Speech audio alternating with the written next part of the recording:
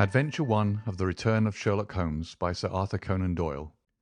The Adventure of the Empty House. It was in the spring of the year 1894 that all London was interested, and the fashionable world dismayed, by the murder of the Honourable Ronald Adair under most unusual and inexplicable circumstances. The public has already learned those particulars of the crime which came out in the police investigation, but a good deal was suppressed upon that occasion, since the case for the prosecution was so overwhelmingly strong that it was not necessary to bring forward all the facts. Only now, at the end of nearly 10 years, am I allowed to supply those missing links which make up the whole of that remarkable chain. The crime was of interest in itself, but that interest was as nothing to me compared to the inconceivable sequel which afforded me the greatest shock and surprise of any event in my adventurous life. Even now, after this long interval, I find myself thrilling as I think of it, and feeling once more that sudden flood of joy, amazement, and incredulity which utterly submerged my mind. Let me say to that public which has shown some interest in those glimpses which I have occasionally given them of the thoughts and actions of a very remarkable man, that they are not to blame me if I have not shared my knowledge with them, for I should have considered it my first duty to do so, had I not been barred by a positive prohibition from his own lips, which was only withdrawn upon the 3rd of last month. It can be imagined that my close intimacy with Sherlock Holmes had interested me deeply in crime, and that after his disappearance I never failed to read with care the various problems which came before the public, and I even attempted more than once, for my own private satisfaction, to employ his methods in their solution, though with indifferent success. There was none, however, which appealed to me like this tragedy of Ronald Adair.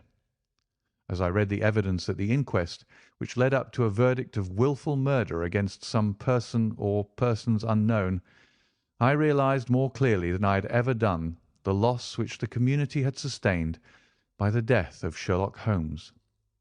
There were points about this strange business which would, I was sure, have specially appealed to him, and the efforts of the police would have been supplemented, or more probably anticipated, by the trained observation and the alert mind of the first criminal agent in Europe. All day, as I drove upon my round, I turned over the case in my mind, and found no explanation which appeared to me to be adequate. At the risk of telling a twice-told tale, I will recapitulate the facts as they were known to the public at the conclusion of the inquest. The Honourable Ronald Adair was the second son of the Earl of Maynooth, at that time governor of one of the Australian colonies. Adair's mother had returned from Australia to undergo the operation for cataract, and she, her son Ronald, and her daughter Hilda were living together at 427 Park Lane. The youth moved in the best society, had, so far as was known, no enemies and no particular vices. He had been engaged to Miss Edith Woodley of Carstairs, but the engagement had been broken off by mutual consent some months before, and there was no sign that it had left any very profound feeling behind it. For the rest, the man's life moved in a narrow and conventional circle, for his habits were quiet and his nature unemotional. Yet it was upon this easy-going young aristocrat that death came, in most strange and unexpected form, between the hours of 10 and 11:20 on the night of March 30th, 1894. Ronald Adair was fond of cards, playing continually, but never for such stakes as would hurt him. He was a member of the Baldwin, the Cavendish, and the Bagatelle card clubs. It was shown that after dinner on the day of his death he had played a rubber of whist at the latter club. He had also played there in the afternoon. The evidence of those who had played with him, Mr. Murray, Sir John Hardy, and Colonel Moran, showed that the game was whist and that there was a fairly equal fall of the cards. Adair might have lost £5, but not more. His fortune was a considerable one, and such a loss could not in any way affect him. He had played nearly every day at one club or other, but he was a cautious player and usually rose a winner. It came out in evidence that in partnership with Colonel Moran he had actually won as much as £420 in a sitting some weeks before from Godfrey Milner and Lord Balmoral. So much for his recent history as it came out at the inquest. On the evening of the crime he returned from the club exactly at 10. His mother and sister were out spending the evening with a relation. The servant deposed that she heard him enter the front room on the second floor, generally used as his sitting room. She had lit a fire there, and as it smoked she had opened the window. No sound was heard from the room until 11:20, the hour of the return of Lady Maynooth and her daughter. Desiring to say good night, she attempted to enter her son's room. The door was locked on the inside, and no answer could be got to their cries and knocking. Help was obtained and the door forced. The unfortunate young man was found lying near the table. His head had been horribly mutilated by an expanding revolver bullet, but no weapon of any sort was to be found in the room. On the table lay 2 banknotes for £10 each and £17 10 in silver and gold, the money arranged in little piles of varying amount. There were some figures also upon a sheet of paper, with the names of some club friends opposite to them, from which it was conjectured that before his death he was endeavouring to make out his losses or winnings at cards. A minute examination of the circumstances served only to make the case more complex. In the first place, no reason could be given why the young man should have fastened the door upon the inside. There was the possibility that the murderer had done this, and had afterwards escaped by the window. The drop was at least 20 feet, however, and a bed of crocuses in full bloom lay beneath. Neither the flowers nor the earth showed any sign of having been disturbed, nor were there any marks upon the narrow strip of grass which separated the house from the road. Apparently, therefore, it was the young man himself who had fastened the door. But how did he come by his death? No one could have climbed up to the window without leaving traces. Suppose a man had fired through the window, he would indeed be a remarkable shot who could with a revolver inflict so deadly a wound. Again, Park Lane is a frequented thoroughfare. There's a cab stand within 100 yards of the house. No one had heard a shot, and yet there was the dead man, and there the revolver bullet, which had mushroomed out, as soft-nosed bullets will, and so inflicted a wound which must have caused instantaneous death. Such were the circumstances of the Park Lane mystery, which were further complicated by entire absence of motive, since, as I have said, young Adair was not known to have any enemy, and no attempt had been made to remove the money or valuables in the room. All day I turned these facts over in my mind, endeavouring to hit upon some theory which could reconcile them all, and to find that line of least resistance which my poor friend had declared to be the starting point of every investigation. I confess that I made little progress. In the evening I strolled across the park and found myself about 6 o'clock at the Oxford Street end of Park Lane. A group of loafers upon the pavements, all staring up at a particular window, directed me to the house which I had come to see. A tall, thin man with coloured glasses, whom I strongly suspected of being a plain-clothes detective, was pointing out some theory of his own, while the others crowded round to listen to what he said. I got as near him as I could, but his observations seemed to me to be absurd, so I withdrew again in some disgust. As I did so, I struck against an elderly, deformed man who had been behind me, and I knocked down several books which he was carrying. I remember that as I picked them up, I observed the title of one of them, The Origin of Tree Worship, and it struck me that the fellow must be some poor bibliophile who, either as a trade or as a hobby, was a collector of obscure volumes. I endeavoured to apologize for the accident, but it was evident that these books which I had so unfortunately maltreated were very precious objects in the eyes of their owner.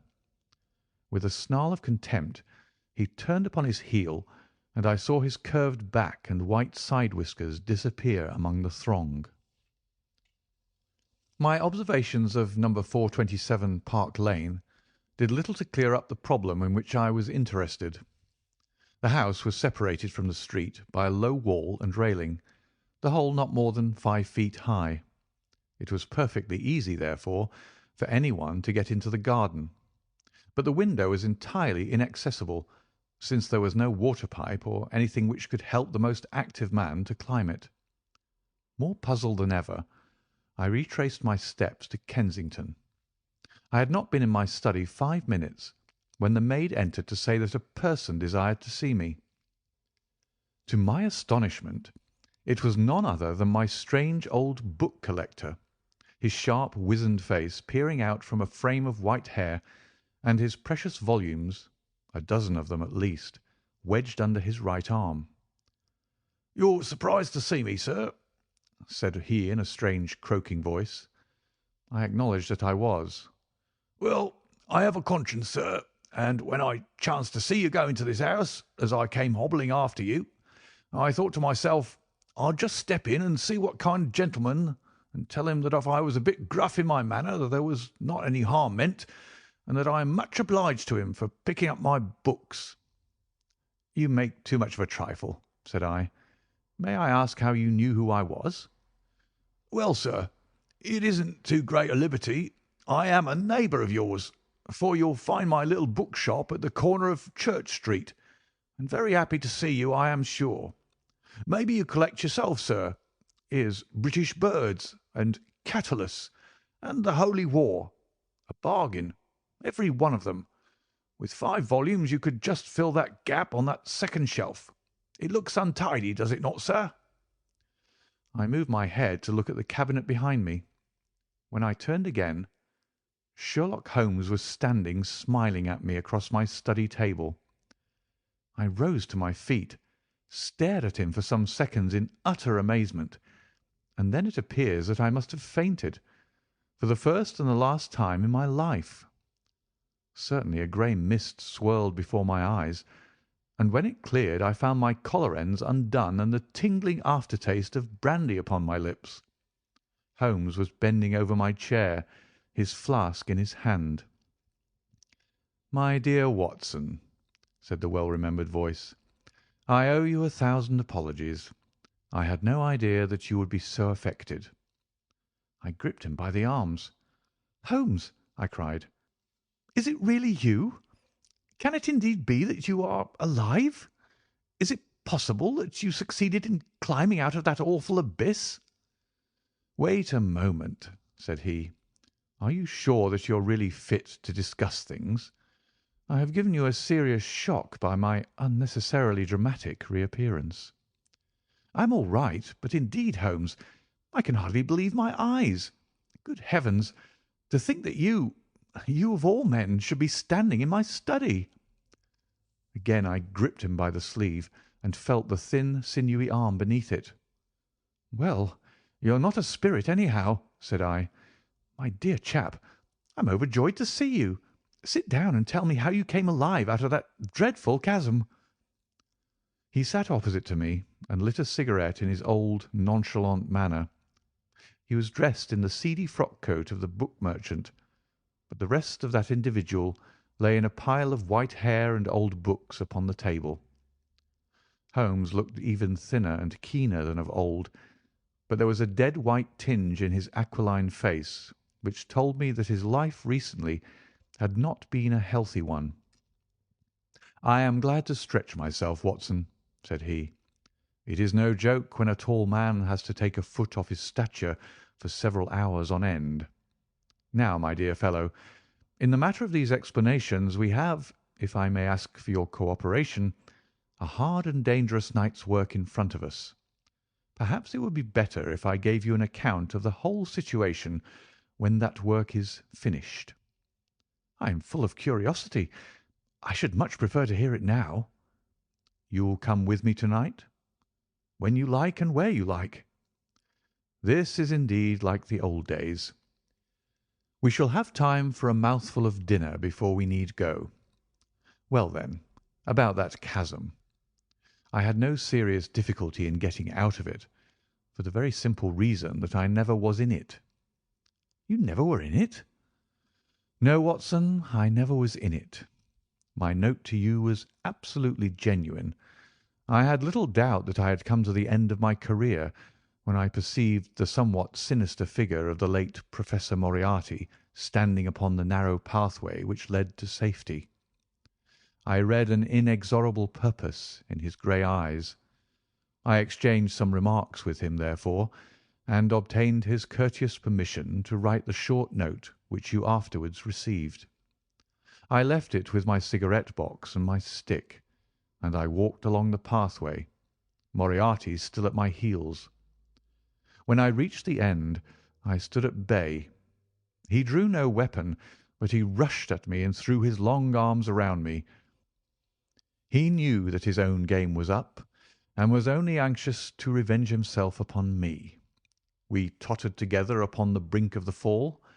I have some knowledge, however, of baritsu, or the Japanese system of wrestling, which has more than once been very useful to me.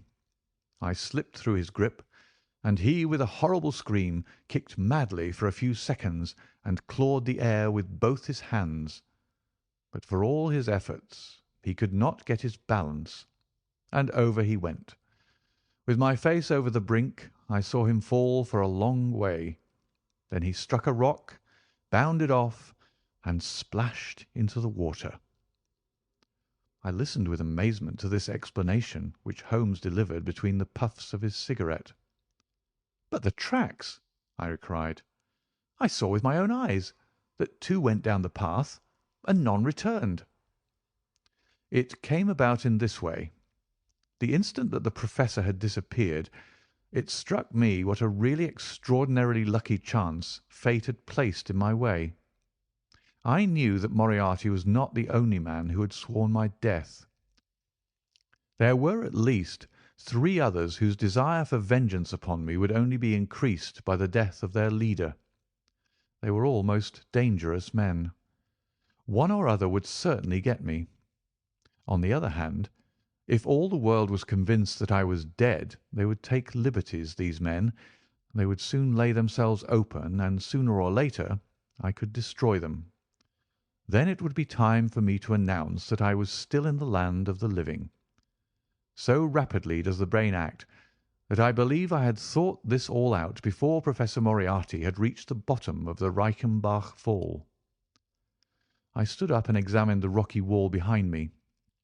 In your picturesque account of the matter, which I read with great interest some months later, you assert that the wall was sheer. That was not literally true. A few small footholds presented themselves, and there was some indication of a ledge. The cliff is so high that to climb it all was an obvious impossibility, and it was equally impossible to make any way along the wet path without leaving some tracks. I might, it is true, have reversed my boots, as I have done on similar occasions, but the sight of 3 sets of tracks in one direction would certainly have suggested a deception. On the whole, then, it was best that I should risk the climb. It was not a pleasant business, Watson. The fall roared beneath me. I am not a fanciful person, but I give you my word that I seemed to hear Moriarty's voice screaming at me out of the abyss. A mistake would have been fatal. More than once, as tufts of grass came out in my hand or my foot slipped in the wet notches of the rock, I thought that I was gone. But I struggled upward, and at last I reached a ledge several feet deep and covered with soft green moss, where I could lie unseen in the most perfect comfort. There I was stretched when you, my dear Watson, and all your following were investigating in the most sympathetic and inefficient manner the circumstances of my death. At last, when you had all formed your inevitable and totally erroneous conclusions, you departed for the hotel, and I was left alone. I had imagined that I had reached the end of my adventures, but a very unexpected occurrence showed me that there were surprises still in store for me. A huge rock, falling from above, boomed past me, struck the path, and bounded over into the chasm. For an instant I thought that it was an accident, but a moment later, looking up, I saw a man's head against the darkening sky, and another stone struck the very ledge upon which I was stretched, within a foot of my head. Of course, the meaning of this was obvious. Moriarty had not been alone. A confederate, and even that one glance had told me how dangerous a man that confederate was, had kept guard while the Professor had attacked me. From a distance, unseen by me, he had been a witness of his friend's death and of my escape. He had waited, and then making his way round to the top of the cliff, he had endeavoured to succeed where his comrade had failed. I did not take long to think about it, Watson. Again I saw that grim face look over the cliff, and I knew that it was the precursor of another stone. I scrambled down onto the path. I don't think I could have done it in cold blood. It was 100 times more difficult than getting up. But I had no time to think of the danger, for another stone sang past me as I hung by my hands from the edge of the ledge. Halfway down I slipped, but by the blessing of God I landed torn and bleeding upon the path. I took to my heels, did 10 miles over the mountains in the darkness, and a week later I found myself in Florence, with the certainty that no one in the world knew what had become of me. I had only one confidant, my brother Mycroft. I owe you many apologies, my dear Watson, but it was all important that it should be thought I was dead, and it is quite certain that you would not have written so convincing an account of my unhappy end had you not yourself thought that it was true.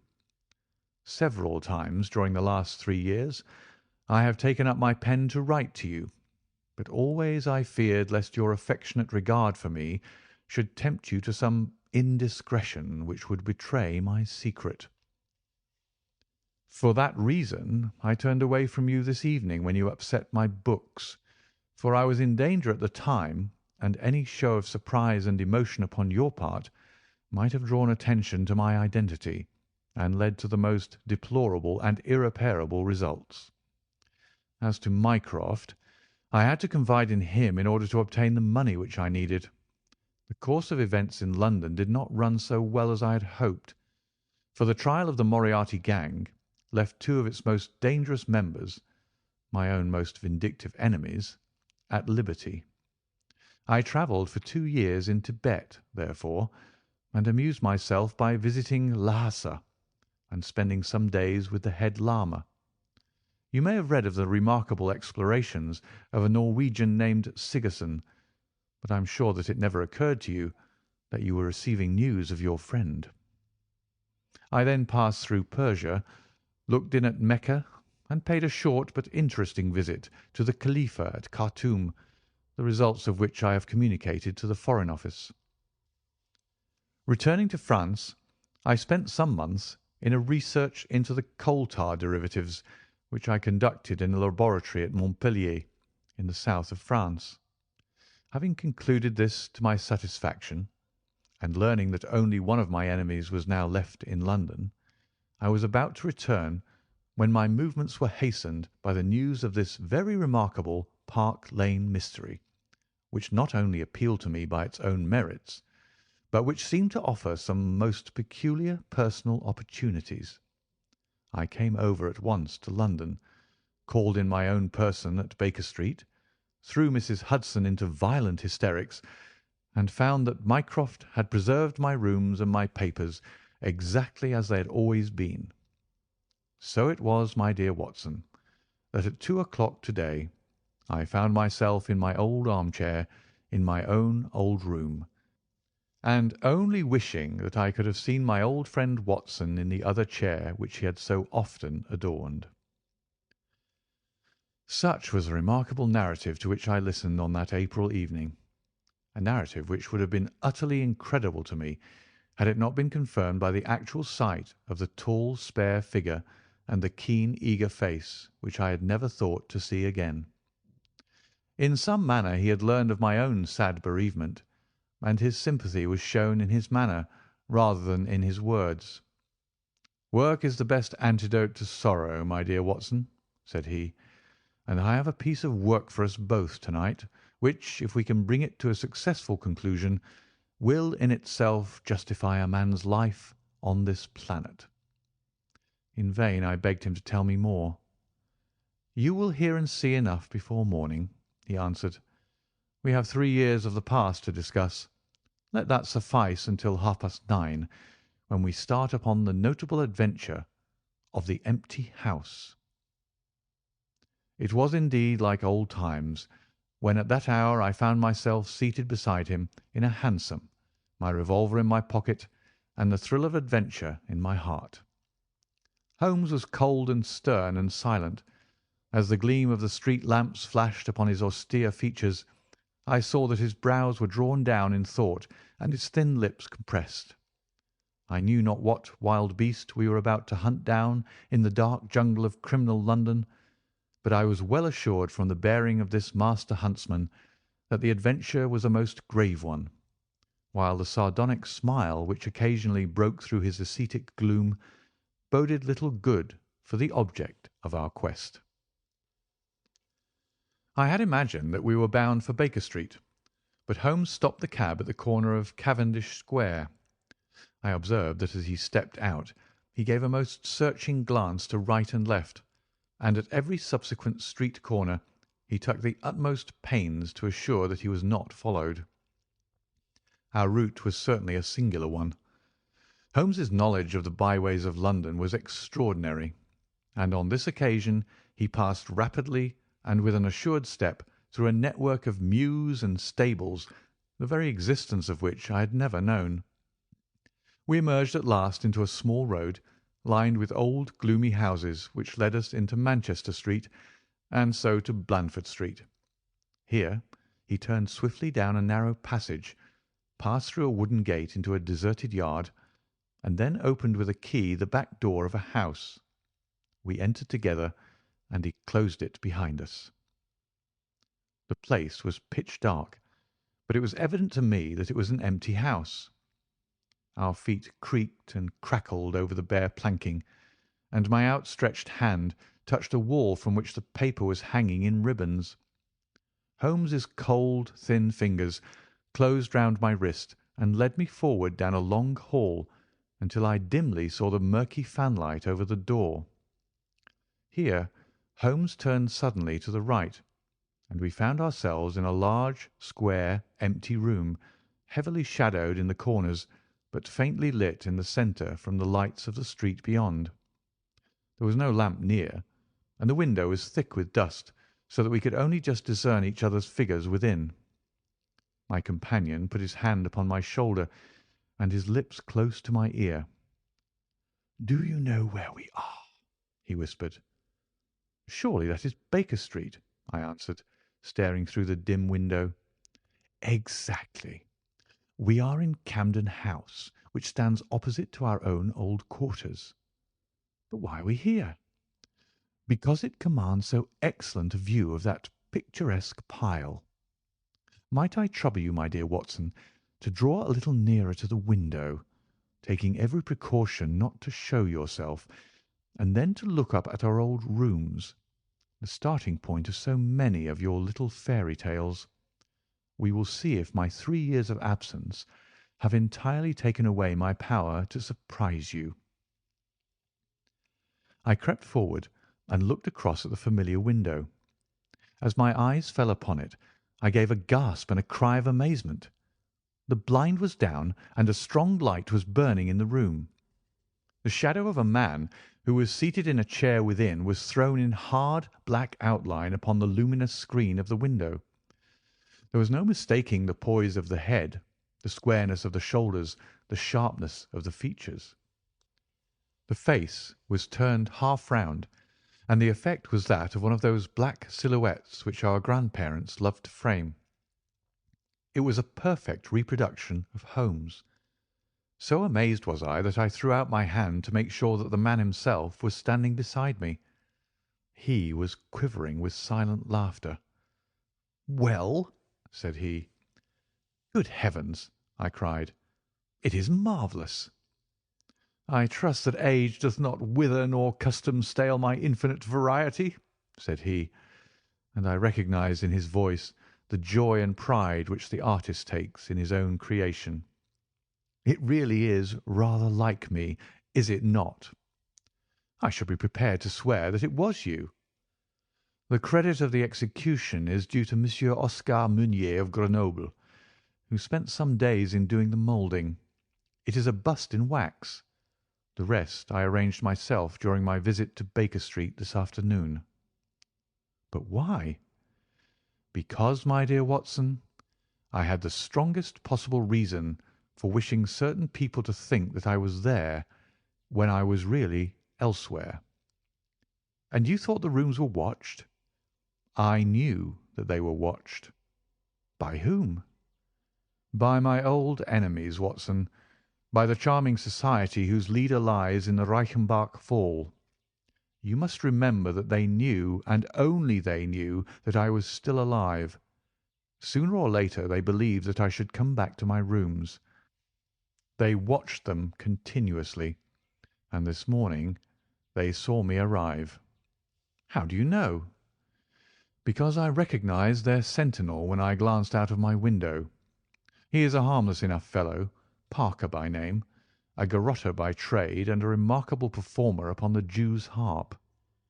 I cared nothing for him, but I cared a great deal for the much more formidable person who was behind him, the bosom friend of Moriarty, the man who dropped the rocks over the cliff, the most cunning and dangerous criminal in London. That is the man who is after me to-night, Watson, and that is the man who is quite unaware that we are after him." My friend's plans were gradually revealing themselves. From this convenient retreat the watchers were being watched and the trackers tracked. That angular shadow up yonder was the bait, and we were the hunters. In silence we stood together in the darkness and watched the hurrying figures who passed and repassed in front of us. Holmes was silent and motionless, but I could tell that he was keenly alert and that his eyes were fixed intently upon the stream of passers-by. It was a bleak and boisterous night, and the wind whistled shrilly down the long street. Many people were moving to and fro, most of them muffled in their coats and cravats. Once or twice it seemed to me that I had seen the same figure before, and I especially noticed two men who appeared to be sheltering themselves from the wind in the doorway of a house some distance up the street.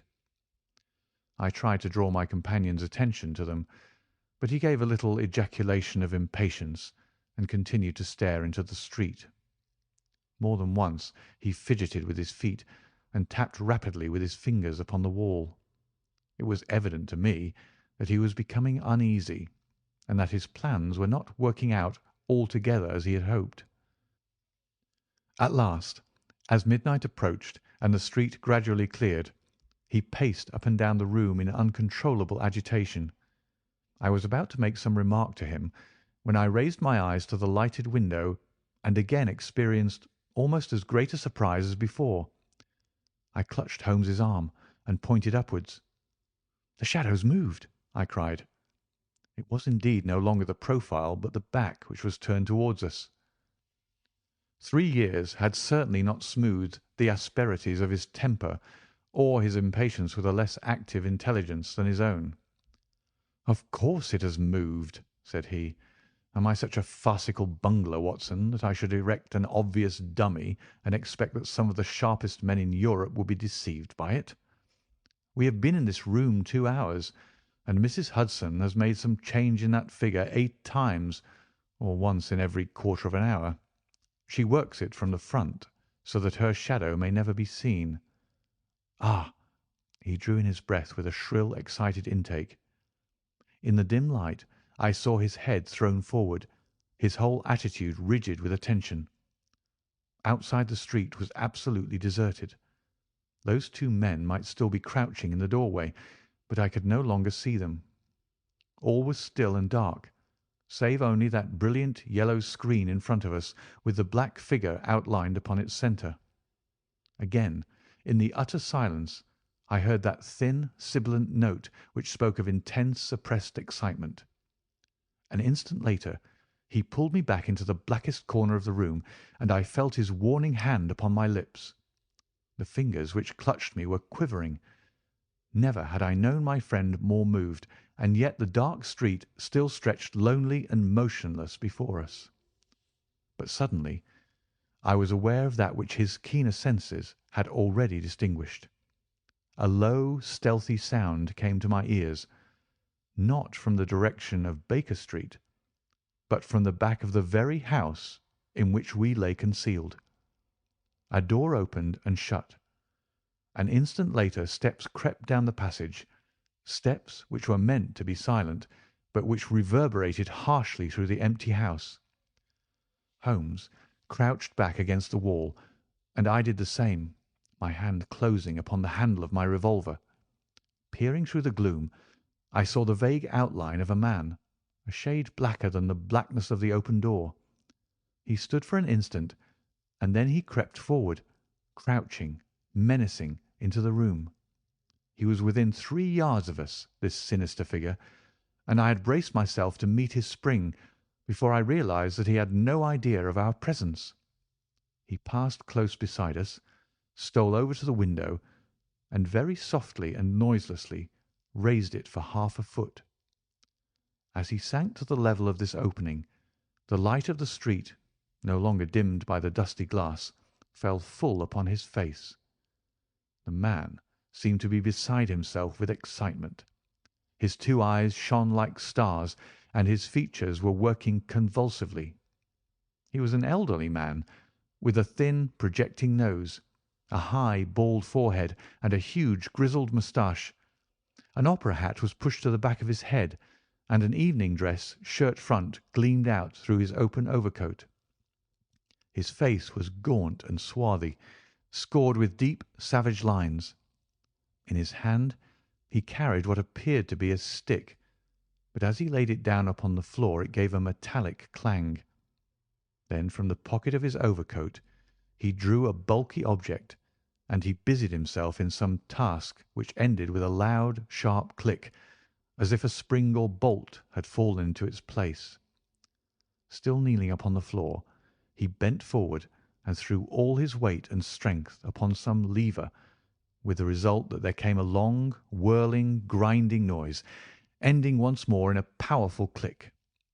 He straightened himself then, and I saw that what he held in his hand was a sort of gun with a curiously misshapen butt. He opened it at the breech, put something in, and snapped the breech lock.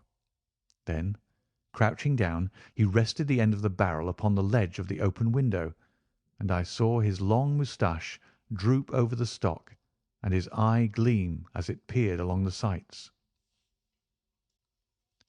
I heard a little sigh of satisfaction as he cuddled the butt into his shoulder and saw that amazing target, the black man on the yellow ground, standing clear at the end of his foresight. For an instant he was rigid and motionless. Then his finger tightened on the trigger. There was a strange, loud whiz and a long, silvery tinkle of broken glass. At that instant Holmes sprang like a tiger onto the marksman's back and hurled him flat upon his face. He was up again in a moment, and with a convulsive strength he seized Holmes by the throat. But I struck him on the head with the butt of my revolver, and he dropped again upon the floor. I fell upon him, and as I held him my comrade blew a shrill call upon a whistle. There was the clatter of running feet upon the pavement, and 2 policemen in uniform, with one plain-clothes detective, rushed through the front entrance and into the room. "That you, Lestrade?" said Holmes. "Yes, Mr. Holmes. I took the job myself. It's good to see you back in London, sir." "I think you want a little unofficial help. 3 undetected murders in 1 year won't do, Lestrade.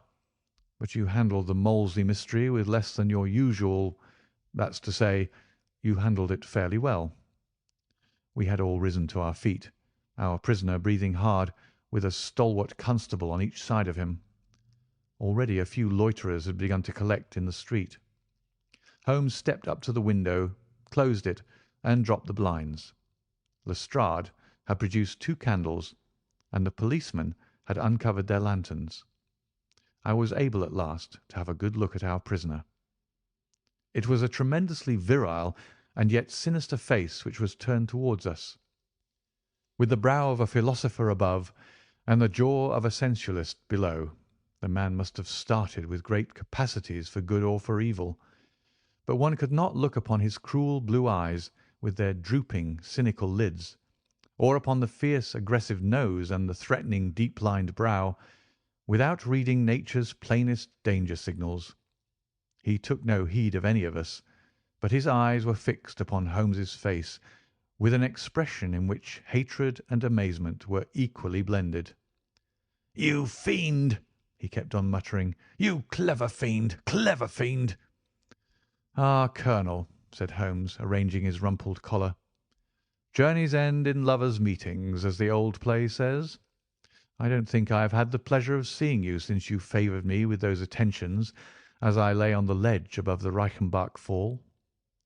The colonel still stared at my friend like a man in a trance. "You cunning, cunning fiend!" was all that he could say. "I have not introduced you yet," said Holmes.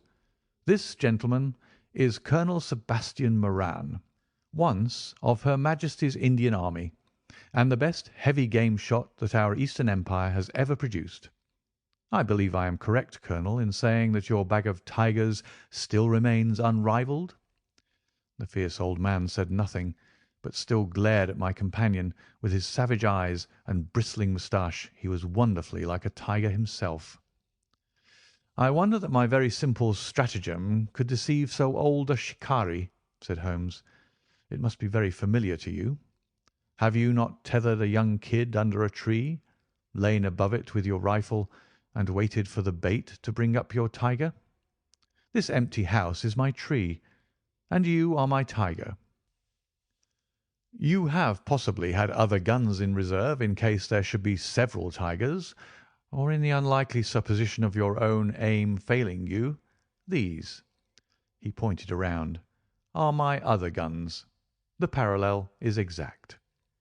Colonel Moran sprang forward with a snarl of rage, but the constables dragged him back. The fury upon his face was terrible to look at. "I confess that you had one small surprise for me," said Holmes. "I did not anticipate that you would yourself make use of this empty house and this convenient front window. I had imagined you as operating from the street, where my friend Lestrade and his merry men were awaiting you. With that exception, all has gone as I expected." Colonel Moran turned to the official detective. "You may or may not have just cause for arresting me," said he, "but at least there can be no reason why I should submit to the gibes of this person. If I am in the hands of the law, let things be done in a legal way." "Well, that's reasonable enough," said Lestrade. "Nothing further you have to say, Mr. Holmes, before we go?" Holmes had picked up the powerful air gun from the floor and was examining its mechanism. "An admirable and unique weapon," said he, "noiseless and of tremendous power.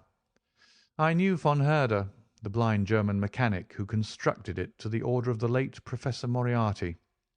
For years I have been aware of its existence, though I have never before had the opportunity of handling it. I commend it very specially to your attention, Lestrade, and also the bullets which fit it." "You can trust us to look after that, Mr. Holmes," said Lestrade, as the whole party moved toward the door. "Anything further to say?" "Only to ask what charge you intend to prefer." "What charge, sir?" "Why, of course, the attempted murder of Mr. Sherlock Holmes." "Not so, Lestrade. I do not propose to appear in the matter at all. To you, and to you only, belongs the credit of the remarkable arrest which you have effected. Yes, Lestrade, I congratulate you. With your usual happy mixture of cunning and audacity, you have got him." "Got him? Got whom, Mr. Holmes?" "The man that the whole force has been seeking in vain. Colonel Sebastian Moran, who shot the Honourable Ronald Adair with an expanding bullet from an air gun through the open window of the second-floor front of No. 427 Park Lane upon the 30th of last month. That's the charge, Lestrade. And now, Watson, if you can endure the draught from a broken window, I think that half an hour in my study over a cigar may afford you some profitable amusement." Our old chambers had been left unchanged through the supervision of Mycroft Holmes and the immediate care of Mrs. Hudson. As I entered, I saw, it is true, an unwonted tidiness, but the old landmarks were all in their place. There were the chemical corner and the acid-stained, deal-topped table. There upon a shelf was the row of formidable scrap-books and books of reference which many of our fellow citizens would have been so glad to burn. The diagrams, the violin case, and the pipe-rack, even the Persian slipper which contained the tobacco, all met my eyes as I glanced around me. There were two occupants of the room, one Mrs. Hudson, who beamed upon us both as we entered, the other the strange dummy which had played so important a part in the evening's adventures. It was a wax-coloured model of my friend, so admirably done that it was a perfect facsimile. It stood on a small pedestal table with an old dressing-gown of Holmes's so draped around it that the illusion from the street was absolutely perfect. "I hope you observed all precautions, Mrs. Hudson," said Holmes. "I went to it on my knees, sir, just as you told me." "Excellent. You carried the thing out very well. Did you observe where the bullet went?" "Yes, sir. I'm afraid it has spoilt your beautiful bust, for it passed right through the head and flattened itself on the wall.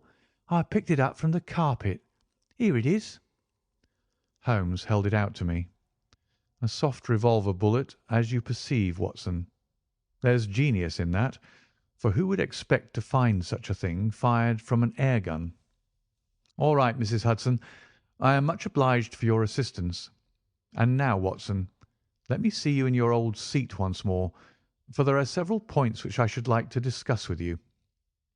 He had thrown off the seedy frock-coat, and now he was the Holmes of old in the mouse-coloured dressing-gown which he took from his effigy.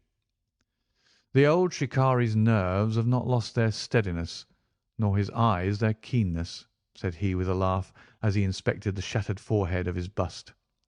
"Plumb in the middle of the back of the head and smack through the brain.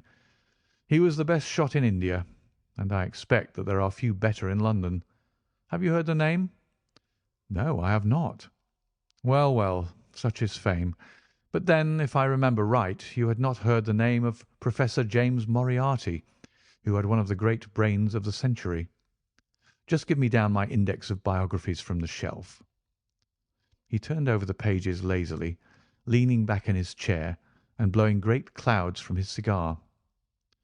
"My collection of M's is a fine one," said he. "Moriarty himself is enough to make any letter illustrious. And here is Morgan the poisoner, and Merridew of abominable memory, and Matthews, who knocked out my left canine in the waiting-room at Charing Cross, and finally, there is our friend tonight." He handed over the book, and I read: "Moran, Sebastian, Colonel, unemployed, formerly 1st Bangalore Pioneers, born London 1840, son of Sir Augustus Moran, C.B., once British Minister to Persia, educated Eton and Oxford, served in Jawaki campaign, Afghan campaign, Charasiab dispatches, Sherpur, and Kabul. Author of Heavy Game of the Western Himalayas, 1881, 3 Months in the Jungle, 1884. Address, Conduit Street. Clubs, the Anglo-Indian, the Tankerville, the Bagatelle Card Club." On the margin was written, in Holmes's precise hand, "The second most dangerous man in London." "This is astonishing," said I, as I handed back the volume. "The man's career is that of an honourable soldier." "It is true," Holmes answered. "Up to a certain point he did well. He was always a man of iron nerve, and the story is still told in India how he crawled down a drain after a wounded man-eating tiger. There are some trees, Watson, which grow to a certain height and then suddenly develop some unsightly eccentricity. You will see it often in humans. I have a theory that the individual represents in his development the whole procession of his ancestors, and that such a sudden turn to good or evil stands for some strong influence which came into the line of his pedigree. The person becomes, as it were, the epitome of the history of his own family. It is surely rather fanciful. Well, I don't insist upon it. Whatever the cause, Colonel Moran began to go wrong. Without any open scandal, he still made India too hot to hold him. He retired, came to London, and again acquired an evil name. It was at this time that he was sought out by Professor Moriarty, to whom for a time he was chief of the staff. Moriarty supplied him liberally with money, and used him only in one or two very high-class jobs, which no ordinary criminal could have undertaken. You may have some recollection of the death of Mrs. Stewart of Lauder in 1887. Not? Well, I am sure Moran was at the bottom of it, but nothing could be proved. So cleverly was the colonel concealed that even when the Moriarty gang was broken up, we could not incriminate him. You remember at that date when I called upon you in your rooms, how I put up the shutters for fear of air guns? No doubt you thought me fanciful. I knew exactly what I was doing, for I knew of the existence of this remarkable gun, and I knew also that one of the best shots in the world would be behind it. When we were in Switzerland, he followed us with Moriarty, and it was undoubtedly he who gave me that evil 5 minutes on the Reichenbach ledge. You may think that I read the papers with some attention during my sojourn in France, on the lookout for any chance of laying him by the heels. So long as he was free in London, my life would really not have been worth living. Night and day the shadow would have been over me, and sooner or later his chance must have come. What could I do? I could not shoot him at sight, or I should myself be in the dock. There was no use appealing to a magistrate. They cannot interfere on the strength of what would appear to them to be a wild suspicion. So I could do nothing but I watched the criminal news, knowing that sooner or later I should get him. Then came the death of this Ronald Adair. My chance had come at last. Knowing what I did, was it not certain that Colonel Moran had done it? He had played cards with the lad. He had followed him home from the club. He had shot him through the open window. There was not a doubt of it. The bullets alone are enough to put his head in a noose. I came over at once. I was seen by the sentinel who would, I knew, direct the colonel's attention to my presence. He could not fail to connect my sudden return with his crime, and to be terribly alarmed. I was sure that he would make an attempt to get me out of the way at once, and would bring round his murderous weapon for that purpose. I left him an excellent mark in the window, and, having warned the police that they might be needed— by the way, Watson, you spotted their presence in that doorway with unerring accuracy— I took up what seemed to me to be a judicious post for observation, never dreaming that he would choose the same spot for his attack. Now, my dear Watson, does anything remain for me to explain? Yes, said I. You've not made it clear what was Colonel Moran's motive in murdering the Honourable Ronald Adair. Ah, my dear Watson, there we come into those realms of conjecture where the most logical mind may be at fault. Each may form his own hypothesis upon the present evidence, and yours is as likely to be correct as mine. You have formed one, then? I think that it is not difficult to explain the facts. It came out in evidence that Colonel Moran and young Adair had between them won a considerable amount of money. Now, Moran undoubtedly played foul. Of that I've long been aware. I believe that on the day of the murder Adair had discovered that Moran was cheating. Very likely he had spoken to him privately, and had threatened to expose him unless he voluntarily resigned his membership of the club and promised not to play cards again. It is unlikely that a youngster like Adair would at once make a hideous scandal by exposing a well-known man so much older than himself. Probably he acted as I suggest. The exclusion from his clubs would mean ruin to Moran, who lived by his ill-gotten card gains. He therefore murdered Adair, who at the time was endeavouring to work out how much money he should himself return, since he could not profit by his partner's foul play. He locked the door lest the ladies should surprise him and insist upon knowing what he was doing with these names and coins. Will it pass? I have no doubt that you have hit upon the truth. It will be verified or disproved at the trial. Meanwhile, come what may, Colonel Moran will trouble us no more. The famous air gunner von Herder will embellish the Scotland Yard Museum. And once again, Mr. Sherlock Holmes is free to devote his life to examining those interesting little problems which the complex life of London so plentifully presents. End of The Empty House. Adventure 2. The Adventure of the Norwood Builder. From the point of view of the criminal expert, said Mr. Sherlock Holmes, London has become a singularly uninteresting city since the death of the late lamented Professor Moriarty. I can hardly think that you would find many decent citizens to agree with you, I answered. Well, well, I must not be selfish, said he with a smile as he pushed back his chair from the breakfast table. The community is certainly the gainer, and no one the loser save the poor out-of-work specialist, whose occupation has gone. With that man in the field, one's morning paper presented infinite possibilities. Often it was only the smallest trace, Watson, the faintest indication, and yet it was enough to tell me that the great malignant brain was there, as the gentlest tremors of the edges of the web remind one of the foul spider which lurks in the centre.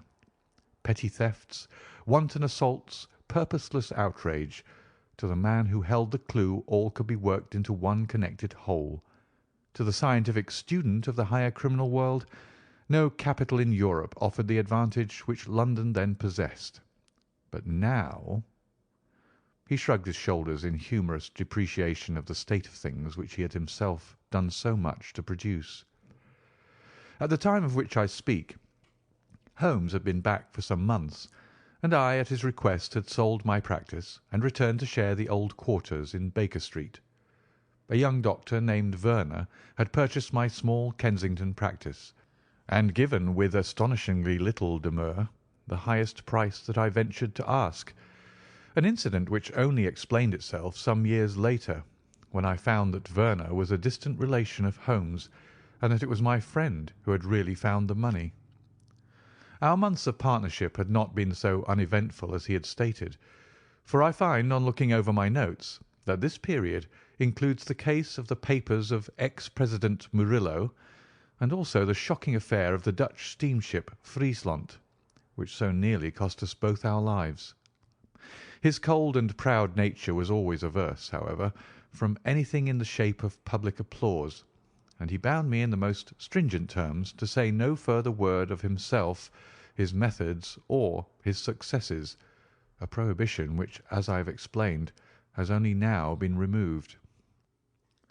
Mr. Sherlock Holmes was leaning back in his chair after his whimsical protest, and was unfolding his morning paper in a leisurely fashion, when our attention was arrested by a tremendous ring at the bell, followed immediately by a hollow drumming sound, as if someone were beating on the outer door with his fist.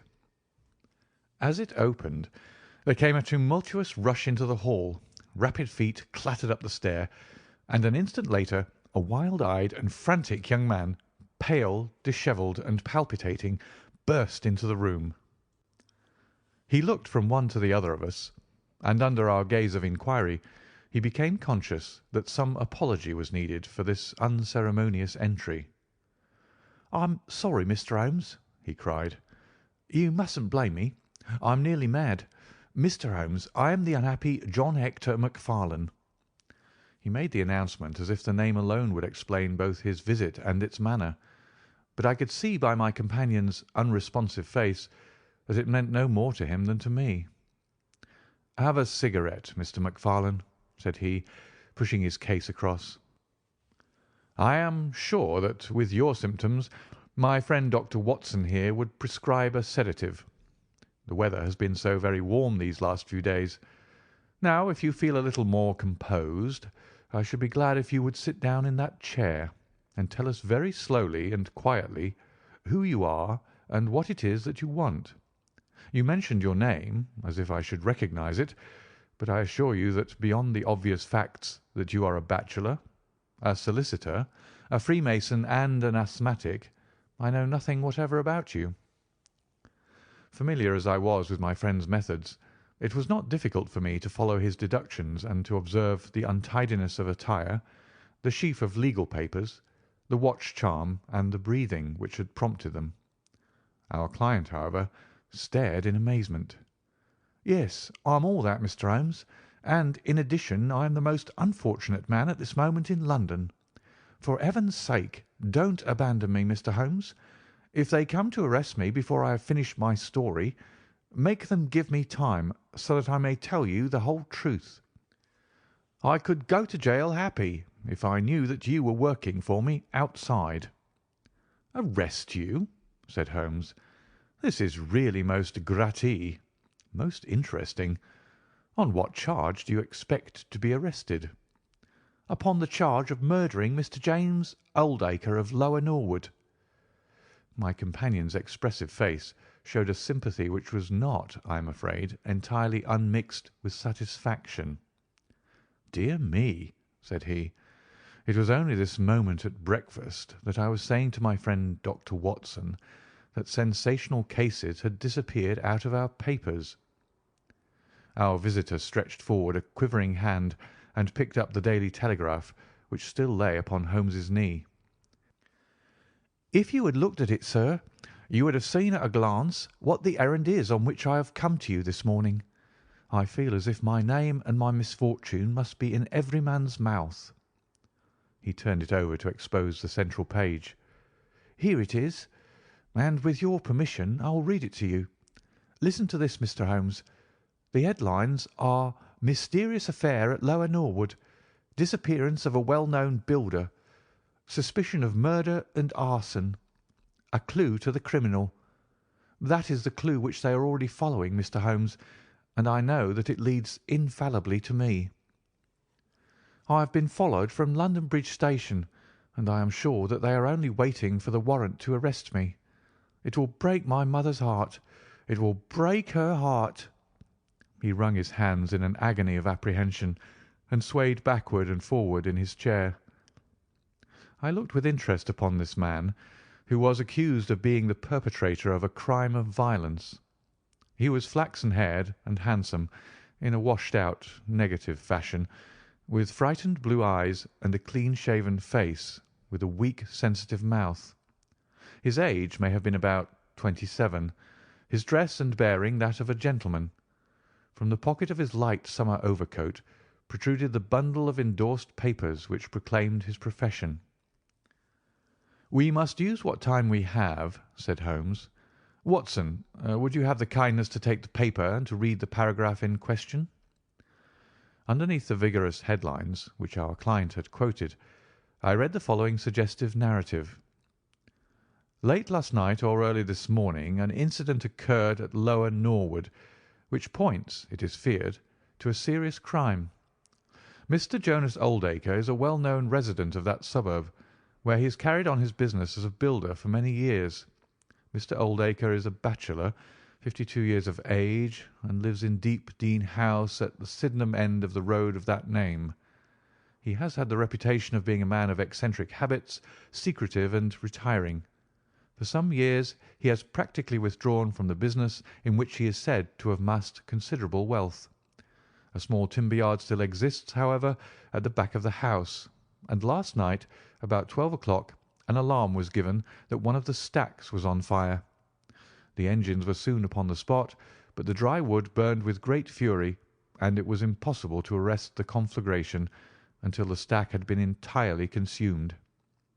Up to this point the incident bore the appearance of an ordinary accident, but fresh indications seemed to point to serious crime. Surprise was expressed at the absence of the master of the establishment from the scene of the fire, and an inquiry followed which showed that he had disappeared from the house.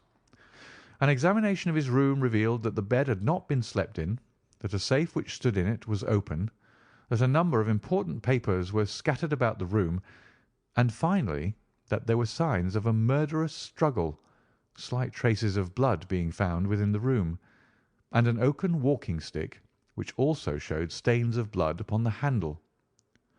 It is known that Mr. Jonas Oldacre had received a late visitor in his bedroom upon that night, and the stick found has been identified as the property of this person, who is a young London solicitor named John Hector Macfarlane, junior partner of Graham and Macfarlane, of 426 Gresham Buildings, E.C.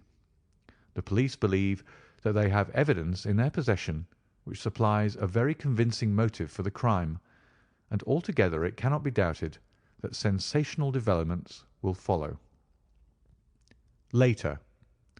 It is rumoured as we go to press that Mr. John Hector Macfarlane has actually been arrested on the charge of the murder of Mr. Jonas Oldacre. It is at least certain that a warrant has been issued. There have been further and sinister developments in the investigation at Norwood. Besides the signs of a struggle in the room of the unfortunate builder, it is now known that the French windows of his bedroom, which is on the ground floor, were found to be open, that there were marks as if some bulky object had been dragged across to the wood pile, and finally it is asserted that charred remains have been found among the charcoal ashes of the fire. The police theory is that a most sensational crime has been committed, that the victim was clubbed to death in his own bedroom, his papers rifled, and his dead body dragged across to the woodstack, which was then ignited so as to hide all traces of the crime. The conduct of the criminal investigation has been left in the experienced hands of Inspector Lestrade of Scotland Yard, who is following up the clues with his accustomed energy and sagacity. Sherlock Holmes listened with closed eyes and finger-tips together to this remarkable account. "The case has certainly some points of interest," said he in his languid fashion. "May I ask, in the first place, Mr. Macfarlane, how it is that you are still at liberty, since there appears to be enough evidence to justify your arrest?" "I live at Torrington Lodge, Blackheath, with my parents, Mr. Holmes, but last night, having to do business very late with Mr. Jonas Oldacre, I stayed at an hotel in Norwood, and came to my business from there. I knew nothing of this affair until I was in the train, when I read what you have just heard. I at once saw the horrible danger of my position, and I hurried to put the case into your hands. I have no doubt that I should have been arrested, either at my city office or at my home. A man followed me from London Bridge Station, and I have no doubt— Great Heaven, what is that?" It was a clang of the bell, followed instantly by heavy steps upon the stair. A moment later, our old friend Lestrade appeared in the doorway. Over his shoulder I caught a glimpse of one or two uniformed policemen outside. "Mr. John Hector Macfarlane," said Lestrade. Our unfortunate client rose with a ghastly face. "I arrest you for the wilful murder of Mr. Jonas Oldacre of Lower Norwood." Macfarlane turned to us with a gesture of despair, and sank into his chair once more like one who is crushed. "One moment, Lestrade," said Holmes. "Half an hour more or less can make no difference to you, and the gentleman was about to give us an account of this very interesting affair, which might aid us in clearing it up." "I think there will be no difficulty in clearing it up," said Lestrade grimly. "None the less, with your permission, I should be much interested to hear his account." "Well, Mr. Holmes, it is difficult for me to refuse you anything, for you have been of use to the force once or twice in the past, and we owe you a good turn at Scotland Yard," said Lestrade. "At the same time, I must remain with my prisoner, and I am bound to warn him that anything he may say will appear in evidence against him." "I wish nothing better," said our client. "All I ask is that you should hear and recognise the absolute truth." Lestrade looked at his watch. "I'll give you half an hour," said he. "I must explain first," said Macfarlane, "that I knew nothing of Mr. Jonas Oldacre. His name was familiar to me, for many years ago my parents were acquainted with him, but they drifted apart. I was very much surprised, therefore, when yesterday, about 3 o'clock in the afternoon, he walked into my office in the City. But I was still more astonished when he told me the object of his visit. He had in his hand several sheets of a notebook covered with scribbled writing. Here they are, and he laid them on my table. "Here is my will," said he. "I want you, Mr. Macfarlane, to cast it into proper legal shape.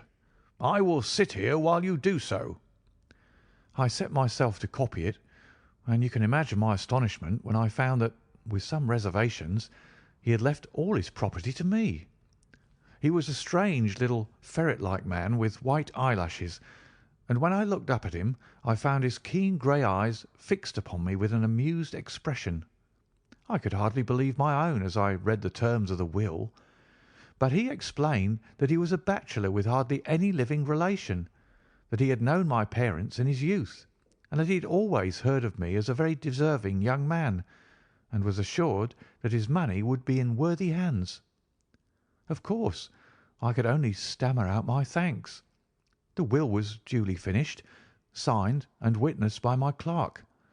This is it on the blue paper, and these slips, as I've explained, are the rough draft.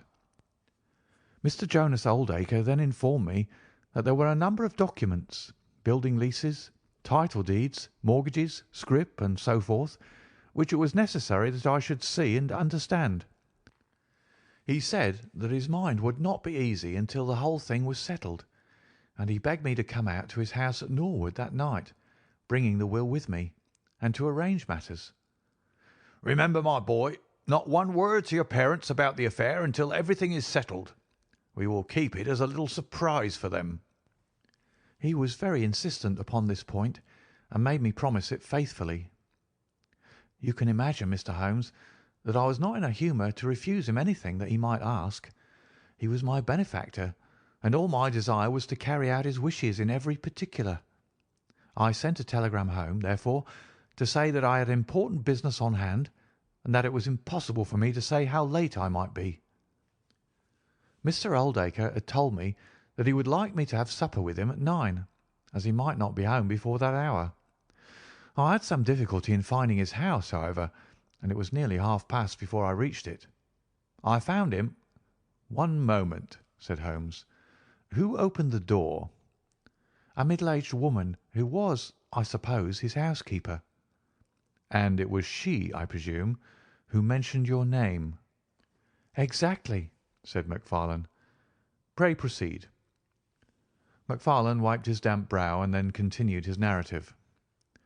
"I was shown by this woman into a sitting-room where a frugal supper was laid out.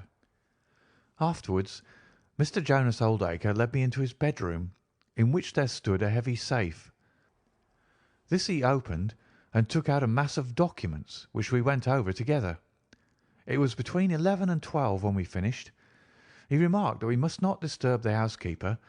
He showed me out through his own French window, which had been open all this time." "Was the blind down?" asked Holmes. "I will not be sure, but I believe that it was only half down. Yes, I remember how we pulled it up in order to swing open the window.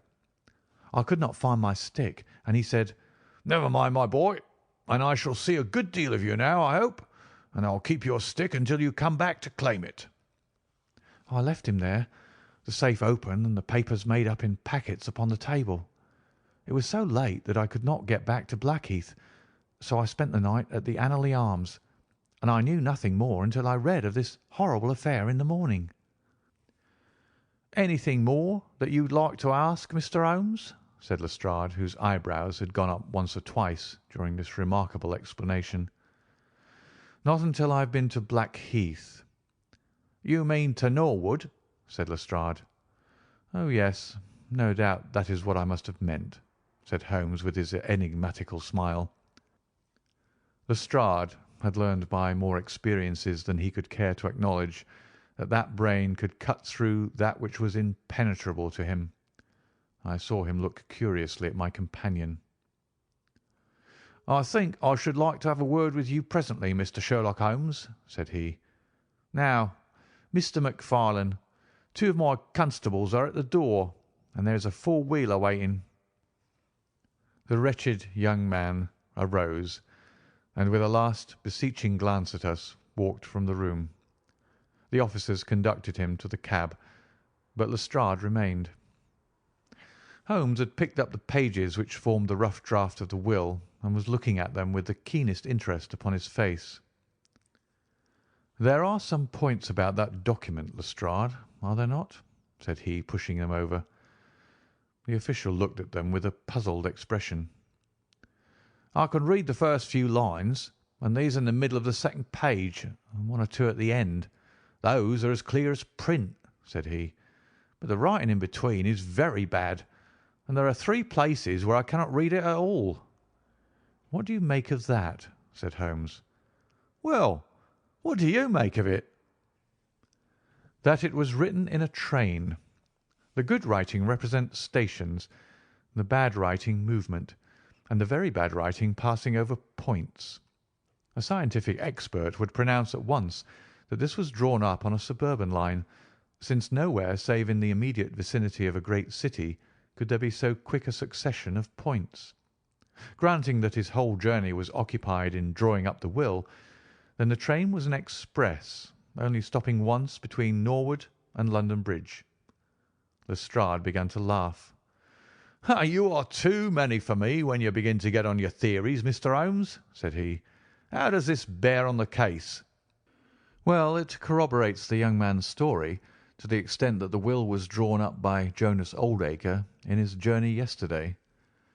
It is curious, is it not, that a man should draw up so important a document in so haphazard a fashion? It suggests that he did not think it was going to be of much practical importance. If a man drew up a will which he did not intend ever to be effective, he might do it so." "Well, he drew up his own death warrant at the same time," said Lestrade. "Oh, you think so?" "Don't you?" "Well, it is quite possible, but the case is not clear to me yet." "Not clear? Well, if that isn't clear, what could be clear? Here is a young man who learns suddenly that if a certain older man dies, he will succeed to a fortune. What does he do? He says nothing to anyone, but he arranges that he shall go out on some pretext to see his client that night.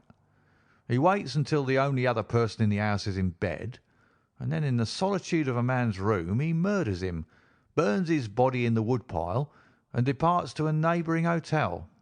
The bloodstains in the room and also on the stick are very slight.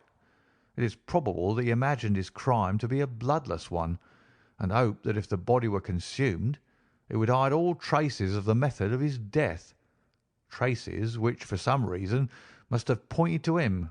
Is not all this obvious?"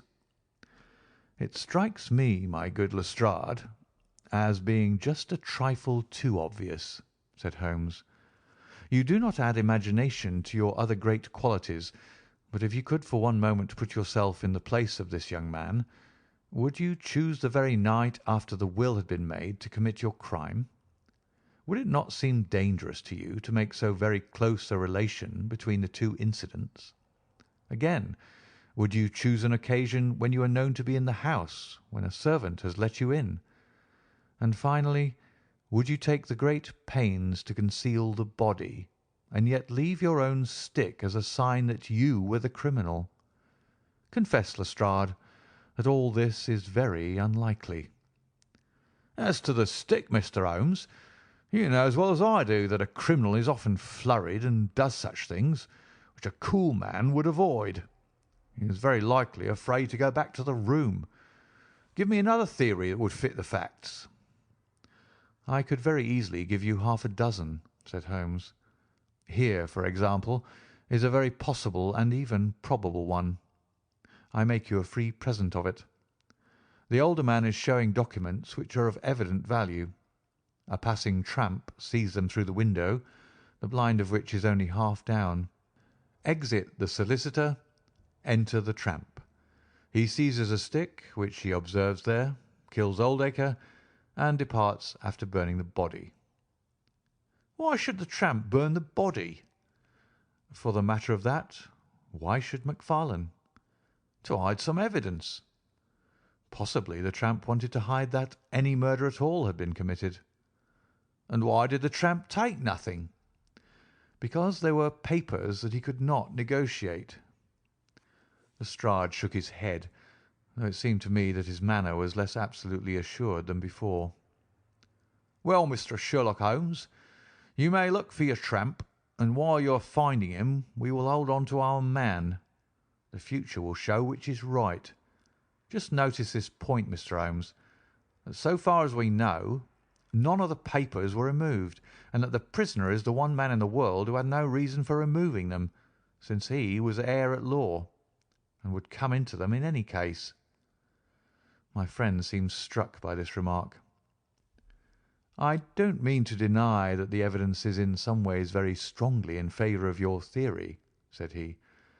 I only wish to point out that there are other theories possible. As you say, the future will decide. Good morning.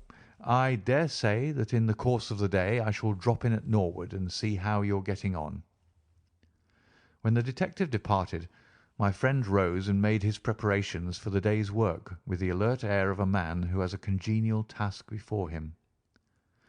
My first movement, Watson, said he as he bustled into his frock-coat, must, as I said, be in the direction of Blackheath. And why not Norwood? Because we have in this case one singular incident coming close to the heels of another singular incident. The police are making the mistake of concentrating their attention upon the second, because it happens to be the one which is actually criminal. But it is evident to me that the logical way to approach the case is to begin by trying to throw some light upon the first incident, the curious will, so suddenly made, and to so unexpected an heir. It may do something to simplify what followed. No, my dear fellow, I don't think you can help me. There is no prospect of danger, or I should not dream of stirring out without you. I trust that when I see you in the evening, I will be able to report that I have been able to do something for this unfortunate youngster who has thrown himself upon my protection. It was late when my friend returned, and I could see by a glance at his haggard and anxious face that the high hopes with which he had started had not been fulfilled.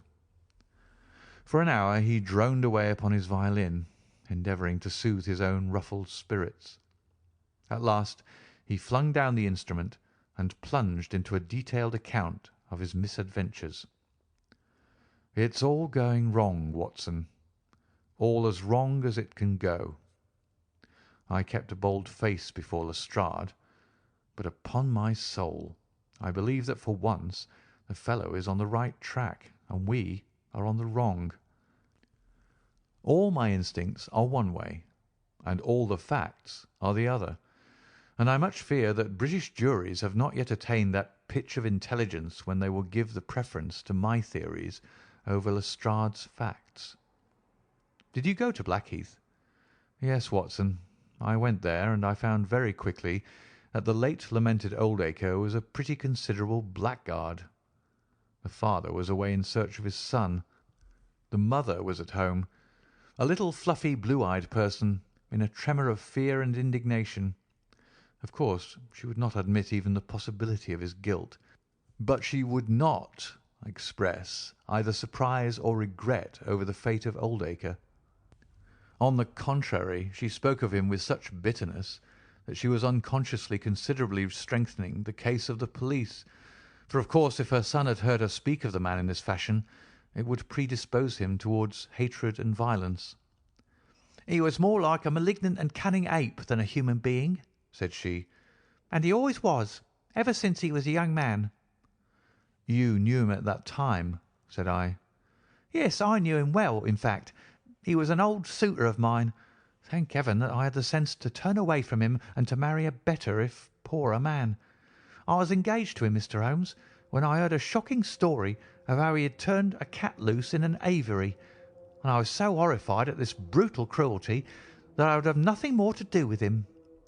She rummaged in a bureau, and presently she produced a photograph of a woman shamefully defaced and mutilated with a knife.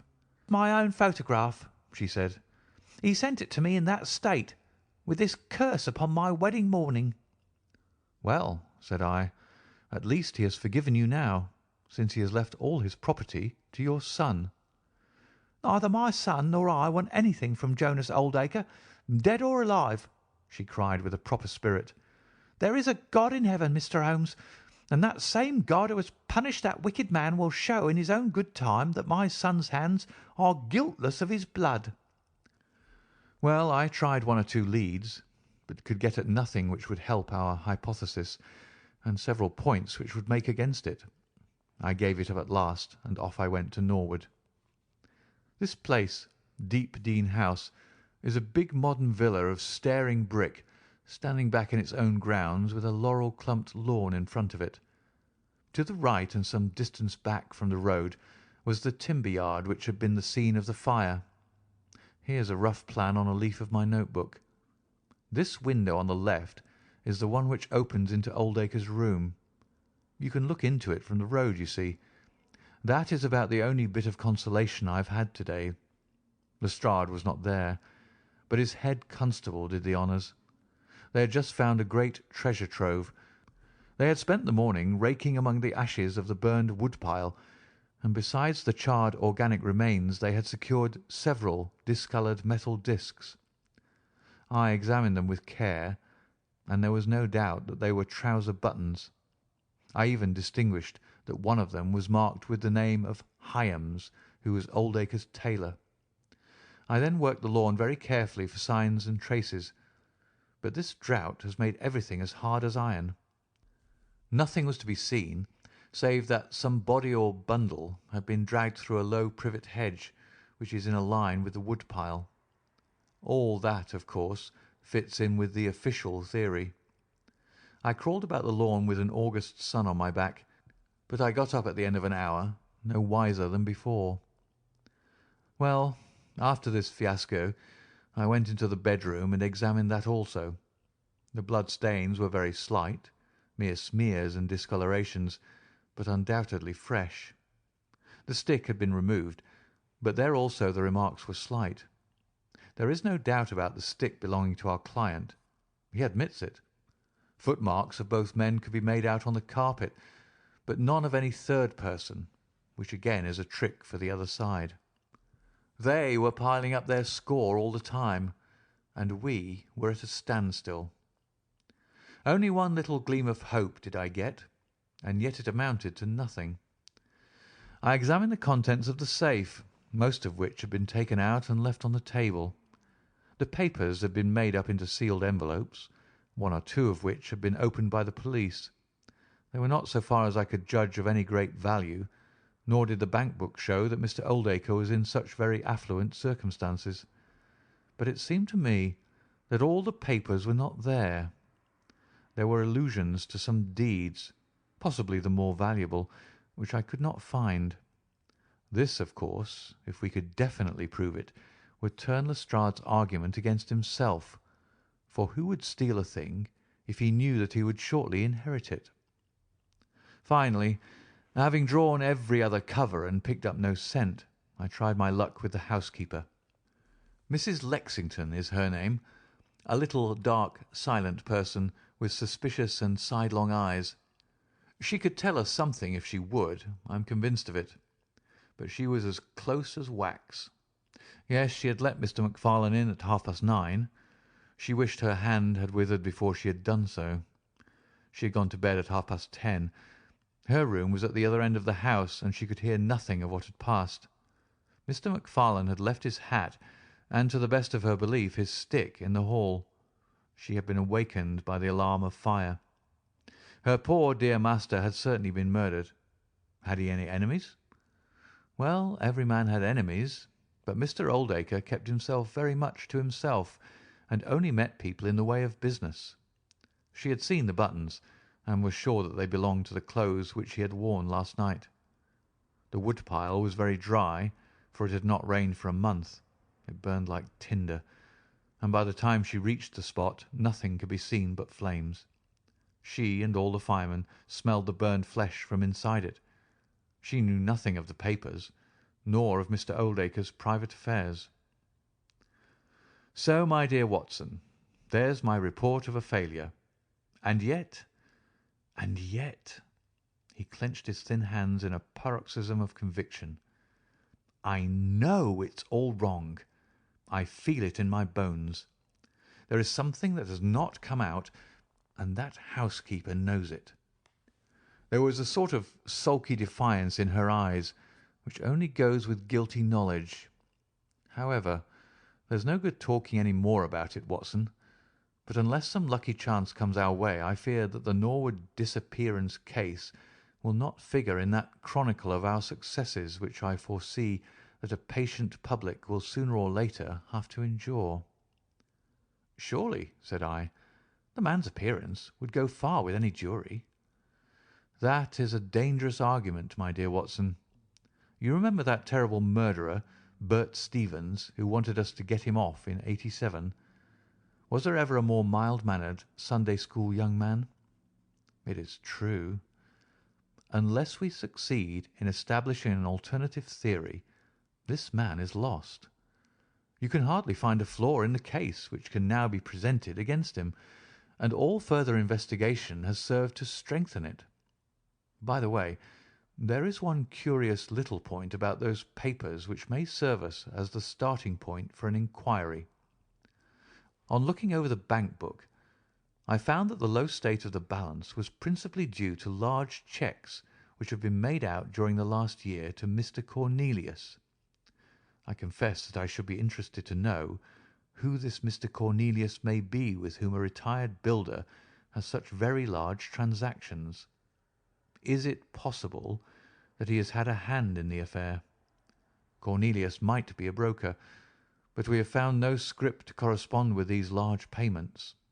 Failing any other indication, my researches must now take the direction of an inquiry at the bank for the gentleman who has cashed these cheques. But I fear, my dear fellow, that our case will end ingloriously by Lestrade hanging our client, which will certainly be a triumph for Scotland Yard. I do not know how far Sherlock Holmes took any sleep that night, but when I came down to breakfast I found him pale and harassed, his bright eyes the brighter for the dark shadows round them. The carpet round his chair was littered with cigarette ends and with the early editions of the morning papers. An open telegram lay upon the table. "What do you think of this, Watson?" he asked, tossing it across. It was from Norwood and ran as follows: "Important fresh evidence to hand. Macfarlane's guilt definitely established. Advise you to abandon case.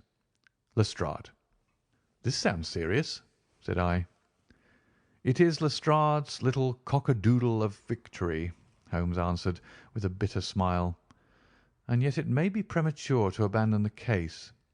After all, important fresh evidence is a two-edged thing, and may possibly cut in a very different direction to that which Lestrade imagines. Take your breakfast, Watson, and we will go out together and see what we can do. I feel as if I shall need your company and your moral support to-day." My friend had no breakfast himself, for it was one of his peculiarities that in his more intense moments he would permit himself no food, and I have known him presume upon his iron strength until he has fainted from pure inanition. "At present I cannot spare energy and nerve force for digestion," he would say in answer to my medical remonstrances. I was not surprised, therefore, when this morning he left his untouched meal behind him and started with me for Norwood. A crowd of morbid sightseers were still gathered around Deepdene House, which was just such a suburban villa as I had pictured. Within the gates Lestrade met us, his face flushed with victory, his manner grossly triumphant. "Well, Mr. Holmes, have you proved us to be wrong yet? Have you found your tramp?" he cried. "I have formed no conclusion whatever," my companion answered. "But we formed ours yesterday, and now it proves to be correct. So you must acknowledge that we have been a little in front of you this time, Mr. Holmes." "You certainly have the air of something unusual having occurred," said Holmes.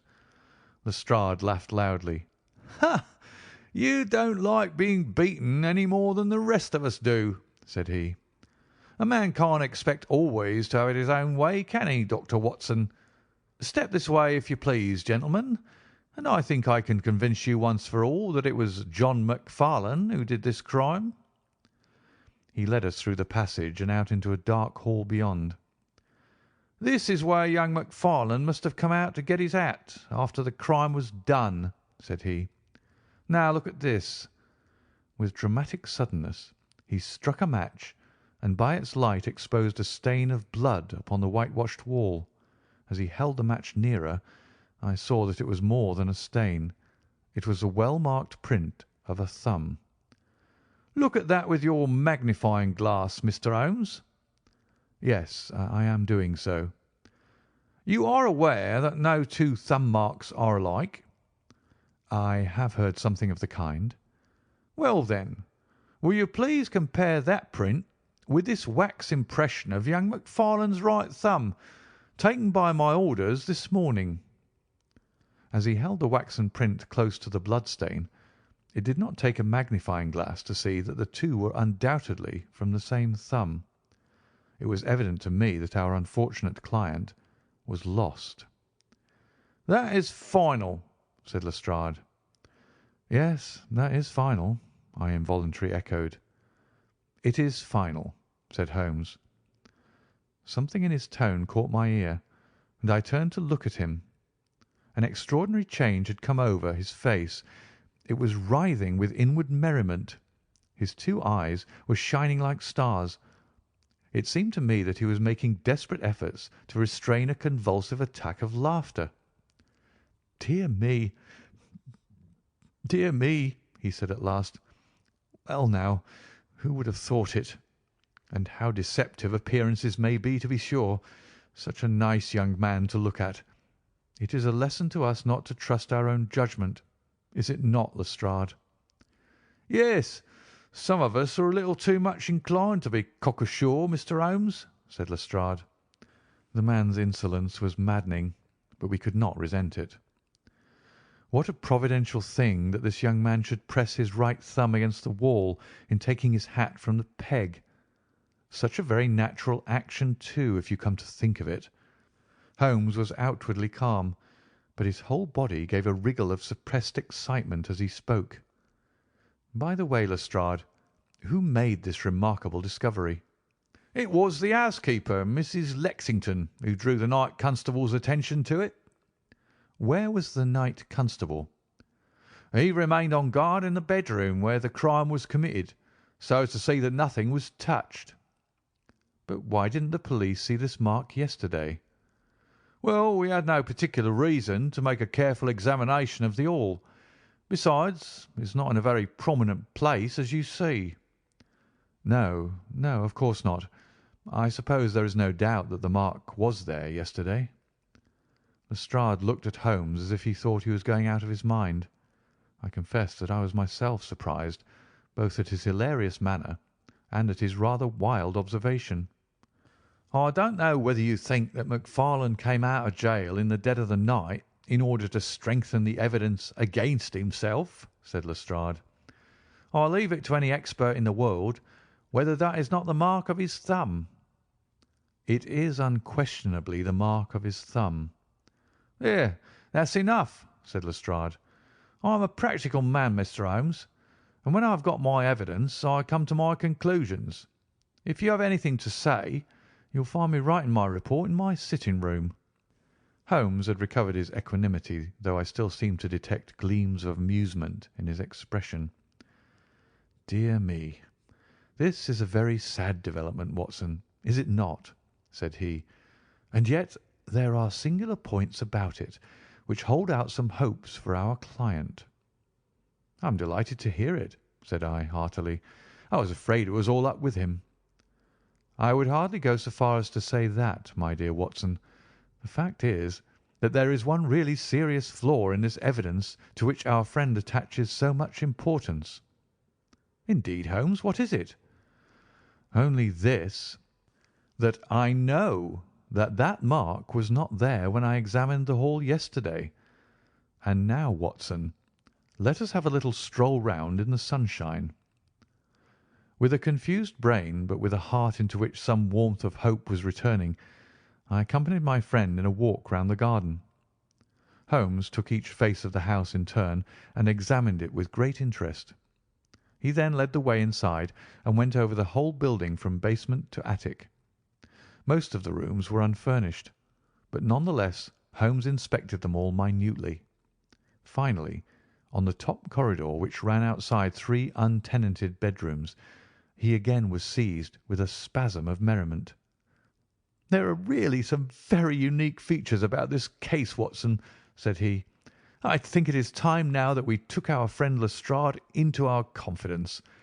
He has had his little smile at our expense, and perhaps we may do as much by him if my reading of this problem proves to be correct. Yes, yes, I think I see how we should approach it." The Scotland Yard inspector was still writing in the parlour when Holmes interrupted him. "I understand that you were writing a report of this case," said he. "So I am." "Don't you think it might be a little premature? I can't help thinking that your evidence is not complete." Lestrade knew my friend too well to disregard his words. He laid down his pen and looked curiously at him. "What do you mean, Mr. Holmes?" "Only that there is an important witness whom you have not seen." "Can you produce him?" "I think I can." "Then do so." "I will do my best. How many constables have you?" "There are 3 within call." "Excellent," said Holmes. "May I ask if they are all large, able-bodied men with powerful voices?" "I have no doubt they are, though I fail to see what their voices have to do with it." "Perhaps I can help you to see that, and 1 or 2 other things as well," said Holmes. "Kindly summon your men, and I will try." 5 minutes later 3 policemen had assembled in the hall. "In the outhouse you will find a considerable quantity of straw," said Holmes. "I will ask you to carry in 2 bundles of it. I think it will be of the greatest assistance in producing the witness whom I require." "Thank you very much. I believe you have some matches in your pocket, Watson. Now, Mr. Lestrade, I will ask you all to accompany me to the top landing." As I have said, there was a broad corridor there which ran outside 3 empty bedrooms. At one end of the corridor we were all marshalled by Sherlock Holmes, the constables grinning and Lestrade staring at my friend with amazement, expectation, and derision chasing each other across his features. Holmes stood before us with the air of a conjurer who is performing a trick. "Would you kindly send one of your constables for 2 buckets of water? Put the straw on the floor here, free from the wall on either side. Now, I think that we are all ready." Lestrade's face had begun to grow red and angry. "I don't know whether you're playing a game with us, Mr. Sherlock Holmes," said he. "If you know anything, you can surely say it without all this tomfoolery." "I assure you, my good Lestrade, that I have an excellent reason for everything that I do. You may possibly remember that you chaffed me a little some hours ago when the sun seemed on your side of the hedge, so you must not grudge me a little pomp and ceremony now. Might I ask you, Watson, to open that window and then to put a match to the edge of the straw?" I did so, and driven by the draught, a coil of grey smoke swirled down the corridor, while the dry straw crackled and flamed. "Now we must see if we can find this witness for you, Lestrade. Might I ask you all to join in the cry of 'Fire'? Now then, 1, 2, 3, fire!" we all yelled. "Thank you. I will trouble you once again. Fire! Just once more, gentlemen, and all together. Fire!" The shout must have rung over Norwood. It had hardly died away when an amazing thing happened. A door suddenly flew open out of what appeared to be solid wall at the end of the corridor, and a little wizened man darted out of it like a rabbit out of its burrow. "Capital," said Holmes calmly. "Watson, a bucket of water over the straw. That will do. Lestrade, allow me to present you with your principal missing witness, Mr. Jonas Oldacre." The detective stared at the newcomer with blank amazement. The latter was blinking in the bright light of the corridor and peering at us and at the smouldering fire. It was an odious face, crafty, vicious, malignant, with shifty light grey eyes and white lashes. "What's this, then?" said Lestrade at last. "What have you been doing all this time, eh?" Oldacre gave an uneasy laugh, shrinking back from the furious red face of the angry detective. "I have done no harm." "No harm? You've done your best to get an innocent man hanged. If it wasn't for this gentleman here, I'm not sure that you would not have succeeded." The wretched creature began to whimper. "I'm sure, sir, it was only my practical joke." "Oh, a joke, was it? You won't find the laugh on your side, I promise you. Take him down and keep him in the sitting-room until I come. Mr. Holmes," he continued when they had gone, "I could not speak before the constables, but I don't mind saying, in the presence of Dr. Watson, that this is the brightest thing that you have done yet, though it is a mystery to me how you did it. You have saved an innocent man's life, and you have prevented a very grave scandal, which would have ruined my reputation in the force." Holmes smiled and clapped Lestrade upon the shoulder. "Instead of being ruined, my good sir, you will find that your reputation has been enormously enhanced. Just make a few alterations in that report which you were writing, and they will understand how hard it is to throw dust in the eyes of Inspector Lestrade." "And you don't want your name to appear?" "Not at all. The work is its own reward. Perhaps I shall get the credit also at some distant day, when I permit my zealous historian to lay out his foolscap once more. Eh, Watson? Well, now, let us see where this rat has been lurking." A lath and plaster partition had been run across the passage 6 feet from the end, with a door cunningly concealed in it. It was lit within by slits under the eaves. A few articles of furniture and a supply of food and water were within, together with a number of books and papers. "There's the advantage of being a builder," said Holmes as we came out. He was able to fix up his own little hiding-place without any confederate, save, of course, that precious housekeeper of his, whom I should lose no time in adding to your bag, Lestrade. "I'll take your advice. But how did you know of this place, Mr. Holmes?" "I made up my mind that the fellow was in hiding in the house. When I paced one corridor and found it 6 feet shorter than the corresponding one below, it was pretty clear where he was. I thought he had not the nerve to lie quiet before an alarm of fire. We could, of course, have gone in and taken him, but it amused me to make him reveal himself. Besides, I owed you a little mystification, Lestrade, for your chaff in the morning." "Well, sir, you certainly got equal with me on that. But how in the world did you know that he was in the house at all?" "The thumb mark, Lestrade. You said it was final, and so it was, in a very different sense. I knew it had not been there the day before. I pay a good deal of attention to matters of detail, as you may have observed, and I had examined the hall and was sure that the wall was clear. Therefore, it had been put on during the night." "But how?" "Very simply. When those packets were sealed up, Jonas Oldacre got Macfarlane to secure one of the seals by putting his thumb upon the soft wax. It would be done so quickly and so naturally that I dare say the young man himself has no recollection of it. Very likely it just so happened, and Oldacre had himself no notion of the use he would put it to. Brooding over the case in that den of his, it suddenly struck him what absolutely damning evidence he could make against Macfarlane by using that thumb mark. It was the simplest thing in the world for him to take a wax impression from the seal, to moisten it in as much blood as he could get from a pinprick, and to put the mark upon the wall during the night, either with his own hand or with that of his housekeeper. If you examine among those documents which he took with him into his retreat, I will lay you a wager that you will find the seal with the thumb mark upon it." "Wonderful!" said Lestrade. "Wonderful! It's all as clear as crystal, as you put it. But what is the object of this deep deception, Mr. Holmes?" It was amusing to me to see how the detective's overbearing manner had changed suddenly to that of a child asking questions of its teacher. Well, I don't think that it is very hard to explain.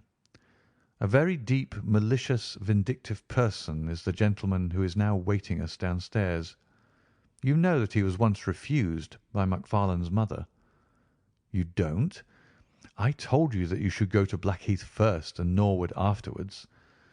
Well, this injury, as he would consider it, has rankled in his wicked, scheming brain, and all his life he has longed for vengeance, but never seen his chance. During the last year or two, things have gone against him, secret speculation, I think, and he finds himself in a bad way. He determines to swindle his creditors, and for this purpose he pays large cheques to a certain Mr. Cornelius, who is, I imagine, himself under another name. I have not traced these cheques yet, but I have no doubt that they were banked under that name at some provincial town where Oldacre from time to time led a double existence. He intended to change his name altogether, draw this money, and vanish, starting life again elsewhere. Well, that's likely enough. It would strike him that in disappearing he might throw all pursuit off his track, and at the same time have an ample and crushing revenge upon his old sweetheart, if he could give the impression that he had been murdered by her only child. It was a masterpiece of villainy, and he carried it out like a master. The idea of the will, which would have given an obvious motive for the crime, the secret visit unknown to his own parents, the retention of the stick, the blood, and the animal remains and buttons in the woodpile, all were admirable.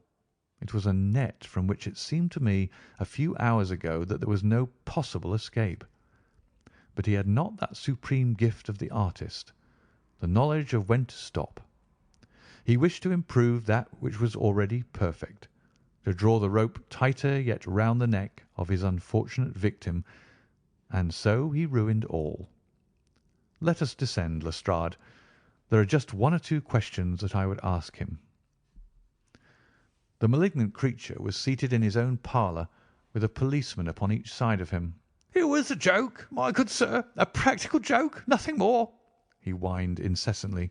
"I assure you, sir, that I simply concealed myself in order to see the effect of my disappearance, and I am sure that you would not be so unjust as to imagine that I would have allowed any harm to befall poor young Macfarlane." "That's for a jury to decide," said Lestrade. "Anyhow, we shall have you on a charge of conspiracy, if not for attempted murder." "And you'll probably find that your creditors will impound the banking account of Mr. Cornelius," said Holmes. The little man started and turned his malignant eyes upon my friend. "I have to thank you for a good deal," said he.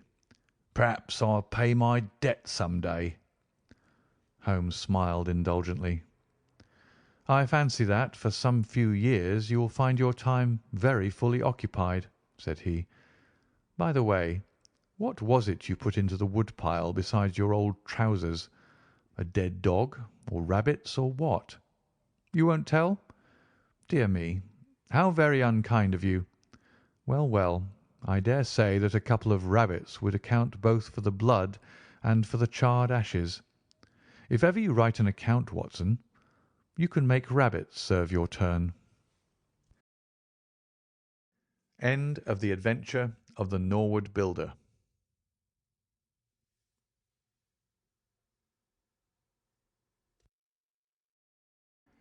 Adventure 3. The Adventure of the Dancing Men. Holmes had been seated for some hours in silence, with his long, thin back curved over a chemical vessel in which he was brewing a particularly malodorous product. His head was sunk upon his breast, and he looked from my point of view like a strange, lank bird with dull grey plumage and a black topknot. "So, Watson," said he suddenly, "you do not propose to invest in South African securities?" I gave a start of astonishment. Accustomed as I was to Holmes's curious faculties, this sudden intrusion into my most intimate thoughts was utterly inexplicable. "How on earth do you know that?" I asked. He wheeled round upon his stool, with a steaming test tube in his hand and a gleam of amusement in his deep-set eyes. "Now, Watson, confess yourself utterly taken aback," said he. "I am." "I ought to make you sign a paper to that effect." "Why?" "Because in 5 minutes you will say that it is all so absurdly simple." "I am sure that I shall say nothing of the kind." "You see, my dear Watson," he propped his test tube in the rack and began to lecture with the air of a professor addressing his class, "it is not really difficult to construct a series of inferences, each dependent upon its predecessor, and each simple in itself. If after doing so one simply knocks out all the central inferences and presents one's audience with the starting point and the conclusion, one may produce a startling, though possibly a meretricious effect. Now, it was not really difficult, by an inspection of the groove between your left forefinger and thumb, to feel sure that you did not propose to invest your small capital in the goldfields." "I see no connection." "Very likely not, but I can quickly show you a close connection. Here are the missing links of the very simple chain. 1. You had chalk between your left finger and thumb when you returned from the club last night. 2.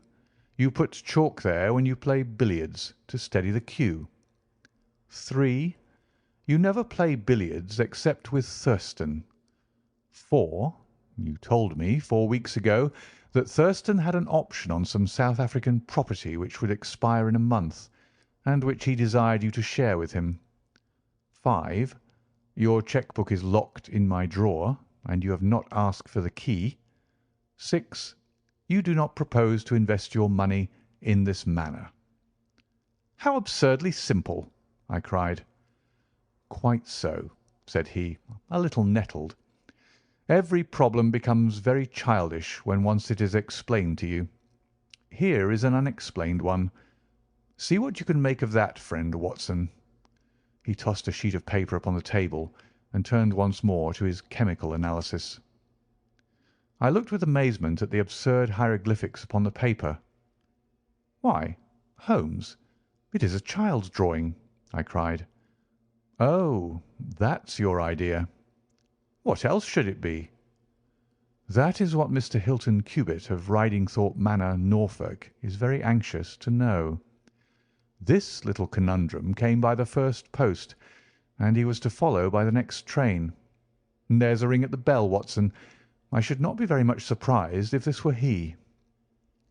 A heavy step was heard upon the stairs, and an instant later there entered a tall, ruddy, clean-shaven gentleman, whose clear eyes and florid cheeks told of a life led far from the fogs of Baker Street. He seemed to bring a whiff of his strong, fresh, bracing East Coast air with him as he entered. Having shaken hands with each of us, he was about to sit down when his eye rested upon the paper with the curious markings which I had just examined and left upon the table. "Well, Mr. Holmes, what do you make of these?" he cried. "They told me that you are fond of queer mysteries, and I don't think you can find a queerer one than that. I sent the paper on ahead so that you might have time to study it before I came." "It is certainly rather a curious production," said Holmes. "At first sight it would appear to be some childish prank. It consists of a number of absurd little figures dancing across the paper upon which they are drawn. Why should you attribute any importance to so grotesque an object?" "I never should, Mr. Holmes, but my wife does. It is frightening her to death. She says nothing, but I can see terror in her eyes. That's why I want to sift the matter to the bottom." Holmes held up the paper so that the sunlight shone full upon it. It was a page torn from a notebook. The markings were done in pencil, and ran in a particular way. Holmes examined it for some time and then folded it carefully up. He placed it in his pocket-book. "This promises to be a most interesting and unusual case," said he. "You gave me a few particulars in your letter, Mr. Hilton Cubitt, but I should be very much obliged if you would kindly go over it all again for the benefit of my dear friend Dr. Watson." "I'm not much of a story-teller," said our visitor, nervously clasping and unclasping his great, strong hands. You'll just ask me anything that I don't make clear. I'll begin at the time of my marriage, last year. But I want to say first of all that though I'm not a rich man, my people have been at Ridingthorpe for a matter of 5 centuries, and there is no better known family in the county of Norfolk. Last year I came up to London for the Jubilee, and I stopped at a boarding house in Russell Square because Parker, the vicar of our parish, was staying in it. There was an American young lady there. Patrick was the name. Elsie Patrick. In some way we became friends, until before my month was up I was as much in love as man could be. We were quietly married at a registry office, and we returned to Norfolk a wedded couple. You'll think it very mad, Mr. Holmes, that a man of a good old family should marry a wife in this fashion, knowing nothing of her past or of her people. But if you saw her and knew her, it would help you to understand. She was very straight about it, was Elsie. I can't say that she did not give me every chance of getting out of it if I wished to do so. "I've had some very disagreeable associations in my life," said she. "I wish to forget all about them. I'd rather never allude to the past, for it is very painful to me.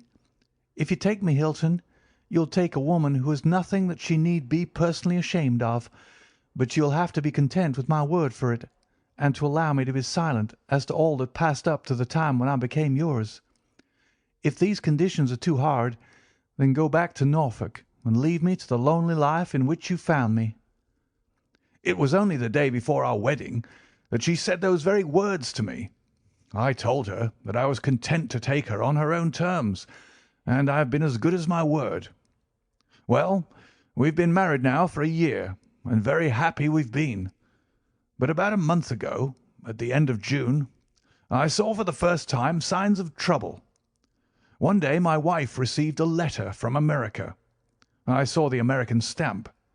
She turned deadly white, read the letter, and threw it into the fire. She made no allusion to it afterwards, and I made none, for a promise is a promise. But she has never known an easy hour from that moment. There's always a look of fear upon her face, a look as if she were waiting and expecting. She would do better to trust me. She would find that I was her best friend. But until she speaks, I can say nothing.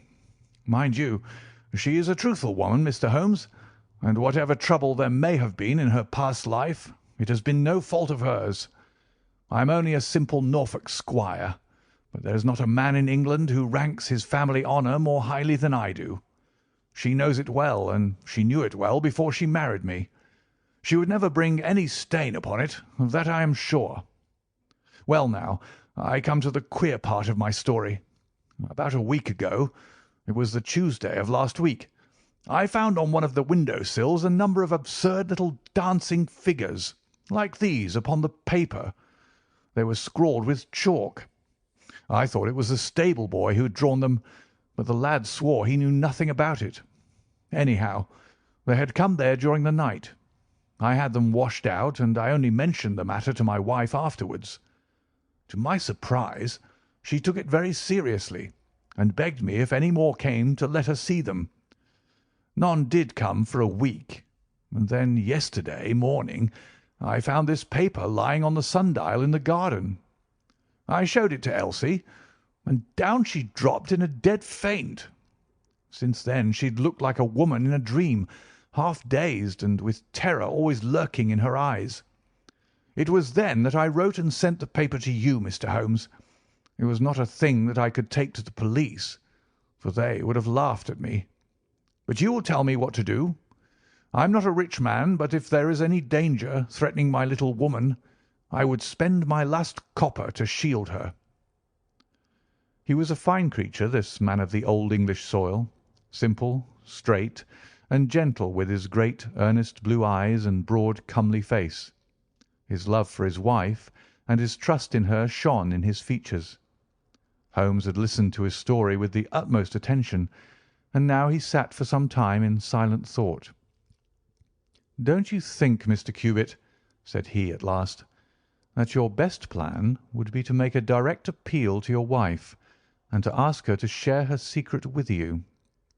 Hilton Cubitt shook his massive head.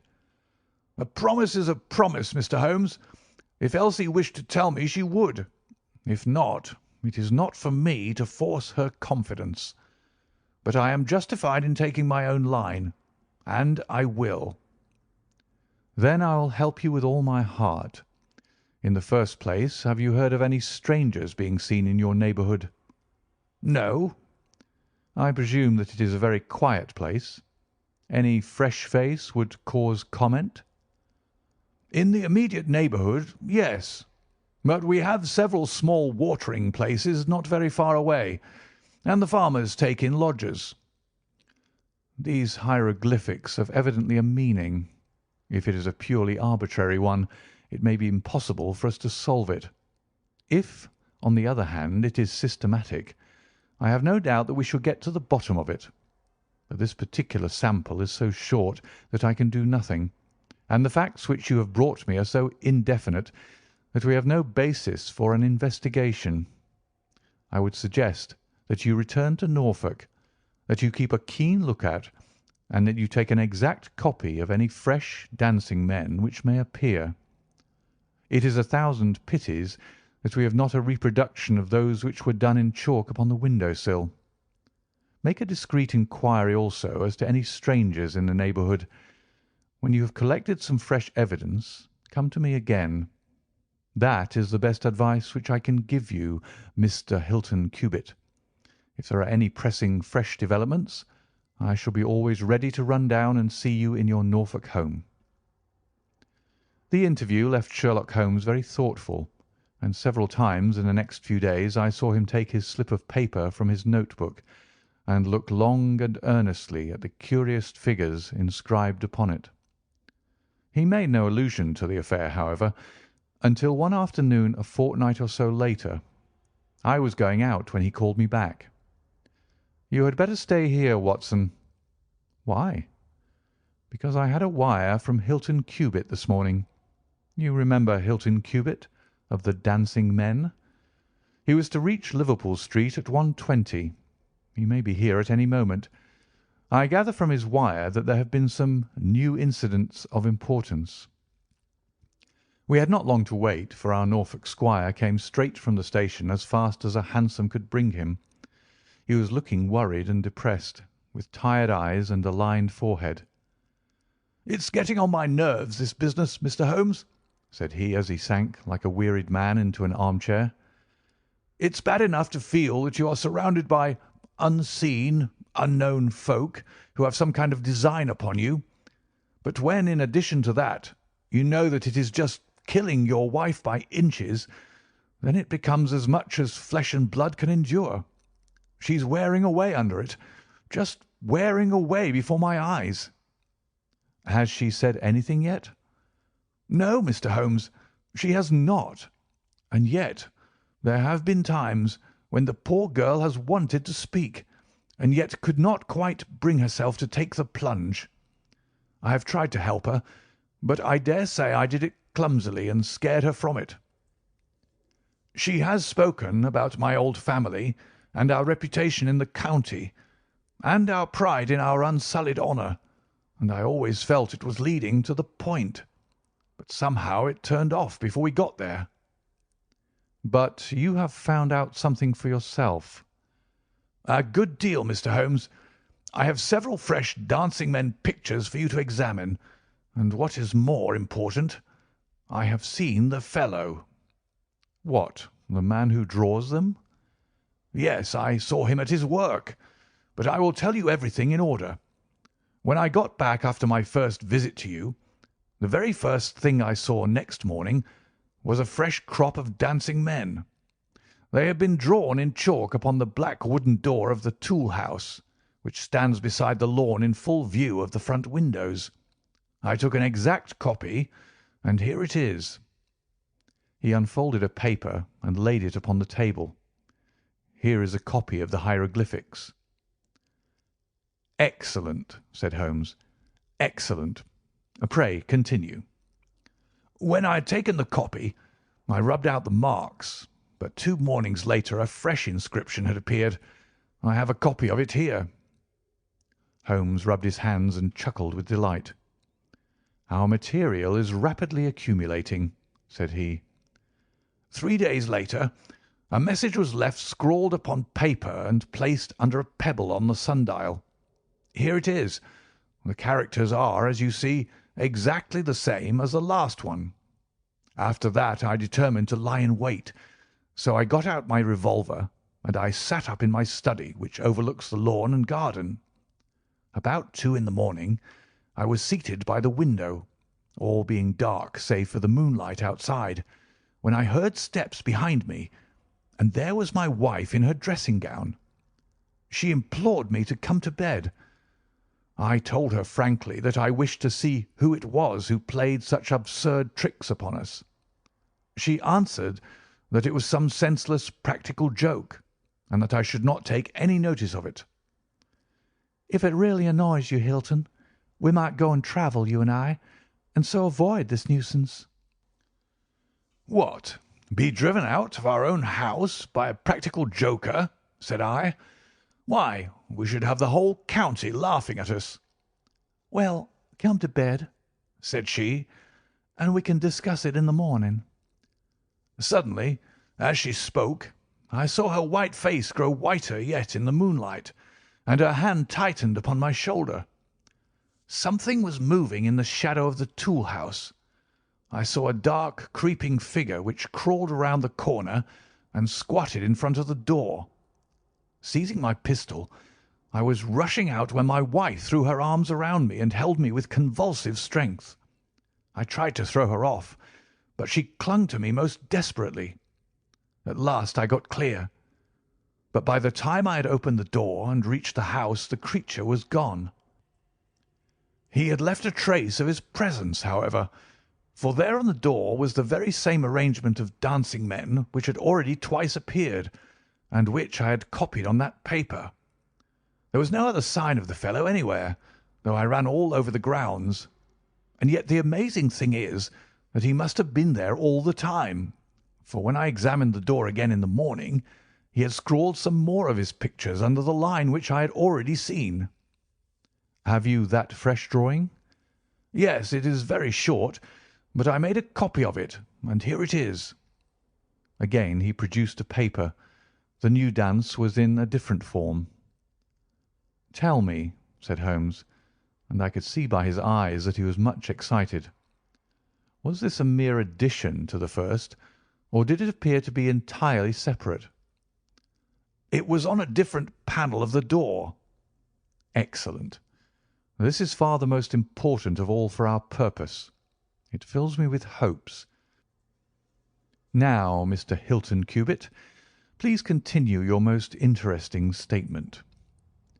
"I have nothing more to say, Mr. Holmes, except that I was angry with my wife that night for having held me back when I might have caught the skulking rascal. She said that she feared that I might come to harm. For an instant it had crossed my mind that perhaps what she really feared was that he might come to harm, for I could not doubt that she knew who this man was and what he meant by these strange signals. But there is a tone in my wife's voice, Mr. Holmes, and a look in her eyes which forbid doubt, and I am sure that it was indeed my own safety that was in her mind. There's the whole case, and now I want your advice as to what I ought to do. My own inclination is to put half a dozen of my farm lads in the shrubbery, and when this fellow comes again to give him such a hiding that he will leave us in peace for the future." "I fear it is too deep a case for such simple remedies," said Holmes. "How long can you stay in London?" "I must go back to-day. I would not leave my wife alone all night for anything. She is very nervous, and begged me to come back." "I dare say you are right, but if you could have stopped, I might possibly have been able to return with you in a day or two. Meanwhile, you will leave me these papers, and I think that it is very likely that I shall be able to pay you a visit shortly and to throw some light upon your case." Sherlock Holmes preserved his calm, professional manner until our visitor had left us, although it was easy for me, who knew him so well, to see that he was profoundly excited. The moment that Hilton Cubitt's broad back had disappeared through the door, my comrade rushed to the table, laid out all the slips of paper containing dancing men in front of him, and threw himself into an intricate and elaborate calculation.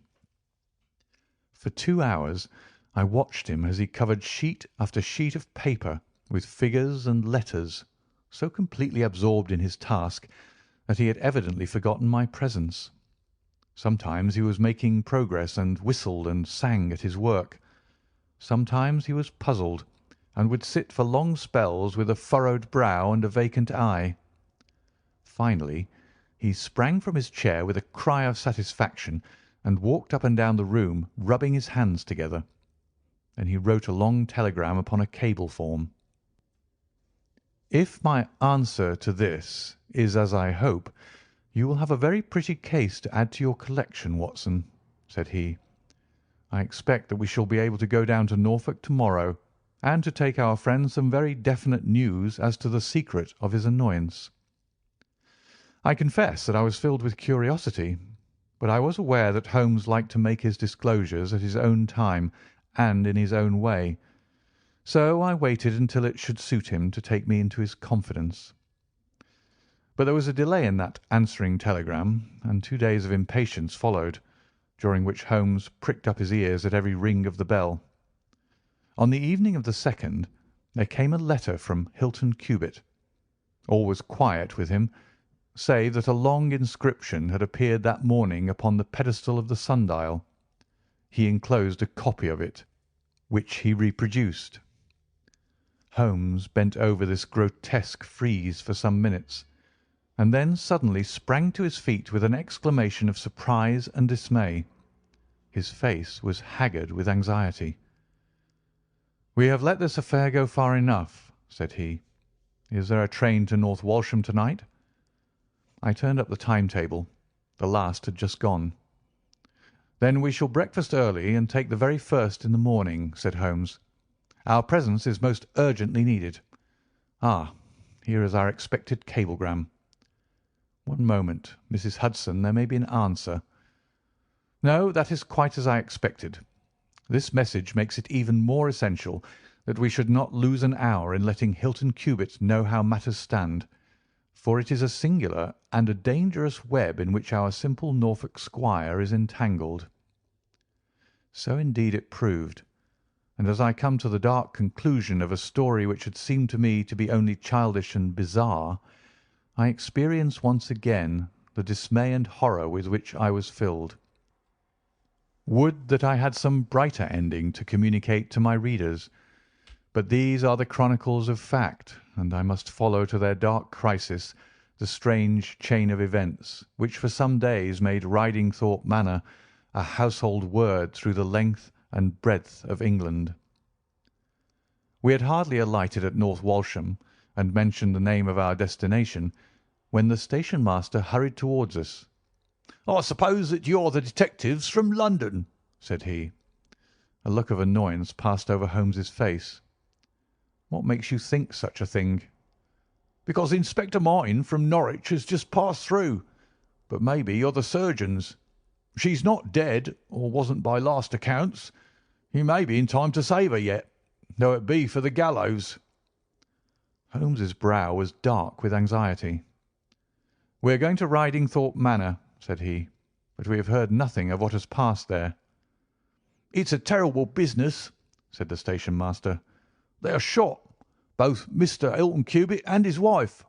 She shot him and then herself, so the servants say. He's dead and her life is despaired of. Dear, dear, one of the oldest families in the county of Norfolk, and one of the most honoured." Without a word Holmes hurried to a carriage, and during the long 7 miles' drive he never opened his mouth.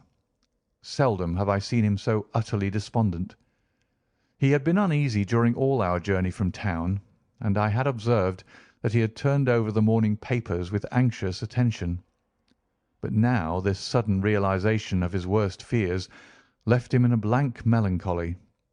He leaned back in his seat, lost in gloomy speculation. Yet there was much around to interest us. for we were passing through as singular a countryside as any in England, where a few scattered cottages represented the population of to-day, while on every hand enormous square-towered churches bristled up from the flat green landscape and told of the glory and prosperity of old East Anglia. At last the violent rim of the German Ocean appeared over the green edge of the Norfolk coast, and the driver pointed with his whip to two old brick and timber gables which projected from a grove of trees. "That's Ridingthorpe Manor," said he. As we drove up to the porticoed front door, I observed in front of it, beside the tennis lawn, the black tool house and the pedestaled sundial with which we had such strange associations. A dapper little man with a quick, alert manner and a waxed moustache had just descended from a high dog-cart. He introduced himself as Inspector Martin of the Norfolk Constabulary, and he was considerably astonished when he heard the name of my companion. "Why, Mr. Holmes, the crime was only committed at 3 this morning. How could you hear of it in London and get to the spot as soon as I?" "I anticipated it. I came in the hope of preventing it." "Then you must have important evidence of which we are ignorant, for they were said to be a most united couple." "I have only the evidence of the dancing men," said Holmes. "I will explain the matter to you later. Meanwhile, since it is too late to prevent this tragedy, I am very anxious that I should use the knowledge which I possess in order to ensure that justice be done. Will you associate me in your investigation, or will you prefer that I should act independently?" "I should be proud to feel that we were acting together, Mr. Holmes," said the inspector earnestly. "In that case I should be glad to hear the evidence and to examine the premises without an instant of unnecessary delay." Inspector Martin had the good sense to allow my friend to do things in his own fashion, and contented himself with carefully noting the results. The local surgeon, an old white-haired man, had just come down from Mrs. Hilton Cubit's room, and he reported that her injuries were serious but not necessarily fatal.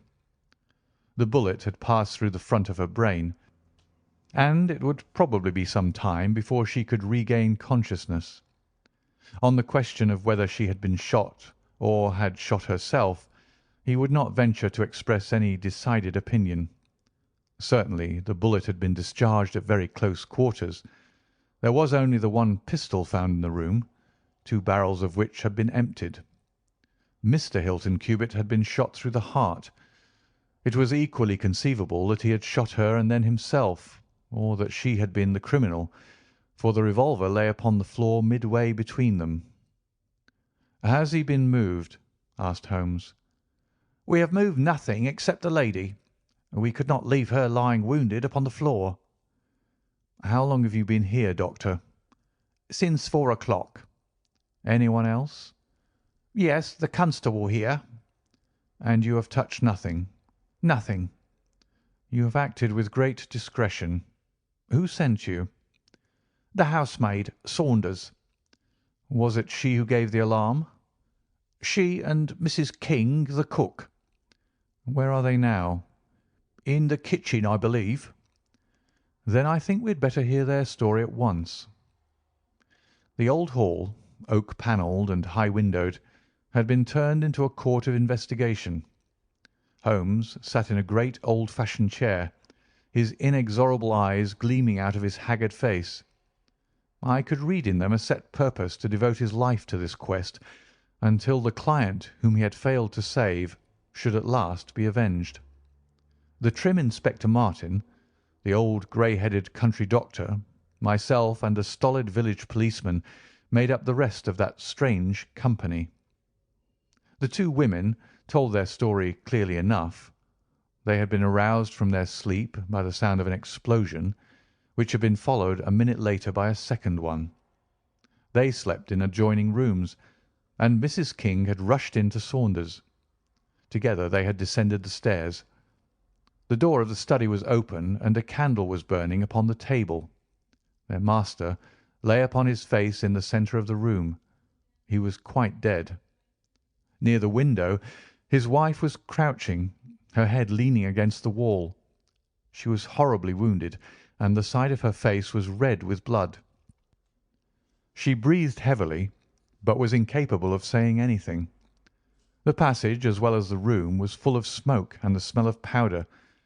The window was certainly shut and fastened upon the inside. Both women were positive upon the point. They had at once sent for the doctor and for the constable. Then, with the aid of the groom and the stable boy, they had conveyed their injured mistress to her room. Both she and her husband had occupied the bed. She was clad in her dress, he in his dressing gown over his night clothes. Nothing had been moved in the study. So far as they knew, there had never been any quarrel between husband and wife. They had always looked upon them as a very united couple. These were the main points of the servants' evidence.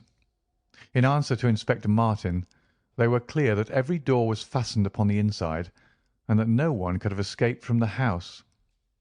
In answer to Holmes, they both remembered that they were conscious of the smell of powder from the moment that they ran out of their rooms upon the top floor. "I commend that fact very carefully to your attention," said Holmes to his professional colleague, "and now I think that we are in a position to undertake a thorough examination of the room."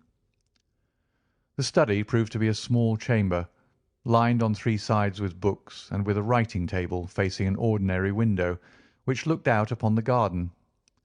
Our first attention was given to the body of the unfortunate squire, whose huge frame lay stretched across the room. His disordered dress showed that he had been hastily aroused from sleep.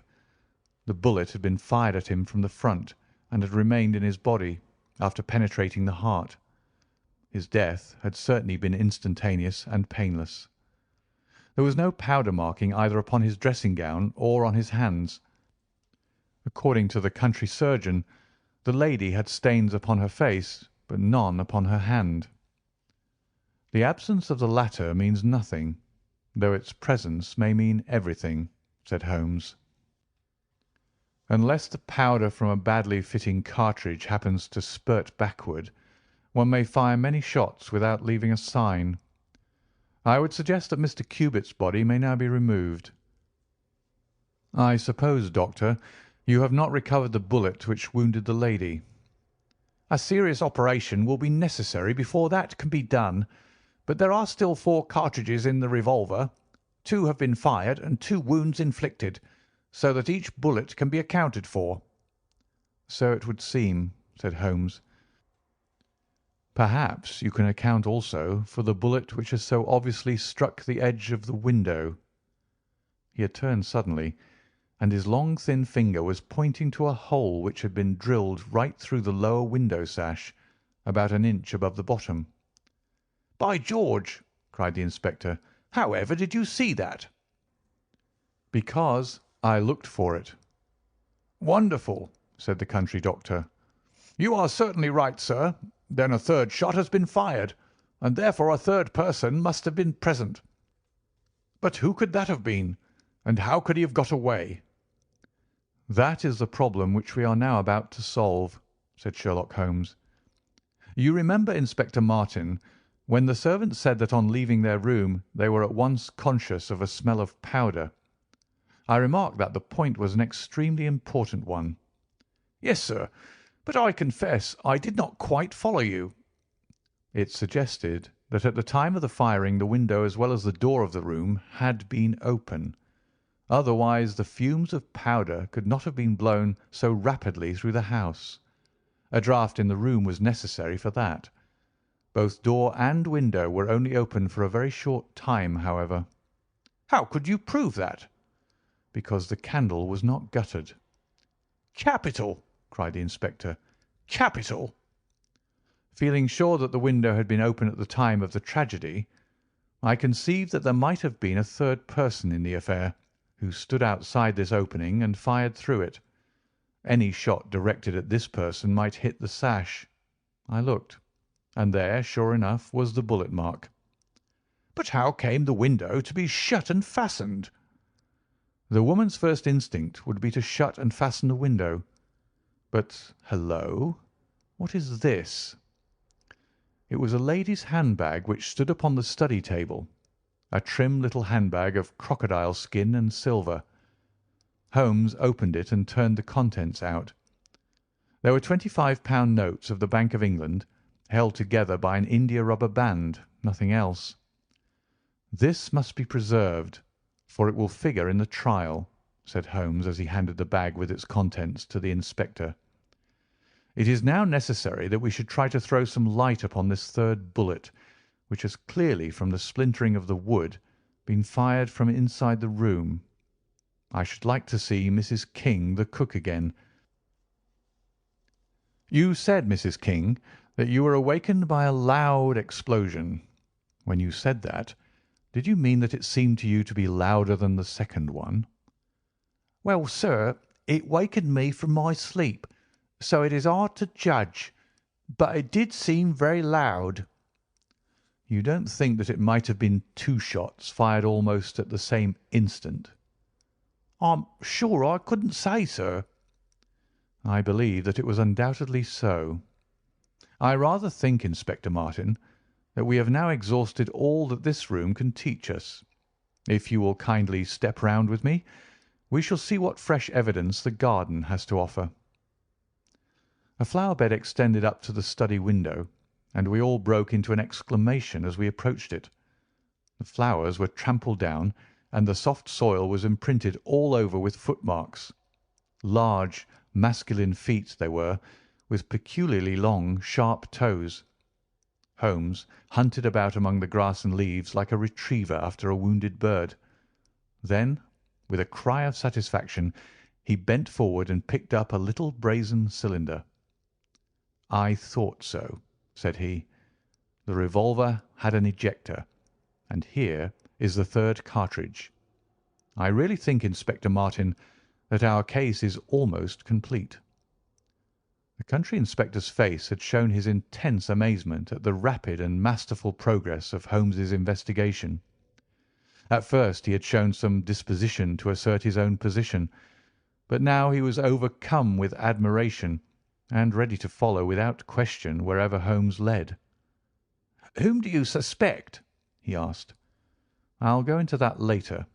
There are several points in this problem which I have not been able to explain to you yet.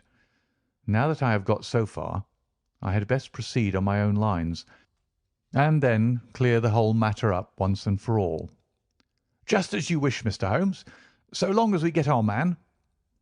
"I have no desire to make mysteries, but it is impossible at the moment of action to enter into long and complex explanations. I have the threads of this affair all in my hand. Even if this lady should never recover consciousness, we can still reconstruct the events of last night and ensure that justice be done. First of all, I wish to know whether there is any inn in this neighbourhood known as Elridge's." The servants were cross-questioned, but none of them had heard of such a place.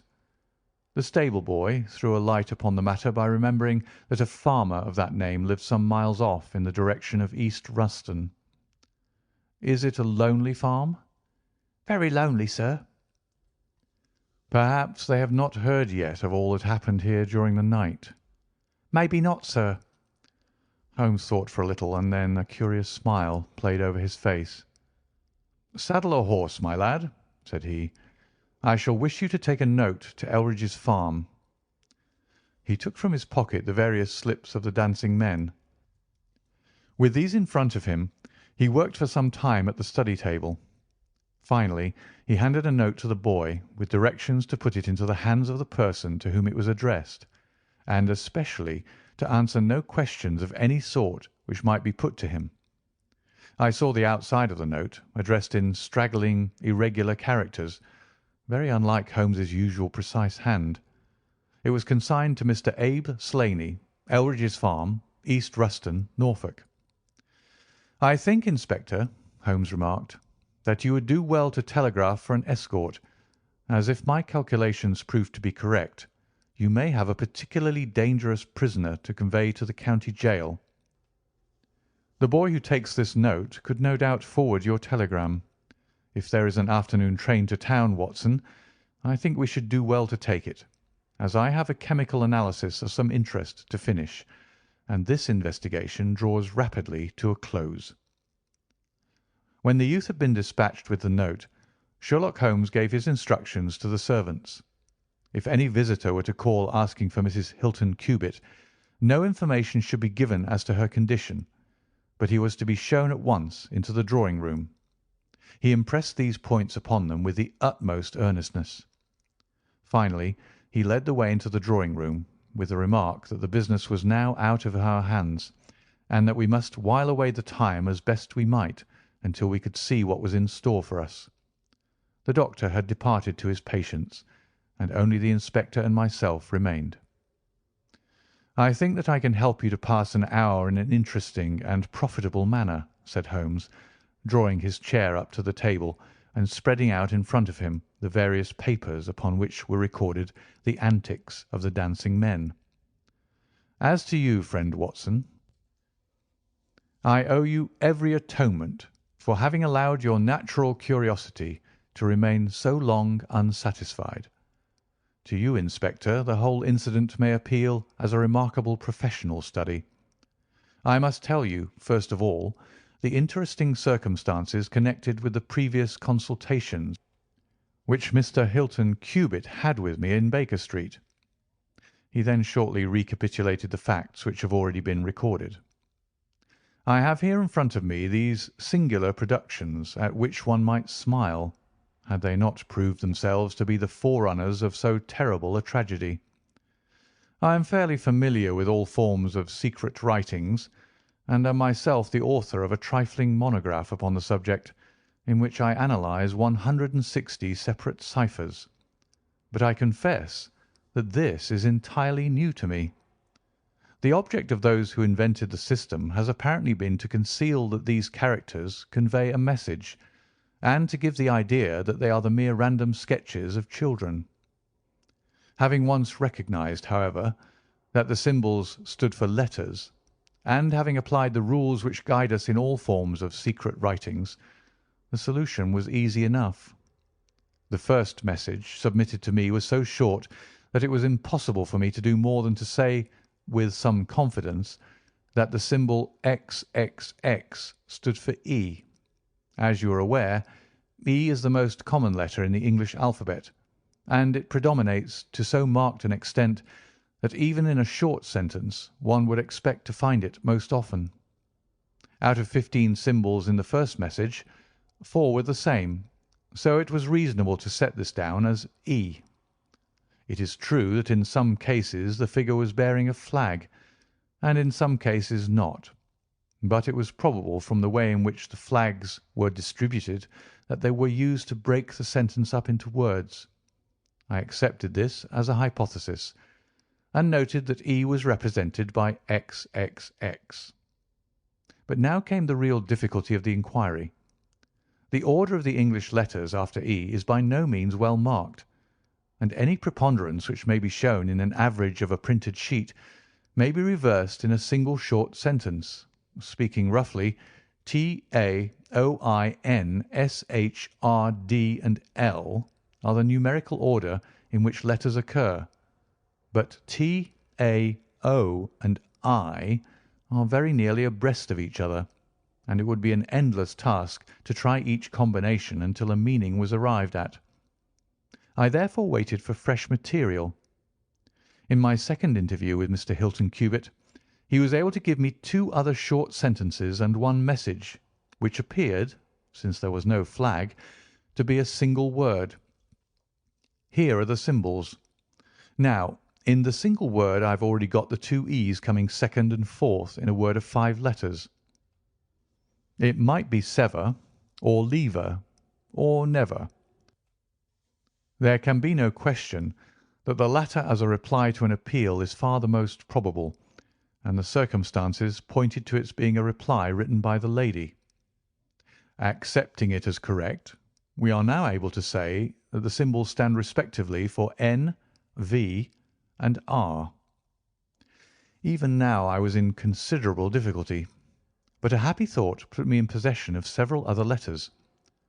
It occurred to me that if these appeals came as I expected from someone who had been intimate with the lady in her early life, a combination which contained 2 E's with 3 letters between might very well stand for the name Elsie. On examination I found that such a combination formed the termination of the message, which was 3 times repeated. It was certainly some appeal to Elsie. In this way I had got my L, S, and I. But what appeal could it be? There were only 4 letters in the word which preceded Elsie, and it ended in E. Surely the word must be come. I tried all other 4 letters ending in E, but could find none to fit the case.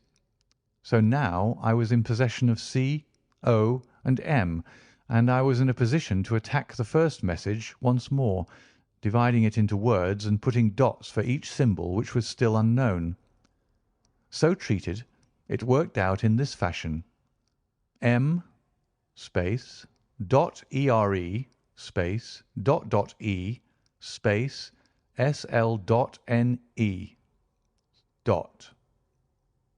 Now the first letter can only be A, which is a most useful discovery, since it occurs no fewer than 3 times in this short sentence, and the H is also apparent in the second word.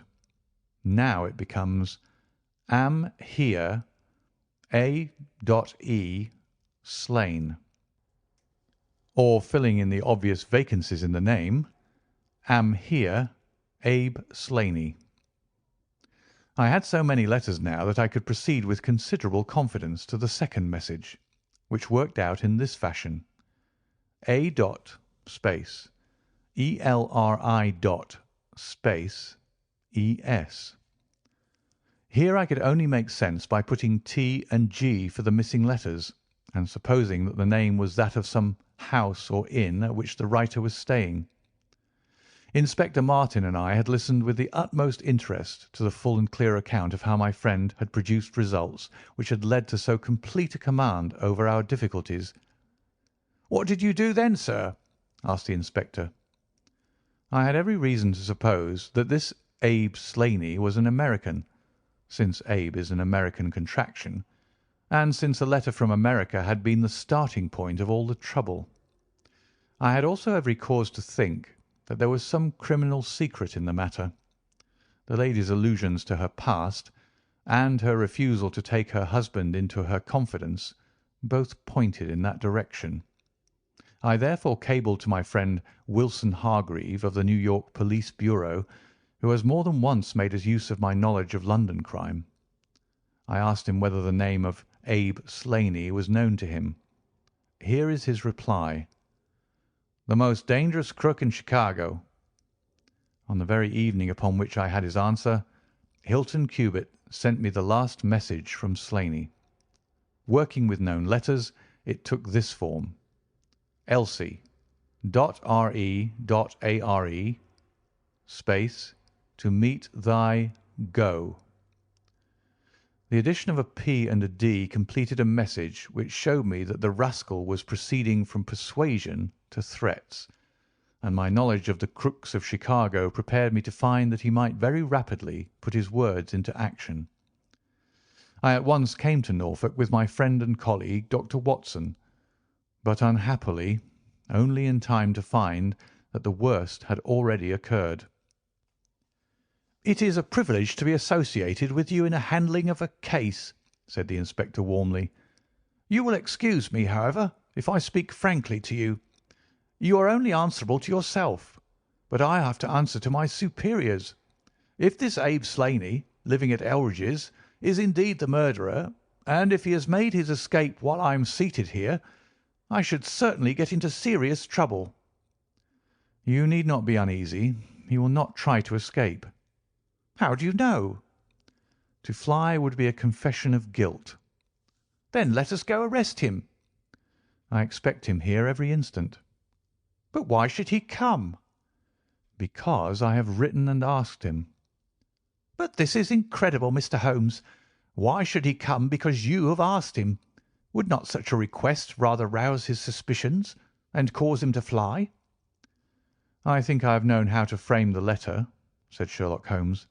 "In fact, if I am not very much mistaken, here is the gentleman himself coming up the drive." A man was striding up the path which led to the door. He was a tall, handsome, swarthy fellow, clad in a suit of grey flannel with a Panama hat, a bristling black beard, and a great aggressive hooked nose, and flourishing a cane as he walked. He swaggered up a path as if the place belonged to him, and we heard his loud, confident peal at the bell. "I think, gentlemen," said Holmes quietly, "that we had best take up our position behind the door. Every precaution is necessary when dealing with such a fellow. You will need your handcuffs, Inspector. You can leave the talking to me." We waited in silence for a minute, one of those minutes which one can never forget. Then the door opened, and the man stepped in. In an instant Holmes clapped a pistol to his head, and Martin slipped the handcuffs over his wrists. It was all done so swiftly and deftly that the fellow was helpless before he knew that he was attacked. He glared from one to the other of us with a pair of blazing black eyes. Then he burst into a bitter laugh. "Well, gentlemen, you have the drop on me this time.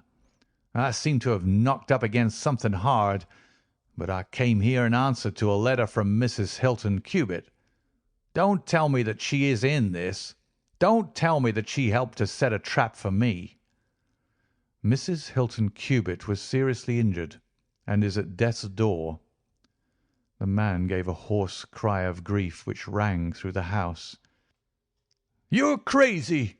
he cried fiercely. "It was he that was hurt, not she. Who would have hurt little Elsie? I may have threatened her, God forgive me, but I would not have touched a hair of her pretty head. Take it back, you. Say that she is not hurt." "She was found badly wounded by the side of her dead husband." He sank with a deep groan on the settee, and buried his face in his manacled hands. For 5 minutes he was silent. Then he raised his face once more, and spoke with the cold composure of despair. "I have nothing to hide from you, gentlemen," said he. "If I shot the man, he had a shot at me, and there's no murder in that. But if you think I could have hurt that woman, then you don't know either me or her. I tell you, there was never a man in this world loved a woman more than I loved her. I had a right to her. She was pledged to me years ago. Who was this Englishman that he should come between us? I tell you that I had the first right to her, and that I was only claiming my own." "She broke away from your influence when she found the man that you are," said Holmes sternly. "She fled from America to avoid you, and she married an honourable gentleman in England. You dogged her and followed her, and made her life a misery to her, in order to induce her to abandon the husband whom she loved and respected in order to fly with you, whom she feared and hated. You have ended by bringing about the death of a noble man and driving his wife to suicide. That is your record in this business, Mr. Abe Slaney, and you will answer for it to the law." "If Elsie dies, I care nothing what becomes of me," said the American.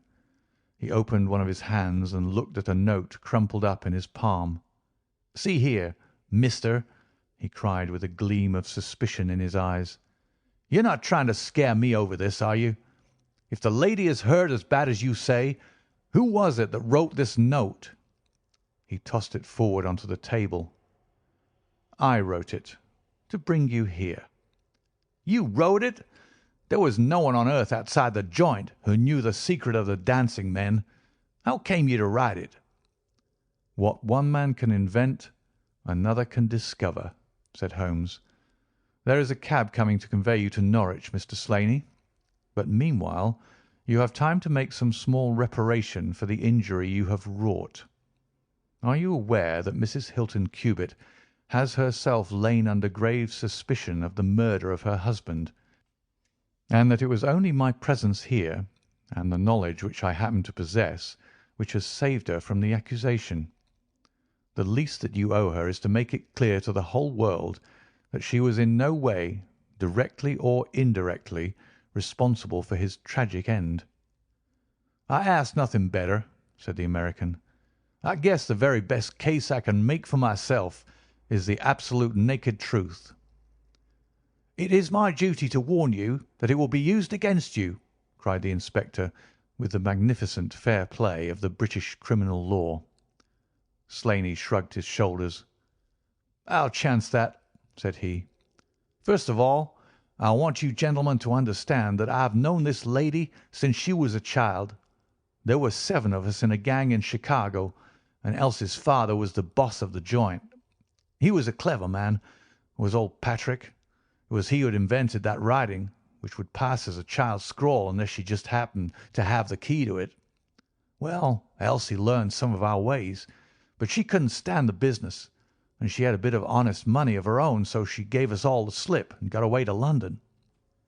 She'd been engaged to me, and she would have married me, I believe, if I'd taken over another profession. But she would have nothing to do with anything on the cross. It was only after her marriage to this Englishman that I was able to find out where she was. I wrote to her, but got no answer. After that I came over, and as letters were no use, I put my messages where she could read them. Well, I've been here a month now. I lived in that farm where I had a room down below, could get in and out every night and no one the wiser. I tried all I could to coax Elsie away. I knew that she read the messages. For once she wrote an answer under one of them. Then my temper got the better of me, and I began to threaten her. She sent me a letter then, imploring me to go away and saying that it could break her heart if any scandal should come upon her husband. She said that she would come down when her husband was asleep at 3 in the morning and speak with me through the end window if I would go away afterwards and leave her in peace. She came down and brought money with her, trying to bribe me to go. This made me mad, and I caught her arm and tried to pull her through the window. At that moment in rushed the husband with his revolver in his hand. Elsie had sunk down upon the floor, and we were face to face. I was healed also, and I held up my gun to scare him off and let me get away. He fired and missed me. I pulled off almost at the same instant, and down he dropped. I made away across the garden, and as I went I heard the window shut behind me. That's God's truth, gentlemen, every word of it. And I heard no more about it until that lad came riding up with a note which made me walk in here like a jay and give myself into your hands." A cab had drawn up whilst the American had been talking. 2 uniformed policemen sat inside. Inspector Martin rose and touched his prisoner on the shoulder. "It's time for us to go." "Can I see her first?" "No, she is not conscious. Mr. Sherlock Holmes, I only hope that if ever again I have an important case, I shall have the good fortune to have you by my side." We stood at the window and watched the cab drive away. As I turned back, my eye caught the pellet of paper which the prisoner had tossed upon the table. It was the note with which Holmes had decoyed him. "See if you can read it, Watson," said he with a smile. It contained no word, but a little line of dancing men. "If you use the code which I have explained," said Holmes, "you will find that it simply means, 'Come here at once.'" I was convinced that it was an invitation which he would not refuse, since he could never imagine that it could come from anyone but the lady. And so, my dear Watson, we have ended by turning the dancing men to good when they have so often been the agents of evil, and I think that I have fulfilled my promise of giving you something unusual for your notebook. 3:40 is our train, and I fancy we shall be back in Baker Street for dinner. Only one word of epilogue. The American, Abe Slaney, was condemned to death at the winter assizes at Norwich, but his penalty was changed to penal servitude in consideration of mitigating circumstances and the certainty that Hilton Cubitt had fired the first shot. Of Mrs. Hilton Cubitt, I only know that I have heard she recovered entirely, and that she still remains a widow, devoting her whole life to the care of the poor and to the administration of her husband's estate. End of The Adventure of the Dancing Men. Adventure 4. The Adventure of the Solitary Cyclist. From the years 1894 to 1901 inclusive, Mr. Sherlock Holmes was a very busy man. It is safe to say that there was no public case of any difficulty in which he was not consulted during those 8 years, and there were hundreds of private cases, some of them of the most intricate and extraordinary character, in which he played a prominent part. Many startling successes and a few unavoidable failures were the outcome of this long period of continuous work. As I have preserved very full notes of all these cases, and was myself personally engaged in many of them, it may be imagined that it is no easy task to know which I should select to lay before the public.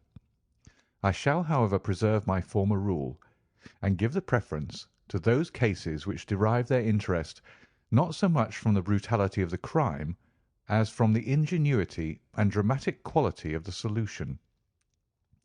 For this reason, I will now lay before the reader the facts connected with Miss Violet Smith, the solitary cyclist of Charlington, and the curious sequel of our investigation, which culminated in unexpected tragedy. It is true that the circumstance did not admit of any striking illustration of those powers for which my friend was famous, but there were some points about the case which made it stand out in those long records of crime from which I gather the material for these little narratives. On referring to my notebook for the year 1895, I find that it was upon Saturday the 23rd of April that we first heard of Miss Violet Smith.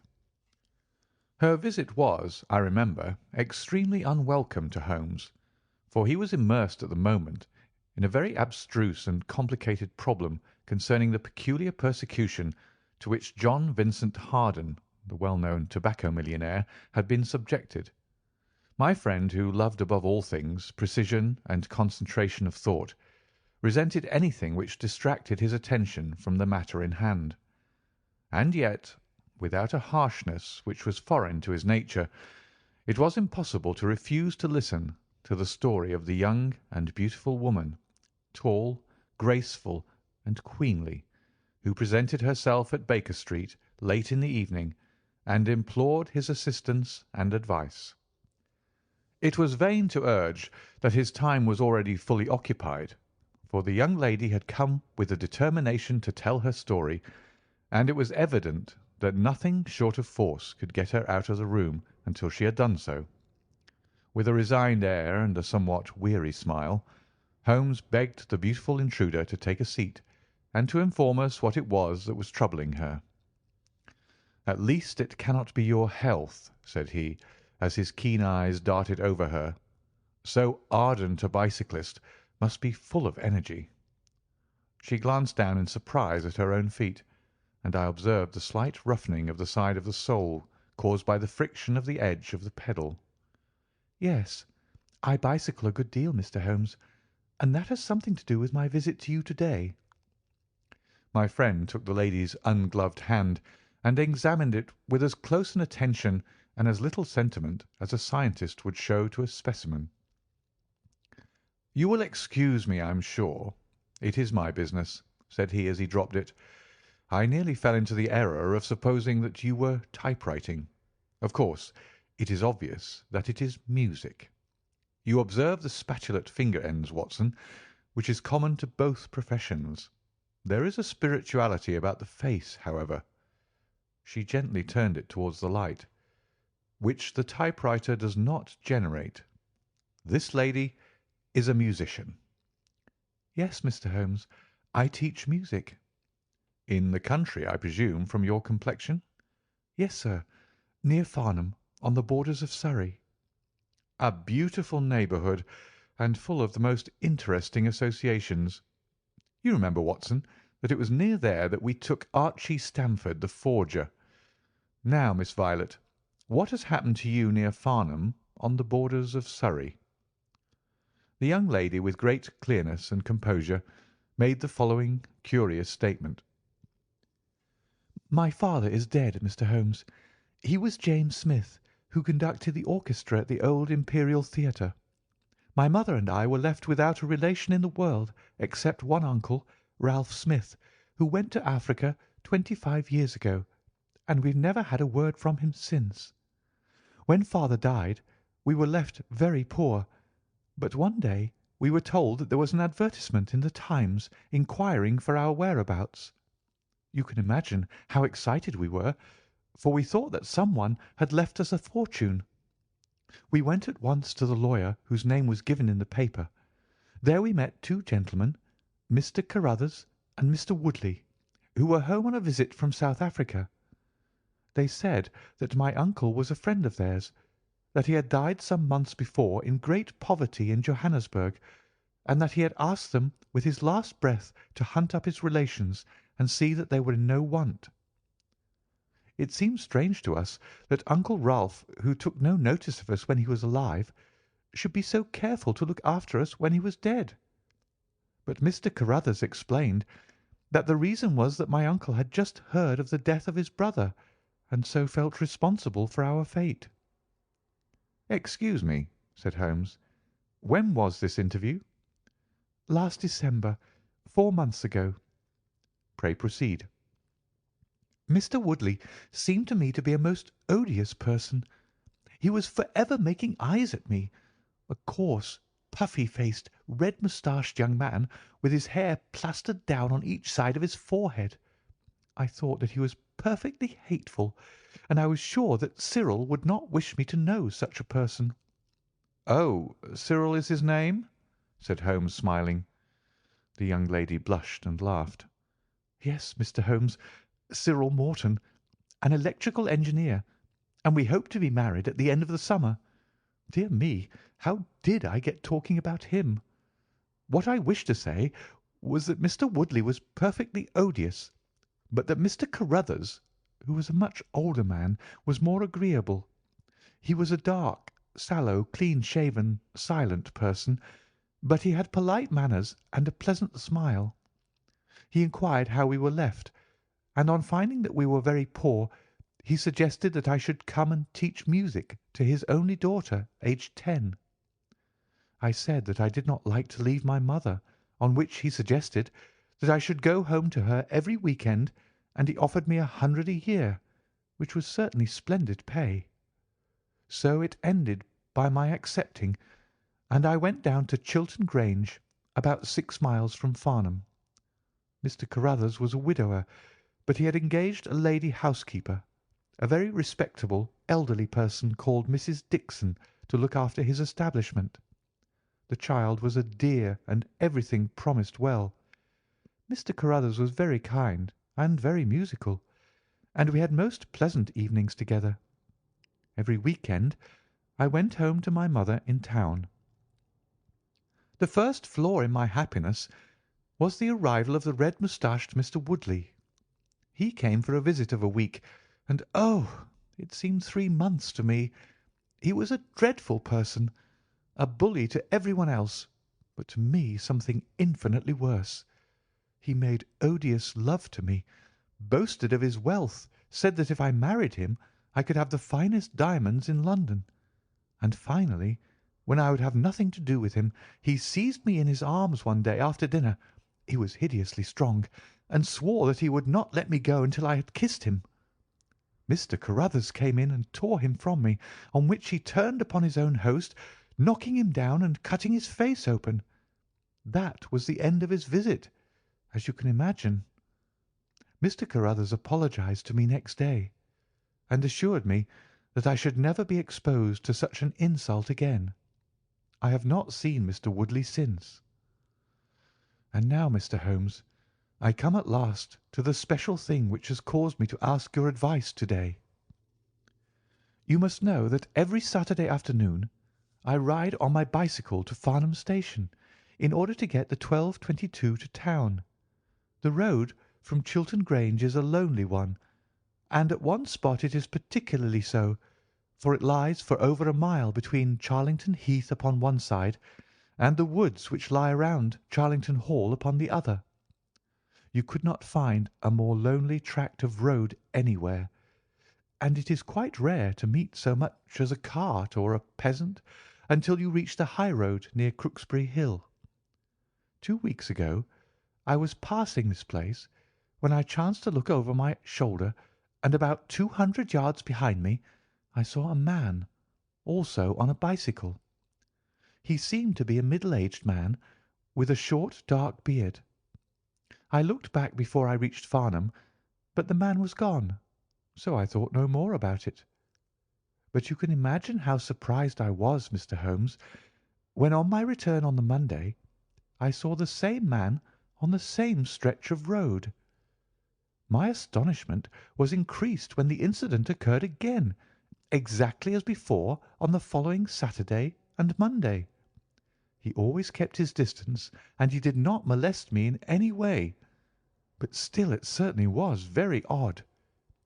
I mentioned it to Mr. Carruthers, who seemed interested in what I said, and told me that he had ordered a horse and trap so that in future I should not pass over those lonely roads without some companion. The horse and trap were to have come this week, but for some reason they were not delivered, and again I had to cycle to the station. That was this morning. You can think that I looked out when I came to Charlington Heath, and there, sure enough, was the man, exactly as he had been the 2 weeks before. He always kept so far from me that I could not clearly see his face, but it was certainly someone whom I did not know. He was dressed in a dark suit with a cloth cap. The only thing about his face that I could clearly see was his dark beard. To-day I was not alarmed, but I was filled with curiosity, and I determined to find out who he was and what he wanted. I slowed down my machine, but he slowed down his.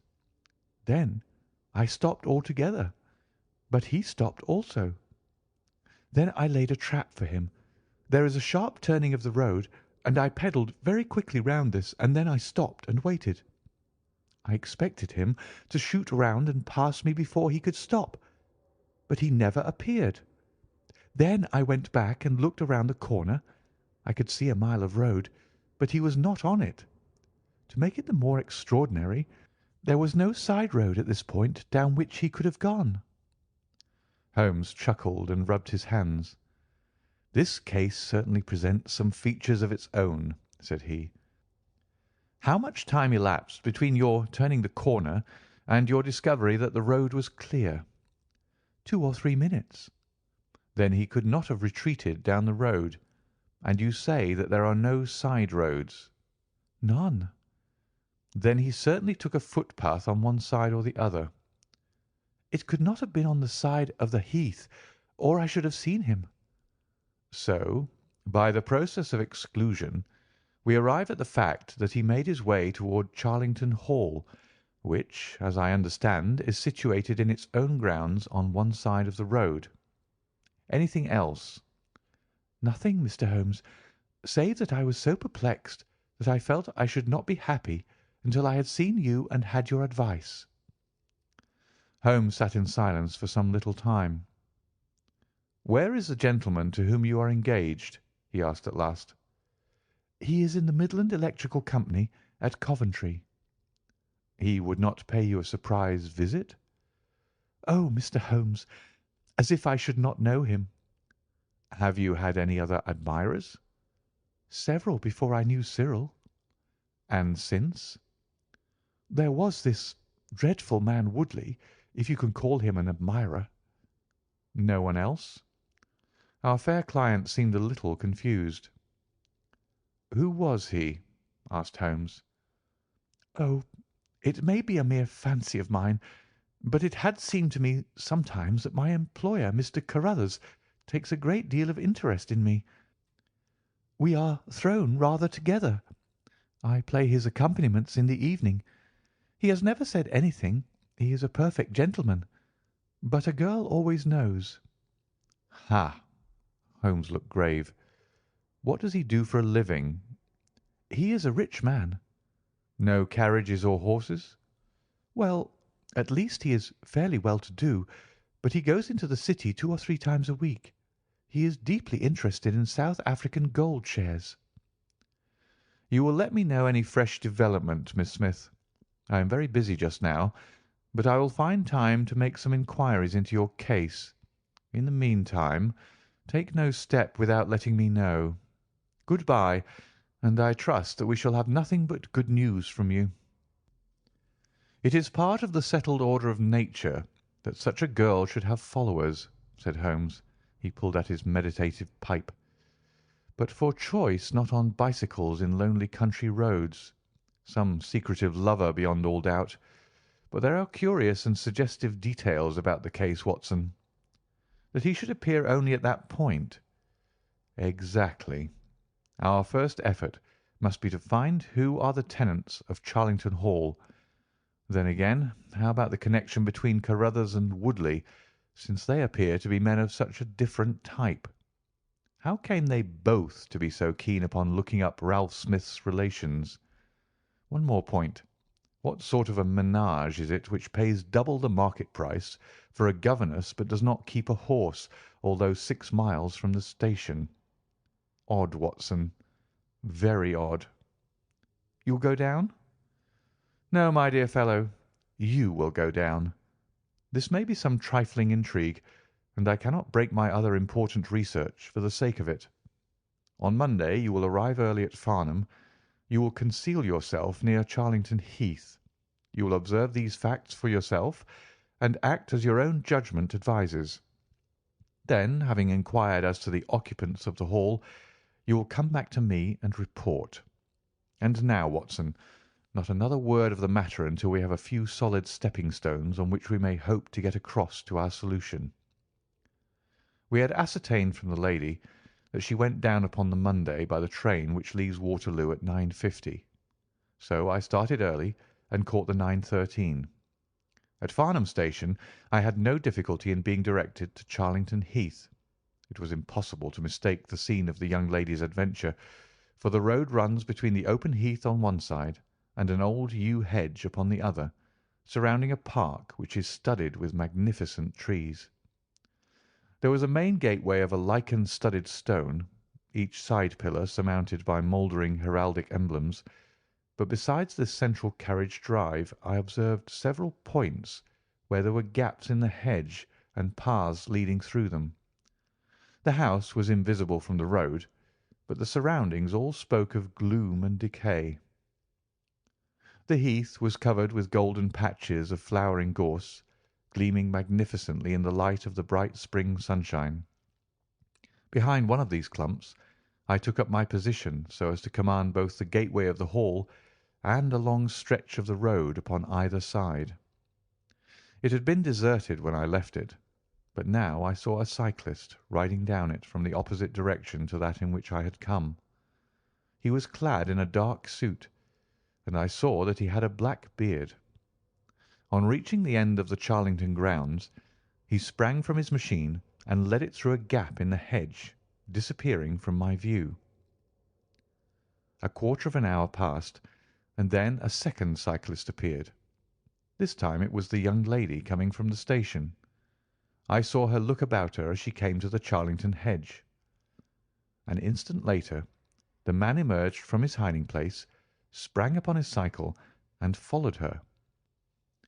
In all the broad landscape those were the only moving figures, the graceful girl sitting very straight upon her machine, and the man behind her bending low over his handle-bar with a curiously furtive suggestion in every movement.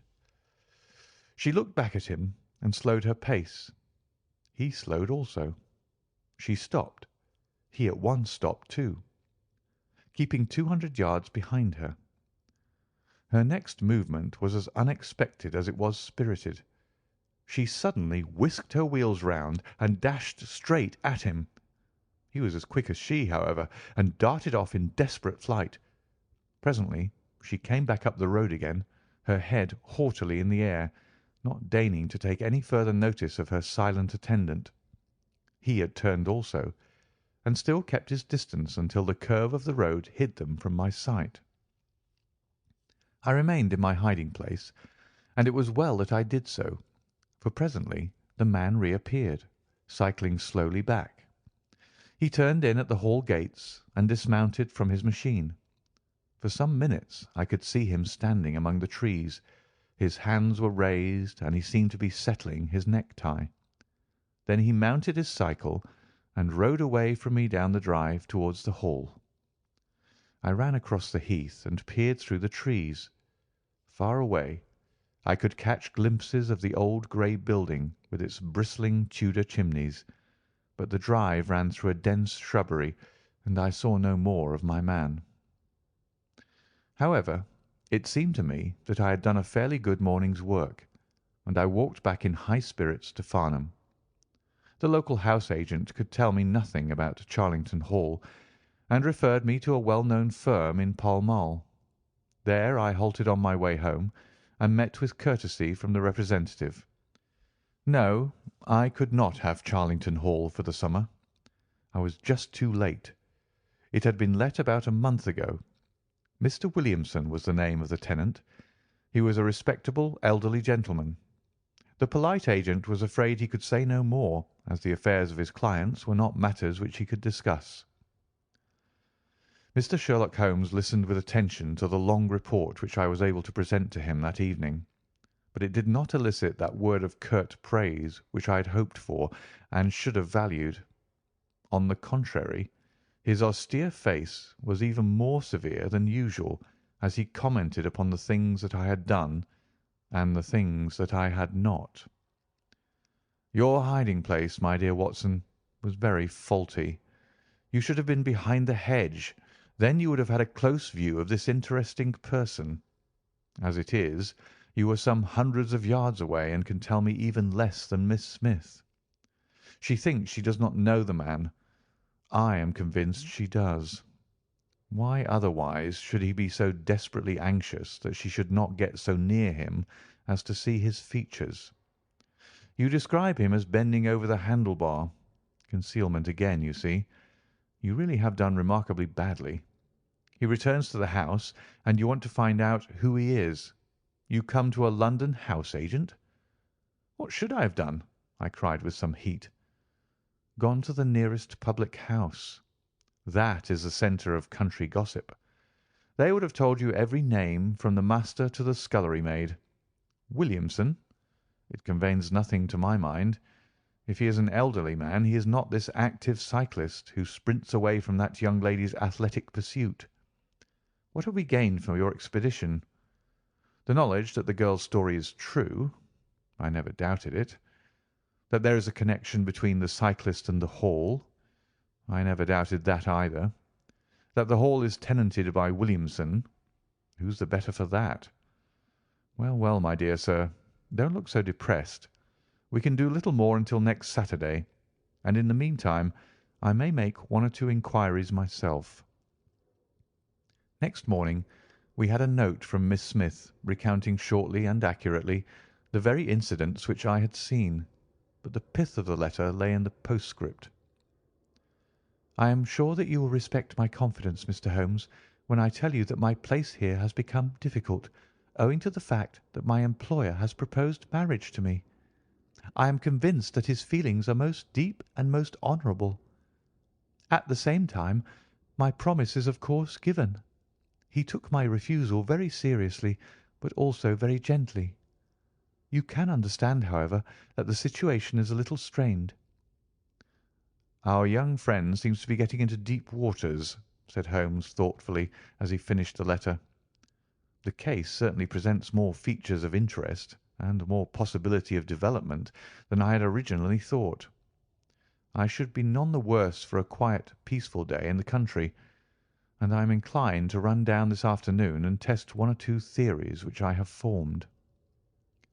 Holmes's quiet day in the country had a singular termination, for he arrived at Baker Street late in the evening with a cut lip and a discoloured lump upon his forehead, besides a general air of dissipation which would have made his own person the fitting object of a Scotland Yard investigation.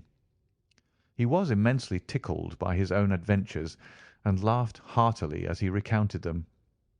"I get so little active exercise that it is always a treat," said he.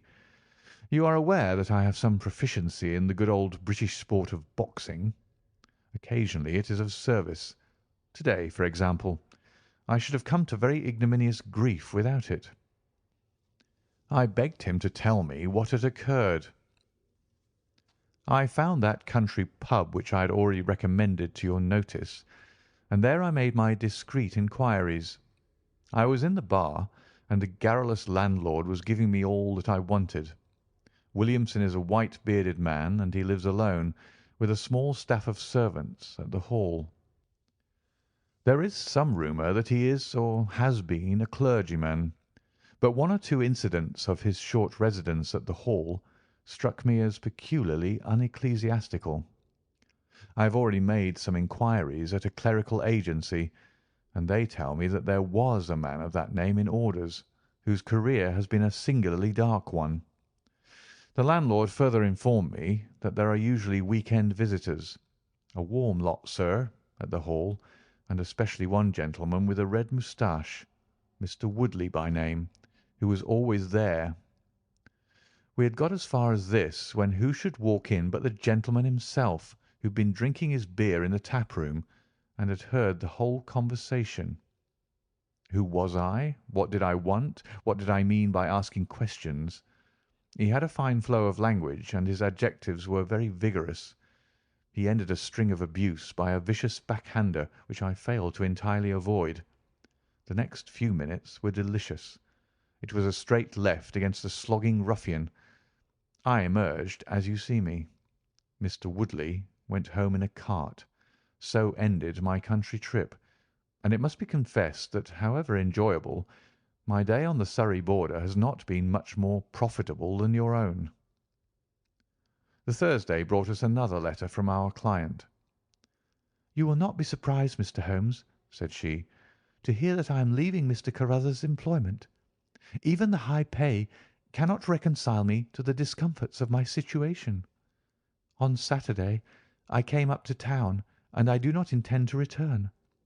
Mr. Carruthers has got a trap, and so the dangers of the lonely road, if there were any dangers, are now over. As to the special cause of my leaving, it is not merely the strained situation with Mr. Carruthers, but it is the reappearance of that odious man, Mr. Woodley. He was always hideous, but he looks more awful than ever now, for he appears to have had an accident, and he is much disfigured. I saw him out of the window, but I am glad to say that I did not meet him. He had a long talk with Mr. Carruthers, who seemed much excited afterwards. Woodley must be staying in the neighbourhood, for he did not sleep here, and yet I caught a glimpse of him again this morning, slinking about in the shrubbery. I would sooner have a savage, wild animal loose about the place. I loathe and fear him more than I can say. How can Mr. Carruthers endure such a creature for a moment? However, all my troubles will be over on Saturday." "So I trust, Watson, so I trust," said Holmes gravely. "There is some deep intrigue going on round that little woman, and it is our duty to see that no one molests her upon that last journey. I think, Watson, that we must spare time to run down together on Saturday morning and make sure that this curious and inclusive investigation has no untoward ending." I confess that I had not up to now taken a very serious view of the case, which had seemed to me rather grotesque and bizarre than dangerous. That a man should lie in wait for and follow a very handsome woman is no unheard of thing, and if he has so little audacity that he had not only dared not address her, but even fled from her approach, he was not a very formidable assailant.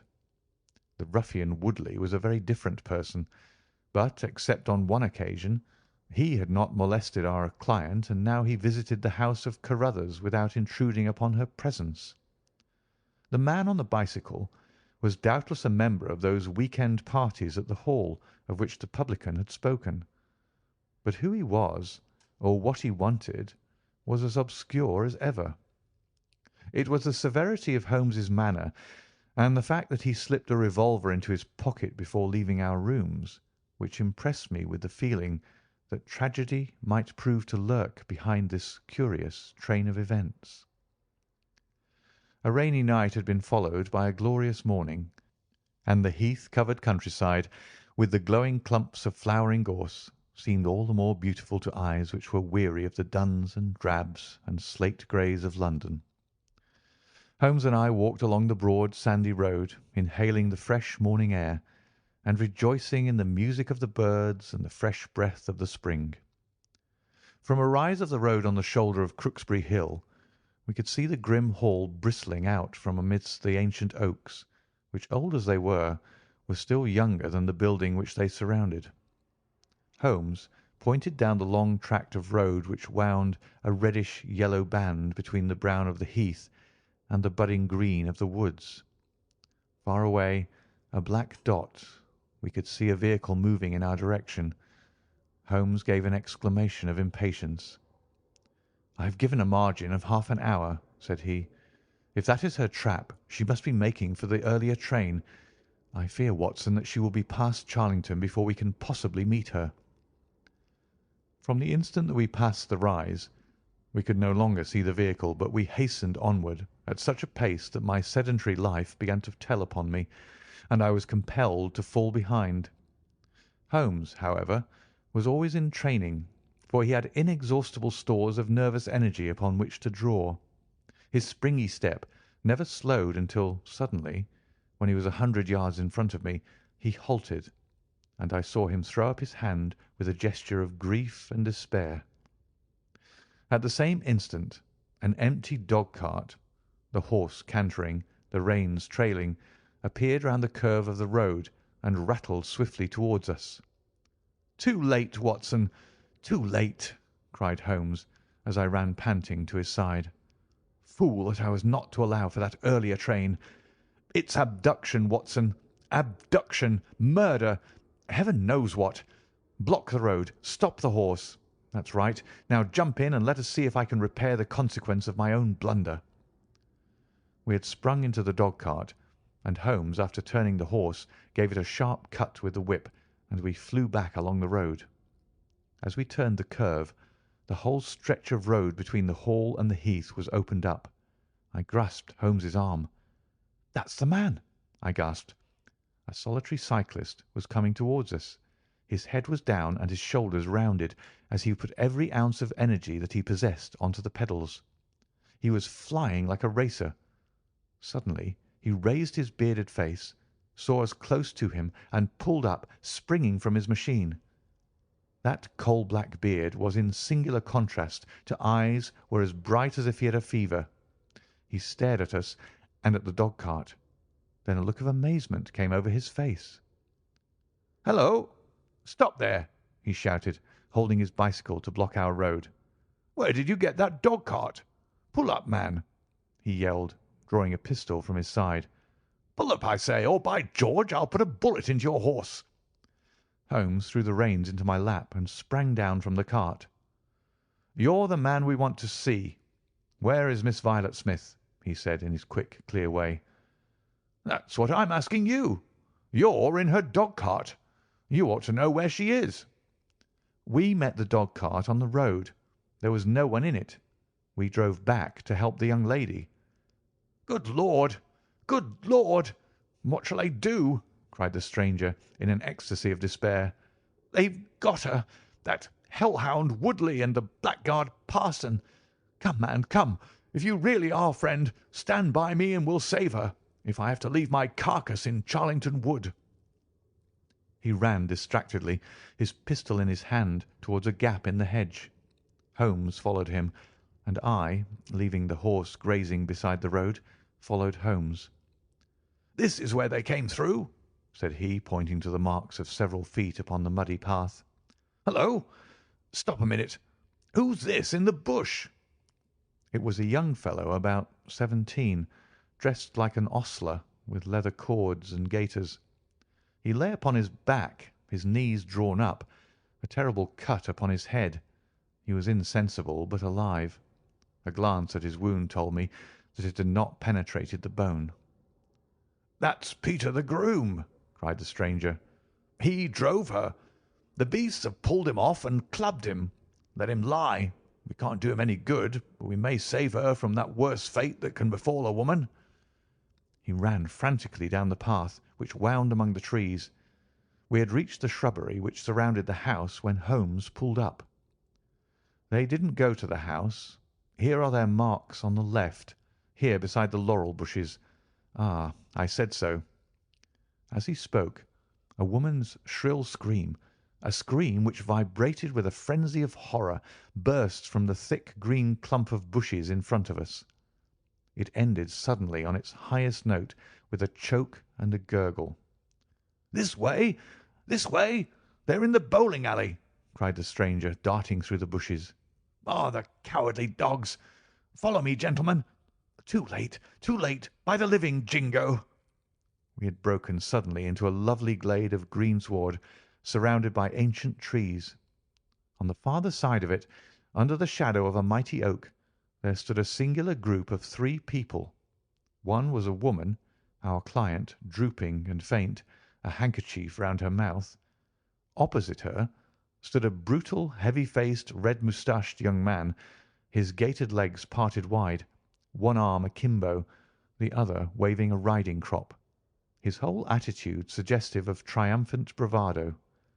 Between them, an elderly, grey-bearded man, wearing a short surplice over a light tweed suit, had evidently just completed the wedding service, for he pocketed his prayer book as we appeared and slapped the sinister bridegroom upon the back in jovial congratulation. "They're married!" I gasped. "Come on!" cried our guide. "Come on!" He rushed across the glade, Holmes and I at his heels. As we approached, the lady staggered against the trunk of the tree for support. Williamson, the ex-clergyman, bowed to us with mock politeness, and the bully Woodley advanced with a shout of brutal and exultant laughter. "You can take your beard off, Bob," said he. "I know you right enough. Well, you and your pals have just come in time for me to be able to introduce you to Mrs. Woodley." Our guide's answer was a singular one. He snatched off the dark beard which had disguised him and threw it on the ground, disclosing a long, sallow, clean-shaven face below it. Then he raised his revolver and covered the young ruffian who was advancing upon him with his dangerous riding crop swinging in his hand. "Yes," said our ally, "I am Bob Carruthers, and I'll see this woman righted if I had to swing for it. I told you what I'd do if you molested her, and by the Lord I'll be as good as my word." "You're too late. She's my wife." "No, she's your widow." His revolver cracked, and I saw the blood spurt from the front of Woodley's waistcoat. He spun round with a scream and fell upon his back, his hideous red face turning suddenly to a dreadful mottled pallor. The old man, still clad in his surplice, burst into such a string of foul oaths as I have never heard, and pulled out a revolver of his own. But before he could raise it, he was looking down the barrel of Holmes's weapon. "Enough of this," said my friend coldly. "Drop that pistol. Watson, pick it up. Hold it to his head. Thank you. You, Carruthers, give me that revolver. We'll have no more violence. Come, hand it over." "Who are you, then?" "My name's Sherlock Holmes." "Good Lord!" "You've heard of me, I see. I will represent the official police until their arrival. Here, you!" he shouted to a frightened groom who had appeared at the edge of the glade. "Come here. Take this note as hard as you can ride to Farnham." He scribbled a few words upon a leaf from his notebook. "Give it to the superintendent at the police station. Until he comes, I must detain you all under my personal custody." The strong, masterful personality of Holmes dominated the tragic scene, and all were equally puppets in his hands. Williamson and Carruthers found themselves carrying the wounded Woodley into the house, and I gave my arm to the frightened girl. The injured man was laid on his bed, and at Holmes's request I examined him. I carried my report to where he sat in the old tapestry-hung dining-room with his 2 prisoners before him. "He will live," said I. "What!" cried Carruthers, springing out of his chair. "I'll go upstairs and finish him first. Do you tell me that that angel is to be tied to Roaring Jack Woodley for life?" "You need not concern yourself about that," said Holmes. "There are 2 very good reasons why she should, under no circumstances, be his wife. In the first place, we are very safe in questioning Mr. Williamson's right to solemnize a marriage." "I have been ordained," cried the old rascal. "And also unfrocked." "Once a clergyman, always a clergyman." "I think not. How about the licence?" "We had a licence for the marriage. I have it here in my pocket." "Then you got it by trick.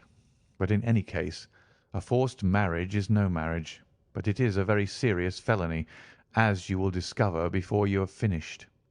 You'll have time to think the point out during the next 10 years or so, unless I'm mistaken. As to you, Carruthers, you would have done better to keep your pistol in your pocket." "I begin to think so, Mr. Holmes. But when I thought of all the precaution I had taken to shield this girl, for I loved her, Mr. Holmes, and it is the only time that ever I knew what love was, it fairly drove me mad to think that she was in the power of the greatest brute and bully in South Africa, a man whose name is a holy terror from Kimberley to Johannesburg. Why, Mr. Holmes, you will hardly believe it, but ever since that girl has been in my employment, I never once let her go past this house, where I knew the rascals were lurking, without following her on my bicycle, just to see that she came to no harm. I kept my distance from her, and I wore a beard so that she should not recognize me, for she is a good and high-spirited girl, and she wouldn't have stayed in my employment long if she had thought that I was following her about the country roads." "Why didn't you tell her of her danger?" "Because then, again, she would have left me, and I couldn't bear to face that. Even if she couldn't love me, it was a great deal to me just to see her dainty form about the house and to hear the sound of her voice." "Well," said I, "you call that love, Mr. Carruthers, but I should call it selfishness." "Maybe the two things go together. Anyhow, I couldn't let her go. Besides, with this crowd about, it was well that she should have someone near to look after her. Then, when the cable came, I knew they were bound to make a move." "What cable?" Carruthers took a telegram from his pocket. "That's it," said he. It was short and concise. "The old man is dead." Said Holmes. "I think I see how things worked, and I can understand how this message would, as you say, bring them to a head. But while you wait, you might tell me what you can." The old reprobate with the surplice burst into a volley of bad language. "By heavens," said he, "if you squeal on us, Bob Carruthers, I'll serve you as you served Jack Woodley. You can bleat about the girl to your heart's content, for that's your own affair, but if you round on your pals to this plain-clothes copper, it'll be the worst day's work that ever you did." "Your reverence need not be excited," said Holmes, lighting a cigarette. "The case is clear enough against you, and all I ask is a few details for my private curiosity. However, if there's any difficulty in your telling me, I'll do the talking, and then you will see how far you have a chance of holding back your secrets. In the first place, 3 of you came from South Africa on this game. You, Williamson, you, Carruthers, and Woodley." "Lie number 1," said the old man. "I never saw either of them until 2 months ago, and I've never been in Africa in my life. So you can put that in your pipe and smoke it, Mr. Busybody Holmes." "What he says is true," said Carruthers. "Well, well, 2 of you came over. His reverence is our own home-made article. You had known Ralph Smith in South Africa. You had reason to believe he would not live long. You found out that his niece would inherit his fortune. How's that, eh?" Carruthers nodded, and Williamson swore. "She was next of kin, no doubt, and you were aware that the old fellow would make no will." "Couldn't read or write," said Carruthers. "So you came over, the 2 of you, and hunted up the girl. The idea was that one of you was to marry her and the other have a share of the plunder.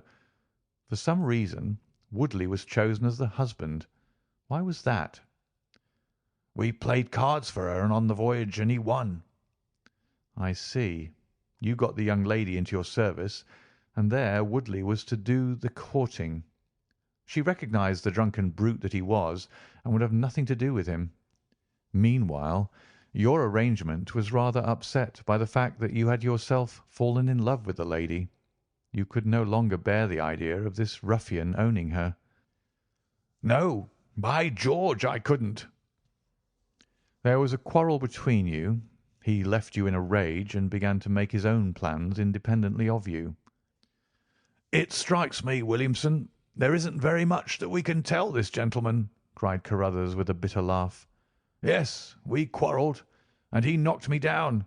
I am level with him on that, anyhow. Then I lost sight of him. That was when he picked up with this outcast padre here. I found that they had set up housekeeping together at this place on the line that she had to pass for the station. I kept my eye on her after that, for I knew there was some devilry in the wind.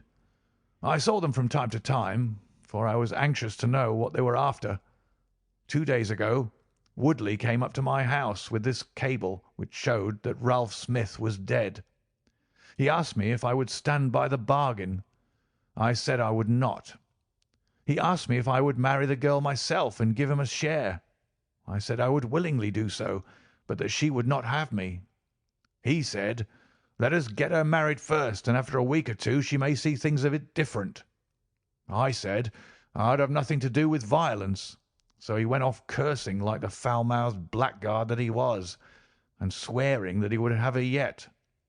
She was leaving me this week-end, and I had got a trap to take her to the station, but I was so uneasy in my mind that I followed her on my bicycle. She'd got a start, however, and before I could catch her the mischief was done. The first thing I knew about it was when I saw you two gentlemen driving back in her dog-cart." Holmes rose and tossed the end of his cigarette into the grate. "I have been very obtuse, Watson," said he. "When in your report you said that you had seen the cyclist, as you thought, arrange his necktie in the shrubbery, that alone should have told me all. However, we may congratulate ourselves upon a curious and, in some respects, a unique case. I perceive 3 of the county constabulary in the drive, and I am glad to see that the little ostler is able to keep pace with them, so it is likely that neither he nor the interesting bridegroom will be permanently damaged by their morning's adventures. I think, Watson, that in your medical capacity you might wait upon Miss Smith and tell her that if she is sufficiently recovered we shall be happy to escort her to her mother's home. If she is not quite convalescent, you will find that a hint that we were about to telegraph to a young electrician in the Midlands would probably complete the cure. As to you, Mr. Carruthers, I think that you have done what you could do to make amends for your share in an evil plot. There is my card, sir, and if my evidence can be of help in your trial, it shall be at your disposal. In the whirl of our incessant activity, it has often been difficult for me, as the reader has probably observed, to round off my narratives and to give those final details which the curious might expect. Each case has been the prelude to another, and the crisis once over, the actors have passed for ever out of our busy lives.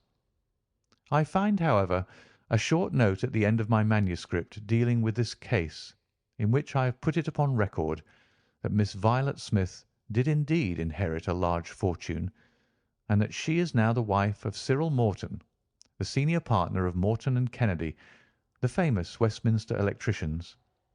Williamson and Woodley were both tried for abduction and assault, the former getting 7 years, the latter 10. Of the fate of Carruthers I have no record, but I am sure that his assault was not viewed very gravely by the court, since Woodley had the reputation of being a most dangerous ruffian, and I think that a few months were sufficient to satisfy the demands of justice.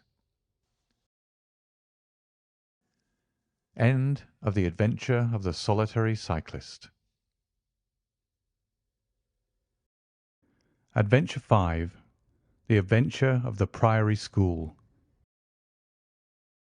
We've had some dramatic entrances and exits upon our small stage at Baker Street, but I cannot recollect anything more sudden and startling than the first appearance of Thornycroft Huxtable, M.A., Ph.D., etc. His card, which seemed too small to carry the weight of his academic distinctions, preceded him by a few seconds, and then he entered himself, so large, so pompous, and so dignified that he was the very embodiment of self-possession and solidity. And yet his first action, when the door had closed behind him, was to stagger against the table, whence he slipped down upon the floor, and there was that majestic figure prostrate and insensible upon our bearskin hearth-rug. We had sprung to our feet, and for a few moments we stared in silent amazement at this ponderous piece of wreckage which told of some sudden and fatal storm far out on the ocean of life. Then Holmes hurried with a cushion for his head, and I with brandy for his lips. The heavy white face was seamed with lines of trouble. The hanging pouches under the closed eyes were leaden in colour. The loose mouth drooped dolorously at the corners. The rolling chins were unshaven. Collar and shirt bore the grime of a long journey, and the hair bristled unkempt from the well-shaped head. It was a sorely stricken man who lay before us. "What is it, Watson?" asked Holmes. "Absolute exhaustion, possibly mere hunger and fatigue," said I, with my finger on the thready pulse, where the stream of life trickled thin and small. "Return ticket from Mackleton in the north of England," said Holmes, drawing it from the watch pocket. "It is not 12 o'clock yet. He has certainly been an early starter." The puckered eyelids had begun to quiver, and now a pair of vacant grey eyes looked up at us. An instant later the man had scrambled on to his feet, his face crimson with shame. "Forgive this weakness, Mr. Holmes. I have been a little overwrought. Thank you. If I might have a glass of milk and a biscuit, I have no doubt that I should be better. I came personally, Mr. Holmes, in order to ensure that you would return with me. I feared that no telegram would convince you of the absolute urgency of the case." "When you are quite restored—" "I am quite well again. I cannot imagine how I came to be so weak. I wish you, Mr. Holmes, to come to Mackleton with me by the next train." My friend shook his head. "My colleague, Dr. Watson, could tell you that we are very busy at present. I am retained in this case of the Ferrers documents, and the Abergavenny murder is coming up for trial. Only a very important issue could call me from London at present." "Important?" Our visitor threw up his hands. "Have you heard nothing of the abduction of the only son of the Duke of Holdernesse?" "What, the late Cabinet Minister?" "Exactly. We had tried to keep it out of the papers, but there was some rumour in the Globe last night. I thought it might have reached your ears." Holmes shot out his long, thin arm and picked out volume H in his encyclopaedia of reference. "Holdernesse, 6th Duke, K.G., P.C. Half the alphabet. Baron Beverley, Earl of Carston. Dear me, what a list. Lord Lieutenant of Hallamshire since 1900. Married Edith, daughter of Sir Charles Appledore, 1888. Heir and only child, Lord Saltire. Owns about 250,000 acres. Minerals in Lancashire and Wales. Address, Carlton House Terrace, Holdernesse Hall, Hallamshire. Carston Castle, Bangor, Wales. Lord of the Admiralty, 1872. Chief Secretary of State for— Well, this man is certainly one of the greatest subjects of the Crown." "The greatest and perhaps the wealthiest. I am aware, Mr. Holmes, that you take a very high line in professional matters, and that you are prepared to work for the work's sake. I may tell you, however, that His Grace has already intimated that a cheque for £5,000 will be handed over to the person who can tell him where his son is, and another 1,000 to him who can name the man or men who have taken him." "It is a princely offer," said Holmes. "Watson, I think that we shall accompany Dr. Huxtable back to the north of England. And now, Dr. Huxtable, when you have consumed that milk, you will kindly tell me what has happened, when it happened, how it happened, and finally what Dr. Thornycroft Huxtable of the Priory School near Mackleton has to do with the matter, and why he comes 3 days after an event—the state of your chin gives the date—to ask for my humble services." Our visitor had consumed his milk and biscuits. The light had come back to his eyes and the colour to his cheeks as he set himself with great vigour and lucidity to explain the situation. "I must inform you, gentlemen, that the Priory is a preparatory school of which I am the founder and principal. Huxtable's sidelights on Horace may possibly recall my name to your memories. The Priory is, without exception, the best and most select preparatory school in England. Lord Leverstoke, the Earl of Blackwater, Sir Cathcart Soames, they all have entrusted their sons to me, but I felt that my school had reached its zenith when weeks ago the Duke of Holdernesse sent Mr. James Wilder, his secretary, with intimation that young Lord Saltire, 10 years old, his only son and heir, was about to be committed to my charge. Little did I think that this would be the prelude to the most crushing misfortune of my life. On May 1st the boy arrived, that being the beginning of the summer term. He was a charming youth, and he soon fell into our ways. I may tell you, I trust that I am not indiscreet, but half-confidence are absurd in such a case, that he was not entirely happy at home. It is an open secret that the Duke's married life had not been a peaceful one, and the matter had ended in a separation by mutual consent, the Duchess taking up her residence in the south of France. This had occurred very shortly before, and the boy's sympathies are known to have been strongly with his mother. He moped after her departure from Holdernesse Hall, and it was for this reason that the Duke desired to send him to my establishment. In a fortnight the boy was quite at home with us, and was apparently absolutely happy. He was last seen on the night of May 13th, that is, the night of last Monday. His room was on the second floor, and was approached through another large room in which 2 boys were sleeping. These boys saw and heard nothing, so that it is certain that young Saltire did not pass out that way. His window was open, and there is a stout ivy plant leading to the ground. We could trace no footmarks below, but it is sure that this is the only possible exit. His absence was discovered at 7 o'clock on Tuesday morning. His bed had been slept in. He had dressed himself fully before going off in his usual school suit of black Eton jacket and dark grey trousers.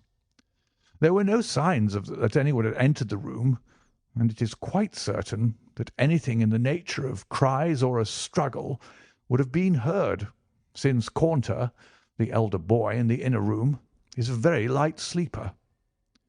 When Lord Saltire's disappearance was discovered, I at once called a roll of the whole establishment, boys, masters, and servants.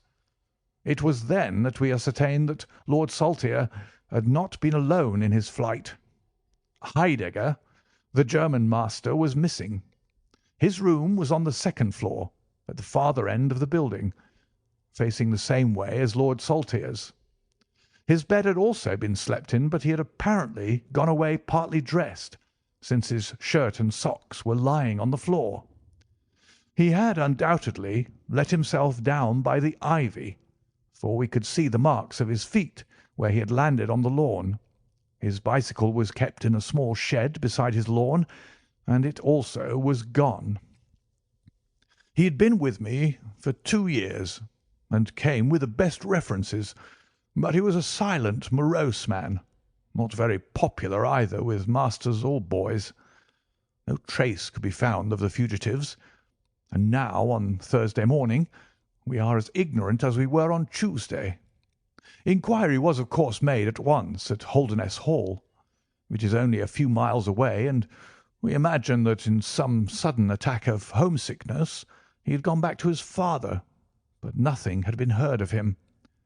The Duke is greatly agitated, and as to me, you have seen yourselves the state of nervous prostration to which the suspense and the responsibility have reduced me. Mr. Holmes, if ever you put forward your full powers, I implore you to do so now, for never in your life could you have a case which is more worthy of them." Sherlock Holmes had listened with the utmost intentness to the statement of the unhappy schoolmaster.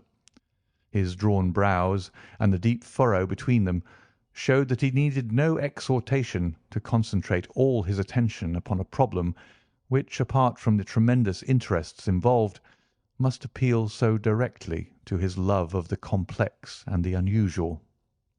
He now drew out his notebook and jotted down one or two memoranda. "You have been very remiss in not coming to me sooner," said he, severely. "You start me on my investigation with a very serious handicap. It is conceivable, for example, that this ivy and this lawn would have yielded nothing to an expert observer." "I am not to blame, Mr. Holmes. His Grace was extremely desirous to avoid all public scandal. He was afraid of his family unhappiness being dragged before the world. He has a deep horror of anything of the kind." "But there has been some official investigation?" "Yes, sir, and it has proved most disappointing. An apparent clue was at once obtained, since a boy and a young man were reported to have been seen leaving a neighbouring station by an early train. Only last night we had news that the couple had been hunted down in Liverpool, and they proved to have no connection whatever with the matter in hand. Then it was that in my despair and disappointment, after a sleepless night, I came straight to you by the early train." "I suppose the local investigation was relaxed while this false clue was being followed up?" "It was entirely dropped." "So that 3 days have been wasted. The affair has been most deplorably handled." "I feel it and admit it." "And yet the problem should be capable of ultimate solution. I shall be very happy to look into it. Have you been able to trace any connection between the missing boy and his German master?" "None at all."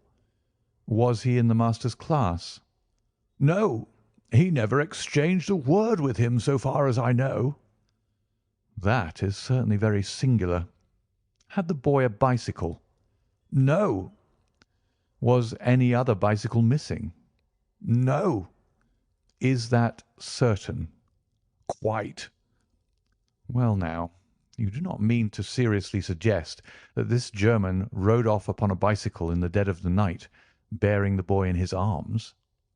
"Certainly not." "Then what is the theory in your mind?" "The bicycle may have been a blind. It may have been hidden somewhere and the pair gone off on foot." "Quite so. But it seems rather an absurd blind, does it not? Were there other bicycles in this shed?" "Several." "Would he not have hidden a couple had he desired to give the idea that they had gone off upon them?" "I suppose he would." "Of course he would. The blind theory won't do. But the incident is an admirable starting point for an investigation. After all, a bicycle is not an easy thing to conceal or to destroy. One other question. Did anyone call to see the boy on the day before he disappeared?" "No." "Did he get any letters?" "Yes, one letter." "From whom?" "From his father." "Do you open the boy's letters?" "No." "How do you know it was from the father?" "The coat of arms was on the envelope, and it was addressed in the Duke's peculiarly stiff hand. Besides, the Duke remembers having written." "When had he a letter before that?" "Not for several days." "Had he ever one from France?" "No, never." You see the point of my questions, of course.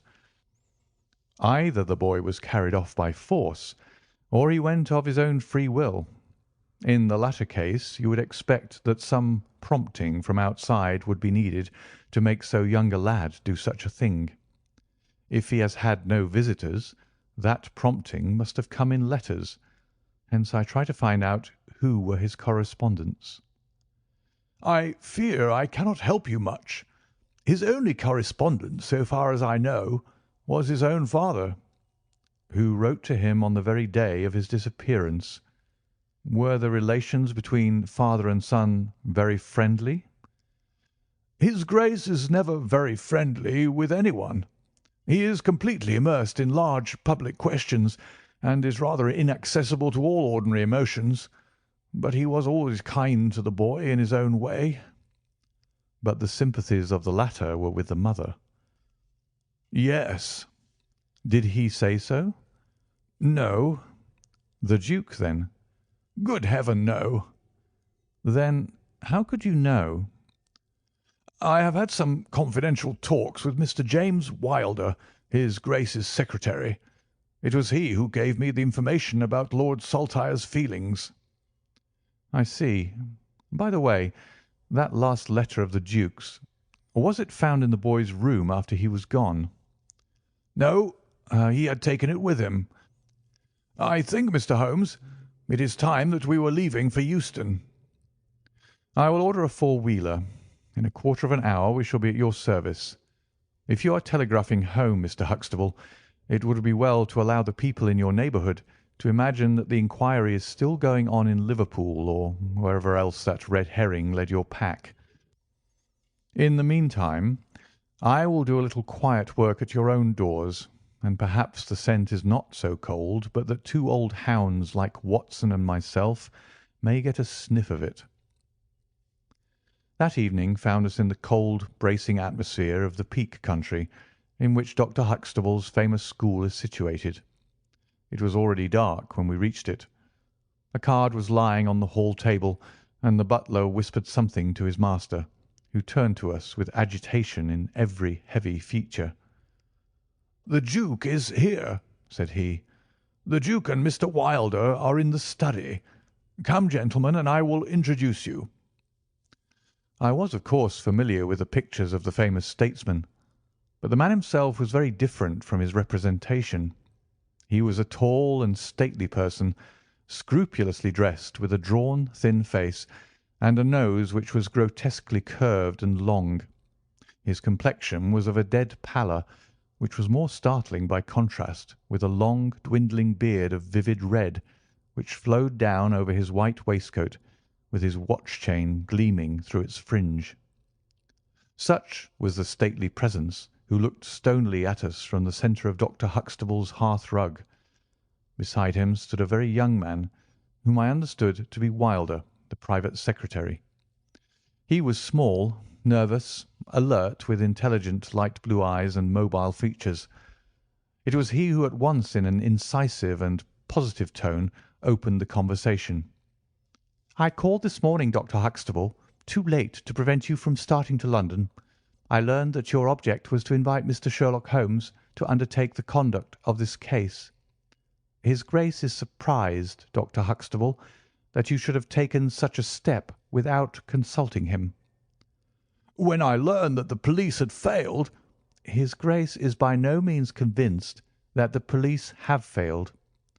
"But surely Mr. Wilder—" "You are well aware, Dr. Huxtable, that his Grace is particularly anxious to avoid all public scandal. He prefers to take as few people as possible into his confidence."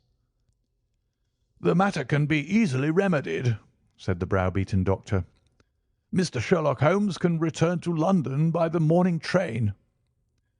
"Hardly that, Doctor, hardly that," said Holmes in his blandest voice. "This northern air is invigorating and pleasant, so I propose to spend a few days upon your moors, and to occupy my mind as best I may. Whether I have the shelter of your roof or the village inn is, of course, for you to decide."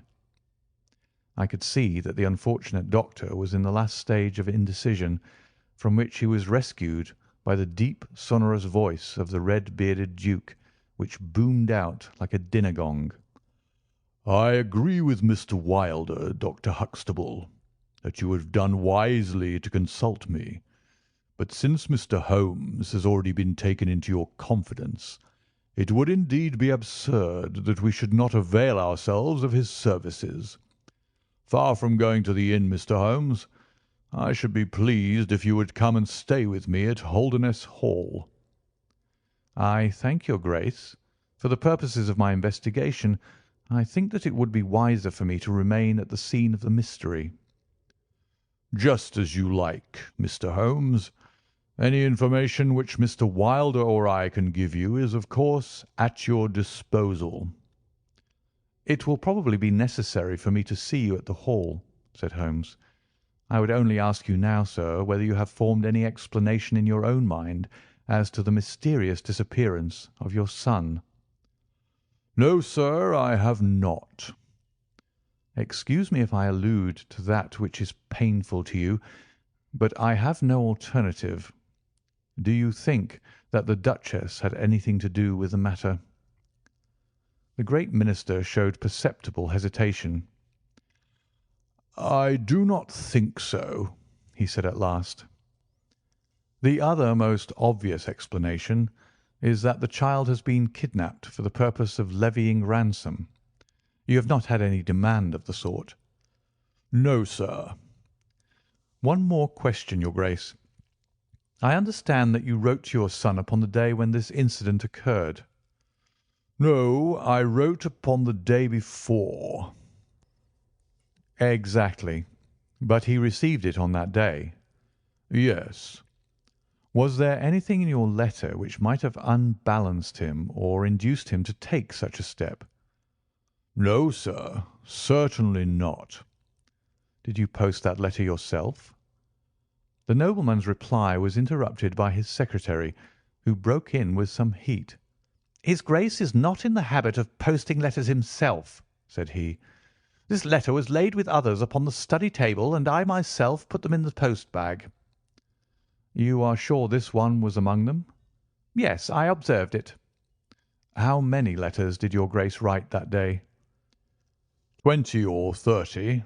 I have a large correspondence, but surely this is somewhat irrelevant." "Not entirely," said Holmes. "For my own part," the Duke continued, "I have advised the police to turn their attention to the south of France. I have already said that I do not believe that the Duchess would encourage so monstrous an action, but the lad had the most wrong-headed opinions, and it is possible that he may have fled to her, aided and abetted by this German. I think, Dr. Huxtable, that we will now return to the Hall." I could see that there were other questions which Holmes would have wished to put, but the nobleman's abrupt manner showed that the interview was at an end. It was evident that to his intensely aristocratic nature this discussion of his intimate family affairs with a stranger was most abhorrent, and that he feared lest every fresh question would throw a fiercer light into the discreetly shadowed corners of his ducal history. When the nobleman and his secretary had left, my friend flung himself at once, with characteristic eagerness, into the investigation. The boy's chamber was carefully examined, and yielded nothing save the absolute conviction that it was only through the window that he could have escaped. The German master's room and effects gave no further clue. In his case a trailer of ivy had given way under his weight, and we saw by the light of a lantern the mark on the lawn where his heels had come down. That one dint in the short green grass was the only material witness left of this inexplicable nocturnal flight. Sherlock Holmes left the house alone, and only returned after 11. He had obtained a large ordnance map of the neighbourhood, and this he brought into my room, where he laid it out on the bed, and, having balanced the lamp in the middle of it, he began to smoke over it, and occasionally to point out objects of interest with the reeking amber of his pipe. Holmes' map of the neighbourhood of the school. "This case grows upon me, Watson," said he. "There are decidedly some points of interest in connection with it. In this early stage, I want you to realise those geographical features which may have a good deal to do with our investigation. Look at this map. This dark square is the Priory School. I'll put a pin in it. Now, this line is the main road. You see that it runs east and west past the school, and you see also that there is no side road for a mile either way. If these two folk passed away by road, it was this road." "Exactly." "By a singular and happy chance, We are able to some extent to check what passed along this road during the night in question. At this point, where my pipe is now resting, a county constable was on duty from 12 to 6. It is, as you perceive, the first crossroad on the east side. This man declares that he was not absent from his post for an instant, and he is positive that neither boy nor man could have gone that way unseen. I have spoken with this policeman to-night, and he appears to me to be a perfectly reliable person. That blocks this end. We have now to deal with the other. There is an inn here, the Red Bull, the landlady of which was ill. She had sent to Mackleton for a doctor, but he did not arrive until morning, being absent at another case. The people at the inn were alert all night, awaiting his coming, and one or other of them seems to have continually had an eye upon the road. They declare that no one passed. If their evidence is good, then we are fortunate enough to be able to block the west, and also to be able to say that the fugitives did not use the road at all. But the bicycle, I objected. Quite so. We will come to the bicycle presently. To continue our reasoning, if these people did not go by the road, they must have traversed the country to the north of the house or to the south of the house. That is certain. Let us weigh the one against the other. On the south of the house is, as you perceive, a large district of arable land, cut up into small fields with stone walls between them. There I admit that a bicycle is impossible. We can dismiss the idea. We turn to the country on the north. Here there lies a grove of trees marked as the Ragged Shore, and on the farther side stretches a great rolling moor, Lower Gill Moor, extending for 10 miles and sloping gradually upward. Here, at one side of this wilderness, is Holderness Hall, 10 miles by road, but only 6 across the moor. It is a peculiarly desolate plain. A few more farmers have small holdings where they rear sheep and cattle. Except these, the plover and the curlew are the only inhabitants until you come to the Chesterfield high road. There is a church there, you see, a few cottages and an inn. Beyond that the hills become precipitous. Surely it is here to the north that our quest must lie. But the bicycle, I persisted. Well, well, said Holmes impatiently. A good cyclist does not need a high road. The moor is intersected with paths, and the moon was at the full. Hello, what's this? There was an agitated knock at the door, and an instant afterwards Dr. Huxtable was in the room. In his hand he held a blue cricket cap with a white chevron on the peak. "At last we have a clue," he cried. "Thank heaven! At last we are on the dear boy's track. It is his cap." "Where was it found?" "In the van of the gipsies who camped on the moor. They left on Tuesday. To-day the police traced them down and examined their caravan. This was found." "How do they account for it?" "They shuffled and lied. Said that they found it on the moor on Tuesday morning.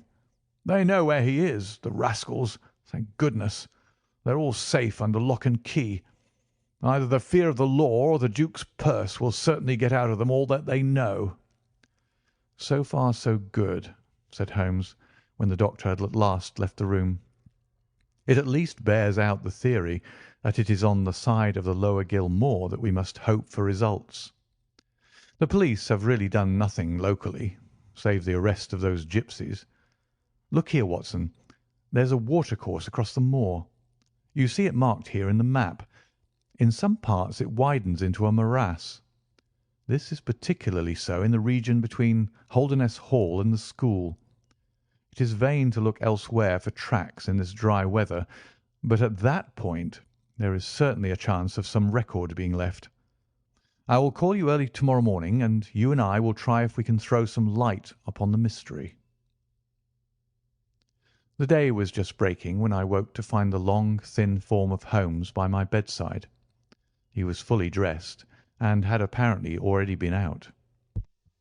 "I have done the lawn and the bicycle shed," said he. "I have also had a rumble through the Ragged Shore. Now, Watson, there is cocoa ready in the next room. I must beg you to hurry, for we have a great day before us." His eyes shone and his cheek was flushed with the exhilaration of the master workman who sees his work lie ready before him. A very different Holmes, this active, alert man, from the introspective and pallid dreamer of Baker Street. I felt, as I looked upon that supple figure, alive with nervous energy, that it was indeed a strenuous day that awaited us. And yet it opened in the blackest disappointment. With high hopes we struck across the peaty russet moor, intersected with 1,000 sheep paths, until we came to the broad light green belt which marked the morass between us and Holderness. Certainly if the lad had gone homeward, he must have passed this, and he could not pass it without leaving his traces. But no sign of him or the German could be seen. With a darkening face my friend strode along the margin, eagerly observant of every muddy stain upon the mossy surface. Sheep marks there were in profusion, and at one place, some miles down, cows had left their tracks. Nothing more. "Check number 1, said Holmes, looking gloomily over the rolling expanse of the moor. "There is another morass down yonder, and a narrow neck between. Hallo! Hallo! Hallo! What have we here?" We had come on a small black ribbon of pathway. In the middle of it, clearly marked on the sodden soil, was the track of a bicycle. "Hurrah!" I cried. "We have it." But Holmes was shaking his head, and his face was puzzled and expectant rather than joyous. "A bicycle, certainly, but not the bicycle," said he. "I am familiar with 42 different impressions left by tyres. This, as you perceive, is a Dunlop, with a patch upon the outer cover. Heidegger's tyres were Palmer's, leaving longitudinal stripes. Aveling, the mathematical master, was sure upon the point. Therefore it is not Heidegger's track." "The boy's, then?" "Possibly, if we could prove a bicycle to have been in his possession. But this we have utterly failed to do. This track, as you perceive, was made by a rider who was going from the direction of the school." "Or towards it." "No, no, my dear Watson. The more deeply sunk impression is, of course, the hind wheel upon which the weight rests. You perceive several places where it has passed across and obliterated the more shallow mark of the front one. It was undoubtedly heading away from the school. It may or may not be connected with our inquiry, but we will follow it backwards before we get any further." We did so, and at the end of a few hundred yards lost the tracks as we emerged from the boggy portion of the moor. Following the path backwards, we picked out another spot where a spring trickled across it. Here, once again, was the mark of the bicycle, though nearly obliterated by the hoofs of cows.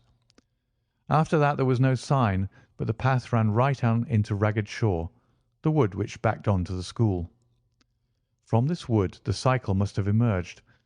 Holmes sat down on a boulder and rested his chin in his hands. I had smoked 2 cigarettes before he moved. "Well, well," said he at last, "it is of course possible that a cunning man might change the tyres of his bicycle in order to leave the unfamiliar tracks. A criminal who was capable of such a thought is a man whom I should be proud to do business with.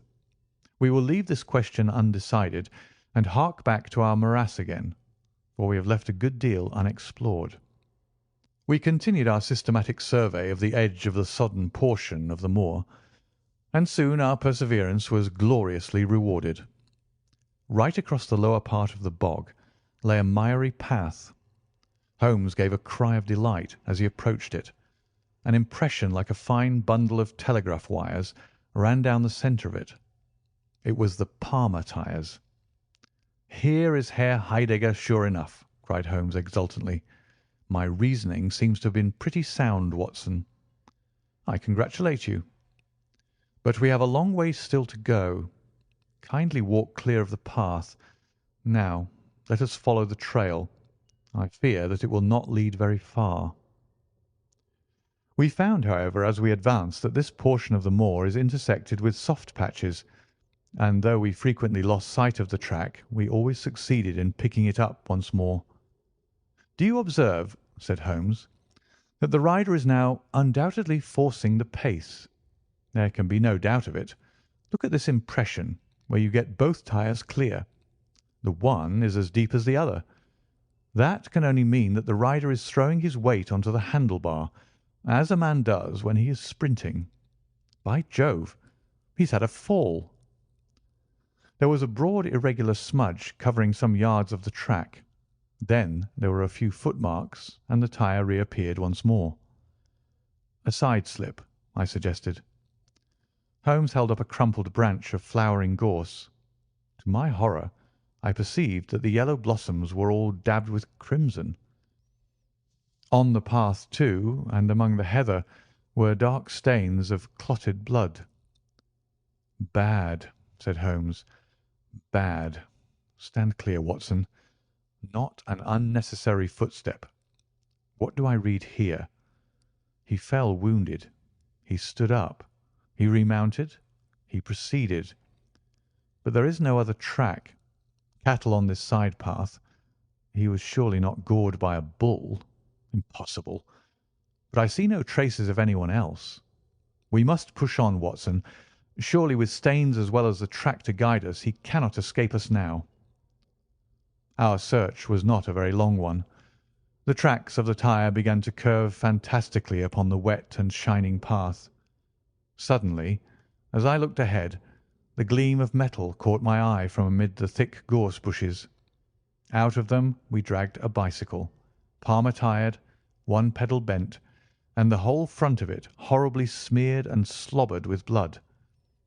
On the other side of the bushes a shoe was projecting. We ran round, and there lay the unfortunate rider. He was a tall man, full bearded, with spectacles, one glass of which had been knocked out. The cause of his death was a frightful blow upon the head, which had crushed in part of his skull. That he could have gone on after receiving such an injury said much for the vitality and courage of the man.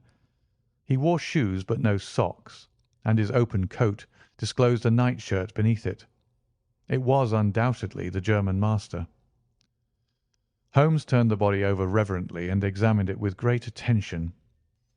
He then sat in deep thought for a time, and I could see by his ruffled brow that this grim discovery had not, in his opinion, advanced us much in our inquiry. "It is a little difficult to know what to do, Watson," said he at last. "My own inclinations are to push this inquiry on, for we have already lost so much time that we cannot afford to waste another hour. On the other hand, we are bound to inform the police of the discovery, and to see that this poor fellow's body is looked after. I could take a note back, but I need your company and assistance. Wait a bit. There is a fellow cutting peat up yonder. Bring him over here, and he will guide the police." I brought the peasant across, and Holmes dispatched the frightened man with a note to Dr. Huxtable. "Now, Watson," said he, "we have picked up two clues this morning. One is the bicycle with the Palmer tyre, and we see what that has led to. The other is the bicycle with the patched Dunlop. Before we start to investigate that, let us try to realize what we do know so as to make the most of it, and to separate the essential from the accidental. First of all, I wish to impress upon you that the boy certainly left of his own free will. He got down from his window, and he went off either alone or with someone. That is sure." I assented. "Well now, let us turn to this unfortunate German master. The boy was fully dressed when he fled. Therefore, he foresaw what he would do. But the German went without his socks.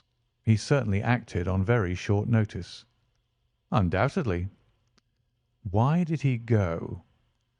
"Because from his bedroom window he saw the flight of the boy, because he wished to overtake him and bring him back. He seized his bicycle, pursued the lad, and in pursuing him met his death. So it would seem. Now I come to the critical part of my argument. The natural action of a man in pursuing a little boy would be to run after him. He would know that he could overtake him. But the German does not do so. He turns to his bicycle. I am told that he was an excellent cyclist. He would not do this if he did not see that the boy had some swift means of escape. The other bicycle. Let us continue our reconstruction. He meets his death 5 miles from the school. Not by a bullet, mark you, which even a lad might conceivably discharge, but by a savage blow dealt by a vigorous arm. The lad, then, had a companion in his flight, and the flight was a swift one, since it took 5 miles before an expert cyclist could overtake them. Yet we survey the ground round the scene of the tragedy. What do we find? A few cattle tracks, nothing more. I took a wide sweep round, and there is no path within 50 yards. Another cyclist could have had nothing to do with the actual murder, nor were there any human footmarks. "Holmes," I cried, "this is impossible." "Admirable," he said. "A most illuminating remark. It is impossible as I state it, and therefore I must in some respect have stated it wrong. Yet you saw for yourself. Can you suggest any fallacy?" "He could not have fractured his skull in a fall." "In a morass, Watson?" "I am at my wit's end." "Tut, tut. We have solved some worse problems. At least we have plenty of material, if we can only use it. Come then, and having exhausted the Palmer, let us see what the Dunlop with the patched cover has to offer us." We picked up the track and followed it onward for some distance, but soon the moor rose into a long, heather-tufted curve, and we left the watercourse behind us. No further help from tracks could be hoped for. At the spot where we saw the last of the Dunlop tire it might equally have led to Holderness Hall, the stately towers of which rose some miles to our left, or to a low grey village which lay in front of us and marked the position of the Chesterfield highroad. As we approached the forbidding and squalid inn, with the sign of a gamecock above the door, Holmes gave a sudden groan and clutched me by the shoulder to save himself from falling. He had had one of those violent strains of the ankle which leave a man helpless.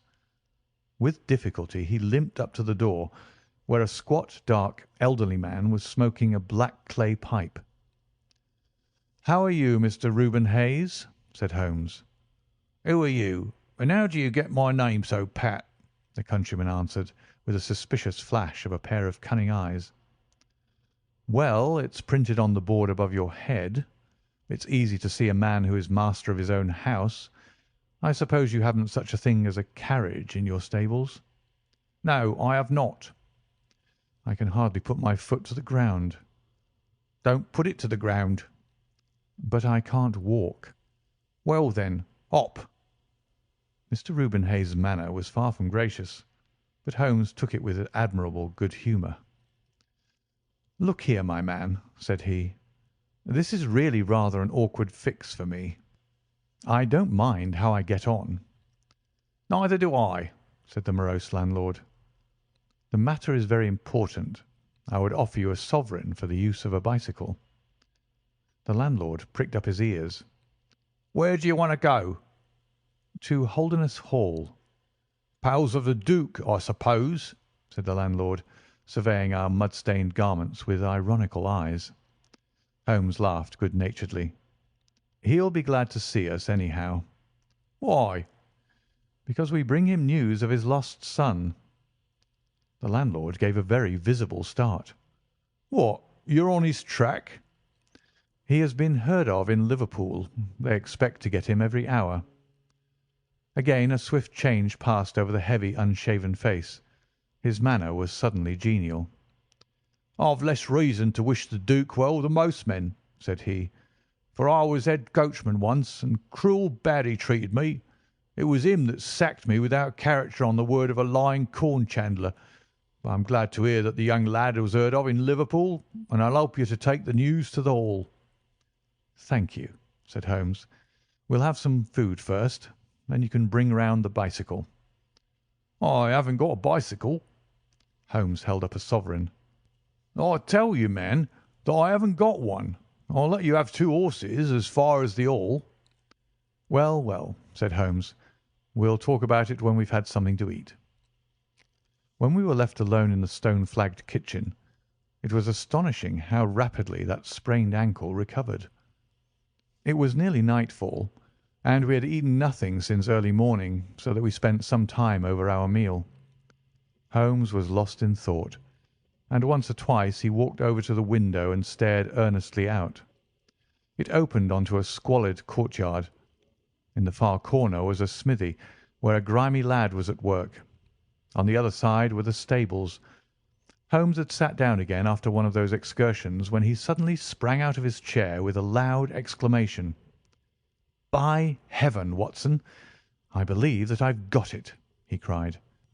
"Yes, yes, it must be so, Watson. Do you remember seeing any cow tracks to-day?" "Yes, several." "Where?" "Well, everywhere. They were at the morass, and again on the path, and again near where poor Heidegger met his death." "Exactly. Well now, Watson, how many cows did you see on the moor?" "I don't remember seeing any." "Strange, Watson, that we should see tracks all along our line, but never a cow on the whole moor. Very strange, Watson, eh?" "Yes, it is strange." "Now, Watson, make an effort.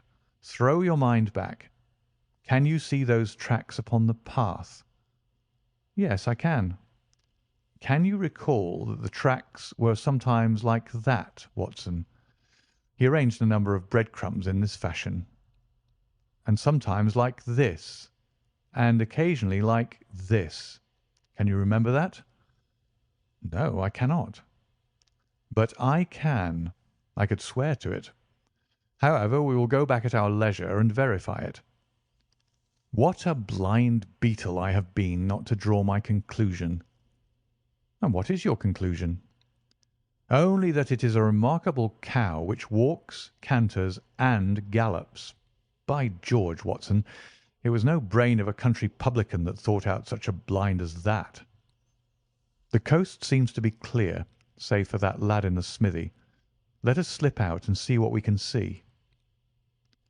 There were 2 rough-haired, unkempt horses in the tumble-down stable. Holmes raised the hind leg of one of them and laughed aloud.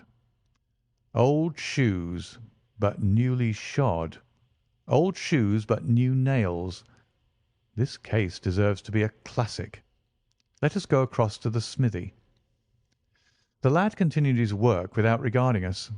I saw Holmes's eyes darting to right and left among the litter of iron and wood which was scattered above the floor.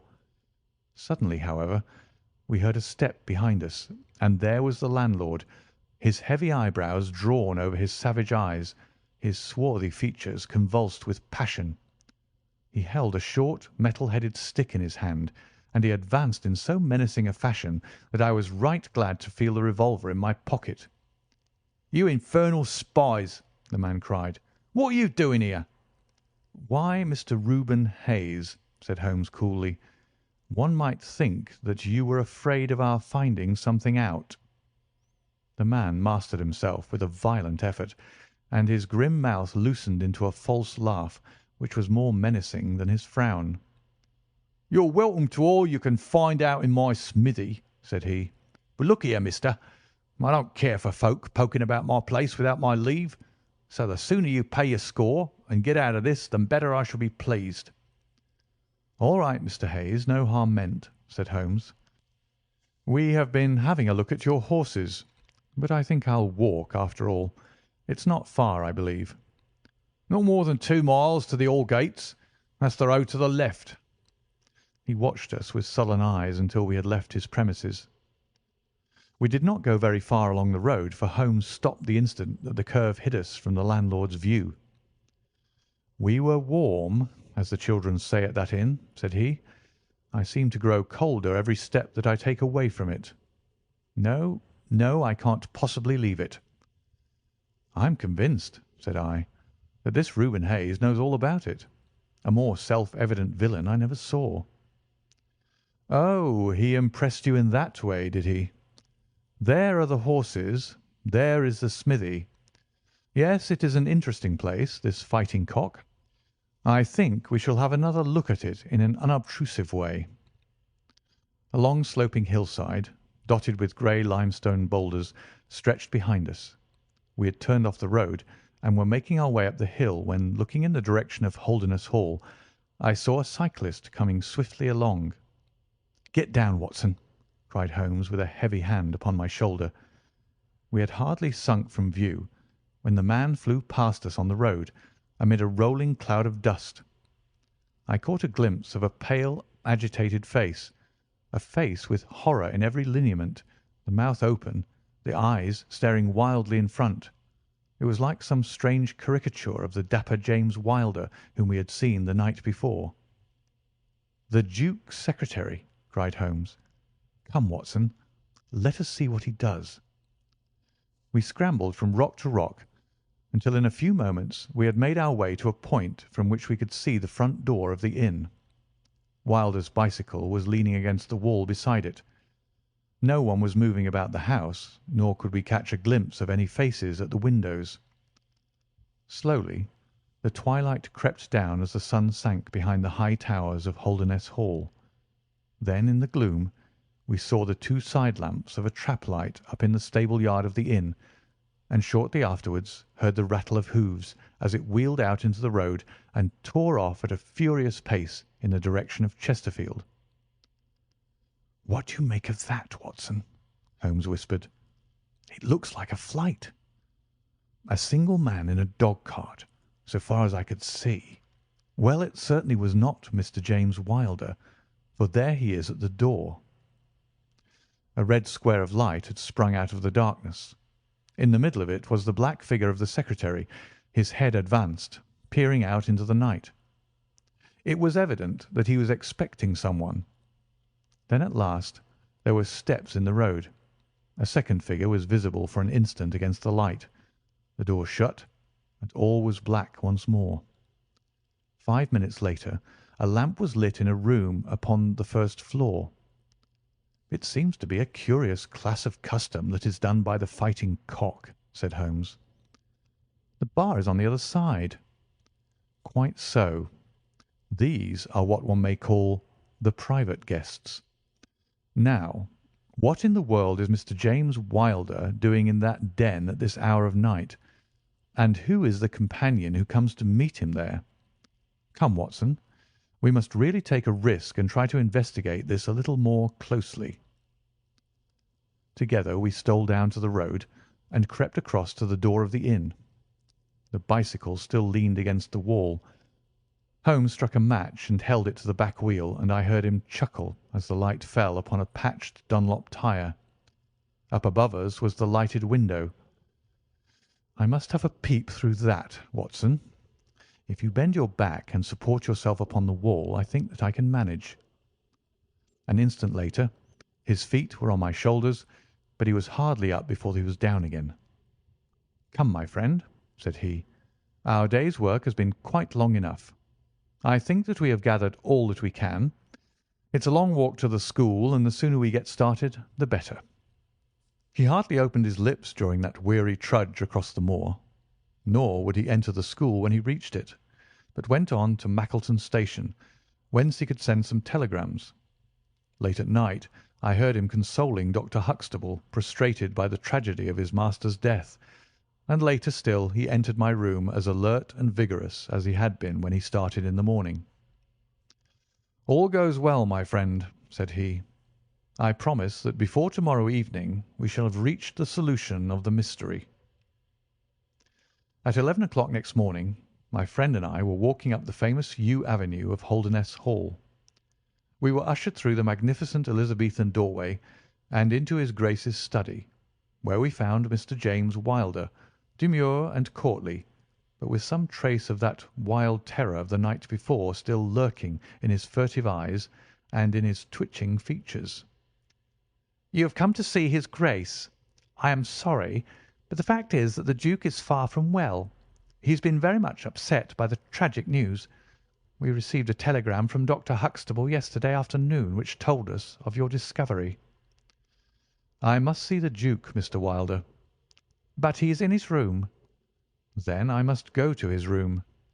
"I believe he is in his bed." "I will see him there." Holmes's cold and inexorable manner showed the secretary that it was useless to argue with him. "Very good, Mr. Holmes. I will tell him that you are here." After an hour's delay, the great nobleman appeared. His face was more cadaverous than ever. His shoulders had rounded, and he seemed to me to be an altogether older man than he had been the morning before. He greeted us with a stately courtesy, and seated himself at his desk, his red beard streaming down on the table. "Well, Mr. Holmes," said he. But my friend's eyes were fixed upon the secretary, who stood by his master's chair. "I think, your Grace, that I could speak more freely in Mr. Wilder's absence." The man turned a shade paler and cast a malignant glance at Holmes. "If your Grace wishes—" Yes, yes, you had better go. Now, Mr. Holmes, what have you to say?" My friend waited until the door had closed behind the retreating secretary. "The fact is, your Grace," said he, "that my colleague, Dr. Watson, and myself had an assurance from Dr. Huxtable that a reward had been offered in this case. I should like to have this confirmed from your own lips." "Certainly, Mr. Holmes." "It amounted, if I am correctly informed, to £5,000 to anyone who will tell you where your son is." "Exactly." "And another 1,000 to the man who will name the person or persons who keep him in custody." "Exactly." Under the latter heading is included, no doubt, not only those who may have taken him away, but also those who conspire to keep him in his present position." "Yes, yes," cried the Duke impatiently. "If you do your work well, Mr. Sherlock Holmes, you will have no reason to complain of niggardly treatment." My friend rubbed his thin hands together with an appearance of avidity which was a surprise to me, who knew his frugal tastes. "I fancy that I see your Grace's cheque-book upon the table," said he. "I should be glad if you would make me out a cheque for £6,000. It would be as well, perhaps, for you to cross it. The Capital and Counties Bank, Oxford Street branch, are my agents." His Grace sat very stern and upright in his chair, and looked stonily at my friend. "Is this a joke, Mr. Holmes? It is hardly a subject for pleasantry." "Not at all, your Grace. I was never more earnest in my life." "What do you mean, then?" "I mean that I have earned the reward. I know where your son is, and I know some, at least, of those who are holding him." The Duke's beard had turned more aggressively red than ever against his ghastly white face. "Where is he?" "He is, or was last night, at the Fighting Cock Inn, about 2 miles from your park gate." The Duke fell back in his chair. "And whom do you accuse?" Sherlock Holmes's answer was an astounding one. He stepped swiftly forward and touched the Duke upon the shoulder. "I accuse you," said he. "And now, your Grace, I'll trouble you for that cheque." Never shall I forget the Duke's appearance as he sprang up and clawed with his hands like one who is sinking into an abyss. Then, with an extraordinary effort of aristocratic self-command, he sat down and sank his face in his hands. It was some minutes before he spoke. "How much do you know?" he asked at last, without raising his head. "I saw you together last night." "Does anyone else besides your friend know?" "I have spoken to no one." The Duke took a pen in his quivering fingers and opened his cheque-book. "I shall be as good as my word, Mr. Holmes. I am about to write your cheque. However unwelcome the information which you have gained may be to me, when the offer was first made, I little thought the turn which events might take. But you and your friend are men of discretion, Mr. Holmes." "I hardly understand your Grace." I must put it plainly, Mr. Holmes. If only you two know of this incident, there is no reason why it should go any farther. I think £12,000 is a sum that I owe you, is it not?" But Holmes smiled and shook his head. "I fear, your Grace, that matters can hardly be arranged so easily. There is the death of this schoolmaster to be accounted for." "But James knew nothing of that. You cannot hold him responsible for that. It was the work of this brutal ruffian whom he had the misfortune to employ." "I must take the view, your Grace, that when a man embarks upon a crime, he is morally guilty of any other crime which may spring from it." "Morally, Mr. Holmes, no doubt you are right, but surely not in the eyes of the law. A man cannot be condemned for a murder at which he was not present, and which he loathes and abhors as much as you do. The instant that he heard of it he made a complete confession to me, so filled was he with horror and remorse. He lost not an hour in breaking entirely with the murderer. Oh, Mr. Holmes, you must save him. You must save him. I tell you that you must save him." The Duke had dropped the last attempt at self-command and was pacing the room with a convulsed face and with his clenched hands raving in the air. At last he mastered himself and sat down once more at his desk. "I appreciate your conduct in coming here before you spoke to anyone else," said he. "At least we have to take counsel how far we can minimize this hideous scandal." "Exactly," said Holmes. "I think, your Grace, that this can only be done by absolute frankness between us. I am disposed to help your Grace to the best of my ability, but in order to do so, I must understand to the last detail how the matter stands. I realise that your words applied to Mr. James Wilder, and that he is not the murderer." "No, the murderer has escaped." Sherlock Holmes smiled demurely. "Your Grace can hardly have heard of any small reputation which I possess, or you would not imagine that it is so easy to escape me. Mr. Reuben Hayes was arrested at Chesterfield on my information at 11 o'clock last night. I had a telegram from the head of the local police before I left the school this morning." The Duke leaned back in his chair and stared with amazement at my friend. "You seem to have powers that are hardly human," said he. "So Reuben Hayes is taken. I am right glad to hear it, if it will not react upon the fate of James." "Your secretary?" "No, sir, my son." It was Holmes's turn to look astonished. "I confess that this is entirely new to me, your Grace. I must beg you to be more explicit." "I will conceal nothing from you. I agree with you that complete frankness, however painful it may be to me, is the best policy in this desperate situation to which James's folly and jealousy have reduced us.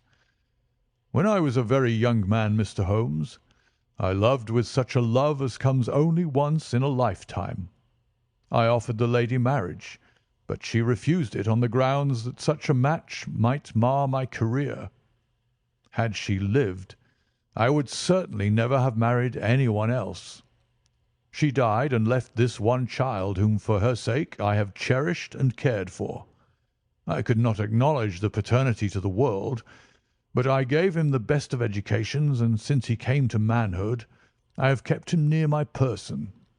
He surmised my secret, and was presumed ever since upon the claim which he has upon me, and upon his power of provoking a scandal which would be abhorrent to me. His presence had something to do with the unhappy issue of my marriage. Above all, he hated my young legitimate heir from the first, with a persistent hatred. You may well ask me why, under these circumstances, I still kept James under my roof. I answer that it was because I could see his mother's face in his, and that for her dear sake there was no end to my long suffering. All her pretty ways, too. There was not one of them which he could not suggest and bring back to my memory. I could not send him away, but I feared so much lest he should do Arthur, that is, Lord Saltire, a mischief, that I dispatched him for safety to Dr. Huxtable's school. James came into contact with this fellow Hayes, because the man was a tenant of mine, and James acted as agent. The fellow was a rascal from the beginning, but in some extraordinary way James became intimate with him. He had always a taste for low company. When James determined to kidnap Lord Saltire, it was of this man's service that he availed himself. You remember that I wrote to Arthur upon that last day? Well, James opened the letter and inserted a note asking Arthur to meet him in a little wood called the Ragged Shaw, which is near to the school. He used the Duchess's name, and in that way got the boy to come. That evening James bicycled over. I am telling you what he has himself confessed to me, and he told Arthur, whom he met in the wood, that his mother longed to see him, that she was awaiting him on the moor, and that if he would come back into the wood at midnight, he would find a man with a horse who would take him to her. Poor Arthur fell into the trap. He came to the appointment and found this fellow Hayes with a led pony. Arthur mounted, and they set off together. It appears, though this James only heard yesterday, that they were pursued, that Hayes struck the pursuer with his stick, and that the man died of his injuries. Hayes brought Arthur to his public house, the Fighting Cock, where he was confined in an upper room under the care of Mrs. Hayes, who is a kindly woman, but entirely under the control of her brutal husband. Well, Mr. Holmes, that was the state of affairs when I first saw you 2 days ago. I had no more idea of the truth than you. You will ask me what was James's motive in doing such a deed. I answer that there was a great deal which was unreasoning and fanatical in the hatred which he bore my heir. In his view, he should himself have been heir of all my estates, and he deeply resented those social laws which made it impossible. At the same time, he had a definite motive also. He was eager that I should break the entail, and he was of opinion that it lay in my power to do so. He intended to make a bargain with me, to restore Arthur if I would break the entail, and so make it possible for the estate to be left to him by will. He knew well that I should never willingly invoke the aid of the police against him. I say that he would have proposed such a bargain to me, but he did not actually do so, for events moved too quickly for him, and he had no time to put his plans into practice. What brought all this wicked scheme to wreck was your discovery of this man Heidegger's dead body. James was seized with horror at the news. It came to us yesterday as we sat together in this study. Dr. Huxtable had sent a telegram. James was so overwhelmed with grief and agitation that my suspicions, which had never been entirely absent, rose instantly to a certainty, and I taxed him with the deed. He made a complete voluntary confession. Then he implored me to keep his secret for 3 days longer, so as to give his wretched accomplice a chance of saving his guilty life. I yielded, as I have always yielded, to his prayers, and instantly James hurried off to the Fighting Cock to warn Hayes and give him the means of flight.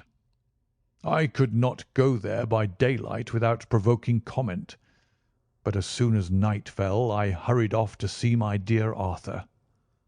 I found him safe and well, but horrified beyond expression by the dreadful deed he had witnessed.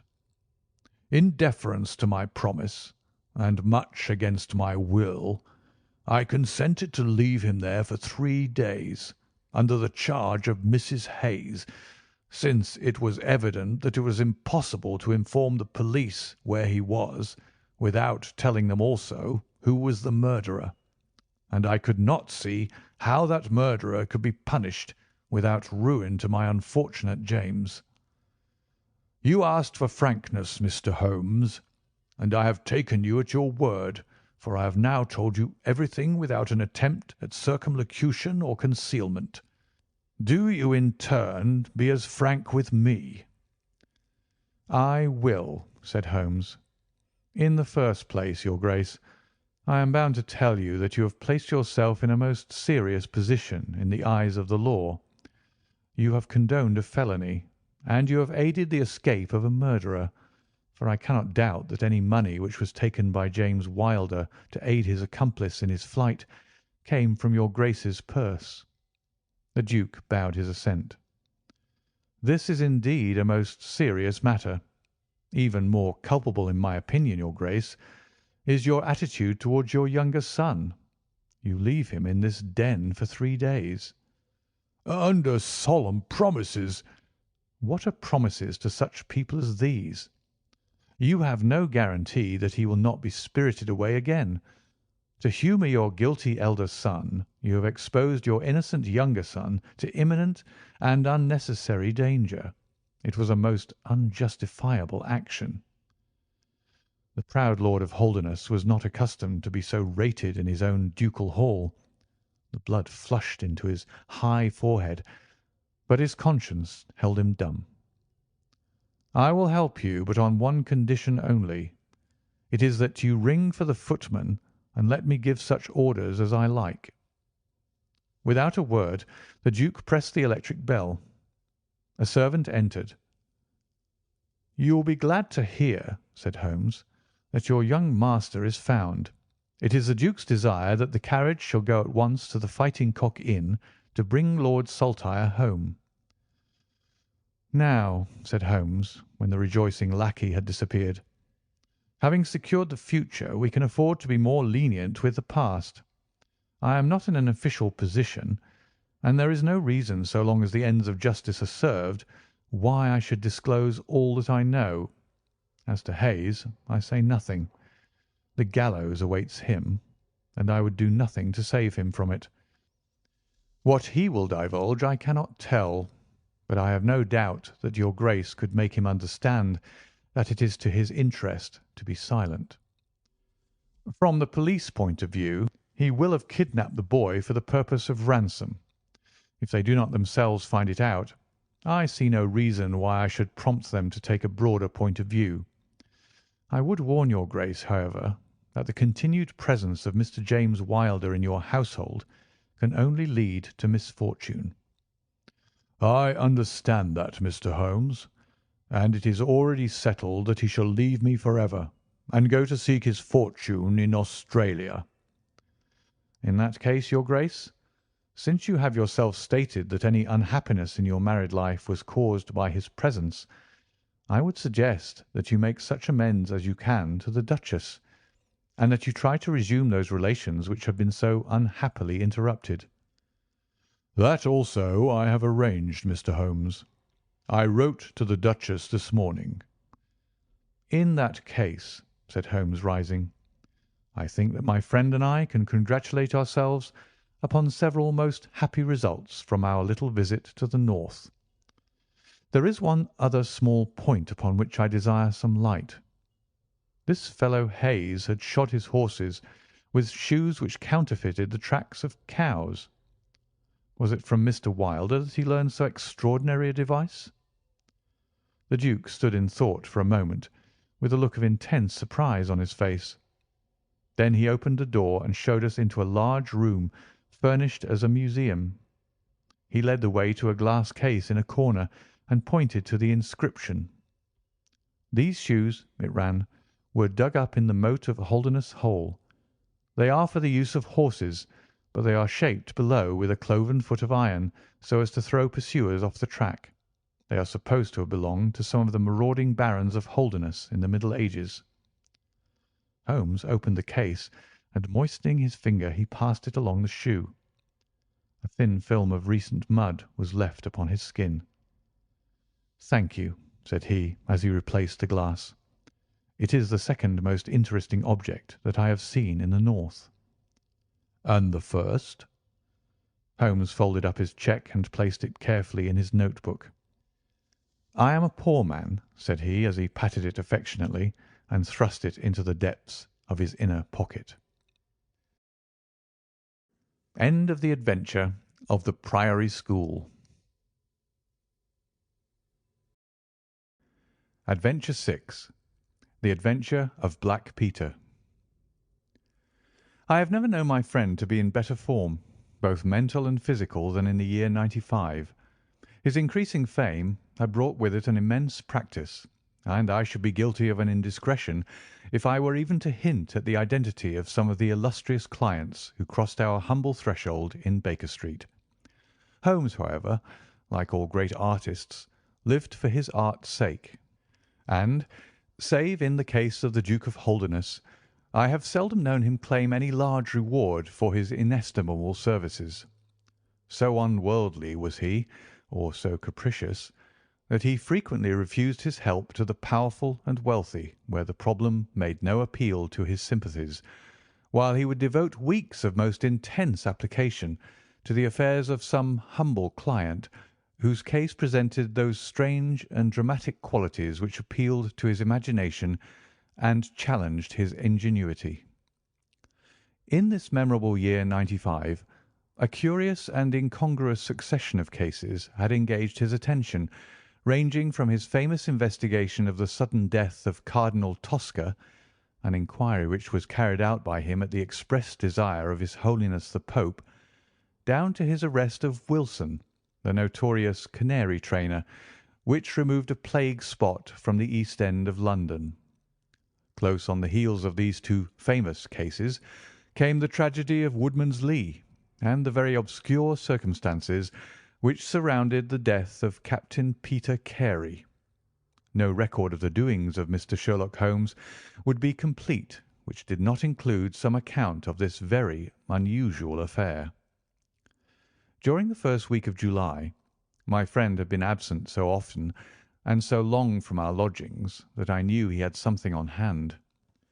The fact that several rough-looking men called during that time and inquired for Captain Basil made me understand that Holmes was working somewhere under one of the numerous disguises and names with which he concealed his own formidable identity. He had at least 5 small refuges in different parts of London, in which he was able to change his personality. He said nothing of his business to me, and it was not my habit to force a confidence. The first positive sign which he gave me of the direction which his investigation was taking was an extraordinary one. He had gone out before breakfast, and I had sat down to mine when he strode into the room, his hat upon his head, and a huge barbed-headed spear tucked like an umbrella under his arm. "Good gracious, Holmes!" I cried. "You don't mean to say that you have been walking about London with that thing?" "I drove to the butcher's and back." "The butcher's?" "And I return with an excellent appetite. There can be no question, my dear Watson, of the value of exercise before breakfast. But I am prepared to bet that you will not guess the form that my exercise has taken." "I will not attempt it." He chuckled as he poured out the coffee. "If you could have looked into Allardyce's back shop, you would have seen a dead pig swung from a hook in the ceiling, and a gentleman in his shirt sleeves furiously stabbing at it with this weapon. I was that energetic person, and I have satisfied myself that by no exertion of my strength can I transfix the pig with a single blow. Perhaps you would care to try." "Not for worlds. But why were you doing this?" "Because it seemed to me to have an indirect bearing upon the mystery of Woodman's Lee. Ah, Hopkins, I got your wire last night, and I have been expecting you. Come and join us." Our visitor was an exceedingly alert man, 30 years of age, dressed in a quiet tweed suit, but retaining the erect bearing of one who was accustomed to official uniform. I recognized him at once as Stanley Hopkins, a young police inspector for whose future Holmes had high hopes, while he in turn professed the admiration and respect of a pupil for the scientific methods of the famous amateur. Hopkins's brow was clouded, and he sat down with an air of deep dejection. "No, thank you, sir. I breakfasted before I came round. I spent the night in town, for I came up yesterday to report." "And what have you to report?" "Failure, sir. Absolute failure." "You have made no progress?" "None." "Dear me, I must have a look at the matter." "I wish to heavens that you would, Mr. Holmes.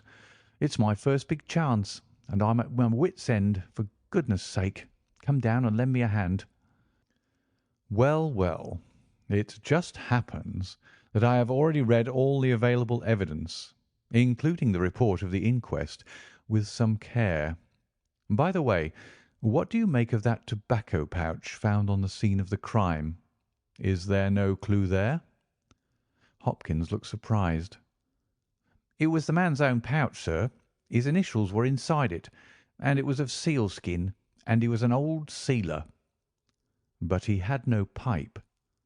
"No, sir, we could find no pipe. Indeed, he smoked very little, and yet he might have kept some tobacco for his friends." "No doubt. I only mention it because if I had been handling the case I should have been inclined to make that the starting point of my investigation. However, my friend Dr. Watson knows nothing of this matter, and I should be none the worse for hearing the sequence of events once more. Just give us some short sketches of the essentials." Stanley Hopkins drew a slip of paper from his pocket. "I have a few dates here which will give you the career of the dead man. Captain Peter Carey. He was born in '45, 50 years of age.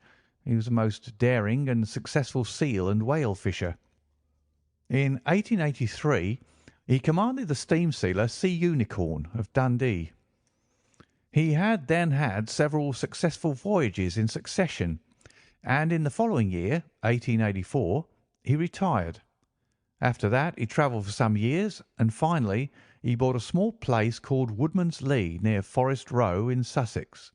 There he has lived for 6 years, and there he died just a week ago to-day. There were some most singular points about the man.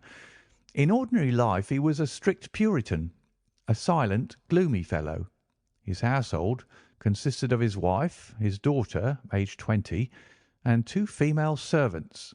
These last were continually changing, for it was never a very cheery situation, and sometimes it became past all bearing. The man was an intermittent drunkard, and when he had the fit on him he was a perfect fiend. He has been known to drive his wife and daughter out of doors in the middle of the night and flog them through the park until the whole village outside the gates was aroused by their screams. He was summoned once for a savage assault upon the old vicar, who had called upon him to remonstrate with him upon his conduct. In short, Mr. Holmes, you would go far before you found a more dangerous man than Peter Carey. And I've heard that he bore the same character when he commanded his ship.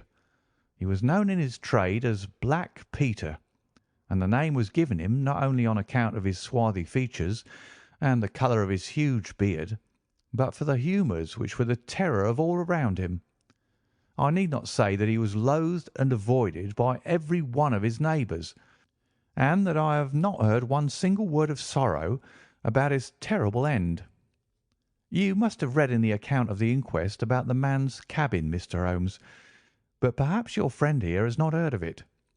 He had built himself a wooden outhouse. He always called it the cabin, a few hundred yards from his house, and it was here that he slept every night.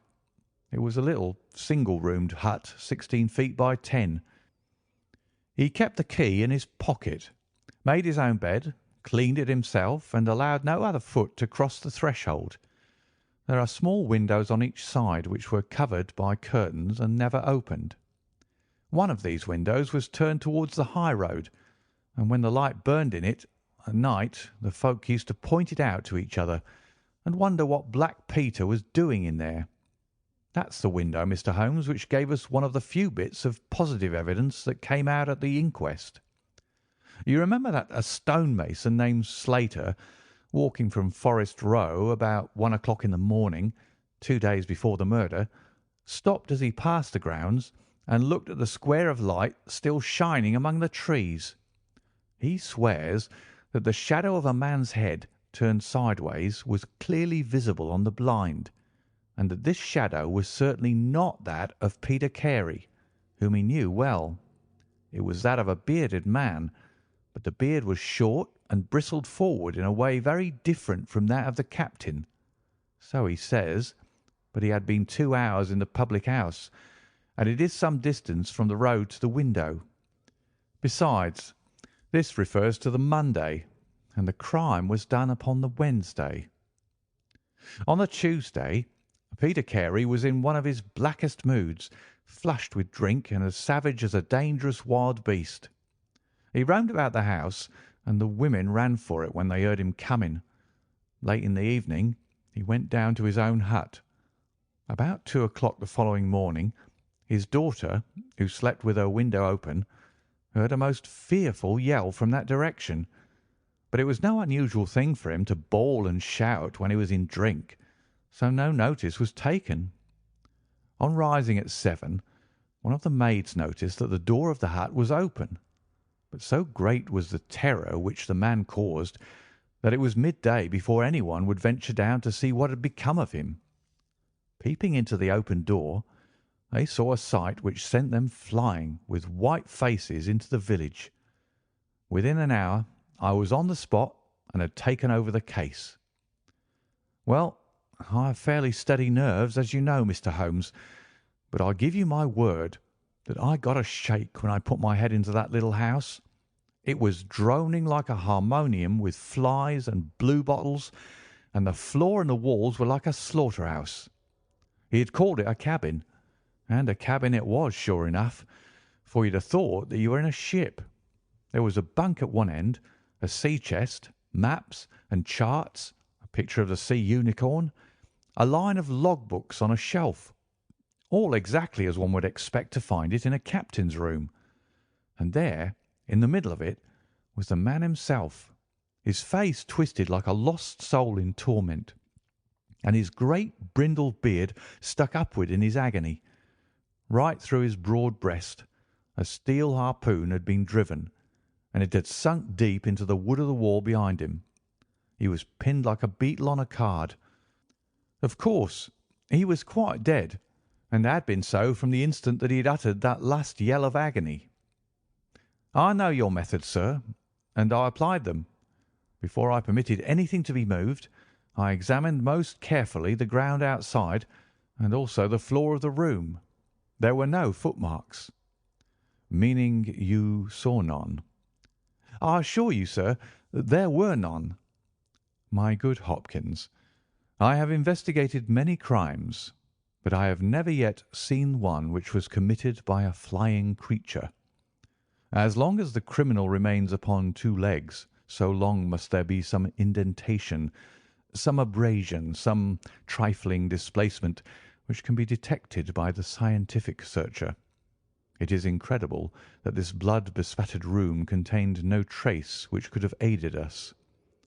I understand, however, from the inquest that there were some objects which you failed to overlook. The young inspector winced at my companion's ironical comments. I was a fool not to call you in at the time, Mr. Holmes. However, that's past praying for now. Yes, there were several objects in the room which called for special attention. One was the harpoon with which the deed was committed. It had been snatched down from a rack on the wall. 2 others remained there, and there was a vacant place for the third. On the stock was engraved SS Seacorn, Dundee. This seemed to establish that the crime had been done in a moment of fury, and that the murderer had seized the first weapon which came his way. The fact that the crime was committed at 2 in the morning, and yet Peter Carey was fully dressed, suggested that he had had an appointment with the murderer, which is borne out by the fact that a bottle of rum and 2 dirty glasses stood upon the table. Yes, said Holmes, I think that both inferences are permissible. Was there any other spirit but rum in the room? Yes, and there was a tantalus containing brandy and whisky on the sea chest. It is of no importance to us, however, since the decanters were full, and it had therefore not been used." "For all that, its presence has some significance," said Holmes. "However, let us hear some more about the objects which do seem to you to bear upon the case." "There was this tobacco pouch upon the table." "What part of the table?"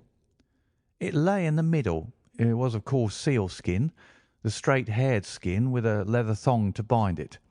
Inside was P.C. on the flap. There was half an ounce of strong ship's tobacco in it." "Excellent. What more?" Stanley Hopkins drew from his pocket a drab-covered notebook. The outside was rough and worn, the leaves discoloured. On the first page were written the initials J.H.N. and the date 1883. Holmes laid it on the table and examined it in his minute way, while Hopkins and I gazed over each shoulder. On the second page were the printed letters C.P.R., and then came several sheets of numbers. Another heading was Argentine, another Costa Rica, and another San Paulo, each with pages of signs and figures after it. "What do you make of these?" asked Holmes. "They appear to be lists of stock exchange securities. I thought that J.H.N. were the initials of a broker, and that C.P.R. may have been his client." "Try Canadian Pacific Railway," said Holmes. Stanley Hopkins swore between his teeth and struck his thigh with his clenched hand. "What a fool I have been!" he cried. "Of course, it is as you say. Then J.H.N. are the only initials we have to solve. I have already examined the old Stock Exchange lists, and I can find no one in 1883, either in the house or among the outside brokers, whose initials correspond with these. Yet I feel that the clue is the most important one that I hold. You will admit, Mr. Holmes, that there is a possibility that these initials are those of the second person who was present, in other words, of the murderer.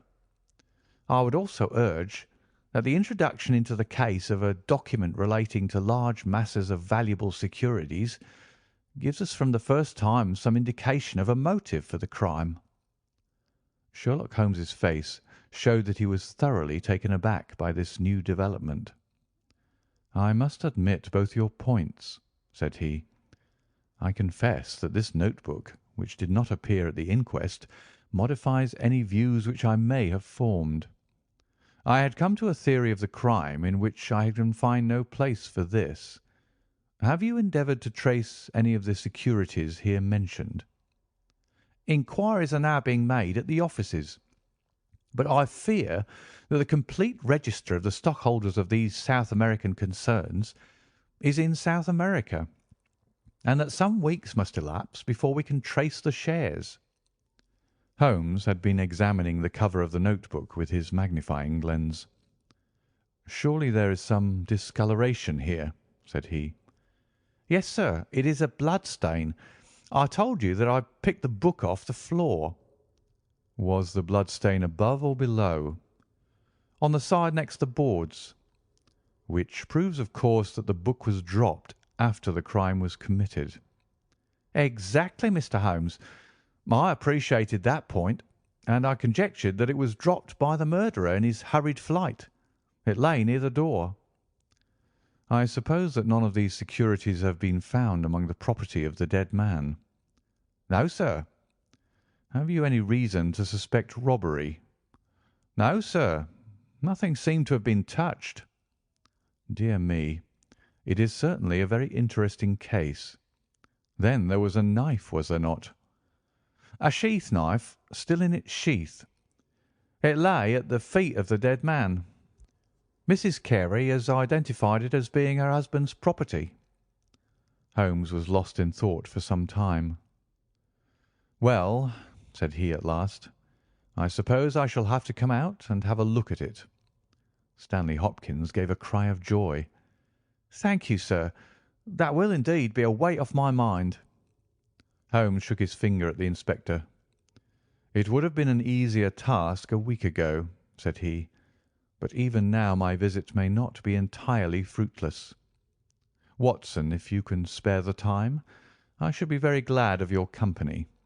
If you will call a four-wheeler, Hopkins, we shall be ready to start for Forest Row in a quarter of an hour." Alighting at the small wayside station, we drove for some miles through the remains of widespread woods which were once part of that great forest which for so long held the Saxon invaders at bay, the impenetrable Weald, for 60 years the bulwark of Britain. Vast sections of it have been cleared, for this is at the seat of the first ironworks of the country, and the trees have been felled to smelt the ore. Now the richer fields of the north have absorbed the trade, and nothing save those ravaged groves and great scars in the earth show the work of the past. Here, in a clearing upon the green slope of a hill, stood a long, low stone house, approached by a curving drive running through the fields. Nearer the road, and surrounded on three sides by bushes, was a small outhouse, one window and the door facing in our direction. It was the scene of the murder. Stanley Hopkins led us first to the house, where he introduced us to a haggard, grey-haired woman, the widow of the murdered man, whose gaunt and deep-lined face, with the furtive look of terror in the depths of her red-rimmed eyes, told of the years of hardship and ill usage which she had endured. With her was her daughter, a pale, fair-haired girl whose eyes blazed defiantly at us as she told us that she was glad that her father was dead, and that she blessed the hand which had struck him down. It was a terrible household that Black Peter Carey had made for himself, and it was with a sense of relief that we found ourselves in the sunlight again, and making our way along a path which had been worn across the fields by the feet of the dead man. The outhouse was the simplest of dwellings, wooden-walled, shingle-roofed, one window beside the door and one on the farther side. Stanley Hopkins drew the key from his pocket and had stooped to the lock when he paused with a look of attention and surprise upon his face. "Someone has been tampering with it," he said. There could be no doubt of the fact. The woodwork was cut, and the scratches showed white through the paint, as if they'd been that instant done. Holmes had been examining the window. "Someone has tried to force this also. Whoever it was has failed to make his way in. He must have been a very poor burglar." "This is a most extraordinary thing," said the inspector. "I could swear that these marks were not here yesterday evening." "Some curious person from the village, perhaps?" I suggested. "Very unlikely. Few of them would dare to set foot in the grounds, far less try to force their way into the cabin. What do you think of it, Mr. Holmes?" "I think that fortune is very kind to us." "You mean that the person will come again?" "It is very probable. He came expecting to find the door open. He tried to get in with the blade of a very small penknife. He could not manage it. What would he do?" "Come again next night with a more useful tool." "So I should say. It will be our fault if we are not there to receive him. Meanwhile, let me see the inside of the cabin." The traces of the tragedy had been removed, but the furniture within the little room still stood as it had been on the night of the crime. For 2 hours, with most intense concentration, Holmes examined every object in turn, but his face showed that his quest was not a successful one. Only once he paused in his patient investigation. "Have you taken anything off this shelf, Hopkins?" "No, I've moved nothing." "Something has been taken. There is less dust in this corner of the shelf than elsewhere. It may have been a book lying on its side. It may have been a box. Well, well, I can do nothing more. Let us walk in these beautiful woods, Watson, and give a few hours to the birds and the flowers. We shall meet you here later, Hopkins, and see if we can come closer quarters with the gentleman who has paid this visit in the night." It was past 11 o'clock when we formed our little ambuscade. Hopkins was for leaving the door of the hut open, but Holmes was of the opinion that this would rouse the suspicions of the stranger. The lock was a perfectly simple one, and only a strong blade was needed to push it back. Holmes also suggested that we should wait not inside the hut but outside it, among the bushes which grew round the farther window. In this way we should be able to watch our man if he struck a light, and see what his object was in this stealthy nocturnal visit. It was a long and melancholy vigil, and yet brought with it something of the thrill which the hunter feels when he lies beside the water pool and waits for the coming of the thirsty beast of prey. What savage creature was it which might steal upon us out of the darkness?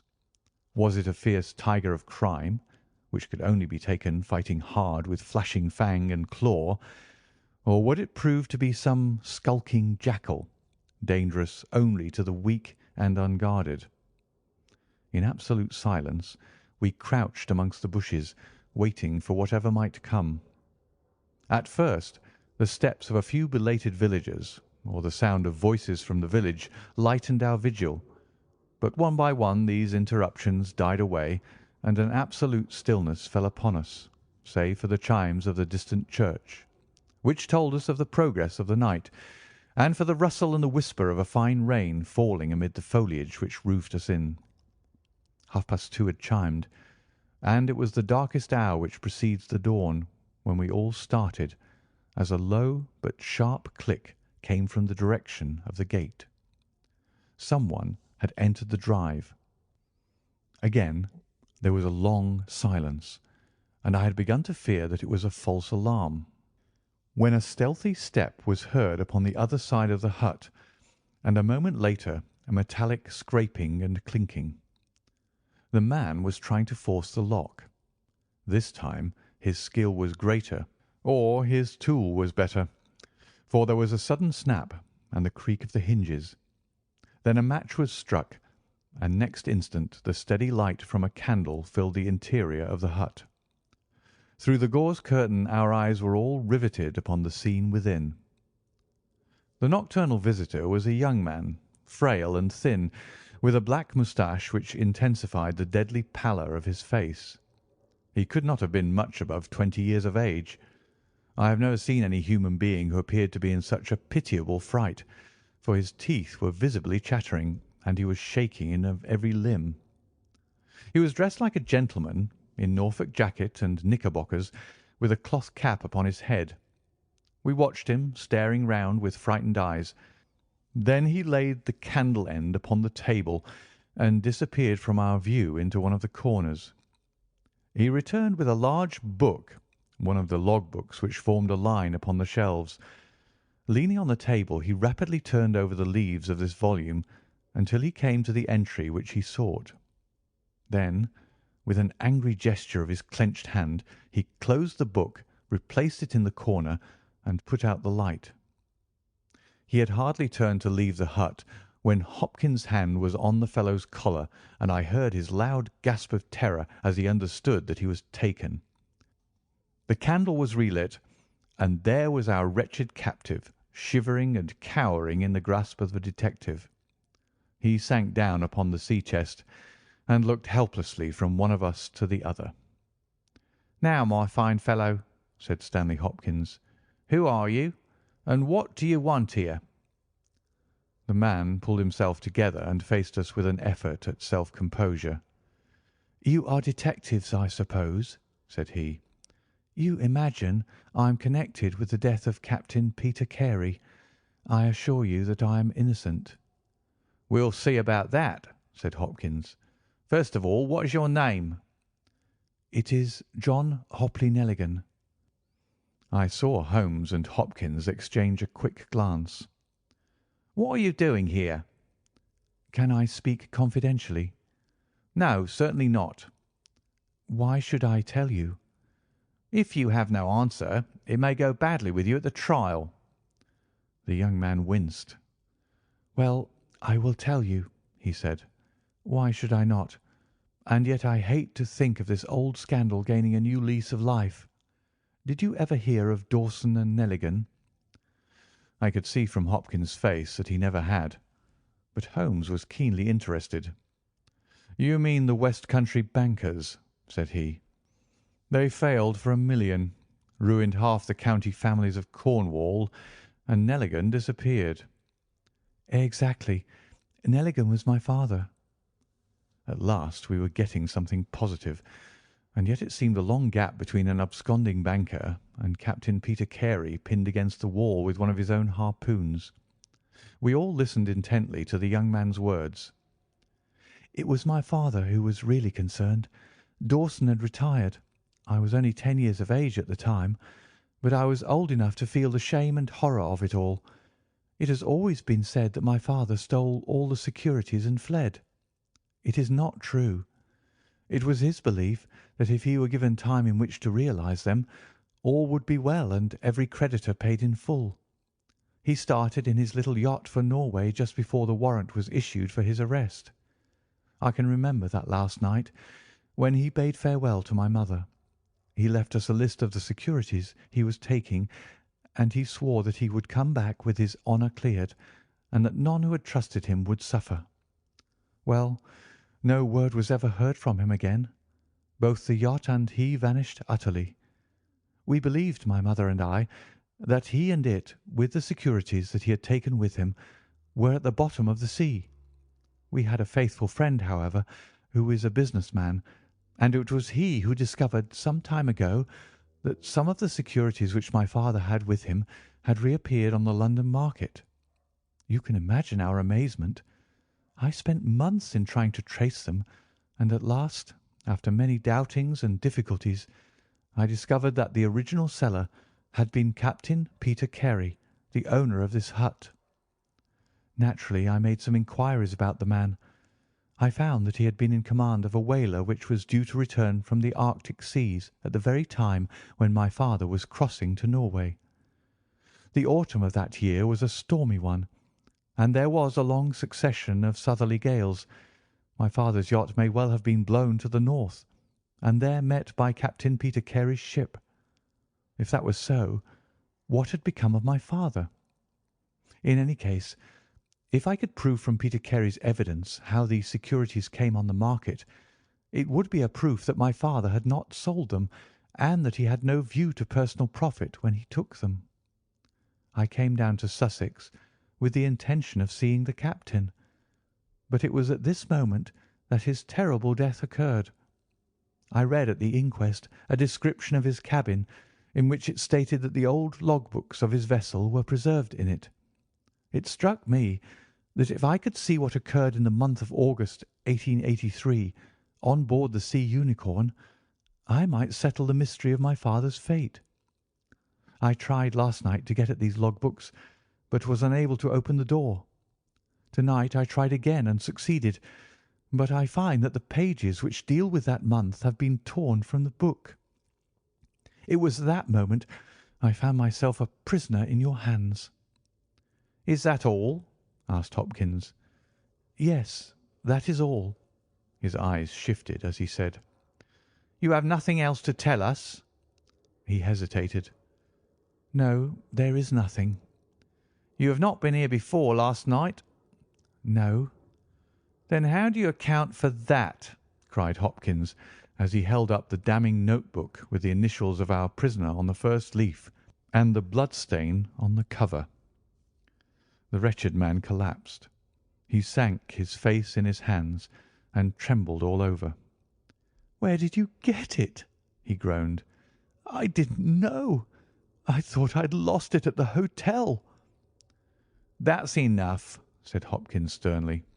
"Whatever else you have to say, you must say it in court. You will walk down with me now to the police station.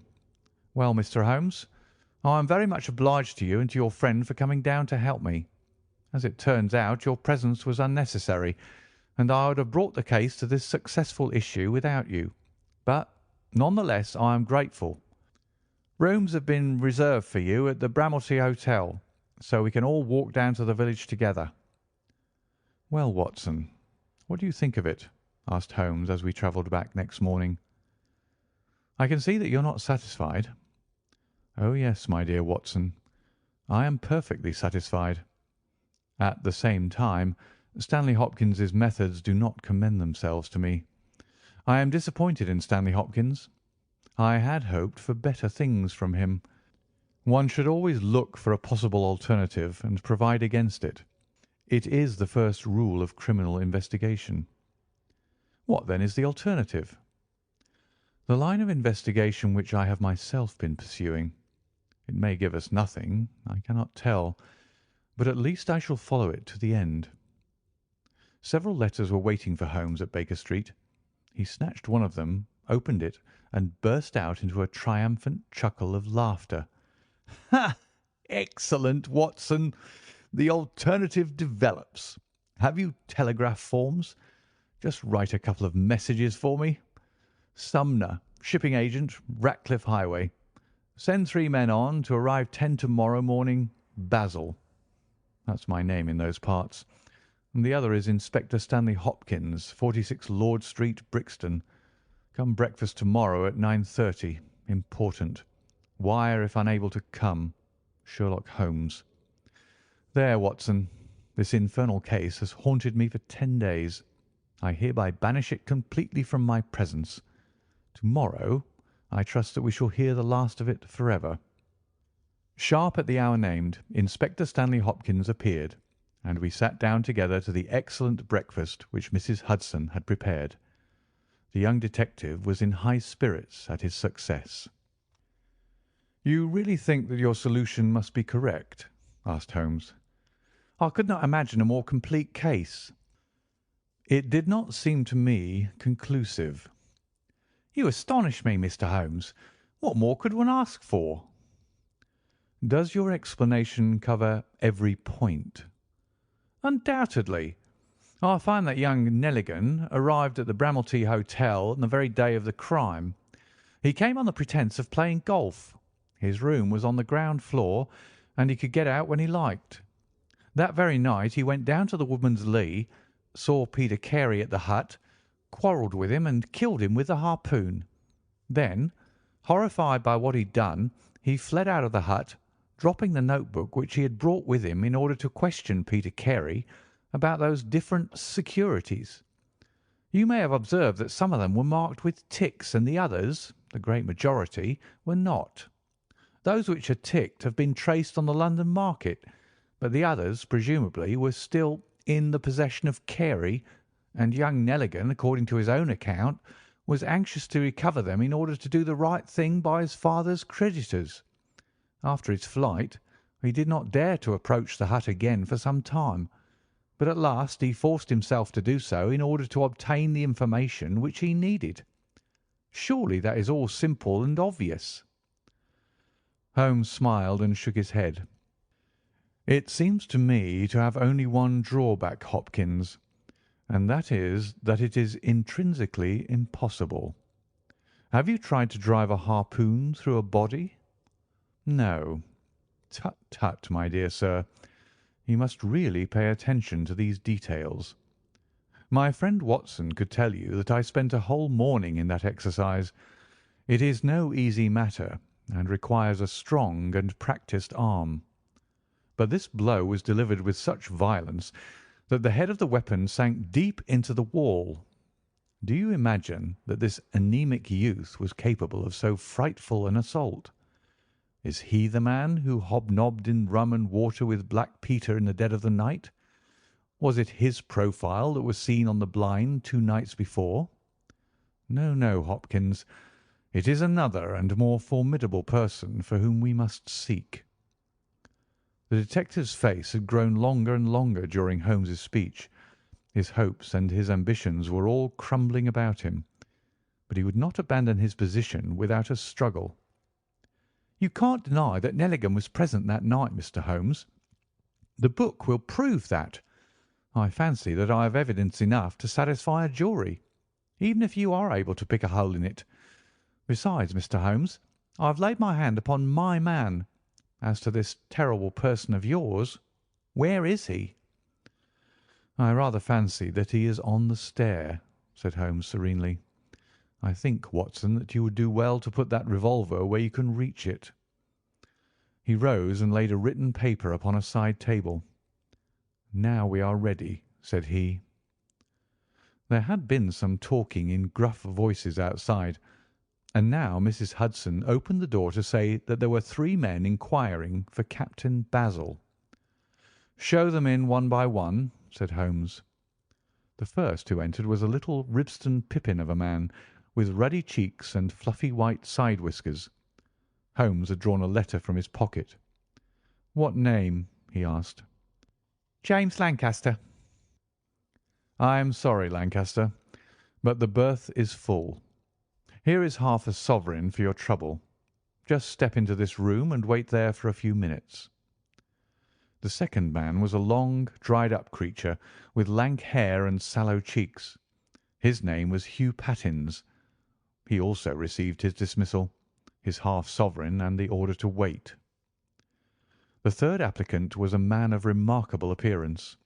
A fierce, bulldog face was framed in a tangle of hair and beard, and 2 bold, dark eyes gleamed behind the cover of thick, tufted, overhung eyebrows. He saluted and stood sailor fashion, turning his cap round in his hands. "Your name?" asked Holmes. "Patrick Cairns." "Harpooner?" "Yes, sir. 26 voyages."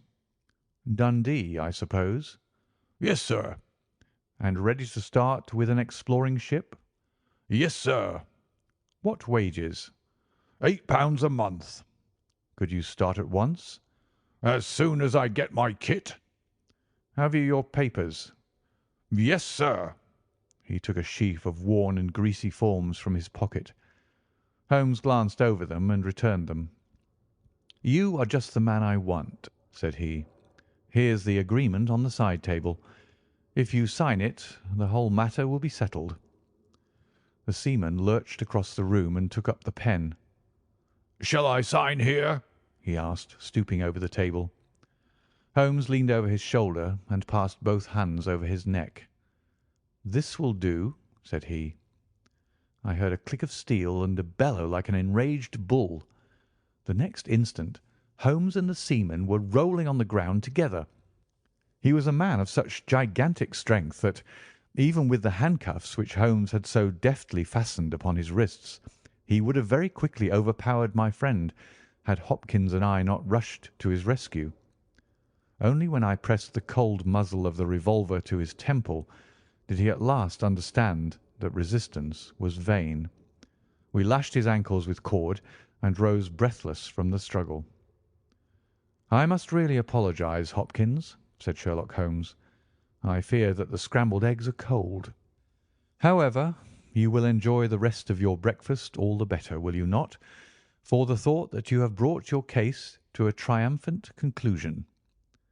Stanley Hopkins was speechless with amazement. "I don't know what to say, Mr. Holmes," he blurted out at last, with a very red face. "It seems to me that I've been making a fool of myself from the beginning. I understand now what I should never have forgotten, that I am the pupil and you are the master. Even now I see what you have done, but I don't know how you did it or what it signifies." "Well, well," said Holmes, good-humouredly. "We all learn by experience, and your lesson this time is that you should never lose sight of the alternative. You were so absorbed in young Nelligan that you could not spare a thought to Patrick Cairns, the true murderer of Peter Carey." The hoarse voice of the seaman broke in on our conversation. "See here, mister," said he, "I make no complaint of being manhandled in this fashion, but I would have you call things by their right names. You say I murdered Peter Carey. I say I killed Peter Carey, and there's all the difference. Maybe you don't believe what I say.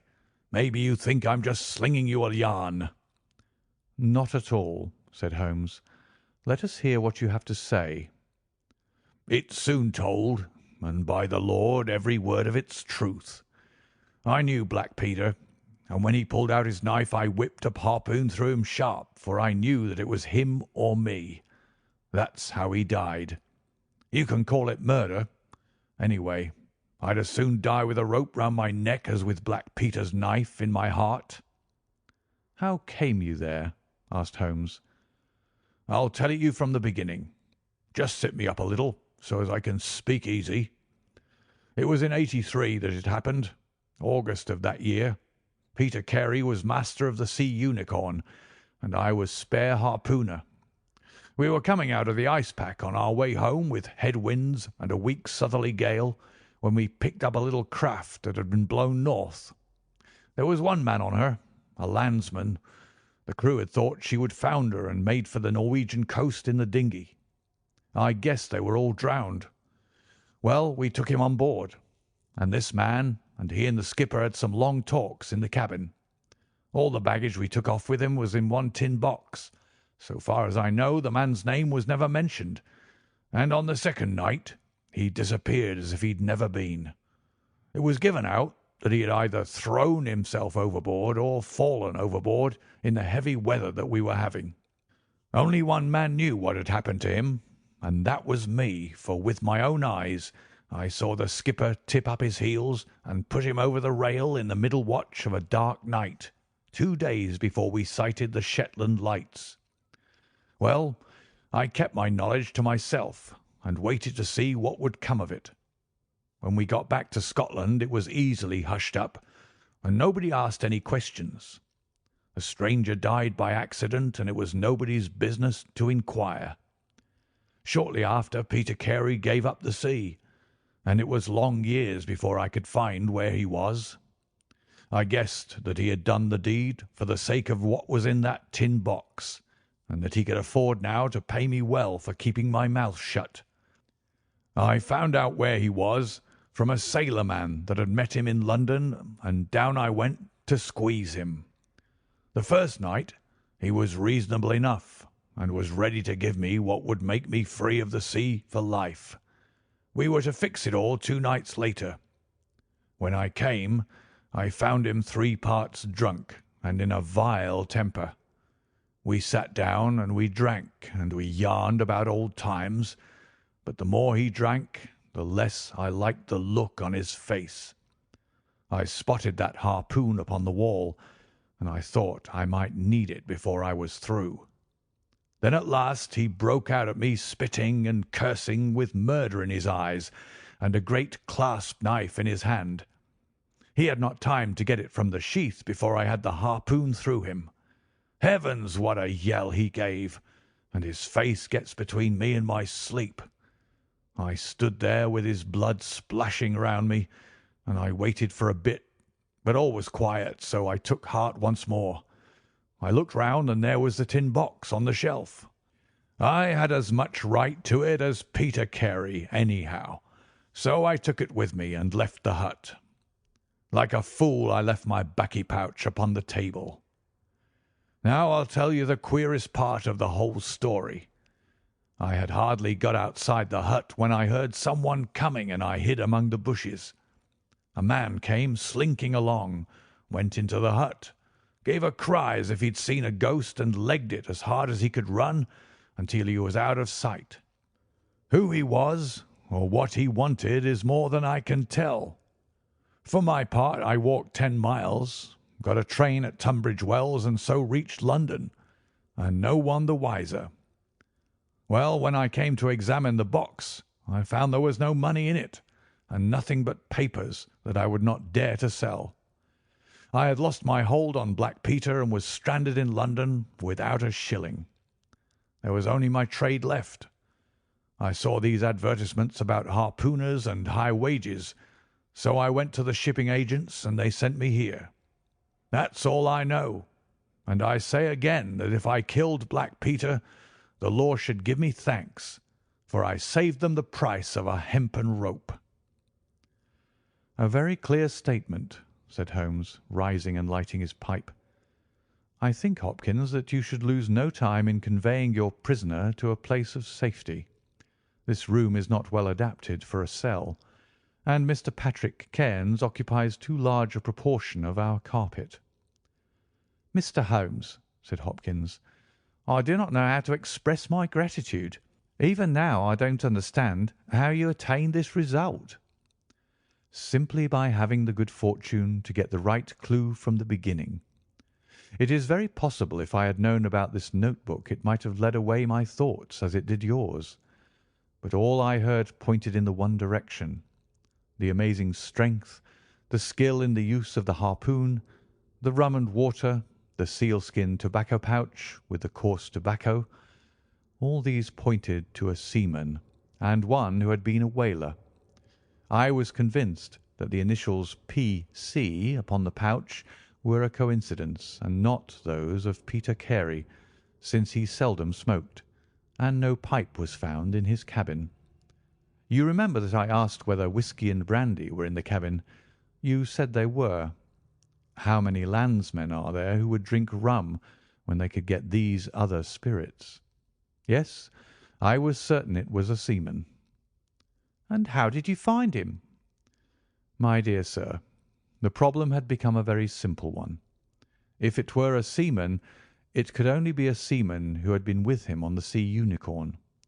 So far as I could learn, he had sailed in no other ship. I spent 3 days in wiring to Dundee, and at the end of that time I had ascertained the names of the crew of the Sea Unicorn in 1883. When I found Patrick Cairns among the harpooners, my research was nearing its end. I argued that the man was probably in London, and that he would desire to leave the country for a time. I therefore spent some days in the East End, devised an Arctic expedition, put forth tempting terms for harpooners who would serve under Captain Basil, and behold the result. "Wonderful!" cried Hopkins. "Wonderful!" "You must obtain the release of young Nelligan as soon as possible," said Holmes. "I confess that I think you owe him some apology. The tin box must be returned to him, but, of course, the securities which Peter Carey has sold are lost forever. There's the cab, Hopkins, and you can remove your man. If you want me for the trial, my address and that of Watson will be somewhere in Norway. I'll send particulars later." End of the adventure of Black Peter.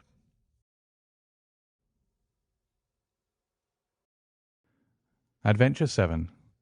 The Adventure of Charles Augustus Milverton. It is years since the incidents of which I speak took place, and yet it is with diffidence that I allude to them.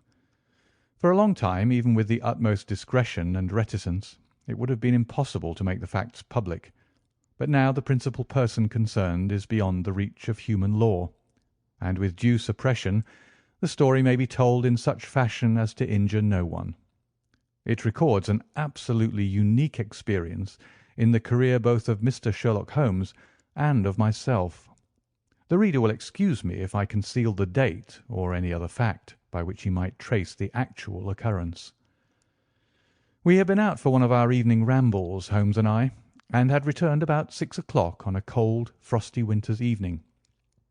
As Holmes turned up the lamp, the light fell upon a card on the table. He glanced at it, and then, with an ejaculation of disgust, threw it on the floor. I picked it up and read, "Charles Augustus Milverton, Appledore Towers, Hampstead, Agent." "Who is he?" I asked. "The worst man in London," Holmes answered, as he sat down and stretched his legs before the fire. "Is anything on the back of the card?" I turned it over. "Will call at 6:30, C.A.M., I read. He's about due. Do you feel a creeping, shrinking sensation, Watson, when you stand before the serpents in the zoo and see the slithery, gliding, venomous creatures with their deadly eyes and wicked, flattened faces? Well, that's how Milverton impresses me. I've had to do with 50 murderers in my career, but the worst of them never gave me the repulsion which I have for this fellow. And yet I can't get out of doing business with him. Indeed, he's here at my invitation." "But who is he?" "I'll tell you, Watson. He is the king of all the blackmailers. Heaven help the man, and still more the woman, whose secret and reputation come into the power of Milverton. With a smiling face and a heart of marble, he will squeeze and squeeze until he has drained them dry. The fellow is a genius in his way, and would have made his mark in some more savoury trade. His method is as follows. He allows it to be known that he is prepared to pay very high sums for letters which compromise people of wealth and position. He receives these wares, not only from treacherous valets or maids, but frequently from genteel ruffians who have gained the confidence and affection of trusting women. He deals with no niggard hand. I happen to know that he paid £700 to a footman for a note 2 lines in length, and that the ruin of a noble family was the result. Everything which is in the market goes to Milverton, and there are hundreds in this great city who turn white at his name. No one knows where his grip may fall, for he is far too rich and far too cunning to work from hand to mouth. He will hold a card back for years in order to play it at the moment when the stake is best worth winning. I've said that he is the worst man in London, and I would ask you how could one compare the ruffian who in hot blood bludgeons his mate with this man who methodically and at his leisure tortures the soul and wrings the nerves in order to add to his already swollen money-bags. I had seldom heard my friend speak with such intensity of feeling. "But surely," said I, "the fellow must be within the grasp of the law." "Technically, no doubt, but practically not. What would it profit a woman, for example, to get him a few months' imprisonment if her own ruin must immediately follow? His victims dare not hit back. If ever he blackmailed an innocent person, then indeed we should have him. But he is as cunning as the evil one. No, no, we must find other ways to fight him." "And why is he here?" "Because an illustrious client has placed her piteous case in my hands. It is the Lady Eva Blackwell, the most beautiful debutante of last season. She is to be married in a fortnight to the Earl of Dovercourt. This fiend has several imprudent letters. Imprudent, Watson, nothing worse, which were written to an impecunious young squire in the country. They would suffice to break off the match. Milverton will send the letters to the Earl unless a large sum of money is paid him. I have been commissioned to meet him and to make the best terms I can." At that instant there was a clatter and a rattle in the street below. Looking down, I saw a stately carriage and pair, the brilliant lamps gleaming on the glossy haunches of the noble chestnuts. A footman opened the door, and a small, stout man in a shaggy astrakhan overcoat descended. A minute later he was in the room. Charles Augustus Milverton was a man of 50, with a large intellectual head, a round, plump, hairless face, a perpetual frozen smile, and 2 keen grey eyes which gleamed brightly from behind broad, gold-rimmed glasses. There was something of Mr. Pickwick's benevolence in his appearance, marred only by the insincerity of the fixed smile and by the hard glitter of those restless and penetrating eyes. His voice was as smooth and suave as his countenance, as he advanced with a plump little hand extended, murmuring his regret for having missed us at his first visit. Holmes disregarded the outstretched hand and looked at him with a face of granite. Milverton's smile broadened. He shrugged his shoulders, removed his overcoat, folded it with great deliberation over the back of a chair, and then took a seat. "This gentleman," said he, with a wave in my direction, "is it discreet? Is it right?" "Dr. Watson is my friend and partner." "Very good, Mr. Holmes. It is only in your client's interests that I protested. The matter is so very delicate." "Dr. Watson has already heard of it." "Then we can proceed to business. You say that you are acting for Lady Eva. Has she empowered you to accept my terms?" "What are your terms?" £7,000. "And the alternative?"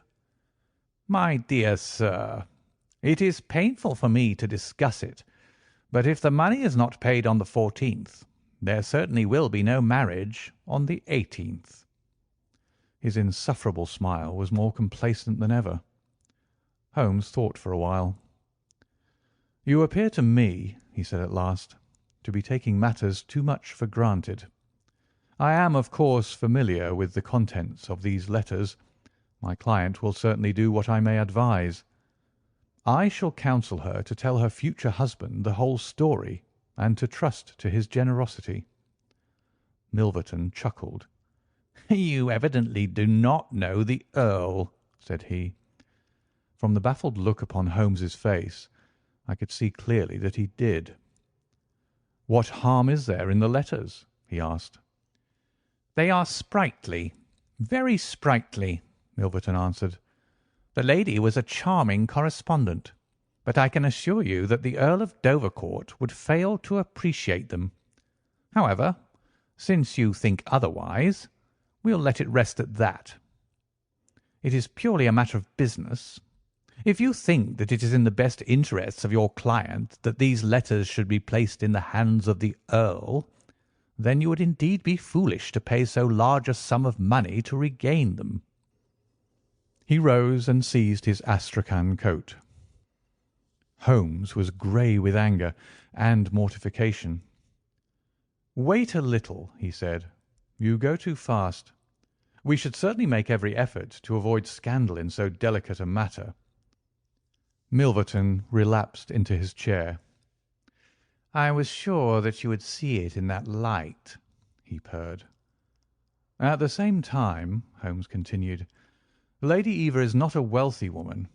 I assure you that £2,000 would be a drain upon her resources, and that the sum you name is utterly beyond her power.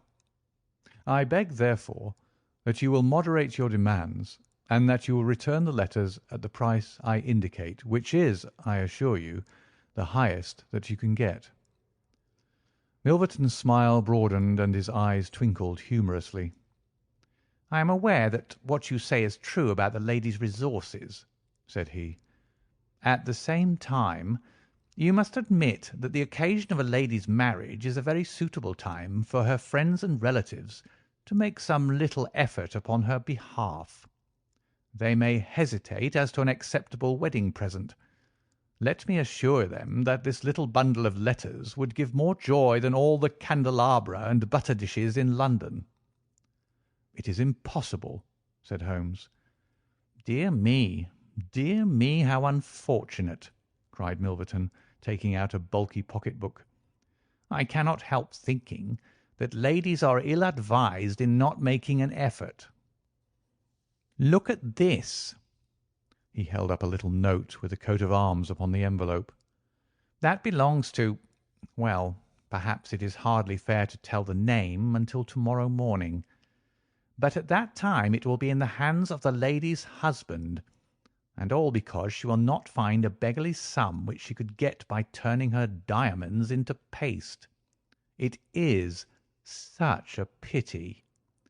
Now, you remember the sudden end of the engagement between the Honourable Miss Miles and Colonel Dorking? Only 2 days before the wedding there was a paragraph in the Morning Post to say that it was all off, and why? It is almost incredible, but the absurd sum of £1,200 would have settled the whole question. Is it not pitiful? And here I find you, a man of sense, boggling about terms when your client's future and honour are at stake. You surprise me, Mr. Holmes." "What I say is true," Holmes answered.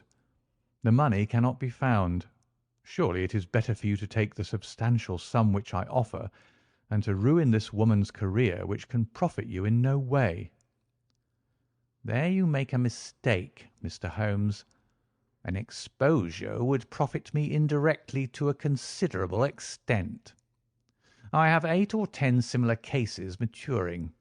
If it was circulated among them that I had made a severe example of the Lady Eva, I should find all of them much more open to reason. You see my point." Holmes sprang from his chair. "Get behind him, Watson. Don't let him out. Now, sir, let us see the contents of that notebook." Milverton had glided as quickly as a rat to the side of the room and stood with his back against the wall.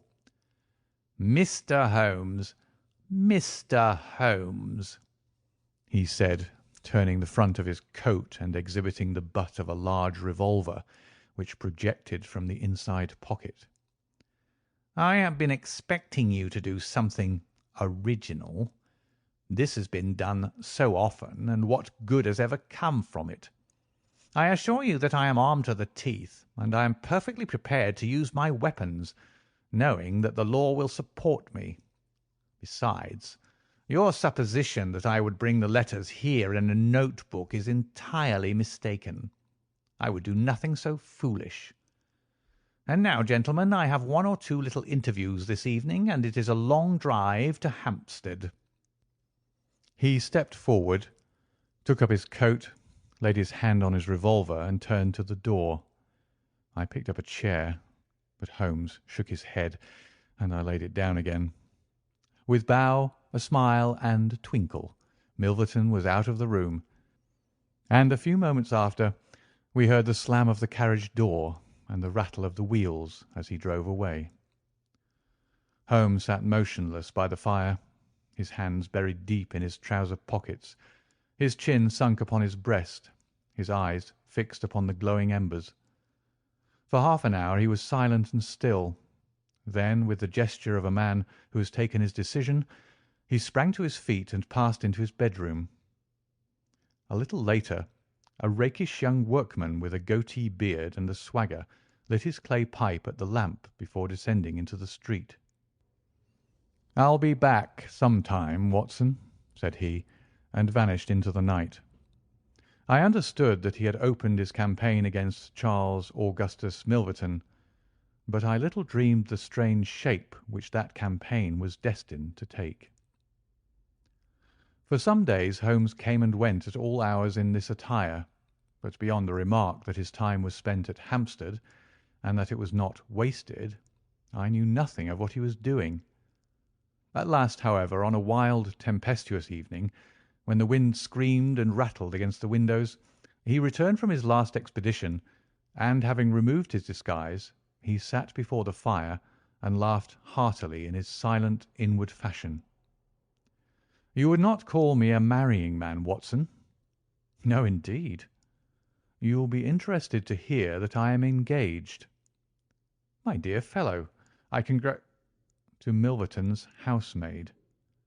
"Good heavens, Holmes!" "I wanted information, Watson." "Surely you've gone too far." "It was a most necessary step.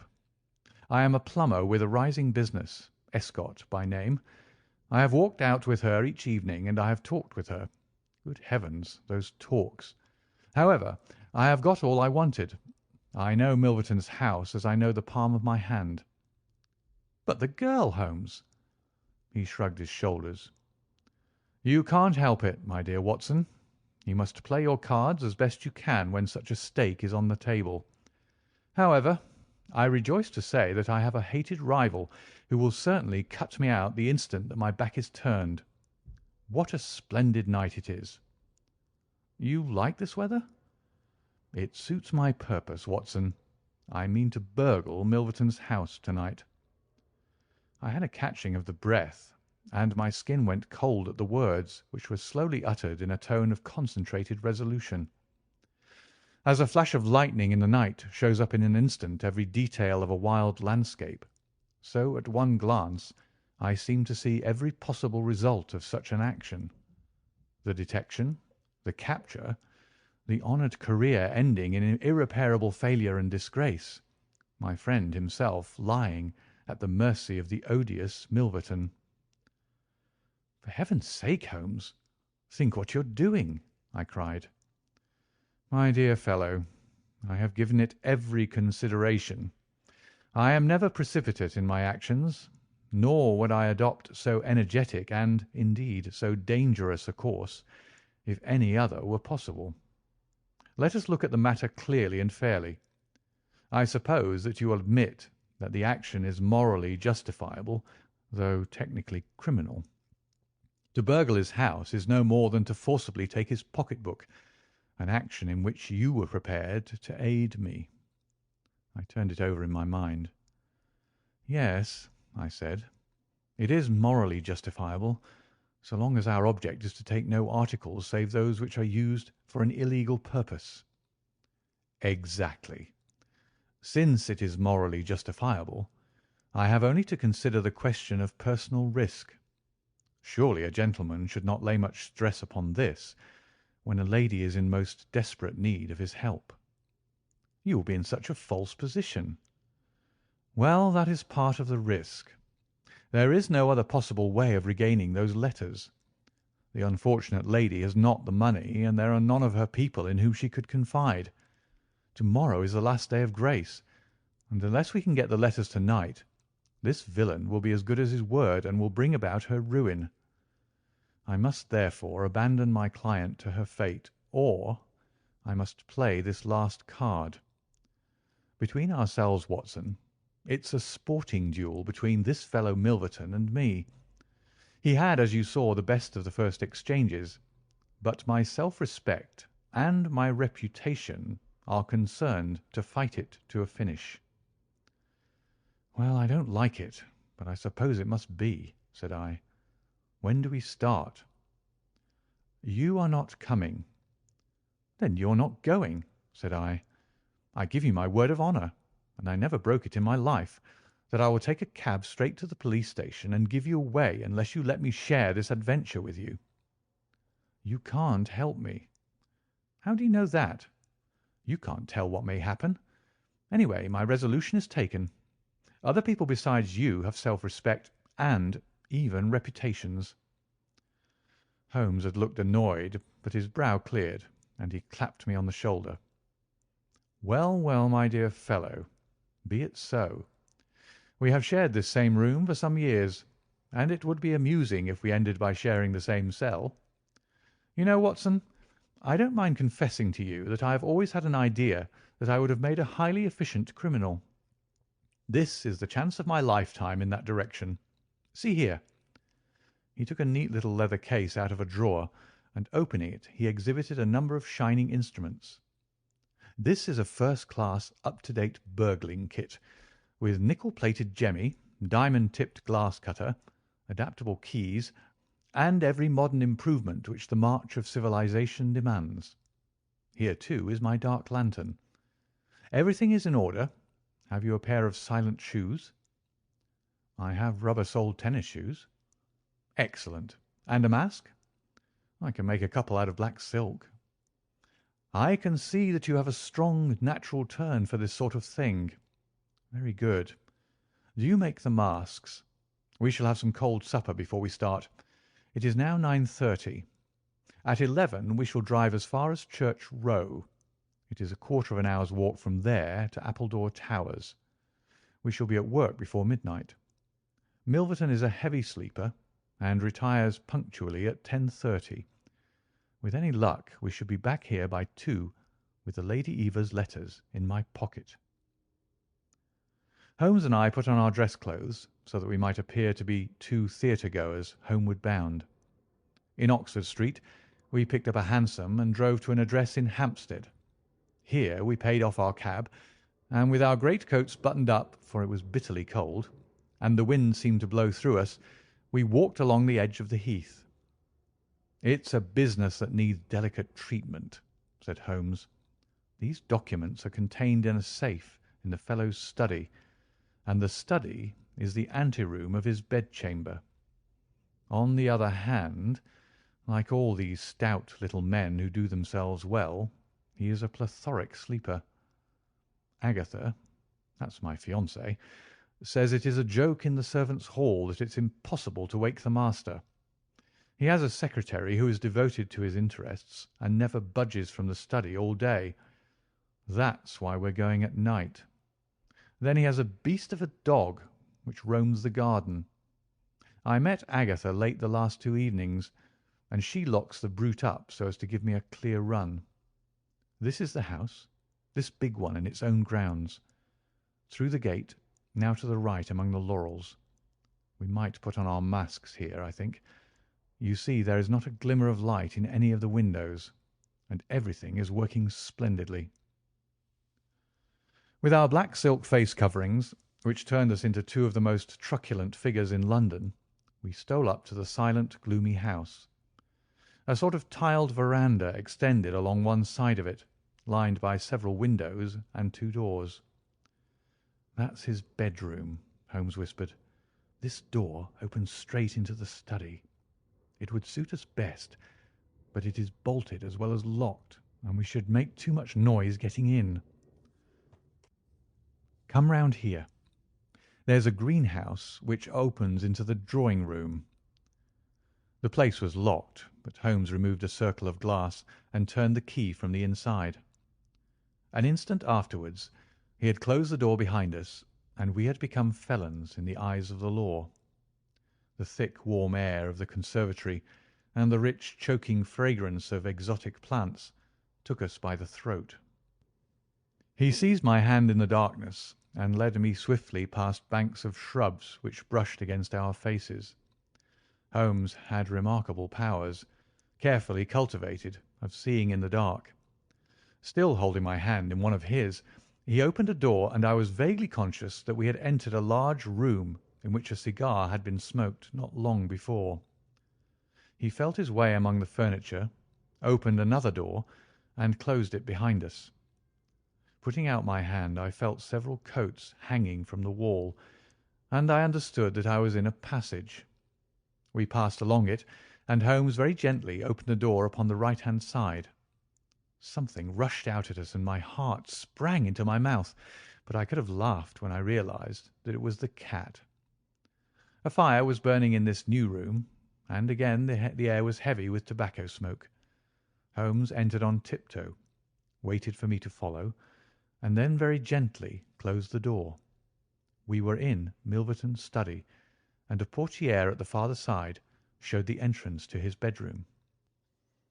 It was a good fire, and the room was illuminated by it.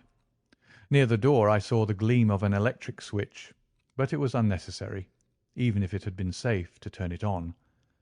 At one side of the fireplace was a heavy curtain which covered the bay window we had seen from outside. On the other side was the door which communicated with the veranda. A desk stood in the centre, with a turning chair of shining red leather. Opposite was a large bookcase, with a marble bust of Athene on the top. In the corner, between the bookcase and the wall, there stood a tall green safe, the firelight flashing back from the polished brass knobs upon its face. Holmes stole across and looked at it. Then he crept to the door of the bedroom and stood with slanting head, listening intently. No sound came from within. Meanwhile it had struck me that it would be wise to secure our retreat through the outer door, so I examined it. To my amazement, it was neither locked nor bolted. I touched Holmes on the arm, and he turned his masked face in that direction.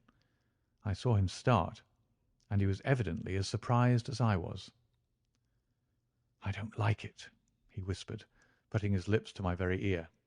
"I can't quite make it out. Anyhow, we have no time to lose." "Can I do anything?" "Yes, stand by the door. If you hear anyone come, bolt it on the inside, and we can get away as we came. If they come the other way, we can get through the door if our job is done, or hide behind these window curtains if it is not. Do you understand?" I nodded and stood by the door. My first feeling of fear had passed away, and I thrilled now with a keener zest than I had ever enjoyed when we were the defenders of the law instead of its defiers. The high object of our mission, the consciousness that it was unselfish and chivalrous, the villainous character of our opponent, all added to the sporting interest of the adventure. Far from feeling guilty, I rejoiced and exulted in our dangers. With a glow of admiration I watched Holmes unrolling his case of instruments and choosing his tool with the calm, scientific accuracy of a surgeon who performs a delicate operation. I knew that the opening of safes was a particular hobby with him, and I understood the joy which it gave him to be confronted with this green and gold monster, the dragon which held in its maw the reputations of many fair ladies. Turning up the cuffs of his dress coat, he had placed his overcoat on a chair. Holmes laid out two drills, a jemmy, and several skeleton keys. I stood at the centre door with my eyes glancing at each of the others, ready for any emergency, though, indeed, my plans were somewhat vague as to what I should do if we were interrupted. For half an hour Holmes worked with concentrated energy, laying down one tool, picking up another, handling each with the strength and delicacy of the trained mechanic. Finally, I heard a click. The broad green door swung open, and inside I had a glimpse of a number of paper packets, each tied, sealed, and inscribed. Holmes picked one out, but it was as hard to read by the flickering fire, and he drew out his little dark lantern, for it was too dangerous, with Milverton in the next room, to switch on the electric light. Suddenly I saw him halt, listen intently, and then in an instant he had swung the door of the safe to, picked up his coat, stuffed his tools into the pockets, and darted behind the window curtain, motioning me to do the same. It was only when I had joined him there that I heard what had alarmed his quicker senses. There was a noise somewhere within the house. A door slammed in the distance. Then a confused, dull murmur broke itself into the measured thud of heavy footsteps rapidly approaching. They were in the passage outside the room. They paused at the door. The door opened. There was a sharp snick as the electric light was turned on. The door closed once more, and the pungent reek of a strong cigar was borne to our nostrils. Then the footsteps continued backward, and forward, within a few yards of us. Finally there was a creak from a chair, and the footsteps ceased. Then a key clicked in a lock, and I heard the rustle of papers. So far I had not dared to look out, but now I gently parted the division of the curtains in front of me and peeped through. From the pressure of Holmes's shoulder against mine, I knew that he was sharing my observations. Right in front of us, and almost within our reach, was the broad, rounded back of Milverton.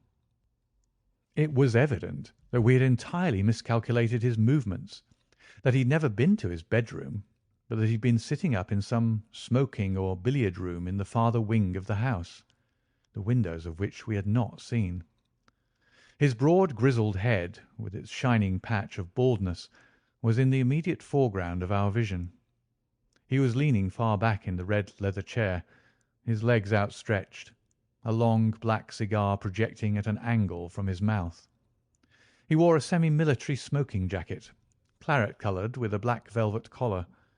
In his hand he held a long legal document, which he was reading in an indolent fashion, blowing rings of tobacco smoke from his lips as he did so. There was no promise of a speedy departure in his composed bearing and his comfortable attitude. I felt Holmes's hand steal into mine and give me a reassuring shake, as if to say that the situation was within his powers and that he was easy in his mind. I was not so sure that he'd seen what was only too obvious from my position, that the door of the safe was imperfectly closed, and that Milverton might at any moment observe it. In my own mind, I had determined that if I was sure, from the rigidity of his gaze, that it had caught his eye, I would at once spring out, throw my greatcoat over his head, pinion him, and leave the rest to Holmes. But Milverton never looked up.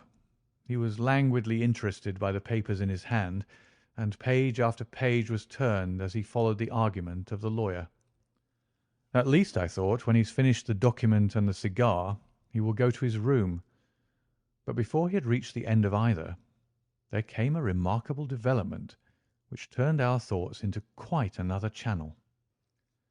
Several times I had observed that Milverton looked at his watch, and once he had risen and sat down again with a gesture of impatience.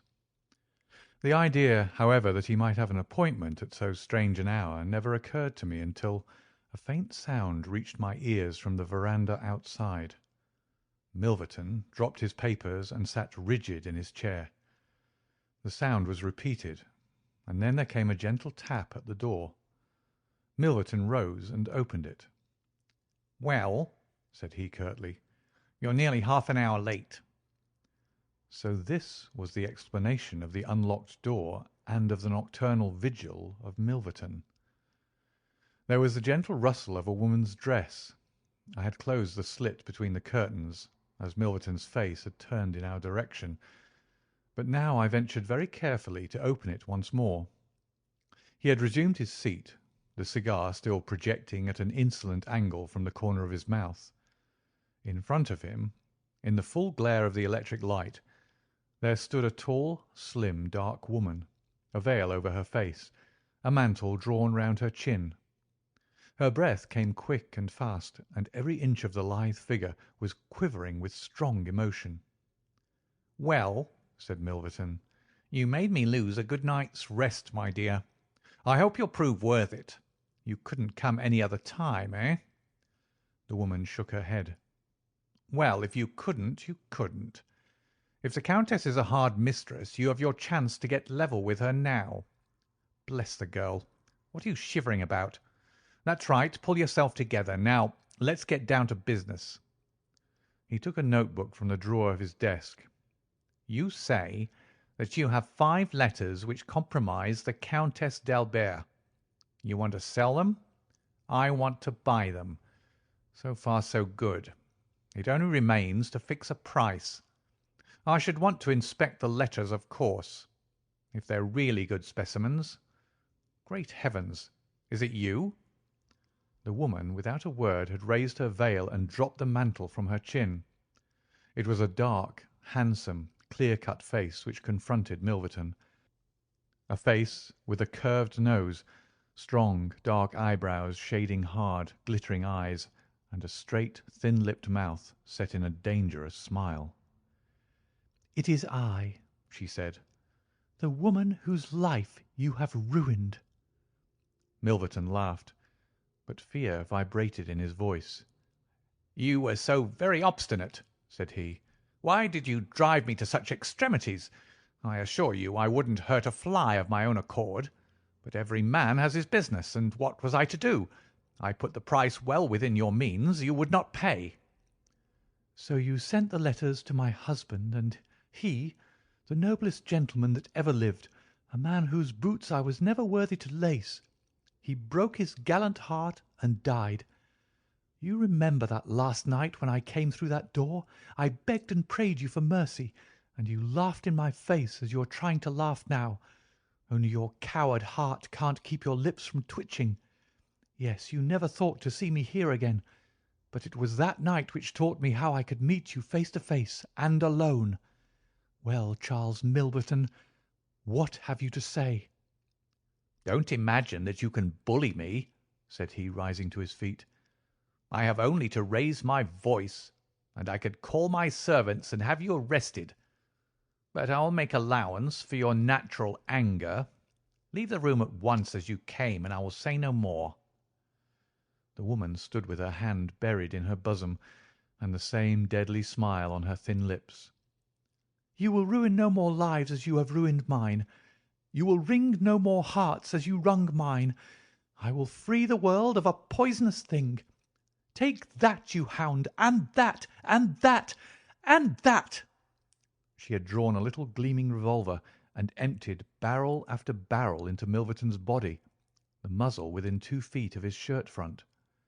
He shrank away and then fell forward upon the table, coughing furiously and clawing among the papers. Then he staggered to his feet, received another shot, and rolled upon the floor. "You've done me!" he cried, and lay still. The woman looked at him intently and ground her heel into his upturned face. She looked again, but there was no sound or movement. I heard a sharp rustle, the night air blew into the heated room, and the avenger was gone. No interference upon our part could have saved the man from his fate. But as the woman poured bullet after bullet into Milverton's shrinking body, I was about to spring out, when I felt Holmes's cold, strong grasp upon my wrist. I understood the whole argument of that firm, restraining grip, that it was no affair of ours, that justice had overtaken a villain, that we had our own duties and our own objects which were not to be lost sight of. But hardly had the woman rushed from the room when Holmes, with swift, silent steps, was over at the other door. He turned the key in the lock. At the same instant we heard voices in the house and the sound of hurrying feet. The revolver shots had roused the household. With perfect coolness, Holmes slipped across to the safe, filled his two arms with bundles of letters, and poured them all into the fire. Again and again he did it, until the safe was empty. Someone turned the handle and beat upon the outside of the door. Holmes looked swiftly round. The letter which had been the messenger of death for Milverton lay all mottled with his blood upon the table. Holmes tossed it in among the blazing papers. Then he drew the key from the outer door, passed through after me, and locked it on the outside. "This way, Watson," said he. "We can scale the garden wall in this direction." I could not have believed that an alarm could have spread so swiftly. Looking back, the huge house was one blaze of light. The front door was open, and figures were rushing down the drive. The whole garden was alive with people, and one fellow raised a view hallo as we emerged from the veranda and followed hard at our heels. Holmes seemed to know the grounds perfectly, and he threaded his way swiftly among a plantation of small trees, I close at his heels, and our foremost pursuer panting behind us. It was a 6-foot wall which barred our path, but he sprang to the top and over. As I did the same, I felt the hand of the man behind me grab at my ankle, but I kicked myself free and scrambled over a grass-strewn coping. I fell upon my face among some bushes, but Holmes had me on my feet in an instant, and together we dashed away across the huge expanse of Hampstead Heath. We had run 2 miles, I suppose, before Holmes at last halted and listened intently. All was absolute silence behind us. We had shaken off our pursuers and were safe. We had breakfasted and were smoking our morning pipe on the day after the remarkable experience which I have recorded, when Mr. Lestrade of Scotland Yard, very solemn and impressive, was ushered into our modest sitting-room. "Good morning, Mr. Holmes," said he. "Good morning. May I ask you if you're very busy just now?" "Not too busy to listen to you." "I thought that perhaps if you'd nothing particular on hand, you might care to assist us in a most remarkable case which occurred only last night at Hampstead." "Dear me," said Holmes. "What was that?" "A murder. A most dramatic and remarkable murder. I know how keen you are upon those things, and I would take it as a great favour if you would step down to Appledore Towers and give us the benefit of your advice. It is no ordinary crime. We have had our eyes upon this Mr. Milverton for some time, and between ourselves he was a bit of a villain. He is known to have held papers which he used for blackmailing purposes. These papers have all been burned by the murderers. No article of value was taken, as it is probable that the criminals were men of good position, whose sole object was to prevent social exposure." "Criminals?" said Holmes. "Plural?" "Yes. There were 2 of them. They were as nearly as possible captured red-handed. We have their footmarks. We have their description. It's 10 to 1 that we trace them. The first fellow was a bit too active, but the second was caught by the under gardener and only got away after a struggle. He was a middle-sized, strongly built man, square jaw, thick neck, moustache, a mask over his eyes." "That's rather vague," said Sherlock Holmes. "My, it might be a description of Watson." "It's true," said the inspector with amusement. "It might be a description of Watson." "Well, I'm afraid I can't help you, Lestrade," said Holmes. "The fact is that I knew this fellow Milverton, that I considered him one of the most dangerous men in London, and that I think there are certain crimes which the law cannot touch, and which, therefore, to some extent, justify private revenge. No, it's no use arguing. I've made up my mind. My sympathies are with the criminals rather than with the victim, and I will not handle this case." Holmes had not said one word to me about the tragedy which we had witnessed, but I observed all the morning that he was in the most thoughtful mood, and he gave me the impression from his vacant eyes and his abstracted manner of a man who is striving to recall something to his memory. We were in the middle of our lunch when he suddenly sprang to his feet. "By Jove, Watson, I've got it!" he cried. "Take your hat. Come with me." He hurried at his top speed down Baker Street and along Oxford Street until we had almost reached Regent Circus. Here, on the left hand, there stands a shop window filled with photographs of the celebrities and beauties of the day.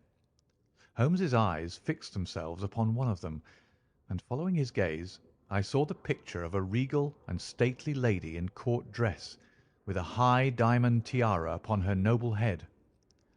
I looked at that delicately curved nose, at the marked eyebrows, at the straight mouth, and the strong little chin beneath it.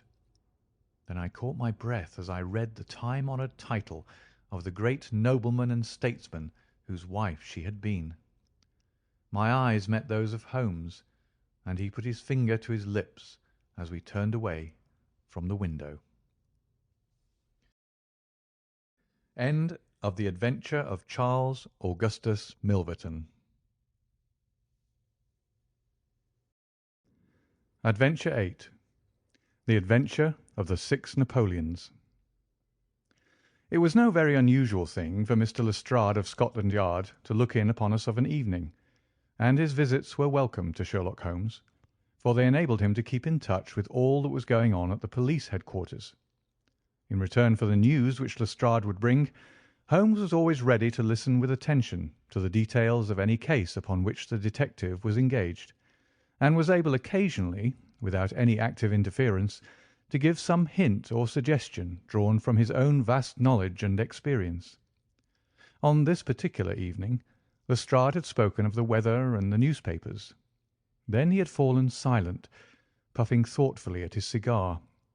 Holmes looked keenly at him. "Anything remarkable on hand?" he asked. "Oh, no, Mr. Holmes. Nothing very particular." "Then tell me about it." Lestrade laughed. "Well, Mr. Holmes, there's no use denying that there is something on my mind, and yet it is such an absurd business that I hesitated to bother you about it. On the other hand, although it is trivial, it is undoubtedly queer, and I know that you have a taste for all that is out of the common. But in my opinion, it comes more in Dr. Watson's line than ours." "Disease?" said I. "Madness, anyhow, and a queer madness too. You wouldn't think there was anyone living at this time of day who has such a hatred of Napoleon the First that he would break any image of him that he could see." Holmes sank back in his chair. "That's no business of mine," said he. "Exactly. That's what I said.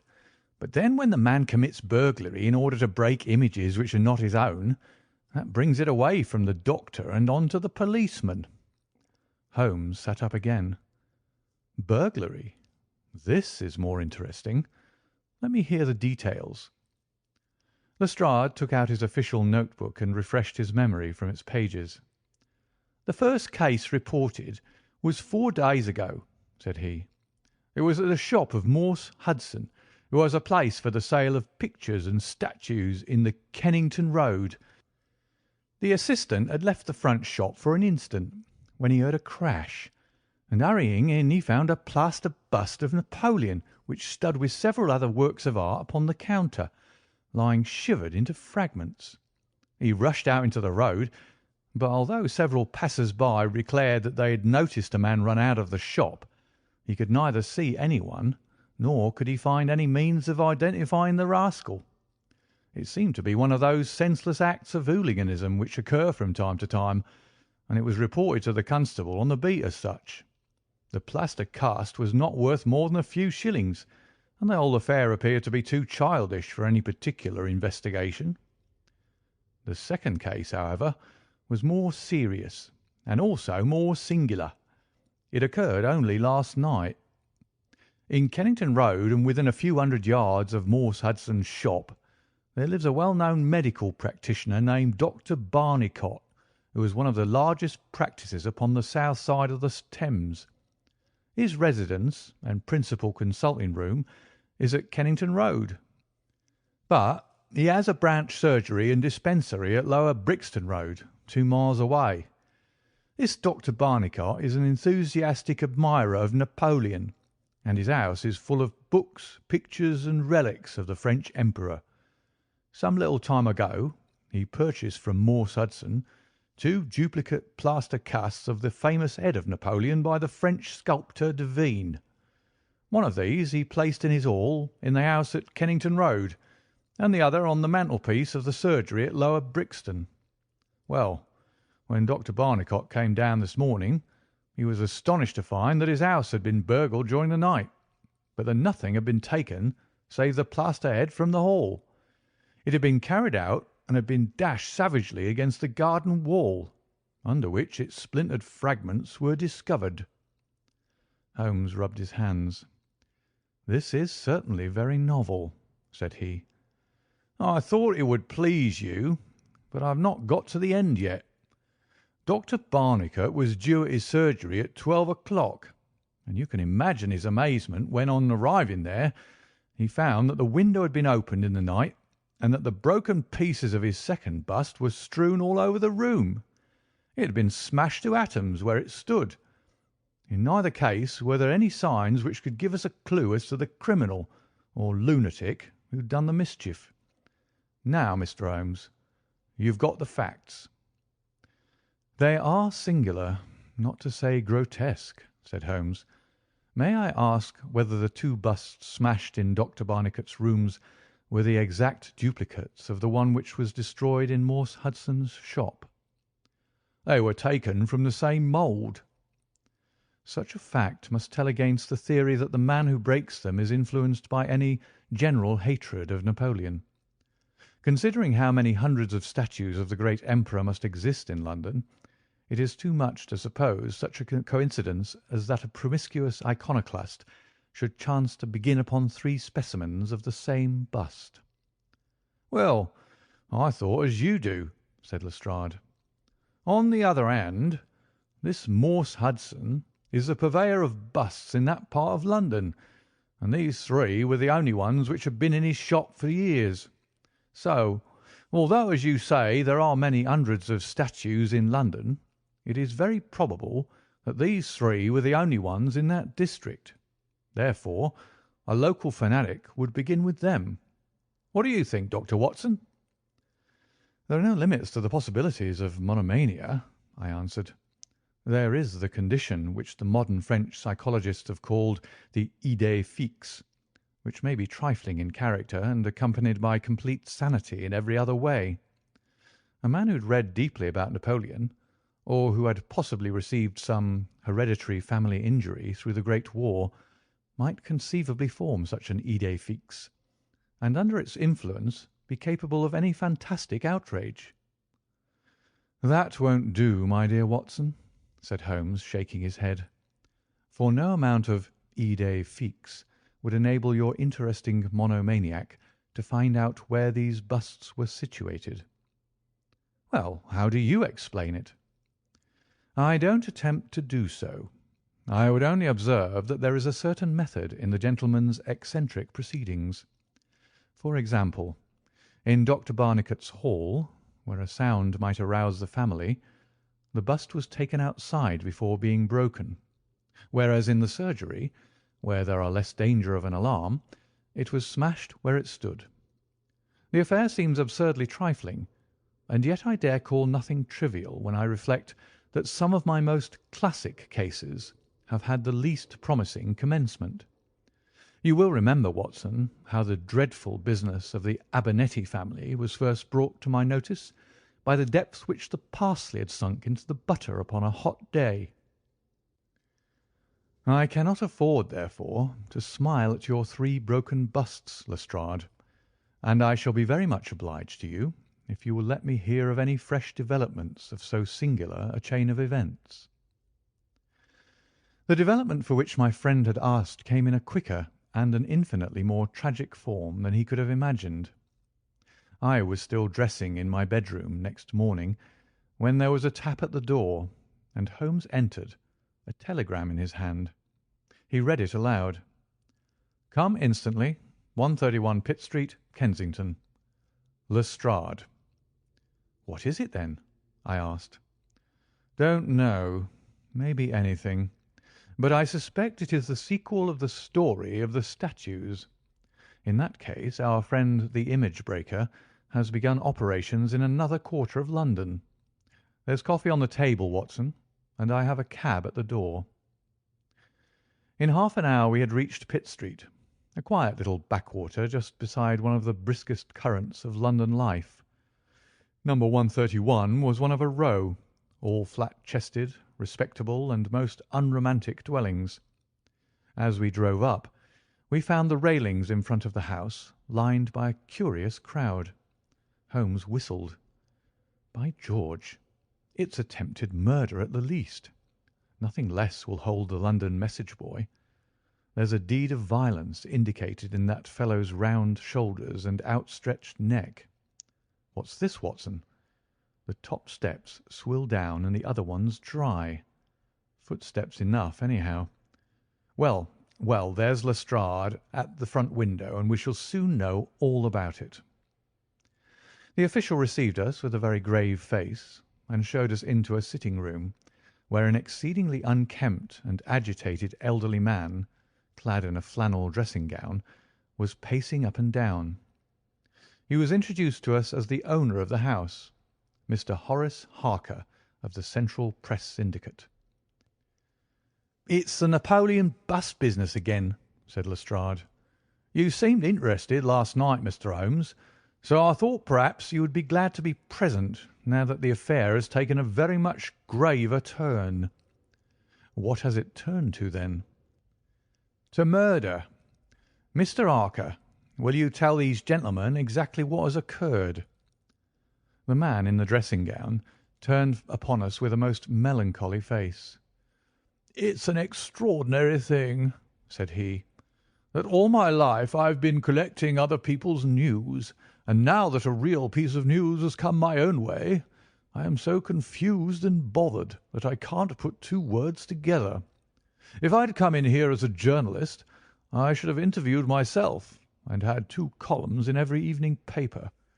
As it is, I am giving away valuable copy by telling my story over and over to a string of different people, and I can make no use of it myself. However, I've heard your name, Mr. Sherlock Holmes, and if you'll only explain this queer business, I shall be paid for my trouble in telling you the story." Holmes sat down and listened. "It all seems to centre around that bust of Napoleon which I bought for this very room about 4 months ago. I picked it up cheap from Harding Brothers, 2 doors from the High Street station. A great deal of my journalistic work is done at night, and I often write until the early morning. So it was to-day. I was sitting in my den, which is at the back of the top of the house, about 3 o'clock, when I was convinced that I heard some sounds downstairs. I listened, but they were not repeated, and I concluded that they came from outside. Then suddenly, about 5 minutes later, there came a most horrible yell, the most dreadful sound, Mr. Holmes, that ever I heard. It will ring in my ears as long as I live. I sat frozen with horror for a minute or two, and then I seized the poker and went downstairs. When I entered this room, I found the window wide open, and I at once observed that the bust was gone from the mantelpiece. Why any burglar should take such a thing passes my understanding, for it was only a plaster cast and of no real value whatever. You can see for yourself that anyone going out through that open window could reach the front doorstep by taking a long stride. This was clearly what the burglar had done. So I went round and opened the door. Stepping out into the dark, I nearly fell over a dead man who was lying there. I ran back for a light, and there was the poor fellow, a great gash in his throat and the whole place swimming in blood. He lay on his back, his knees drawn up, and his mouth horribly open. I shall see him in my dreams. I had just time to blow on my police whistle, and then I must have fainted, for I knew nothing more until I found the policeman standing over me in the hall. "Well, who was the murdered man?" asked Holmes. "There's nothing to show who he was," said Lestrade. "You shall see the body at the mortuary, but we've made nothing of it up to now. He is a tall man, sunburned, very powerful, not more than 30. He is poorly dressed, and yet does not appear to be a labourer. A horn-handled clasp knife was lying in a pool of blood beside him.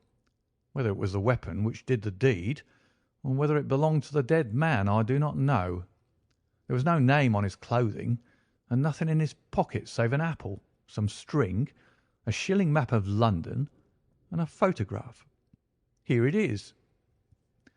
It was evidently taken by a snapshot from a small camera. It represented an alert, sharp-featured, simian man with thick eyebrows and a very peculiar projection of the lower part of the face, like the muzzle of a baboon. "And what became of the bust?" asked Holmes after a careful study of this picture. "We had news of it just before you came. It has been found in the front garden of an empty house in Camden House Road. It was broken into fragments. I am going round now to see it. Will you come?" "Certainly. I must just take one look round." He examined the carpet and the window. "The fellow had either very long legs or was a most active man," said he. "With an area beneath, it was no mean feat to reach that window ledge and open that window. Getting back was comparatively simple. Are you coming with us to see the remains of your bust, Mr. Harker?" The disconsolate journalist had seated himself at a writing table. "I must try and make something of it," said he, "though I have no doubt that the first editions of the evening papers are out already with full details. It's like my luck. You remember when the Stand fell at Doncaster? Well, I was the only journalist in the Stand, and my journal the only one that had no account of it, for I was too shaken to write it. And now I'll be too late with a murder done on my own doorstep." As we left the room we heard his pen travelling shrilly over the foolscap. The spot where the fragments of the bust had been found was only a few hundred yards away. For the first time our eyes rested upon this presentiment of the great emperor, which seemed to raise such frantic and destructive hatred in the mind of the unknown. It lay scattered in splintered shards upon the grass. Holmes picked up several of them and examined them carefully. I was convinced from his intent face and his purposeful manner that at last he was upon a clue. "Well?" asked Lestrade. Holmes shrugged his shoulders. "We have a long way to go yet," said he. And yet,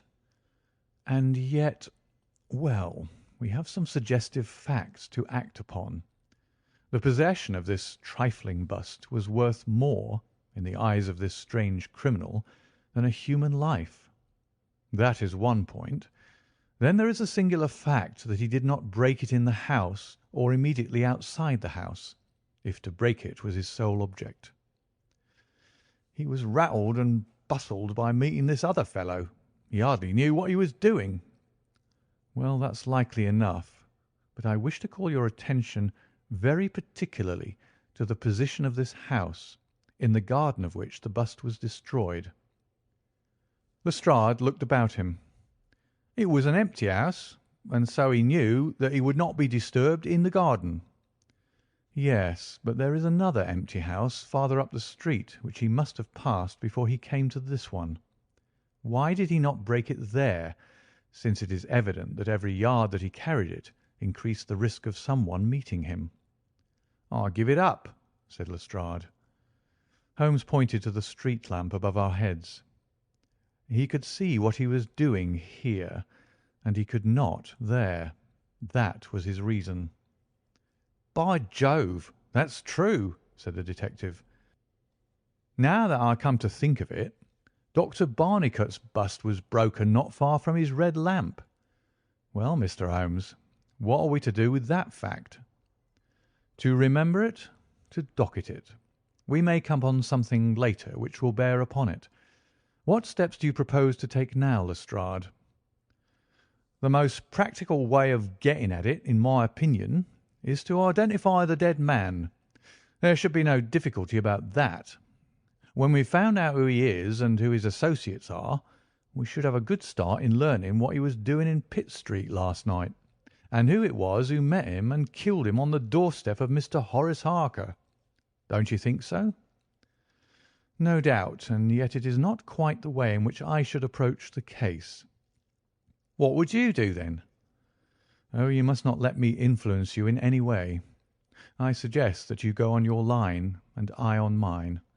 We can compare notes afterwards, and each will supplement the other." "Very good," said Lestrade. "If you are going back to Pitt Street, you might see Mr. Horace Harker. Tell him from me that I have quite made up my mind, and that it is certain that a dangerous homicidal lunatic with Napoleonic delusions was in his house last night. It will be useful for his article." Lestrade stared. "You don't seriously believe that?" Holmes smiled. "Don't I?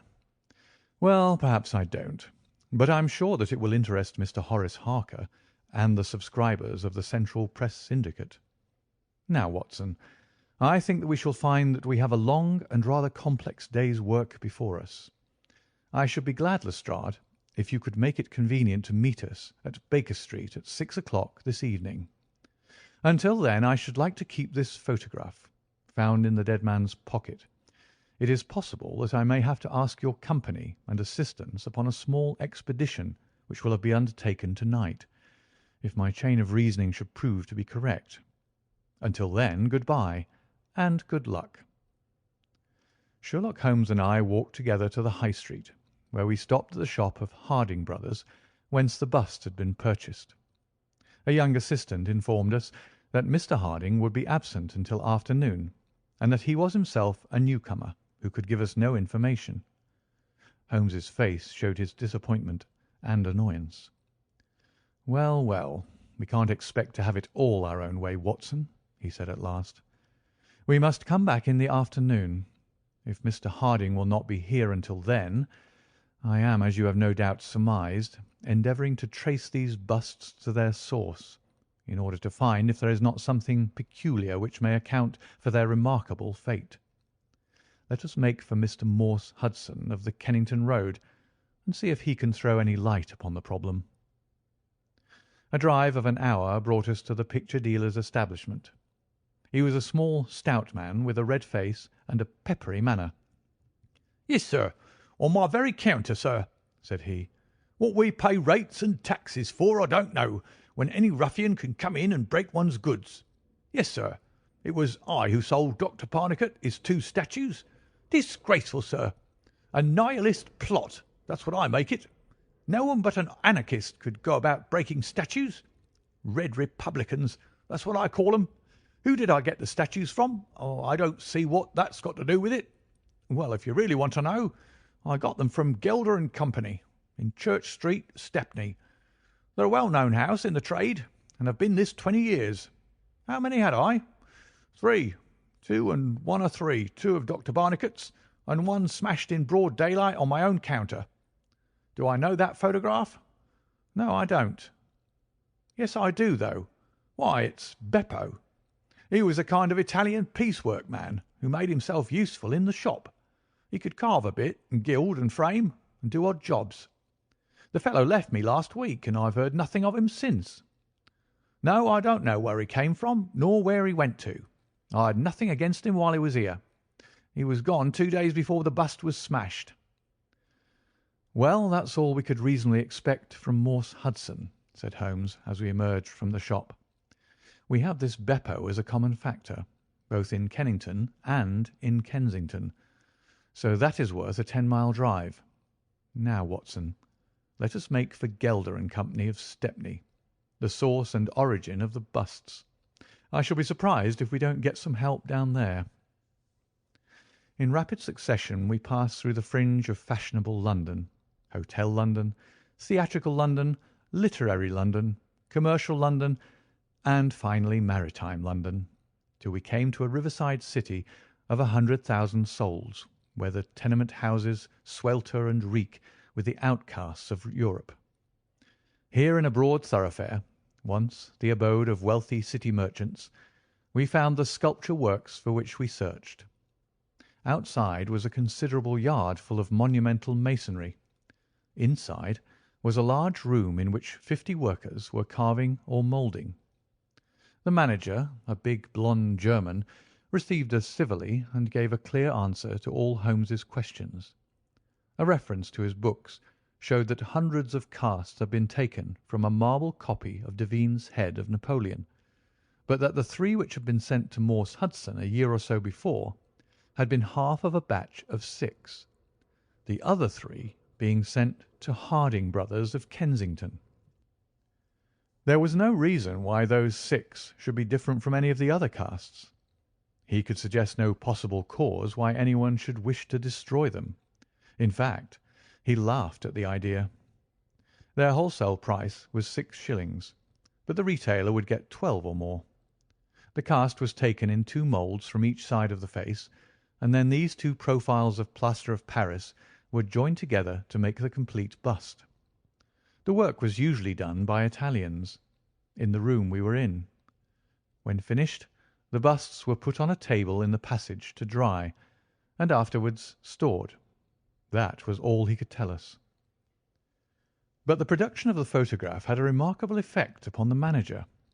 His face flushed with anger, and his brows knotted over his blue Teutonic eyes. "Ah, the rascal!" he cried. "Yes, indeed, I know him very well. This has been also a respectable establishment, and the only time that we have ever had the police in it was over this very fellow. It was more than a year ago now. He knifed another Italian in the street, and then he came to the works with the police on his heels, and he was taken here. Beppo was his name. His second name I never knew. Serve me right for engaging a man with such a face. But he was a good workman, one of the best." "What did he get?" "The man lived, and he got off with a year. I have no doubt he is out now, but he has not dared to show his nose here. We have a cousin of his here, and I dare say he could tell you where he is." "No, no," cried Holmes. "Not a word to the cousin. Not a word, I beg of you. The matter is very important, and the farther I go with it, the more important it seems to grow.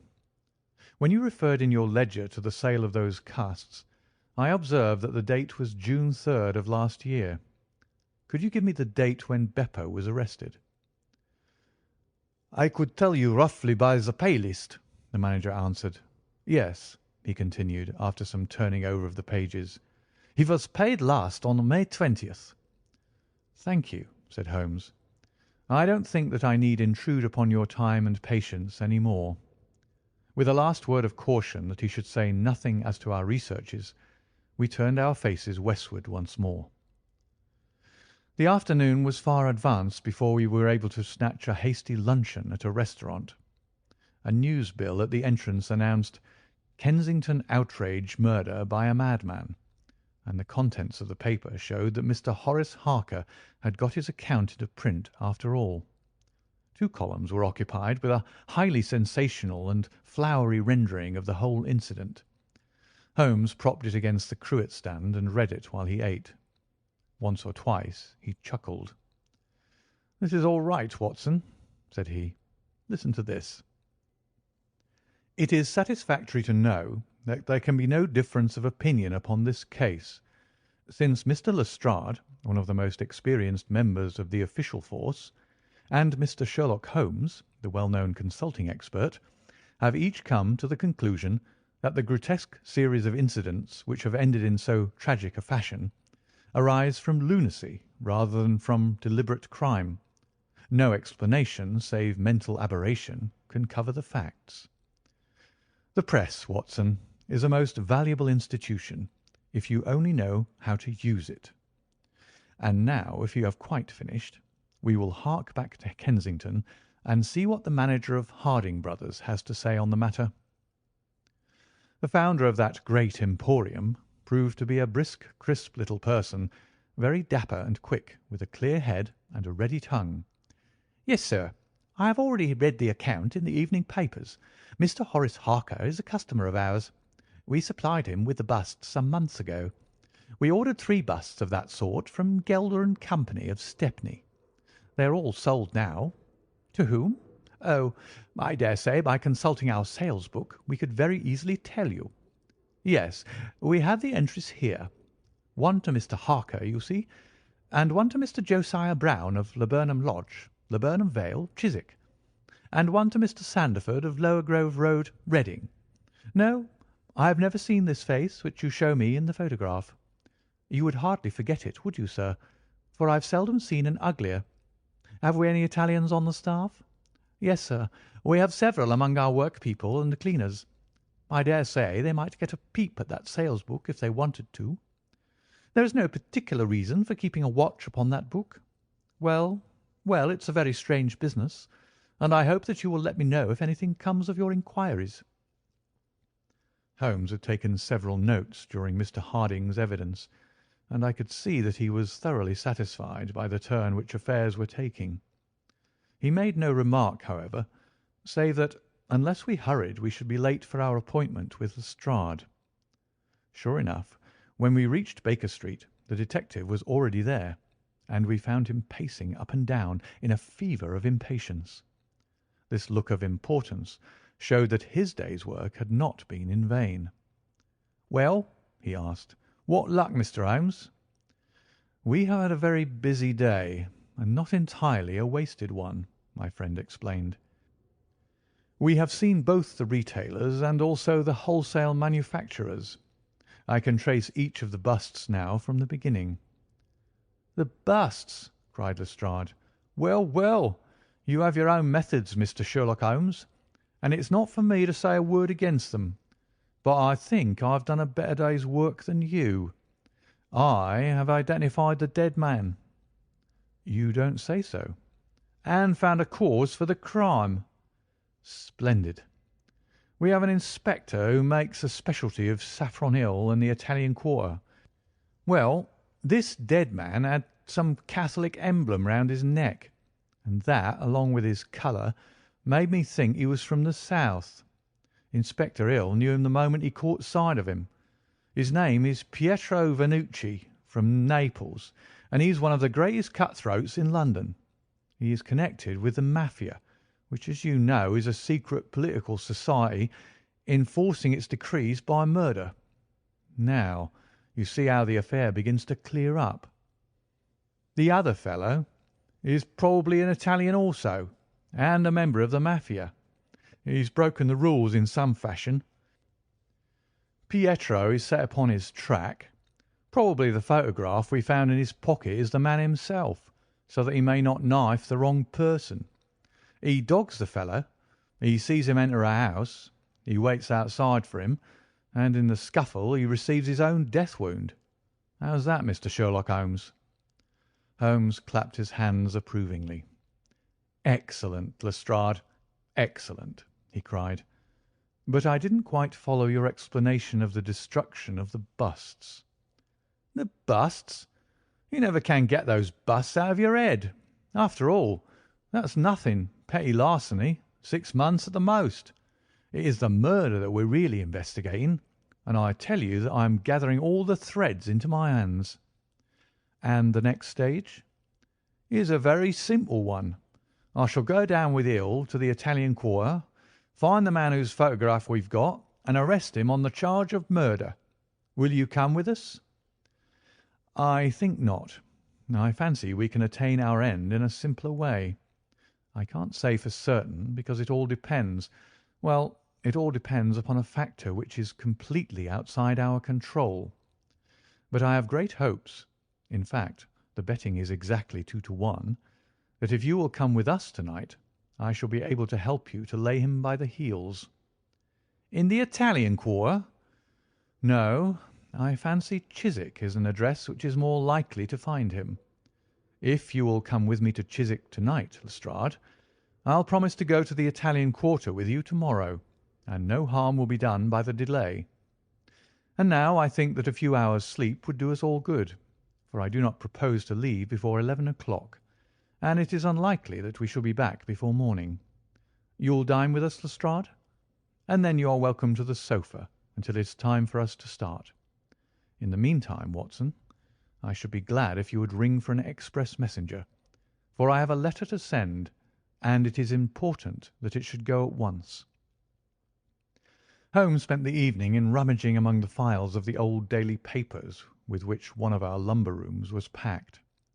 When at last he descended, it was with triumph in his eyes, but he said nothing to either of us as to the result of his researches.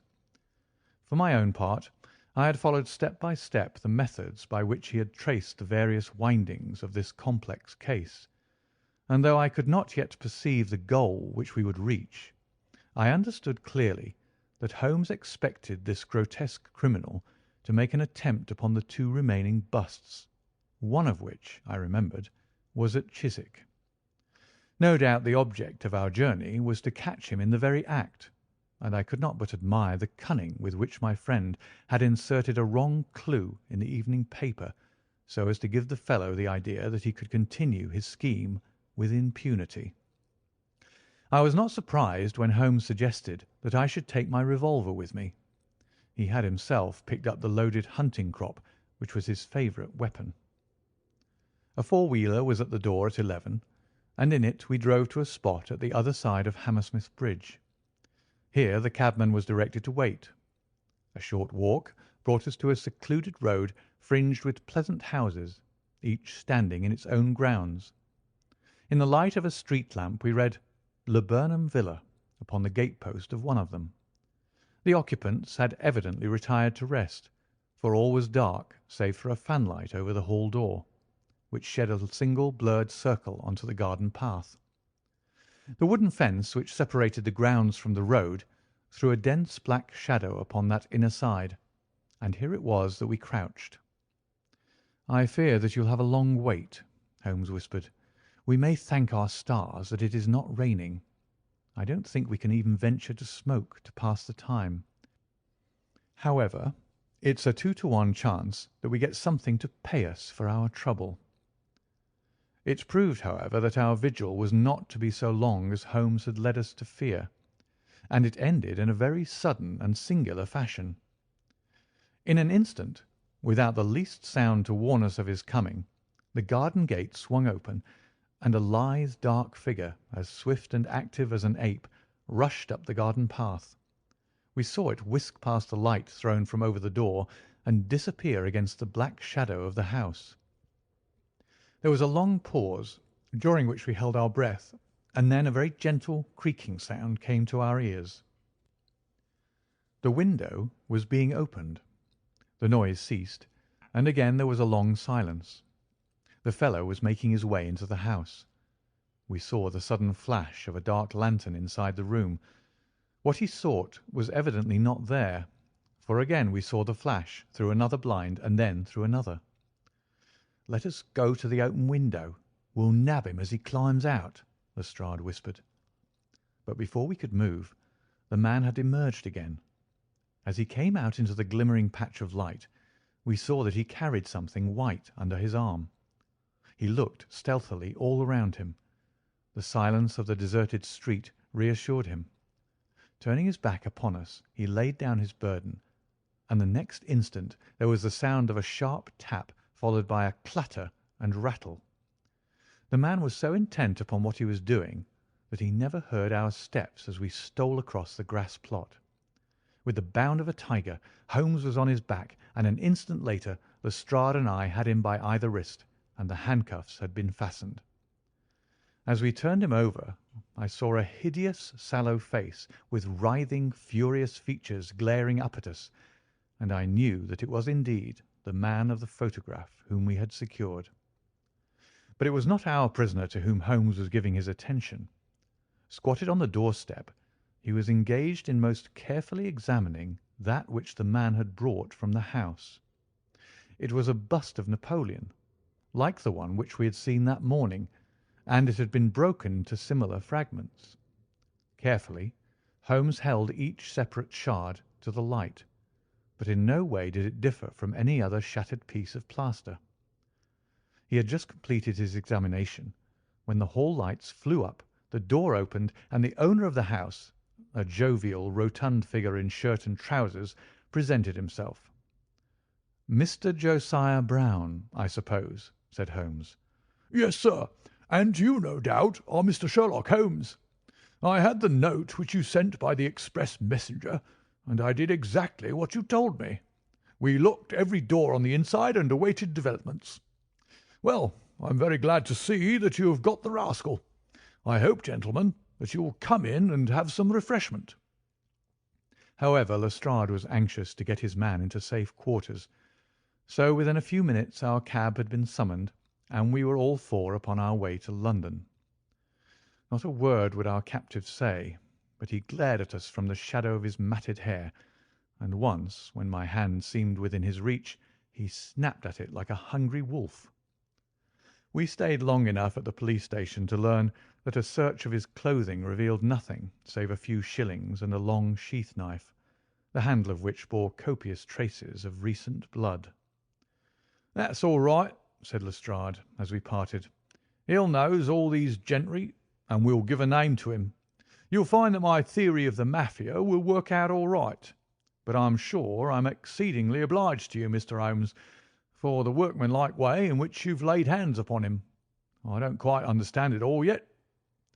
"I fear it is rather too late an hour for explanations," said Holmes. "Besides, there are one or two details which are not finished off, and it is one of those cases which are worth working out to the very end. If you will come round once more to my rooms at 6 o'clock tomorrow, I think I shall be able to show you that even now you have not grasped the entire meaning of this business, which presents some features which make it absolutely original in the history of crime. If ever I permit you to chronicle any more of my little problems, Watson, I foresee that you will enliven your pages by an account of the singular adventure of the Napoleonic busts." When we met again next evening, Lestrade was furnished with much information concerning our prisoner. His name, it appeared, was Beppo, second name unknown. He was a well-known ne'er-do-well among the Italian colony. He had once been a skilful sculptor, and had earned an honest living, but he had taken to evil courses, and had twice already been in jail, once for a petty theft, and once, as we had already heard, for stabbing a fellow countryman. He could talk English perfectly well. His reasons for destroying the busts were still unknown, and he refused to answer any questions upon the subject. But the police had discovered that these same busts might very well have been made by his own hands, since he was engaged in this class of work at the establishment of Gelder and Company. To all this information, much of which we already knew, Holmes listened with polite attention, but I, who knew him so well, could clearly see that his thoughts were elsewhere, and I detected a mixture of mingled uneasiness and expectation beneath that mask which he was wont to assume.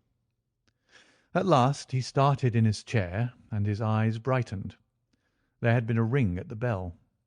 A minute later we heard steps upon the stairs, and an elderly red-faced man with grizzled side whiskers was ushered in. In his right hand he carried an old-fashioned carpet-bag, which he placed upon the table. "Is Mr. Sherlock Holmes here?" My friend bowed and smiled. "Mr. Sandford of Reading, I suppose," said he. "Yes, sir. I fear that I am a little late, but the trains were awkward. You wrote to me about a bust that is in my possession." "Exactly." "I have your letter here. You said, 'I desire to possess a copy of Devine's Napoleon, and am prepared to pay you £10 for the one which is in your possession.' Is that right?" "Certainly." "I was very much surprised at your letter, for I could not imagine how you knew that I owned such a thing." "Of course you must have been surprised, but the explanation is very simple. Mr. Harding, of Harding Brothers, said that they had sold you their last copy, and he gave me your address." "Oh, that was it, was it? Did he tell you what I paid for it?" "No, he did not." "Well, I am an honest man, though not a very rich one. I only gave 15 shillings for the bust, and I think you ought to know that before I take £10 from you." I am sure the scruple does you honour, Mr. Sandeford, but I have named that price, so I intend to stick to it." "Well, it's very handsome of you, Mr. Holmes. I brought the bust up with me, as you asked me to do. Here it is." He opened his bag, and at last we saw placed upon our table a complete specimen of that bust which we had already seen more than once in fragments. Holmes took a paper from his pocket and laid a £10 note upon the table. "You will kindly sign that paper, Mr. Sandeford, in the presence of these witnesses. It is simply to say that you transfer every possible right that you ever had in the bust to me. I am a methodical man, you see, and you never know what turn events might take afterwards. Thank you, Mr. Sandeford. Here is your money, and I wish you a very good evening." When our visitor had disappeared, Sherlock Holmes's movements were such as to rivet our attention. He began by taking a clean white cloth from a drawer and laying it over the table. Then he placed his newly acquired bust in the centre of the cloth. Finally, he picked up his hunting crop and struck Napoleon a sharp blow on the top of the head. The figure broke into fragments, and Holmes bent eagerly over the shattered remains. Next instant, with a loud shout of triumph, he held up one splinter, in which a round, dark object was fixed like a plum in a pudding. "Gentlemen," he cried, "let me introduce you to the famous Black Pearl of the Borgias." Lestrade and I sat silent for a moment, and then, with a spontaneous impulse, we both broke at clapping as at the well-wrought crisis of a play. A flush of colour sprang to Holmes's pale cheeks, and he bowed to us like the master dramatist who receives the homage of his audience. It was at such moments that for an instant he ceased to be a reasoning machine and betrayed his human love for admiration and applause. The same singularly proud and reserved nature which turned away with disdain from popular notoriety was capable of being moved to its depths by spontaneous wonder and praise from a friend. "Yes, gentlemen," said he, "it is the most famous pearl now existing in the world, and it has been my good fortune, by a connected chain of inductive reasoning, to trace it from the Prince of Colonner's bedroom at the Ducker Hotel, where it was lost, to the interior of this, the last of the 6 busts of Napoleon, which were manufactured by Gelder and Company of Stepney. You will remember, Lestrade, the sensation caused by the disappearance of this valuable jewel, and the vain efforts of the London police to recover it. I was myself consulted upon the case, but I was unable to throw any light upon it. Suspicion fell upon the maid of the Princess, who was an Italian, and it was proved that she had a brother in London, but we failed to trace any connection between them. The maid's name was Lucretia Vanucci, and there is no doubt in my mind that this Pietro, who was murdered 2 nights ago, was the brother. I have been looking up the dates in the old files of the paper, and I find that the disappearance of the pearl was exactly 2 days before the arrest of Beppo for some crime of violence, an event which took place in the factory of Gelder and Company, at the very moment when these busts were being made. Now you clearly see the sequence of events, though you see them, of course, in the inverse order to the way in which they presented themselves to me. Beppo had the pearl in his possession. He may have stolen it from Pietro. He may have been Pietro's confederate. He may have been the go-between of Pietro and his sister. It is of no consequence to us which is the correct solution. The main fact is that he had the pearl, and at that moment, when it was on his person, he was pursued by the police.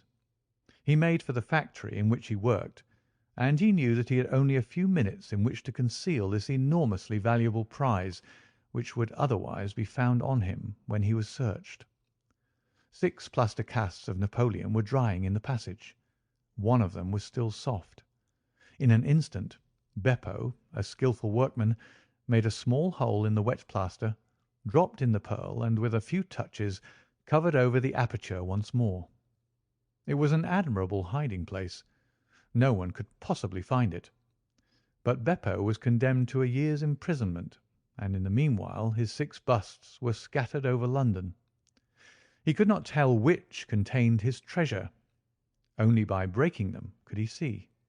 Even shaking would tell him nothing, for as the plaster was wet it was probable that the pearl would adhere to it, as, in fact, it has done. Beppo did not despair, and he conducted his search with considerable ingenuity and perseverance. Through a cousin who works with Gelder he found out the retail firms who had bought the busts. He managed to find employment with Morse Hudson, and in that way tracked down 3 of them. The pearl was not there. Then, with the help of some Italian employee, he succeeded in finding out where the other 3 busts had gone. The first was at Harker's. There he was dogged by his confederate, who held Beppo responsible for the loss of the pearl, and he stabbed him in the scuffle which followed.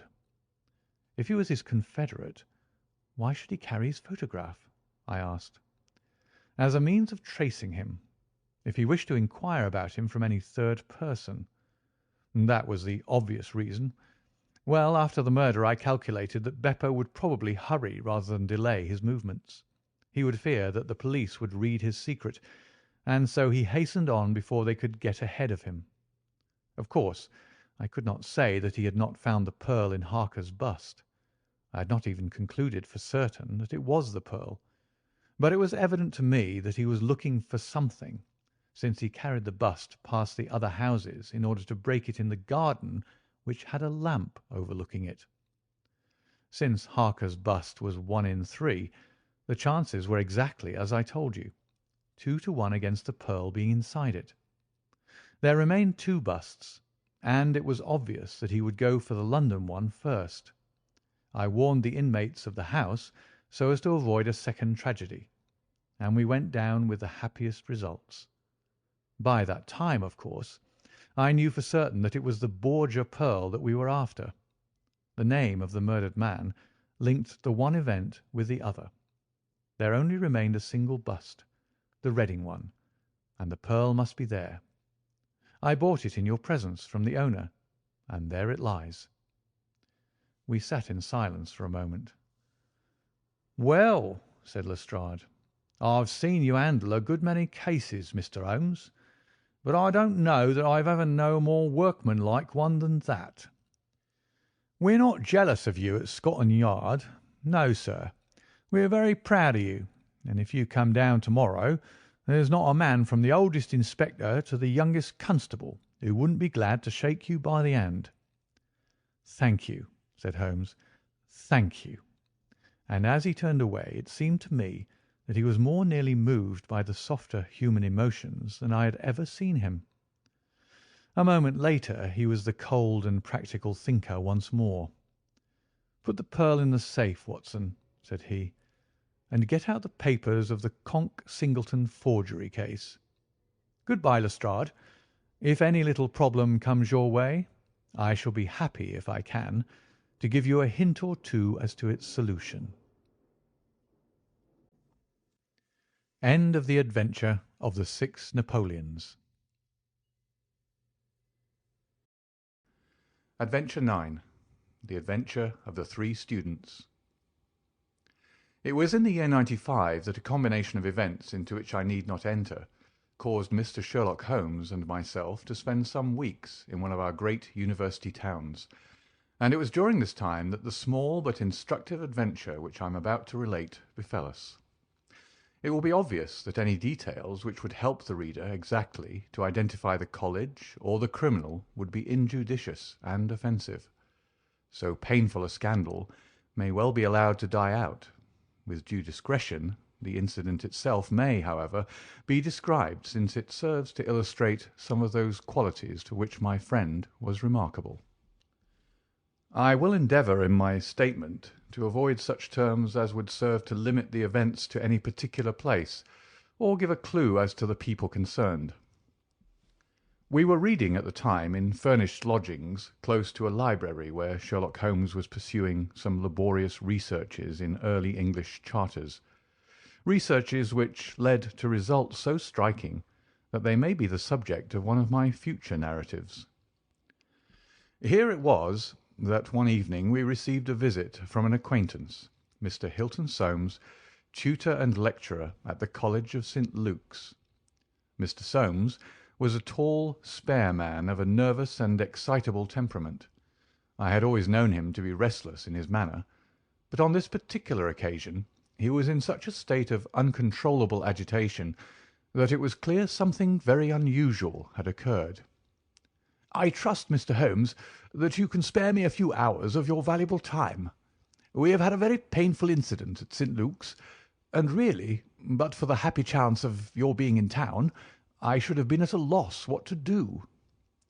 "I am very busy just now, and I desire no distractions," my friend answered. "I should much prefer that you called in the aid of the police." "No, no, my dear sir. Such a course is utterly impossible. When once the law is evoked, it cannot be stayed again, and this is just one of those cases where, for the credit of the college, it is most essential to avoid scandal. Your discretion is as well known as your powers, and you are the one man in the world who can help me. I beg you, Mr. Holmes, to do what you can." My friend's temper had not improved since he had been deprived of the congenial surroundings of Baker Street. Without his scrap-books, his chemicals, and his homely untidiness, he was an uncomfortable man. He shrugged his shoulders in ungracious acquiescence, while our visitor, in hurried words, and with much excitable gesticulation, poured forth his story. "I must explain to you, Mr. Holmes, that to-morrow is the first day of the examination for the Fortescue Scholarship. I am one of the examiners. My subject is Greek, and the first of the papers consists of a large passage of Greek translation which the candidate has not seen. This passage is printed on the examination paper, and it would naturally be an immense advantage if the candidate could prepare it in advance. For this reason great care is taken to keep the paper secret. To-day, about 3 o'clock, the proofs of this paper arrived from the printers. The exercise consists of half a chapter of Thucydides. I had to read it over carefully, as the text must be absolutely correct. At 4:30 my task was not yet completed. I had, however, promised to take tea in a friend's room, so I left the proof upon my desk. I was absent rather more than an hour. You are aware, Mr. Holmes, that our college doors are double, a green baize one within and a heavy oak one without. As I approached my outer door, I was amazed to see a key in it. For an instant I imagined that I had left my own there, but on feeling in my pocket I found that it was all right.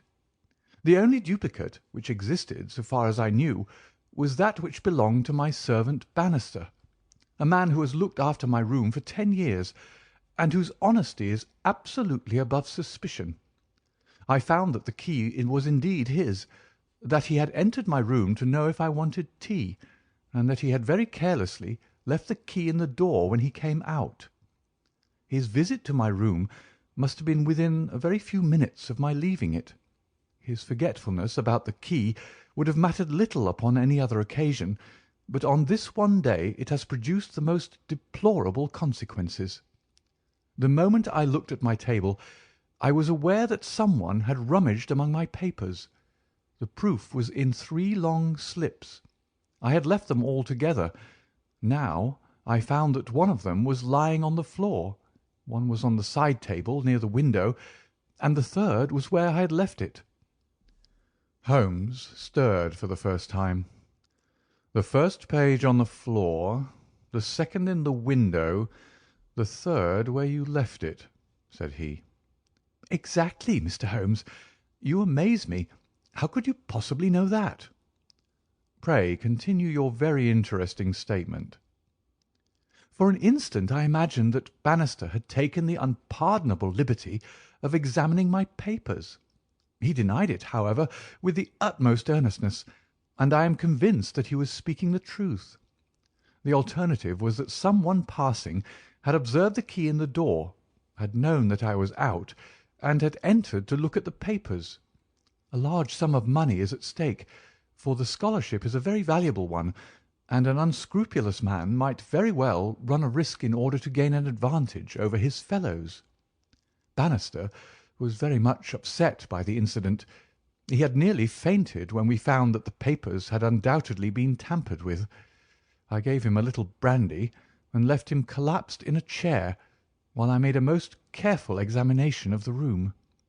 I soon saw that the intruder had left other traces of his presence beside the rumpled papers.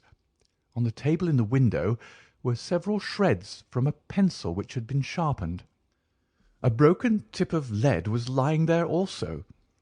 Evidently, the rascal had copied the paper in a great hurry, had broken his pencil, and had been compelled to put a fresh point to it. "Excellent," said Holmes, who was recovering his good humour as his attention became more engrossed by the case. "Fortune has been your friend." "This was not all. I have a new writing table with a fine surface of red leather. I am prepared to swear, and so is Bannister, that it was smooth and unstained. Now I found a clean cut in it about 3 inches long, not a mere scratch, but a positive cut. Not only this, but on the table I found a small ball of black dough or clay with specks of something which looks like sawdust in it. I am convinced that these marks were left by the man who rifled the papers. There were no footmarks and no other evidence as to his identity. I was at my wits' end when suddenly the happy thought occurred to me that you were in town, and I came straight round to put the matter into your hands. Do help me, Mr. Holmes. You see my dilemma.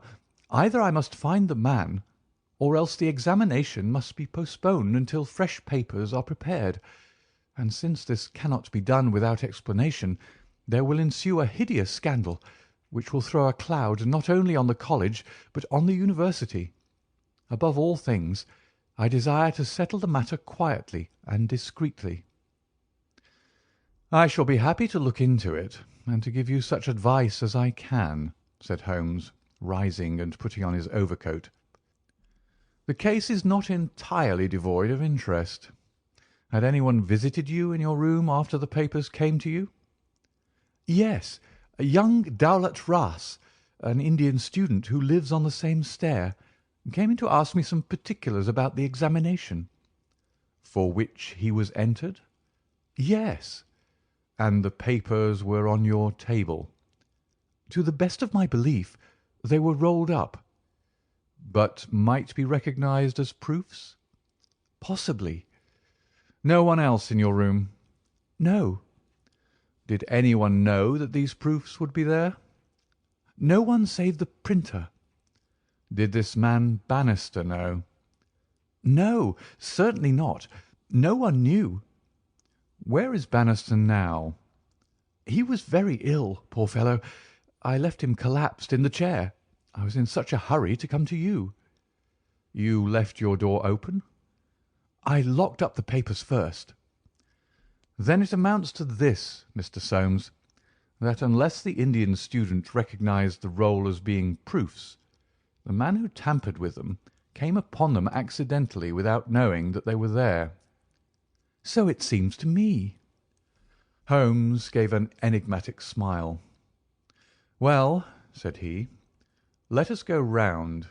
Not one of your cases, Watson. Mental, not physical. All right. Come if you want to. Now, Mr. Soames, at your disposal." The sitting room of our client opened by a long, low, latticed window onto the ancient, lichen-tinted court of the old college. A Gothic arched door led to a worn stone staircase. On the ground floor was the tutor's room.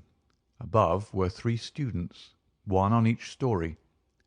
It was already twilight when we reached the scene of our problem. Holmes halted and looked earnestly at the window.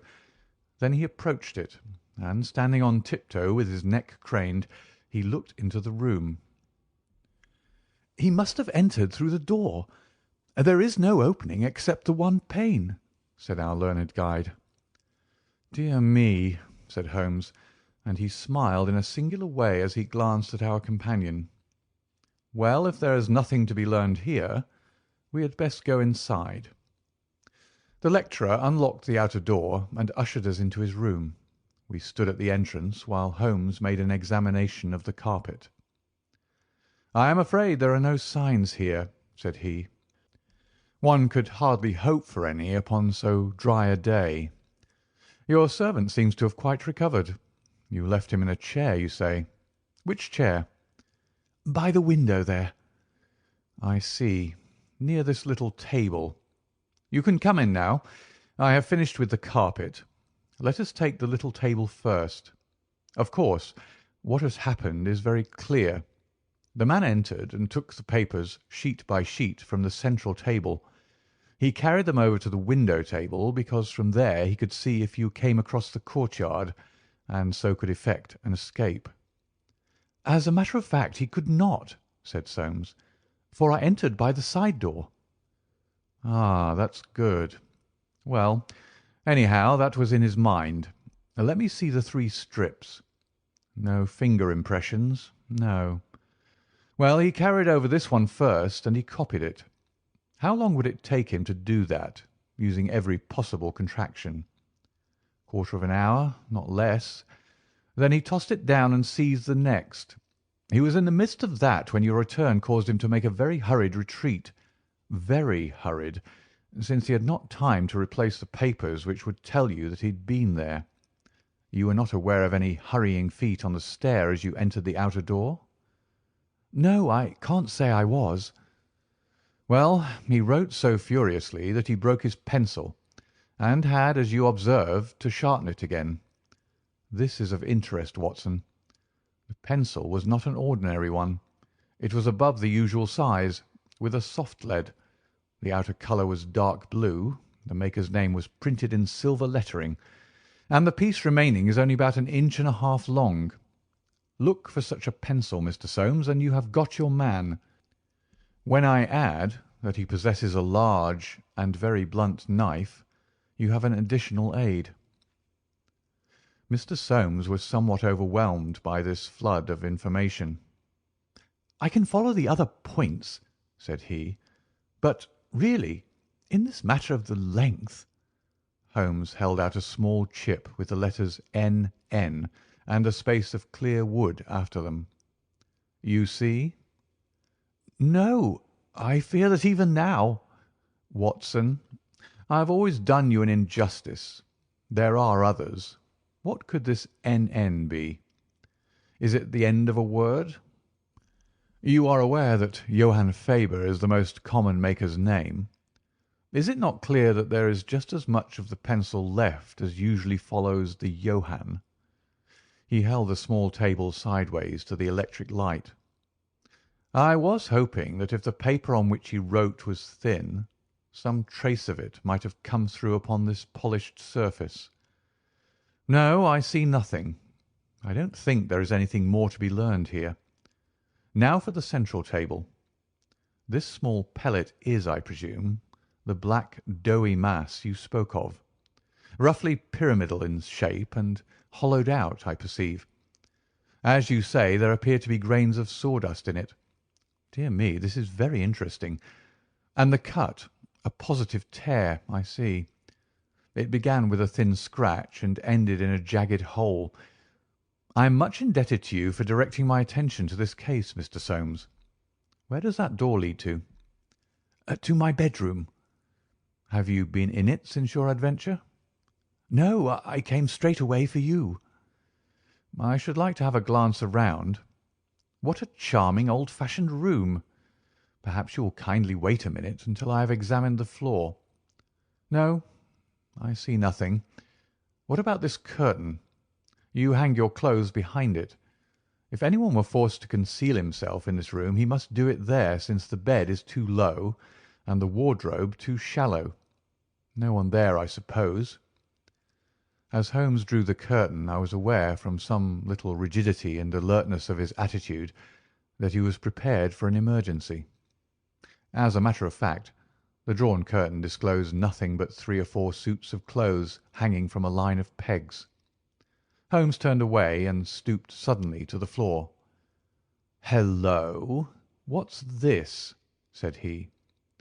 It was a small pyramid of black putty-like stuff, exactly like the one upon the table of the study. Holmes held it in his open palm in the glare of the electric light.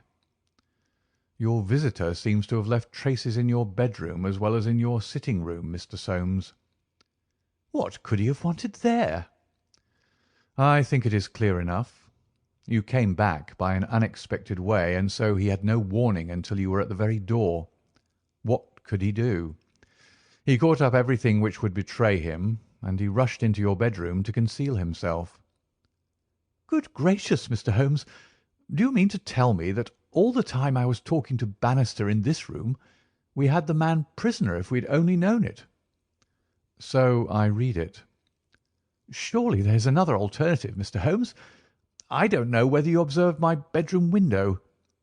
"Lattice-paned, lead framework, 3 separate windows, one swinging on hinge and large enough to admit a man." Exactly. And it looks out on an angle of the courtyard so as to be partly invisible.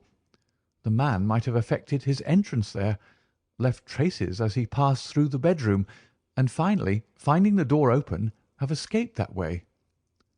Holmes shook his head impatiently. "Let us be practical," said he. "I understand you to say that there are these 3 students who use this stair, and are in the habit of passing your door." Yes, there are. "And they are all in for this examination?" Yes. "Have you any reason to suspect any one of them more than the others?" Soames hesitated. It is a very delicate question, said he.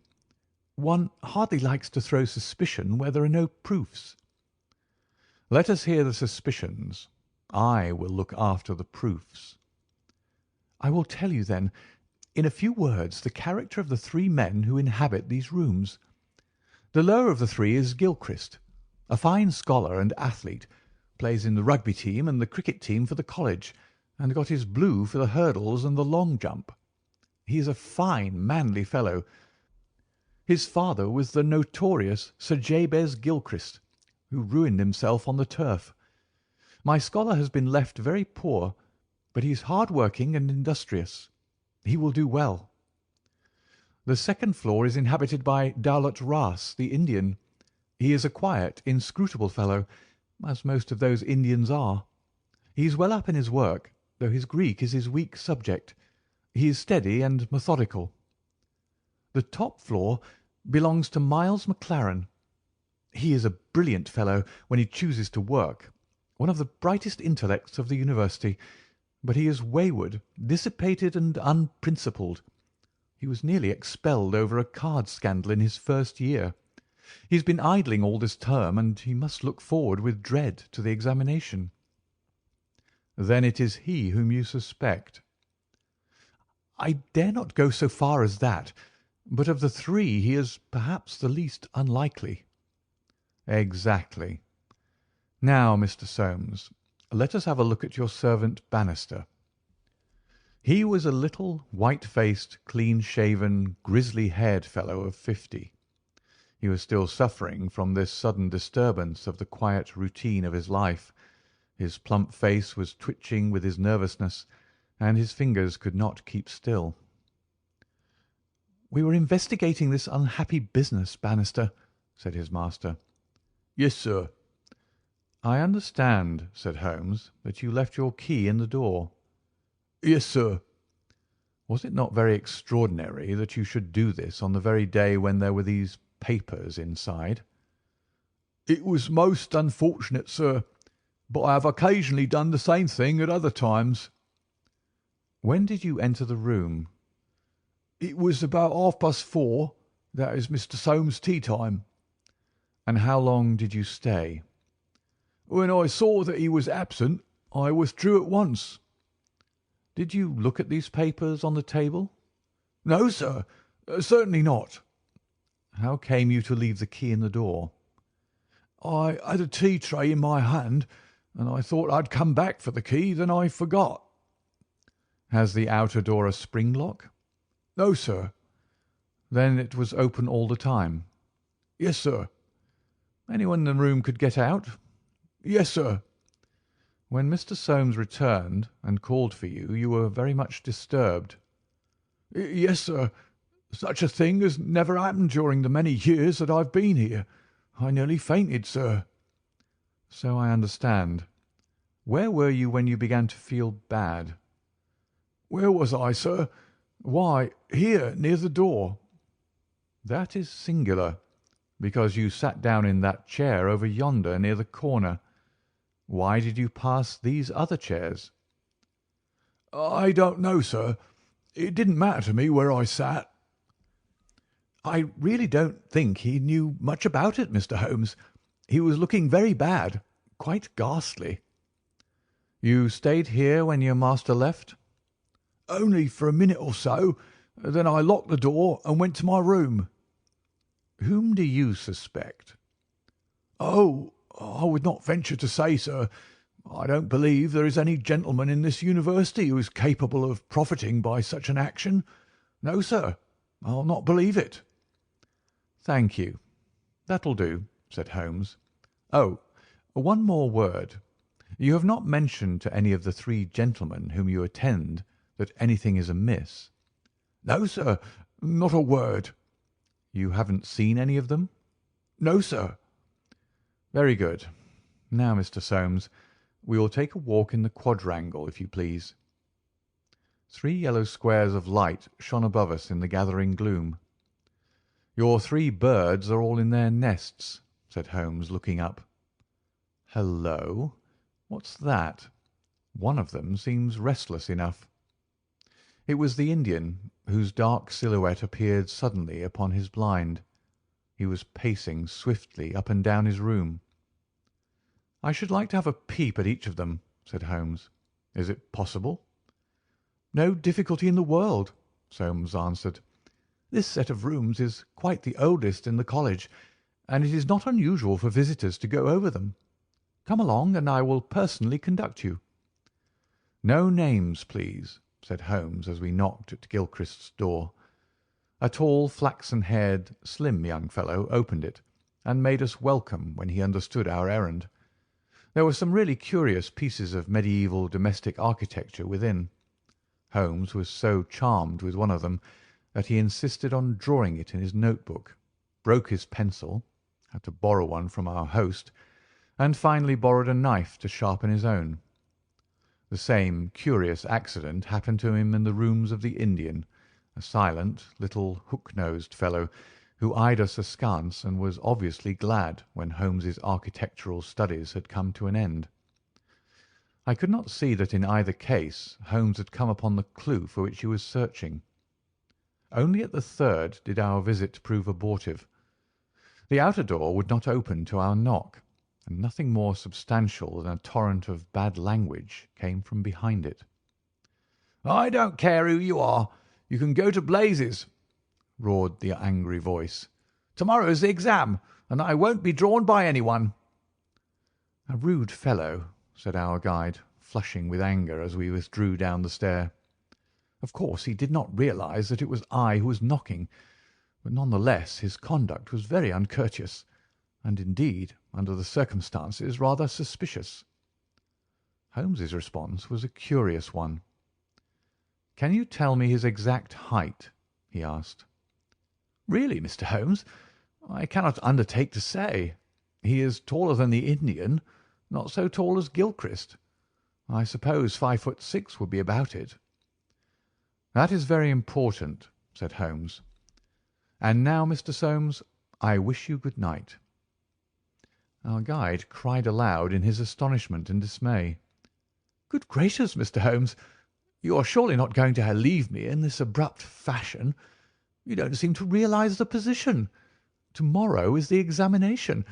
I must take some definite action to-night. I cannot allow the examination to be held if one of the papers has been tampered with.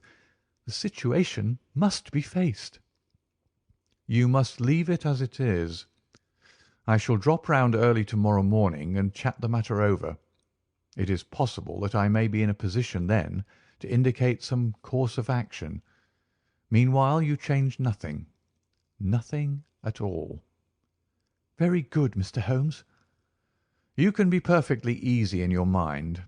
We shall certainly find some way out of your difficulties. I will take the black clay with me, also the pencil cuttings. Good-bye." When we were out in the darkness of the quadrangle, we again looked up at the windows. The Indian still paced his room. The others were invisible. "Well, Watson, what do you think of it?" Holmes asked as we came out into the main street. "Quite a little parlour game. A sort of three-card trick, is it not? There are your three men. It must be one of them. You take your choice. Which is yours? The foul-mouthed fellow at the top. He's the one with the worst record. And yet that Indian was a sly fellow also. Why should he be pacing his room all the time? There is nothing in that. Many men do it when you are trying to learn anything by heart. He looked at us in a queer way. So would you if a flock of strangers came in on you when you were preparing for an examination next day, and every moment was of value. No, I see nothing in that. Pencils, too, and knives always satisfactory. But that fellow does puzzle me." "Who?" "Why, Bannister, the servant. What's his game in the matter?" "He impressed me as being a perfectly honest man." "So he did me. That's the puzzling part. Why should a perfectly honest man— Well, well, here's a large stationer's. We shall begin our researches here." There were only 4 stationers of any consequence in the town, and at each Holmes produced his pencil chips and bid. All were agreed that one could be ordered, but it was not a usual size of pencil, and that it was seldom kept in stock. My friend did not appear to be depressed by his failure, but shrugged his shoulders in half-humorous resignation. "No good, my dear Watson. This, the best and only final clue, has run to nothing. But indeed I have little doubt that we can build up a sufficient case without it. By Jove, my dear fellow, it is nearly 9, and the landlady babbled of green peas at 7:30. What with your eternal tobacco, Watson, and your irregularity at meals, I expect that you will get notice to quit, and that I shall share your downfall. Not, however, before we have solved the problem of the nervous tutor, the careless servant, and the 3 enterprising students." Holmes made no further allusion to the matter that day, though he sat lost in thought for a long time after our belated dinner. At 8 in the morning he came into my room just as I finished my toilet. "Well, Watson," said he, "it is time we went down to St. Luke's. Can you do without breakfast?" "Certainly." "Soames will be in a dreadful fidget until we are able to tell him something positive." "Have you anything positive to tell him?" "I think so." "You have formed a conclusion?" "Yes, my dear Watson. I have solved the mystery." "But what fresh evidence could you have got?" "Aha! It is not for nothing that I have turned myself out of bed at the untimely hour of 6. I've put in 2 hours' hard work, and covered at least 5 miles with something to show for it. Look at that." He held out his hand. On the palm were 3 little pyramids of black doughy clay. "Why, Holmes, you only had 2 yesterday." "And 1 more this morning. It is a fair argument that wherever number 3 came from is also the source of numbers 1 and 2. Eh, Watson? Well, come along and put friend Soames out of his pain." The unfortunate tutor was certainly in a state of pitiable agitation when we found him in his chambers. In a few hours the examination would commence, and he was still in the dilemma between making the facts public and allowing the culprit to compete for the valuable scholarship. He could hardly stand still, so great was his mental agitation, and he ran towards Holmes with 2 eager hands outstretched. "Thank Heaven that you've come. I feared that you had given it up in despair. What am I to do? Shall the examination proceed?" "Yes, let it proceed by all means." "But this rascal?" "He shall not compete." "You know him?" "I think so. If this matter is not to become public, We must give ourselves certain powers and resolve ourselves into a small private court-martial. You there, if you please, Soames. Watson, you here. I'll take the armchair in the middle. I think that we're now sufficiently imposing to strike terror into a guilty breast. Kindly ring the bell." Bannister entered, and shrank back in evident surprise and fear at our judicial appearance. "You will kindly close the door," said Holmes. "Now, Bannister, will you please tell us the truth about yesterday's incident?" The man turned white to the roots of his hair. "I've told you everything, sir." "Nothing to add?" "Nothing at all, sir." "Well, then, I must make some suggestions to you. When you sat down on that chair yesterday, did you do so in order to conceal some object which would have shown who had been in the room?"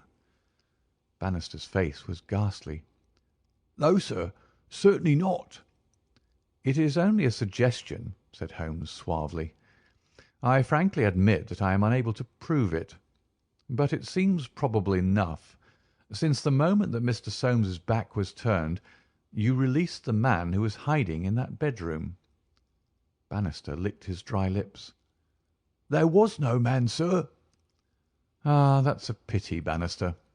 Up to now you may have spoken the truth, but now I know that you have lied." The man's face set in sullen defiance. "There was no man, sir." Come, come, Bannister. "No, sir, there was no one." In that case you can give us no further information. Would you please remain in the room? Stand over there near the bedroom door. Now, Soames, I am going to ask you to have the great kindness to go up to the room of young Gilchrist and to ask him to step down into yours." An instant later the tutor returned, bringing with him the student. He was a fine figure of a man, tall, lithe, and agile, with a springy step and a pleasant, open face. His troubled blue eyes glanced at each of us, and finally rested with an expression of blank dismay upon Bannister in the farther corner. "Just close the door," said Holmes. "Now, Mr. Gilchrist, we are all quite alone here, and no one need ever know one word of what passes between us. We can be perfectly frank with each other. We want to know, Mr. Gilchrist, how you, an honourable man, ever came to commit such an action as that of yesterday." The unfortunate young man staggered back and cast a look full of horror and reproach at Bannister. "No, no, Mr. Gilchrist, sir. I never said a word. Never one word," cried the servant. "No, but you have now," said Holmes. "Now, sir, you must see that after Bannister's words your position is hopeless, and that your only chance lies in a frank confession." For a moment Gilchrist, with upraised hand, tried to control his writhing features. The next he had thrown himself on his knees beside the table, and burying his face in his hands, he had burst into a storm of passionate sobbing. "Come, come," said Holmes kindly. "It is human to err, and at least no one can accuse you of being a callous criminal. Perhaps it would be easier for you if I were to tell Mr. Soames what occurred, and you can check me where I am wrong. Shall I do so? Well, well, don't trouble to answer. Listen and see that I do you no injustice. From the moment, Mr. Soames, that you said to me that no one, not even Bannister, could have told that the papers were in your room, the case began to take a definite shape in my mind. The printer one could, of course, dismiss. He could examine the papers in his own office. The Indian I also thought nothing of. If the proofs were in a roll, he could not possibly know what they were. On the other hand, it seemed an unthinkable coincidence that a man should dare to enter the room, and that by chance on that very day the papers were on the table. I dismissed that. The man who entered knew that the papers were there. How did he know? When I approached your room I examined the window. You amused me by supposing that I was contemplating the possibility of someone having in broad daylight, under the eyes of all these opposite rooms, forced himself through it. Such an idea was absurd. I was measuring how tall a man would need to be in order to see, as he passed, what papers were on the central table. I am 6 feet high, and I could do it without an effort. No one less than that would have a chance. Already, you see, I had reason to think that if one of your 3 students was a man of unusual height, he was the most worth watching of the 3. I entered, and I took you into my confidence as to the suggestions of the side table. Of the centre table I could make nothing, until in your description of Gilchrist you mentioned that he was a long-distance jumper. Then the whole thing came to me in an instant, and I only needed certain corroborative proofs, which I speedily obtained. What happened with this young fellow had employed his afternoon at the athletic grounds, where he had been practising the jump. He returned carrying his jumping shoes, which are provided, as you are aware, with several sharp spikes. As he passed your window, he saw by means of his great height these proofs upon your table, and conjectured what they were. No harm would have been done had it not been that, as he passed your door, he perceived the key which had been left by the carelessness of your servant. A sudden impulse came over him to enter and see if they were indeed the proofs. It was not a dangerous exploit, for he could always pretend that he had simply looked in to ask a question. Well, when he saw that they were indeed the proofs, it was then that he yielded to temptation. He put his shoes on the table. What was it you put on that chair near the window? Gloves, said the young man. Holmes looked triumphantly at Bannister. He put his gloves on the chair, and he took the proofs, sheet by sheet, to copy them. He thought the tutor must return by the main gate, and that he would see him. As we know, he came back by the side gate. Suddenly he heard him at the very door. There was no possible escape. He forgot his gloves, but he caught up his shoes and darted into the bedroom. You observe that the scratch on that table is slight at one side, but deepens in the direction of the bedroom door. That in itself is enough to show us that the shoe had been drawn in that direction, and that the culprit had taken refuge there. The earth round the spike had been left on the table, and a second sample was loosened and fell into the bedroom. I may add that I walked out to the athletic grounds this morning, saw that tenacious black clay is used in the jumping pit, and carried away a specimen of it, together with some of the fine tan or sawdust which is strewn over it, to prevent the athlete from slipping. Have I told the truth, Mr. Gilchrist? The student had drawn himself erect. Yes, sir, it is true, said he. Good heavens! Have you nothing to add? Cried Soames. Yes, sir, I have, but the shock of this disgraceful exposure has bewildered me. I have a letter here, Mr. Soames, which I wrote to you early this morning in the middle of a restless night. It was before I knew that my sin had found me out. Here it is, sir.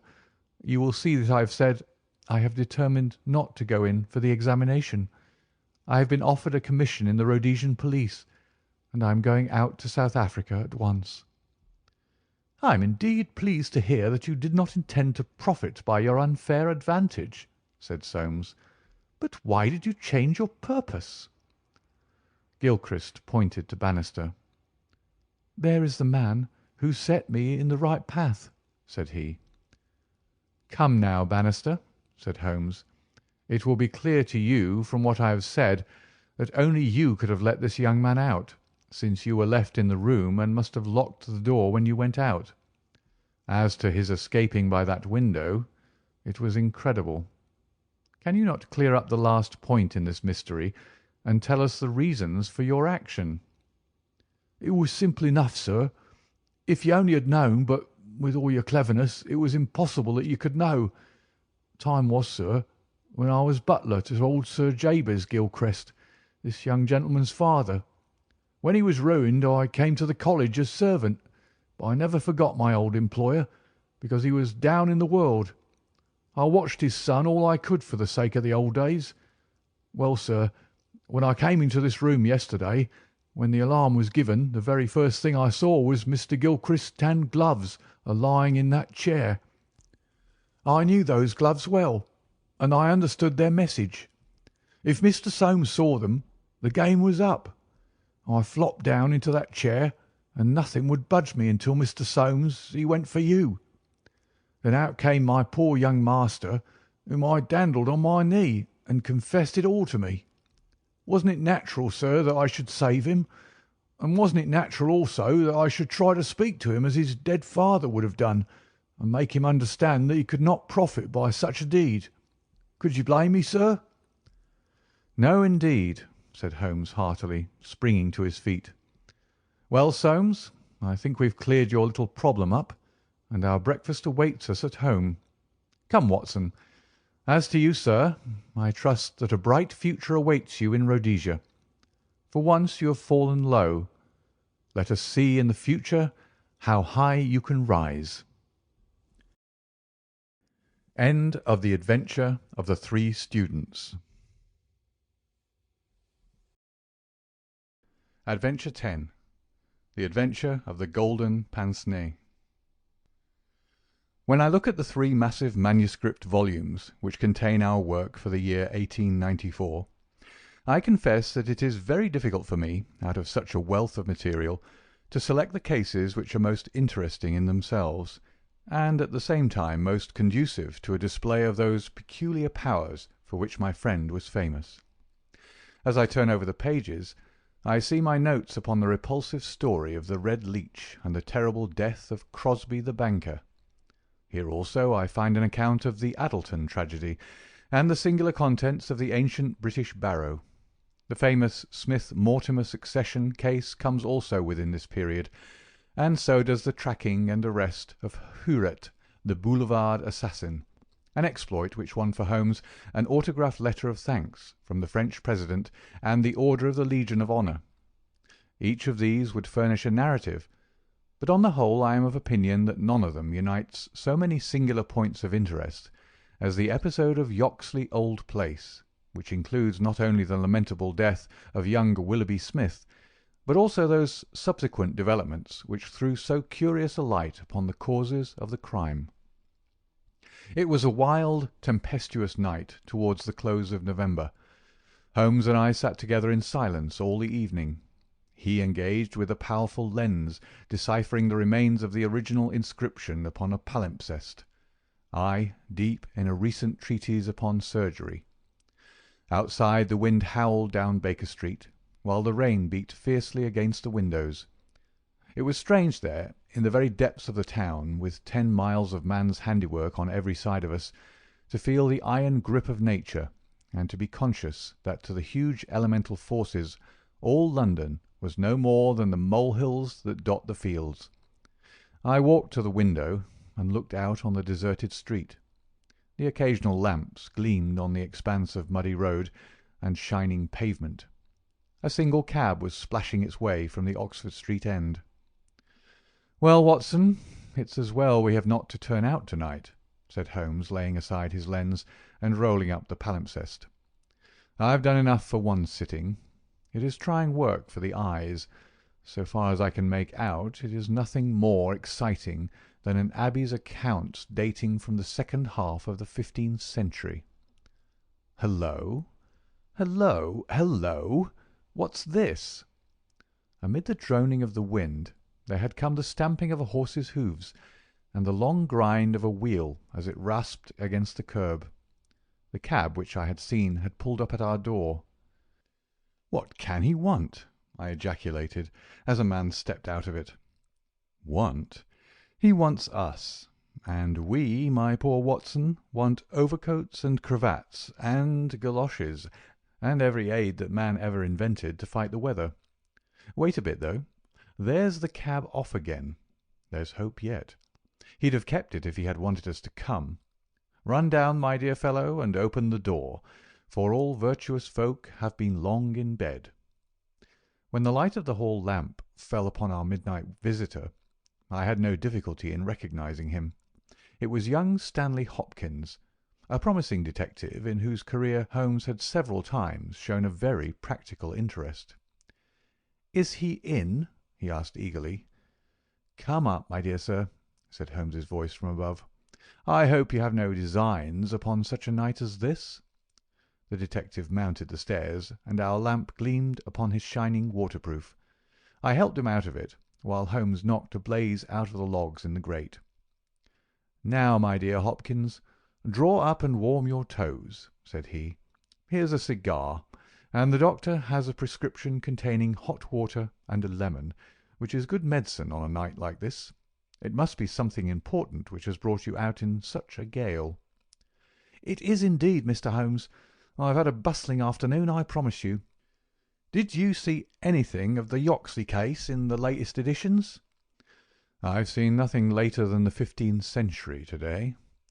"Well, it was only a paragraph, and all wrong at that, so you've not missed anything. I haven't let the grass grow under my feet. It's down in Kent, 7 miles from Chatham and 3 from the railway line. I was wired for at 3:15, reached Yoxley Old Place at 5, conducted my investigation, was back at Charing Cross by the last train, and straight to you by cab." "Which means, I suppose, that you are not quite clear about your case." "It means that I can make neither head nor tail of it. So far as I can see, it is just as tangled a business as ever I handled. And yet at first it seemed so simple that one couldn't go wrong. There's no motive, Mr. Holmes. That's what bothers me. I can't put my hand on a motive. Here's a man dead. There's no denying that. But so far as I can see, no reason on earth why anyone should wish him harm." Holmes lit his cigar and leaned back in his chair. "Let us hear about it," said he. "I've got my facts pretty clear," said Stanley Hopkins. "All I want now is to know what they all mean. The story, so far as I can make out, is like this. Some years ago, this country house, Yoxley Old Place, was taken by an elderly man who gave the name of Professor Coram.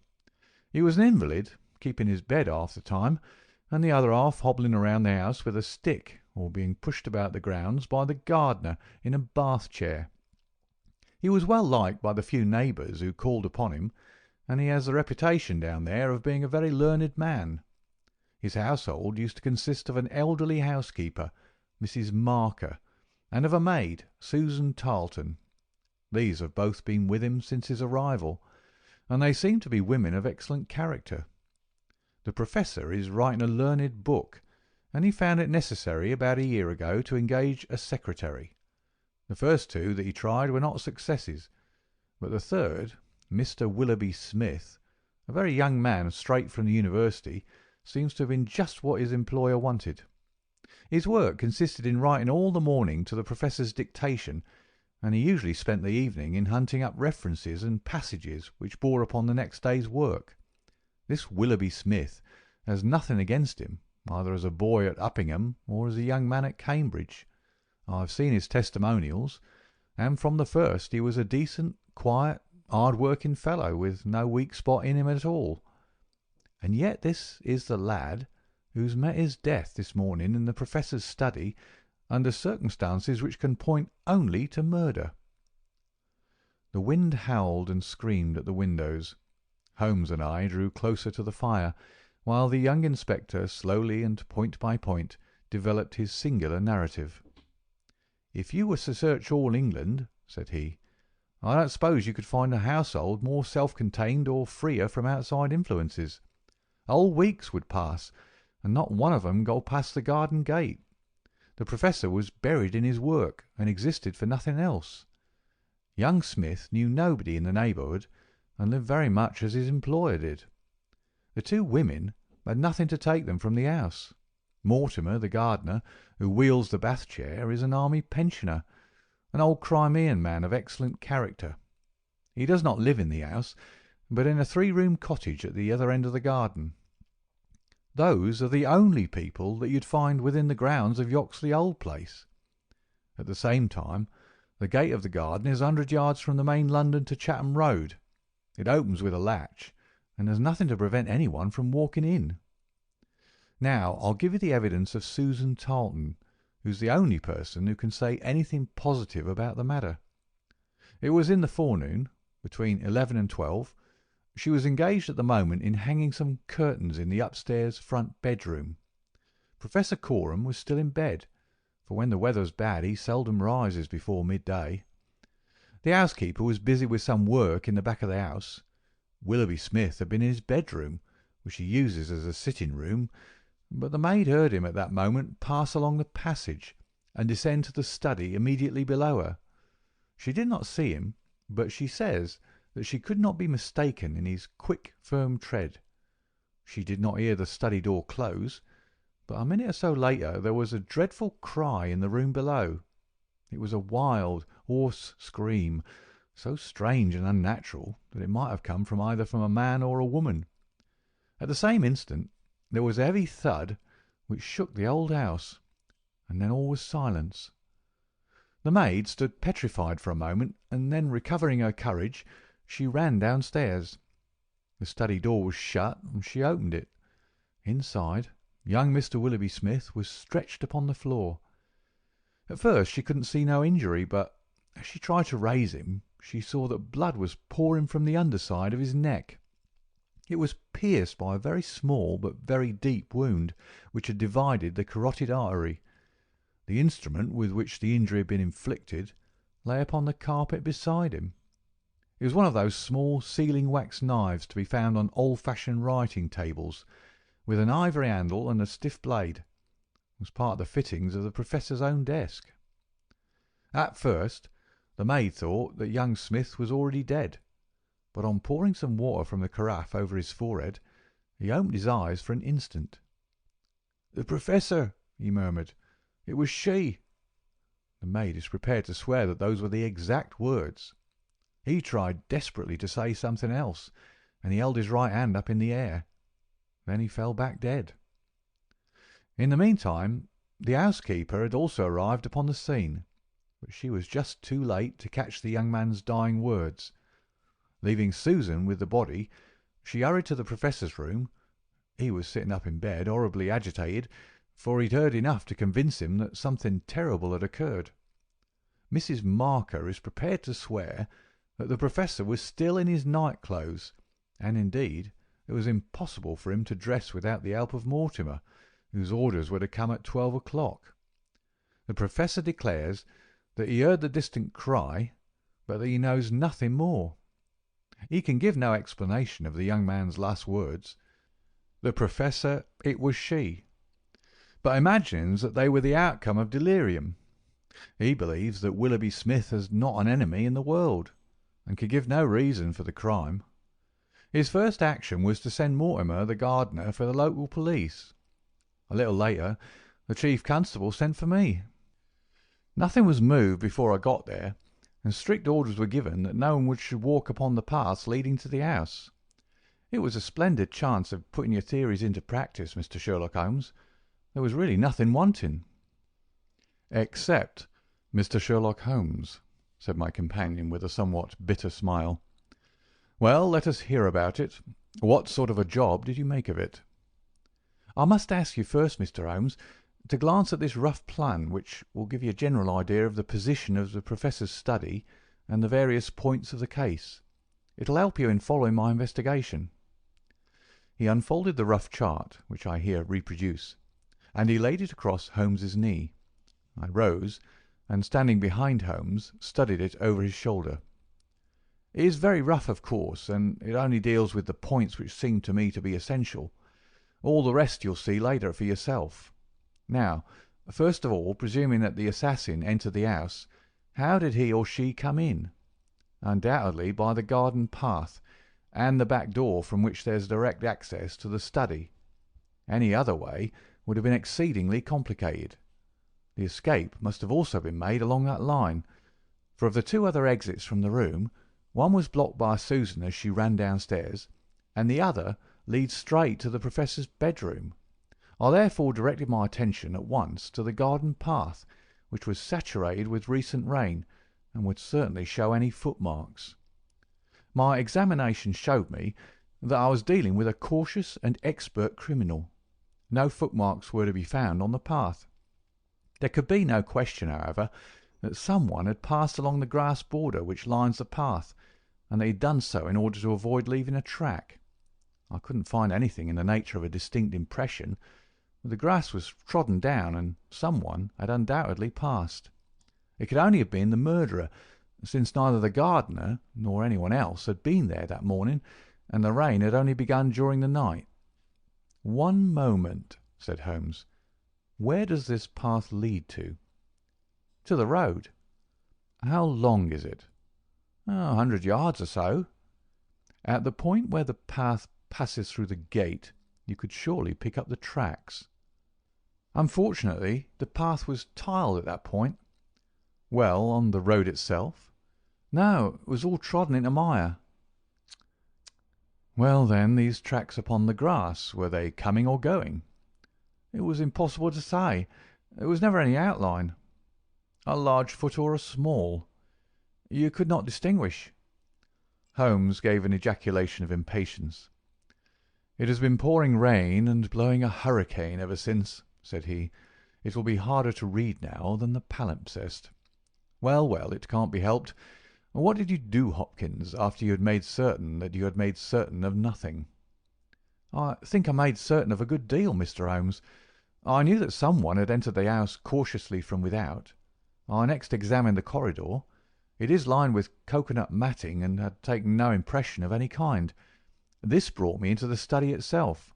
It is a scantily furnished room. The main article is a large writing table with a fixed bureau. This bureau consists of a double column of drawers, with a central small cupboard between them. The drawers were open, the cupboard locked. The drawers, it seems, were always open, and nothing of value was kept in them. There were some papers of importance in the cupboard, but there were no signs that this had been tampered with, and the professor assures me that nothing was missing. It is certain that no robbery has been committed. I come now to the body of the young man. It was found near the bureau and just to the left of it, as marked upon that chart. The stab was on the right side of the neck, and from behind forward, so that it is almost impossible that it could have been self-inflicted." "Unless he fell upon the knife," said Holmes. "Exactly. The idea crossed my mind, but we found the knife some feet away from the body, so that seems impossible. Then, of course, there are the man's own dying words, and finally, there was this very important piece of evidence which was found clasped in the dead man's right hand." From his pocket, Stanley Hopkins drew a small paper packet. He unfolded it and disclosed a golden pince-nez with 2 broken ends of black silk cord dangling from the end of it. "Willoughby Smith had excellent sight," he added. "There can be no question that this was snatched from the face of the person of the assassin." Sherlock Holmes took the glasses into his hand and examined them with the utmost attention and interest. He held them on his nose, endeavoured to read through them, went to the window and stared up the street with them, looked at them most minutely in the full light of the lamp, and finally, with a chuckle, seated himself at the table and wrote a few lines upon a sheet of paper which he tossed across to Stanley Hopkins. "That's the best I can do for you," said he. "It may prove to be of some use." The astonished detective read the note aloud. It ran as follows: "Wanted. A woman of good address, attired like a lady. She has a remarkably thick nose, with eyes which are set close upon either side of it. She has a puckered forehead, a peering expression, and probably rounded shoulders. There are indications that she has had recourse to an optician at least twice during the last few months. As her glasses are of remarkable strength, and as opticians are not very numerous, there should be no difficulty in tracing her." Holmes smiled at the astonishment of Hopkins, which must have been reflected upon my features. "Surely my deductions are simplicity itself," said he. "It would be difficult to name any articles which afford a finer field for inference than a pair of glasses, especially so remarkable a pair as these. That they belong to a woman I infer from their delicacy, and also, of course, from the last words of the dying man. As to her being a person of refinement and well dressed, they are, as you perceive, handsomely mounted in solid gold, and it is inconceivable that anyone who wore such glasses could be slatternly in other respects. You will find that the clips are too wide for your nose, showing that the lady's nose was very broad at the base. This sort of nose is usually a short and coarse one, but there is a sufficient number of exceptions to prevent me from being dogmatic or from insisting upon this point in my description. My own face is a narrow one, and yet I find that I cannot get my eyes into the centre, nor near the centre of these glasses. Therefore, the lady's eyes are set very near to the sides of the nose. You will perceive, Watson, that the glasses are concave and of unusual strength. A lady whose vision has been so extremely contracted all her life is sure to have the physical characteristics of such vision which are seen in the forehead, the eyelids, and the shoulders. Yes, I said, I can follow each of your arguments. I confess, however, that I am unable to understand how you arrive at the double visit to the optician. Holmes took the glasses in his hand. You will perceive, he said, that the clips are lined with tiny bands of cork to soften the pressure upon the nose. One of these is discoloured and worn to some slight extent, but the other is new. Evidently one has fallen off and been replaced. I should judge that the older of them has not been there for more than a few months. They exactly correspond, so I gather that the lady went back to the same establishment for the second. By George, it's marvellous, cried Hopkins in an ecstasy of admiration. To think that I had all that evidence in my hand and never knew it. I had intended, however, to go the round of the London opticians. Of course you would. Meanwhile, have you anything more to tell us about the case? Nothing, Mr. Holmes. I think that you know as much as I do now, probably more. We have had inquiries made as to any stranger seen on the country roads or at the railway station. We have heard of none. What beats me is the utter want of all object in the crime. Not a ghost of a motive can anyone suggest. Ah, there I am not in a position to help you. But I suppose you want us to come out tomorrow.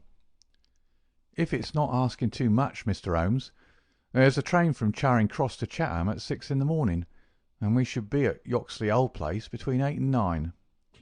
Then we shall take it. Your case has certainly some features of great interest, and I shall be delighted to look into it. Well, it's nearly 1, and we had best get a few hours' sleep. I dare say you can manage all right on the sofa in front of the fire. I'll light my spirit lamp and give you a cup of coffee before we start. The gale had blown itself out next day, but it was a bitter morning when we started upon our journey.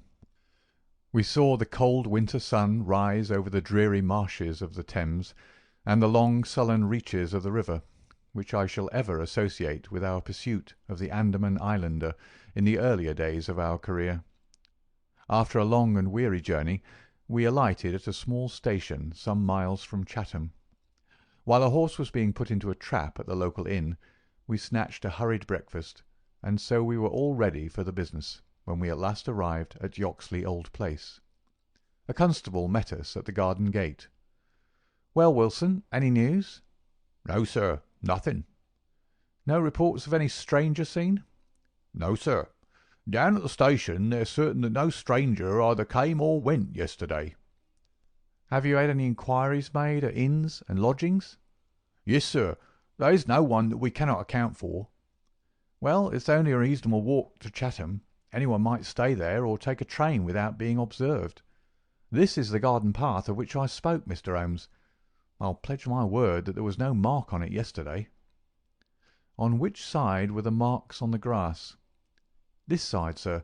This narrow margin of grass between the path and the flower bed. I can't see the traces now, but they were clear to me then." "Yes, yes. Someone has passed along," said Holmes, stooping over the grass border.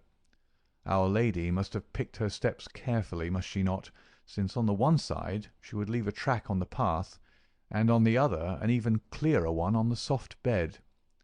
"Yes, sir. She must have been a cool hand." I saw an intent look pass over Holmes's face. "You say that she must have come back this way?" "Yes, sir. There is no other." "On this strip of grass?" "Certainly, Mr. Holmes." Hmm. It was a very remarkable performance. Very remarkable. Well, I think we've exhausted the path. Let us go farther. This garden door is usually kept open, I suppose. Then this visitor had nothing to do but to walk in. The idea of murder was not in her mind, or she would have provided herself with some sort of weapon instead of having to pick this knife off the writing table. She advanced along this corridor, leaving no traces upon the cocoanut matting. Then she found herself in this study. How long was she there? We have no means of judging. Not more than a few minutes, sir. I forgot to tell you that Mrs. Marker, the housekeeper, had been in there tidying not very long before. About a quarter of an hour, she says. Well, that gives us a limit. Our lady enters this room, and what does she do? She goes over to the writing table. What for? Not for anything in the drawers. If there had been anything worth her taking, it would surely have been locked up. No, it was for something in that wooden bureau.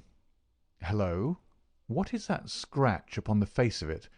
Just hold a match, Watson. Why did you not tell me of this, Hopkins? The mark which he was examining began upon the brasswork on the right-hand side of the keyhole, and extended for about 4 inches, where it had scratched the varnish from the surface. I noticed it, Mr. Holmes, but you'll always find scratches around a keyhole. This is recent, quite recent.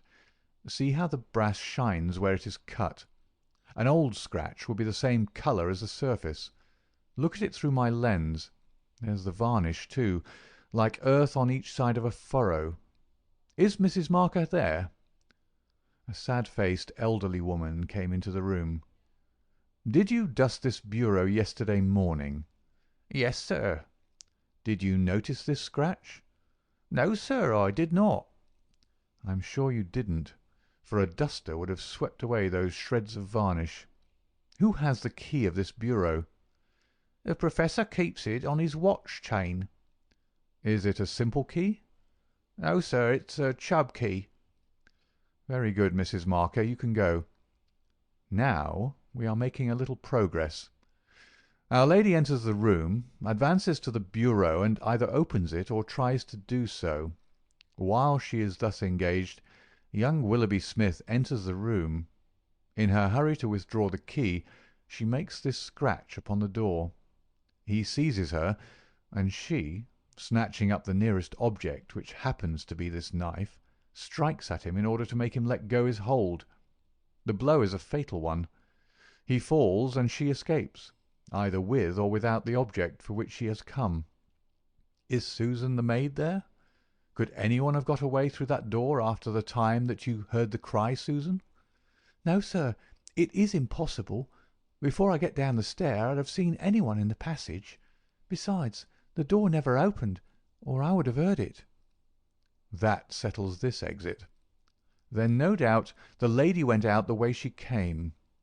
I understand that this other passage leads only to the Professor's room. There is no exit that way. No, sir. We shall go down it and make the acquaintance of the Professor. Hello, Hopkins. This is very important indeed. The Professor's corridor is also lined with cocoanut matting. Well, sir, what of that? Don't you see any bearing upon the case? Well, well, I don't insist upon it. No doubt I am wrong, and yet it seems to me to be suggestive. Come with me and introduce me. We passed down the passage, which was of the same length as that which led to the garden. At the end was a short flight of steps ending in a door. Our guide knocked and then ushered us in to the Professor's bedroom. It was a very large chamber, lined with innumerable volumes, which had overflowed from the shelves and lay in piles in the corners, or were stacked all round at the base of the cases. The bed was in the centre of the room, and in it, propped up with pillows, was the owner of the house. I have seldom seen a more remarkable-looking person. It was a gaunt, aquiline face which was turned towards us, with piercing dark eyes which lurked in deep hollows under overhung and tufted brows. His hair and beard were white, save that the latter was curiously stained with yellow around his mouth. A cigarette glowed amid the tangle of white hair, and the air of the room was fetid with stale tobacco smoke. As he held out his hand to Holmes, I perceived that it was also stained with yellow nicotine. "A smoker, Mr. Holmes," said he, speaking in well-chosen English, with a curious little mincing accent. "Pray take a cigarette, and you, sir? I can recommend them, for I have them especially prepared by Ionides of Alexandria. He sends me 1,000 at a time, and I grieve to say that I have to arrange for a fresh supply every fortnight. Bad, sir, very bad. But an old man has few pleasures. Tobacco and my work. That is all that is left to me." Holmes had lit a cigarette, and was shooting little darting glances all over the room. "Tobacco and my work. But now only tobacco," the old man exclaimed. "Alas, what a fatal interruption! Who could have foreseen such a terrible catastrophe? So estimable a young man! I assure you that after a few months' training he was an admirable assistant. What do you think of the matter, Mr. Holmes?" "I have not yet made up my mind." "I shall indeed be indebted to you if you can throw a light where all is so dark to us. To a poor bookworm and invalid like myself, such a blow is paralyzing. I seem to have lost the faculty of thought. But you are a man of action. You are a man of affairs. It is part of the everyday routine of your life. You can preserve your balance in every emergency. We are fortunate indeed in having you at our side." Holmes was pacing up and down one side of the room, whilst the old professor was talking. I observed that he was smoking with extraordinary rapidity. It was evident that he shared our host's liking for the fresh Alexandrian cigarettes. "Yes, sir, it is a crushing blow," said the old man. "That is my magnum opus, the pile of papers on the side table yonder. It is my analysis of the documents found in the Coptic monasteries of Syria and Egypt, a work which will cut deep at the very foundation of revealed religion. With my enfeebled health, I do not know whether I shall ever be able to complete it, now that my assistant has been taken from me. Dear me, Mr. Holmes! Why, you are even a quicker smoker than I am myself." Holmes smiled. "I am a connoisseur," said he, taking another cigarette from the box, his fourth, and lighting it from the stub of that which he had finished. "I will not trouble you with any lengthy cross-examination, Professor Coram, since I gather that you were in bed at the time of the crime, and could know nothing about it. I would only ask this. What do you imagine that this poor fellow meant by his last words? The Professor? It was she." The Professor shook his head. "Susan is a country girl," said he, "and you know the incredible stupidity of that class. I fancy that the poor fellow murmured some incoherent, delirious words, and that she twisted them into this meaningless message." "I see. You have no explanation yourself of the tragedy?" "Possibly an accident. Possibly. I only breathe it among ourselves. A suicide. Young men have their hidden troubles. Some affair of the heart, perhaps, which we have never known. It is a more probable supposition than murder." "But the eyeglasses?" "Ah, I am only a student, a man of dreams. I cannot explain the practical things of life. But still, we are aware, my friend, that love gauges may take strange shapes. By all means, take another cigarette. It is a pleasure to see anyone appreciate them so. A fan, a glove, glasses. Who knows what article may be carried as a token or treasured when a man puts an end to his life? This gentleman speaks of footsteps in the grass, but after all, it is easy to be mistaken on such a point. As to the knife, it might well be thrown far from the unfortunate man as he fell. It is possible that I speak as a child, but to me it seems that Willoughby Smith has met his fate by his own hand." Holmes seemed struck by the theory thus put forward, and he continued to walk up and down for some time, lost in thought and consuming cigarette after cigarette. "Tell me, Professor Coram," he said at last, "what is in that cupboard in the bureau?" "Nothing that would help a thief. Family papers, letters from my poor wife, diplomas of universities which have done me honour. Here is the key. You can look for yourself." Holmes picked up the key and looked at it for an instant. Then he handed it back. "No, I hardly think that it would help me," said he. "I should prefer to go quietly down to your garden and turn the whole matter over in my head. There is something to be said for the theory of suicide which you have put forward. We must apologize for having intruded upon you, Professor Coram, and I promise that we won't disturb you until after lunch. At 2 o'clock we will come again and report to you anything which may have happened in the interval." Holmes was curiously distrait, and we walked up and down the garden path for some time in silence. "Have you a clue?" I asked at last. "It depends upon those cigarettes that I smoked," said he. "It is possible that I am utterly mistaken. The cigarettes will show me." "My dear Holmes," I exclaimed, "how on earth—" "Well, well, you may see for yourself. If not, there's no harm done. Of course, we always have the optician clue to fall back upon, but I take a short cut when I can get it. Ah, here is the good Mrs. Marker. Let us enjoy 5 minutes of instructive conversation with her." I may have remarked before that Holmes had, when he liked, a peculiarly ingratiating way with women, and that he very readily established terms of confidence with them. In half the time which he had named, he had captured the housekeeper's goodwill, and was chatting with her as if he had known her for years.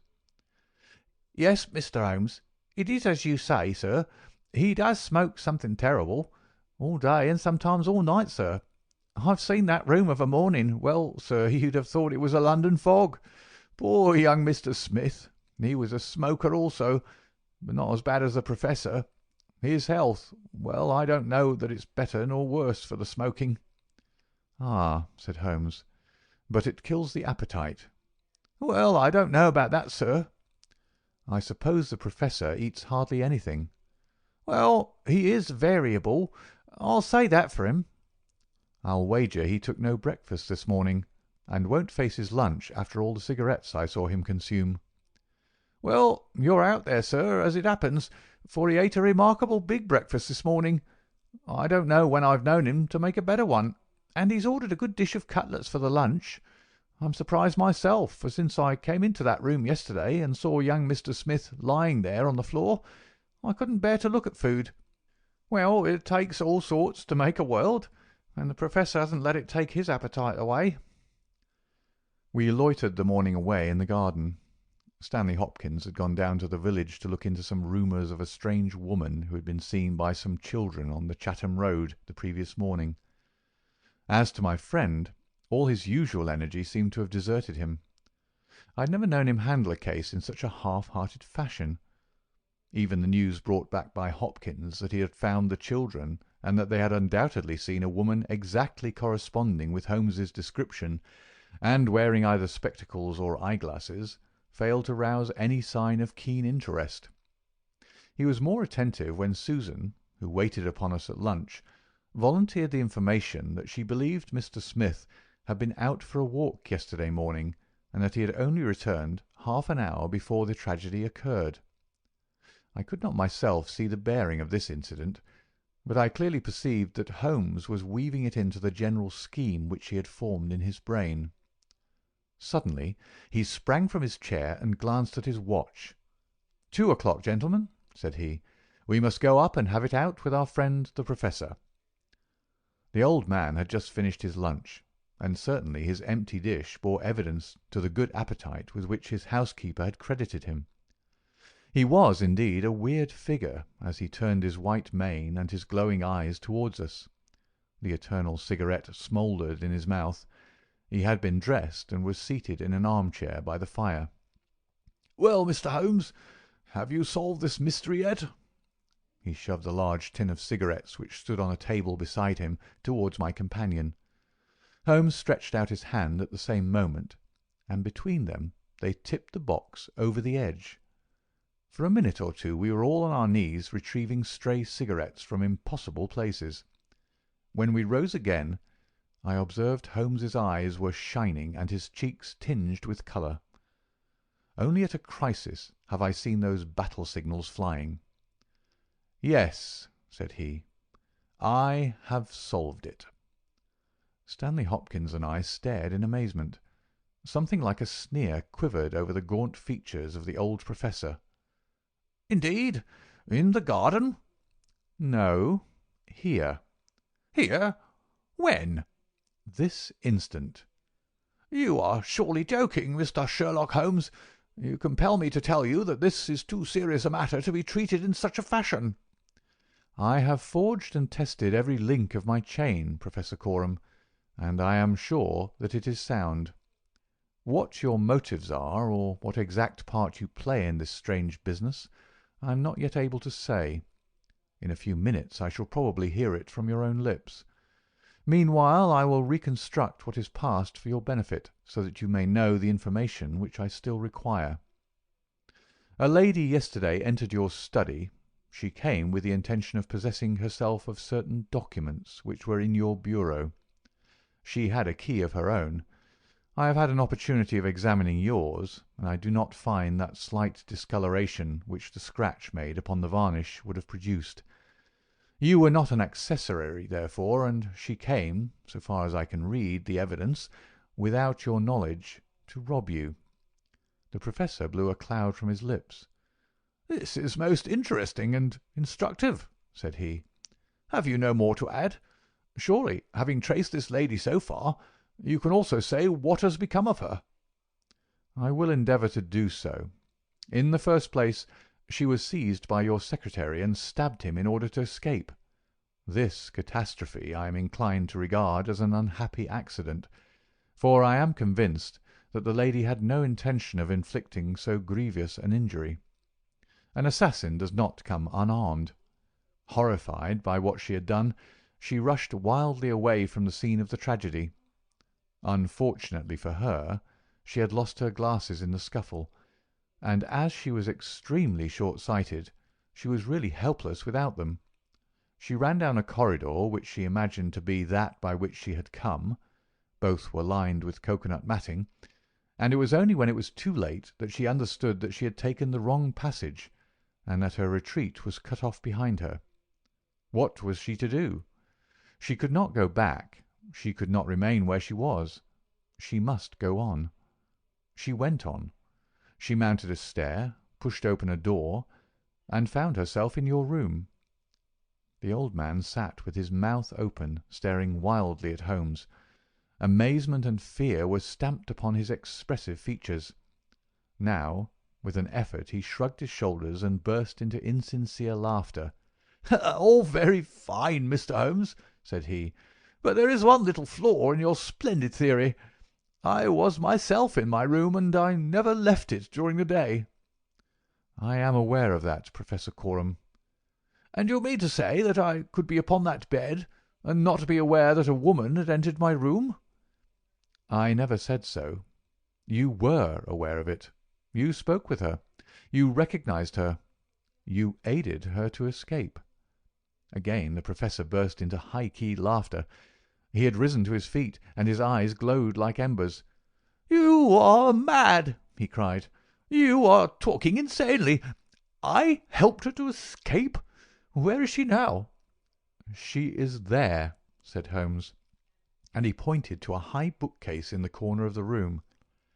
I saw the old man throw up his arms. A terrible convulsion passed over his grim face, and he fell back in his chair. At the same instant the bookcase at which Holmes pointed swung round upon a hinge, and a woman rushed out into the room. "You are right," she cried in a strange foreign voice. "You are right. I am here." She was brown with the dust and draped with the cobwebs which had come from the walls of her hiding-place. Her face, too, was streaked with grime, and at the best she could never have been handsome, for she had the exact physical characteristics which Holmes had divined, with, in addition, a long and obstinate chin. What with her natural blindness, and what with the change from dark to light, she stood as one dazed, blinking about her to see where and who we were. And yet, in spite of all these disadvantages, there was a certain nobility in the woman's bearing, a gallantry in the defiant chin and in the upraised head, which compelled something of respect and admiration. Stanley Hopkins had laid his hand upon her arm and claimed her as his prisoner. but she waved him aside gently, and yet with an overmastering dignity which compelled obedience. The old man lay back in his chair with a twitching face, and stared at her with brooding eyes. "Yes, sir, I am your prisoner," she said. "From where I stood I could hear everything, and I know that you have learned the truth. I confess it all. It was I who killed the young man. But you are right. You say it was an accident. I did not even know that it was a knife which I held in my hand, for in my despair I snatched anything from the table and struck at him to make him let me go. It is the truth that I tell." "Madam," said Holmes, "I am sure that it is the truth. I fear that you are far from well." She had turned a dreadful colour, the more ghastly under the dark dust streaks upon her face. She seated herself on the side of the bed, then she resumed. "I have only a little time here," she said, "but I would have you know the whole truth. I am this man's wife. He is not an Englishman. He is a Russian. His name I will not tell." For the first time the old man stirred. "God bless you, Anna!" he cried. "God bless you!" She cast a look at the deepest disdain in his direction. "Why should you cling so hard to that wretched life of yours, Sergius?" said she. "It has done harm to many and good to none, not even to yourself. However, it is not for me to cause the frail thread to be snapped before God's time. I have enough already upon my soul since I crossed the threshold of this cursed house. But I must speak, or I shall be too late. I have said, gentlemen, that I am this man's wife. He was 50, and I a foolish girl of 20 when we are married. It was in a city of Russia, a university. I will not name the place." "God bless you, Anna," murmured the old man again. "We were reformers, revolutionists, nihilists. You understand. He and I and many more. Then there came a time of trouble. A police officer was killed. Many were arrested. Evidence was wanted, and in order to save his own life and to earn a great reward, my husband betrayed his own wife and his companions. Yes, we were all arrested upon his confession. Some of us found our way to the gallows, and some to Siberia. I was among these last, but my term was not for life. My husband came to England with his ill-gotten gains, and has lived in quiet ever since, knowing well that if the Brotherhood knew where he was, not a week would pass before justice would be done." The old man reached out a trembling hand and helped himself to a cigarette. "I am in your hands, Anna," said he. "You were always good to me." "I have not yet told you the height of his villainy," said she. "Among our comrades of the order there was one who was the friend of my heart. He was noble, unselfish, loving, all that my husband was not. He hated violence. We were all guilty, if that is guilt, but he was not. He wrote forever, dissuading us from such a course. These letters would have saved him. So would my diary, in which from today I had entered both my feelings towards him and the view which each of us had taken. My husband found and kept both diary and letters. He hid them, and he tried hard to swear away the young man's life. In this he failed. But Alexis was sent a convict to Siberia, where now, at this moment, he works in a salt mine. Think of that, you villain, you villain! Now, at this very moment, Alexis, a man whose name you are not worthy to speak, works and lives like a slave. And yet I have your life in my hands, and I let you go." "You were always a noble woman, Anna," said the old man, puffing at his cigarette. She had risen, but she fell back again with a little cry of pain. "I must finish," she said. "When my term was over, I set myself to get the diary and letters which, if sent to the Russian government, would procure my friend's release. I knew that my husband had come to England. After months of searching, I discovered where he was. I knew that he still had the diary, for when I was in Siberia I had a letter from him once, reproaching me and quoting some passages from his pages. Yet I was sure that with his revengeful nature he would never give it to me of his own free will. I must get it for myself. With this object I engaged an agent from a private detective firm, who entered my husband's house as a secretary. It was your second secretary, Sergius, the one who left you so hurriedly. He found that papers were kept in the cupboard, and he got an impression of the key. He would not go farther. He furnished me with a plan of the house, and he told me that in the forenoon the study was always empty, as the secretary was employed up here. So at last I took my courage in both hands, and I came down to get the papers for myself. I succeeded, but at what a cost! I had just taken the paper, and was locking the cupboard, when the young man seized me. I had seen him already that morning. He had met me on the road, and I had asked him to tell me where Professor Coram lived, not knowing that he was in his employ. Exactly, exactly, said Holmes. The secretary came back and told his employer of the woman he had met. Then, in his last breath, he tried to send a message that it was she, the she whom he had just discussed with him. "You must let me speak," said the woman in an imperative voice, and her face contracted as if in pain. "When he had fallen, I rushed from the room, chose the wrong door, and found myself in my husband's room. He spoke of giving me up. I showed him that if he did so, his life was in my hands. If he gave me to the law, I could give him to the brotherhood. It was not that I wished to live for my own sake, but it was that I desired to accomplish my purpose. He knew that I would do what I said, that his own fate was involved in mine. For that reason, and for no other, he shielded me. He thrust me into that dark hiding-place, a relic of old days, known only to himself. He took his meals in his own room, and so was able to give me part of his food. It was agreed that when the police left the house, I should slip away by night and come back no more. But in some way you have read our plans." She tore from the bosom of her dress a small packet. "These are my last words," said she. "Here is the packet which will save Alexis. I confide it to your honour and to your love of justice. Take it. You will deliver it at the Russian embassy. Now I have done my duty, and—" "Stop her!" cried Holmes. He had bounded across the room and had wrenched a small phial from her hand. "Too late," she said, sinking back on the bed. "Too late. I took the poison before I left my hiding-place. My head swims. I am going. I charge you, sir, to remember the packet." A simple case, and yet in some ways an instructive one, Holmes remarked as we travelled back to town. It hinged from the outset upon the pince-nez. But for the unfortunate chance of the dying man having seized these, I am not sure that we could have ever reached our solution.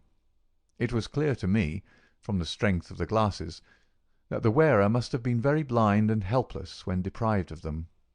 When you asked me to believe that she walked along a narrow strip of grass without once making a false step, I remarked, as you may remember, that it was a noteworthy performance. In my mind I set it down as an impossible performance, save in the unlikely case that she had a second pair of glasses. I was forced, therefore, to consider seriously the hypothesis that she had remained within the house. On perceiving the similarity of the two corridors, it became clear that she might very easily have made such a mistake, and, in that case, it was evident that she must have entered the Professor's room. I was keenly on the alert, therefore, for whatever would bear out this supposition, and I examined the room narrowly for anything in the shape of a hiding-place. The carpet seemed continuous and firmly nailed, so I dismissed the idea of a trapdoor. There might well be a recess behind the books. As you are aware, such devices are common in old libraries. I observed that books were piled on the floor at all other points, but that one bookcase was left clear. This, then, might be the door. I could see no marks to guide me, but the carpet was of a dun colour which lends itself very well to examination. I therefore smoked a great number of those excellent cigarettes, and I dropped the ash all over the space in front of the suspected bookcase. It was a simple trick, but exceedingly effective. I then went downstairs, and I ascertained in your presence, Watson, without your perceiving the drift of my remarks, that Professor Coram's consumption of food had increased, as one would expect when he is supplying a second person. We then ascended to the room again, when by upsetting the cigarette-box I obtained a very excellent view of the floor, and was able to see quite clearly from the traces upon the cigarette ash that the prisoner had, in our absence, come out from her retreat. Well, Hopkins, here we are at Charing Cross, and I congratulate you on having brought your case to a successful conclusion. You are going to headquarters, no doubt. I think, Watson, you and I will drive together to the Russian embassy. End of the adventure of the Golden Pince-Nez. Adventure 11. The Adventure of the Missing Three-Quarter. We were fairly accustomed to receive weird telegrams at Baker Street, but I have a particular recollection of one which reached us on a gloomy February morning, some 7 or 8 years ago, and gave Mr. Sherlock Holmes a puzzled quarter of an hour. It was addressed to him, and ran thus: "Please await me. Terrible misfortune. Right wing three-quarter missing. Indispensable tomorrow. Overton."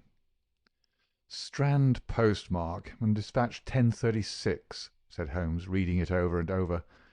Mr. Overton was evidently considerably excited when he sent it, and somewhat incoherent in consequence. Well, well, he will be here, I dare say, by the time I have looked through the Times, and then we shall know all about it. Even the most insignificant problem would be welcomed in these stagnant days." Things had indeed been very slow with us, and I had learned to dread such periods of inaction, for I knew by experience that my companion's brain was so abnormally active that it was dangerous to leave it without material upon which to work. For years I had gradually weaned him from that drug mania which had threatened once to check his remarkable career. Now I knew that under ordinary conditions he no longer craved for this artificial stimulus. But I was well aware that the fiend was not dead but sleeping, and I have known that the sleep was a light one, and the waking near when in periods of idleness I have seen the drawn look upon Holmes's ascetic face, and the brooding of his deep-set and inscrutable eyes. Therefore I blessed this Mr. Overton, whoever he might be, since he had come with his enigmatic message to break that dangerous calm which brought more peril to my friend than all the storms of his tempestuous life. As we had expected, the telegram was soon followed by its sender, and the card of Mr. Cyril Overton, Trinity College, Cambridge, announced the arrival of an enormous young man, 16 stone of solid bone and muscle, who spanned the doorway with his broad shoulders, and looked from one of us to the other with a comely face which was haggard with anxiety. "Mr. Sherlock Holmes?" My companion bowed. "I have been down to Scotland Yard, Mr. Holmes. I saw Inspector Stanley Hopkins. He advised me to come to you. He said the case, so far as he could see, was more in your line than in that of the regular police." "Pray sit down, and tell me what is the matter." "It's awful, Mr. Holmes. Simply awful. I wonder my hair isn't grey. Godfrey Staunton, you've heard of him, of course. He's simply the hinge the whole team turns on. I'd rather spare 2 from the pack, and have Godfrey for my three-quarter line. Whether it's passing or tackling or dribbling, there's no one to touch him, and when he's got the head and can hold us all together, what am I to do? That's what I ask you, Mr. Holmes. There's Morehouse, first reserve, but he's trained as a half, and he always edges right in on the scrum, instead of keeping out on the touch-line. He's a fine place-kick, it's true, but then he has no judgment, and he can't sprint for nuts. Why, Morton or Johnson, the Oxford Flyers, could romp around him. Stevenson is fast enough, but he couldn't drop from the 25 line, and a three-quarter who can't either punt or drop isn't worth a place for pace alone. No, Mr. Holmes, we're done unless you can help me to find Godfrey Staunton." My friend had listened with amused surprise to this long speech, which was poured forth with extraordinary vigour and earnestness, every point being driven home by the slapping of a brawny hand upon the speaker's knee. When our visitor was silent, Holmes stretched out his hand and took down letter S of his commonplace book. For once he dug in vain into that mine of varied information. "There is Arthur H. Staunton, the rising young forger," said he, "and there was Henry Staunton, whom I helped to hang. But Godfrey Staunton is a new name to me." It was our visitor's turn to look surprised. "Why, Mr. Holmes, I thought you knew things," said he. "I suppose, then, if you've never heard of Godfrey Staunton, you don't know Cyril Overton either." Holmes shook his head good-humouredly. "Great Scott!" cried the athlete. "Why, I was first reserve for England against Wales, and I've skippered the 'Varsity all this year. But that's nothing. I didn't think there was a soul in England who didn't know Godfrey Staunton, the crack three-quarter, Cambridge, Blackheath, and 5 internationals. Good Lord, Mr. Holmes, where have you lived?" Holmes laughed at the young giant's naive astonishment. "You live in a different world to me, Mr. Overton, a sweeter and healthier one. My ramifications stretch out into many sections of society, but never, I am happy to say, into amateur sport, which is the best and soundest thing in England.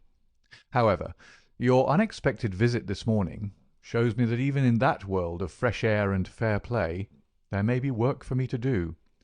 So now, my good sir, I beg you to sit down and to tell me slowly and quietly exactly what it is that has occurred, and how you desire that I should help you."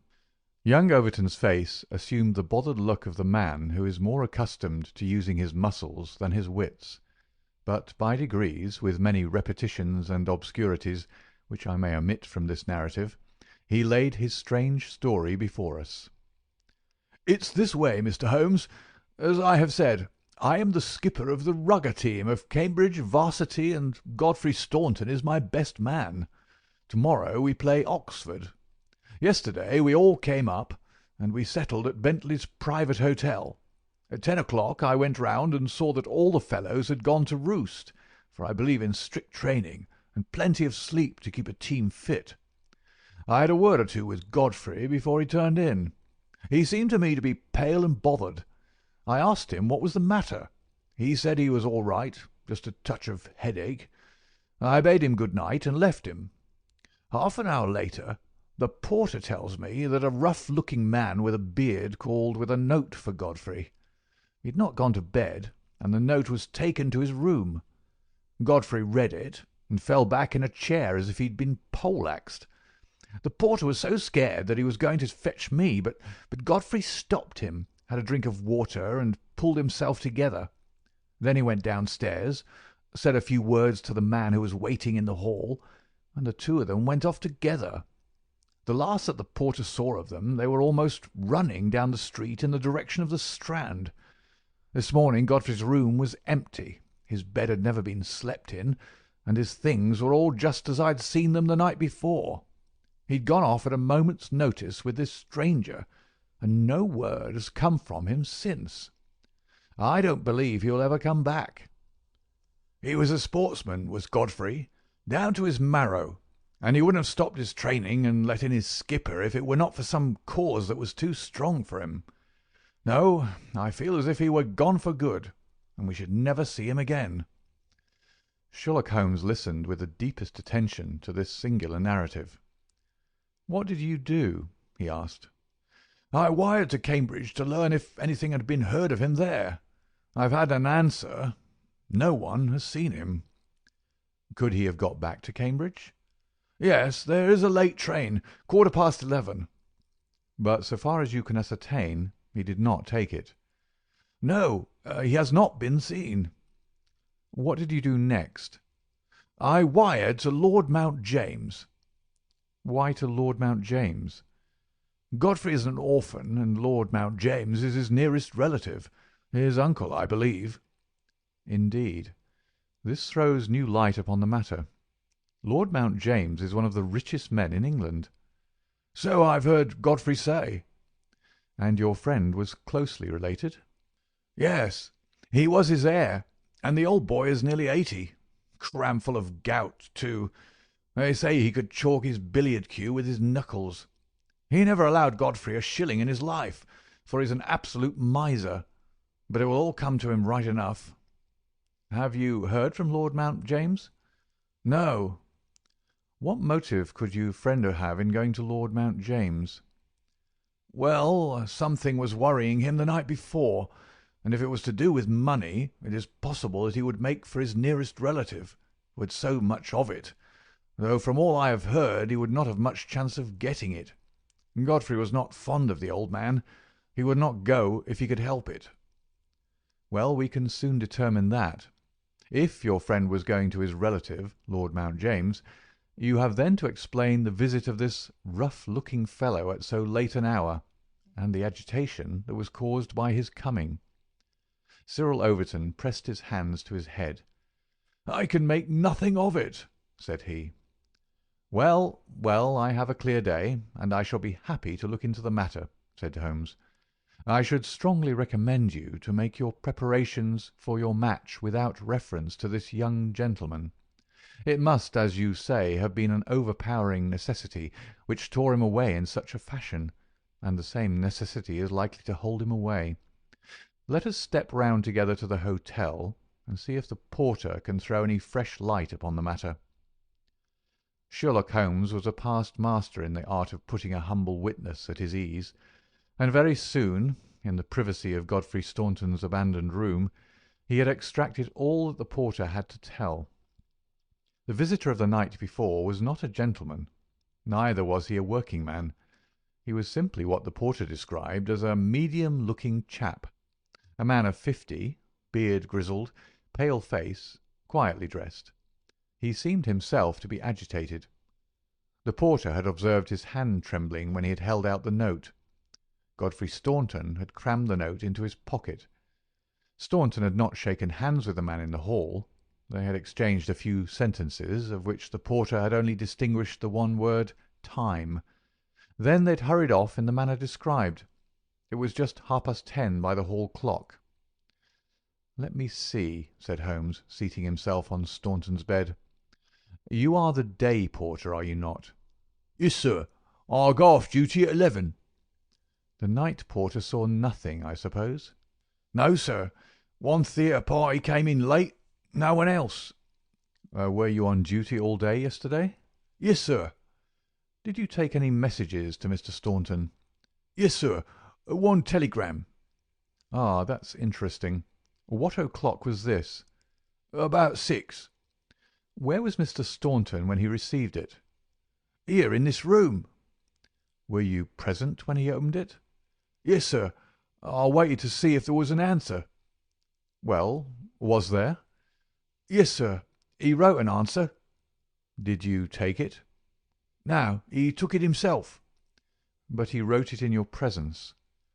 "Yes, sir. I was standing by the door, and he with his back turned at the table. When he'd written it, he said, 'All right, porter, I'll take this myself.'" "What did he write it with?" "A pen, sir." "Was the telegraphic form one of these on the table?" "Yes, sir. It was the top one." Holmes rose. Taking the forms, he carried them over to the window and carefully examined that which was uppermost. "It is a pity he did not write in pencil," said he, throwing them down again with a shrug of disappointment. "As you have no doubt frequently observed, Watson, the impression usually goes through, a fact which has dissolved many a happy marriage. However, I can find no trace here. I rejoice, however, to perceive that he wrote with a broad-pointed quill pen, and I can hardly doubt that we will find some impression upon this blotting-pad. Ah, yes, surely this is the very thing." He tore off a strip of the blotting-paper and turned towards us the following hieroglyphic. Cyril Overton was much excited. "Hold it to the glass!" he cried. "That is unnecessary," said Holmes. "The paper is thin, and the reverse will give the message. Here it is."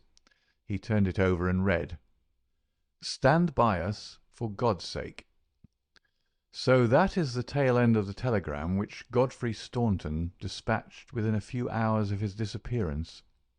There are at least 6 words of the message which have escaped us, but what remains, stand by us for God's sake, proves that this young man saw a formidable danger which approached him, and from which someone else could protect him.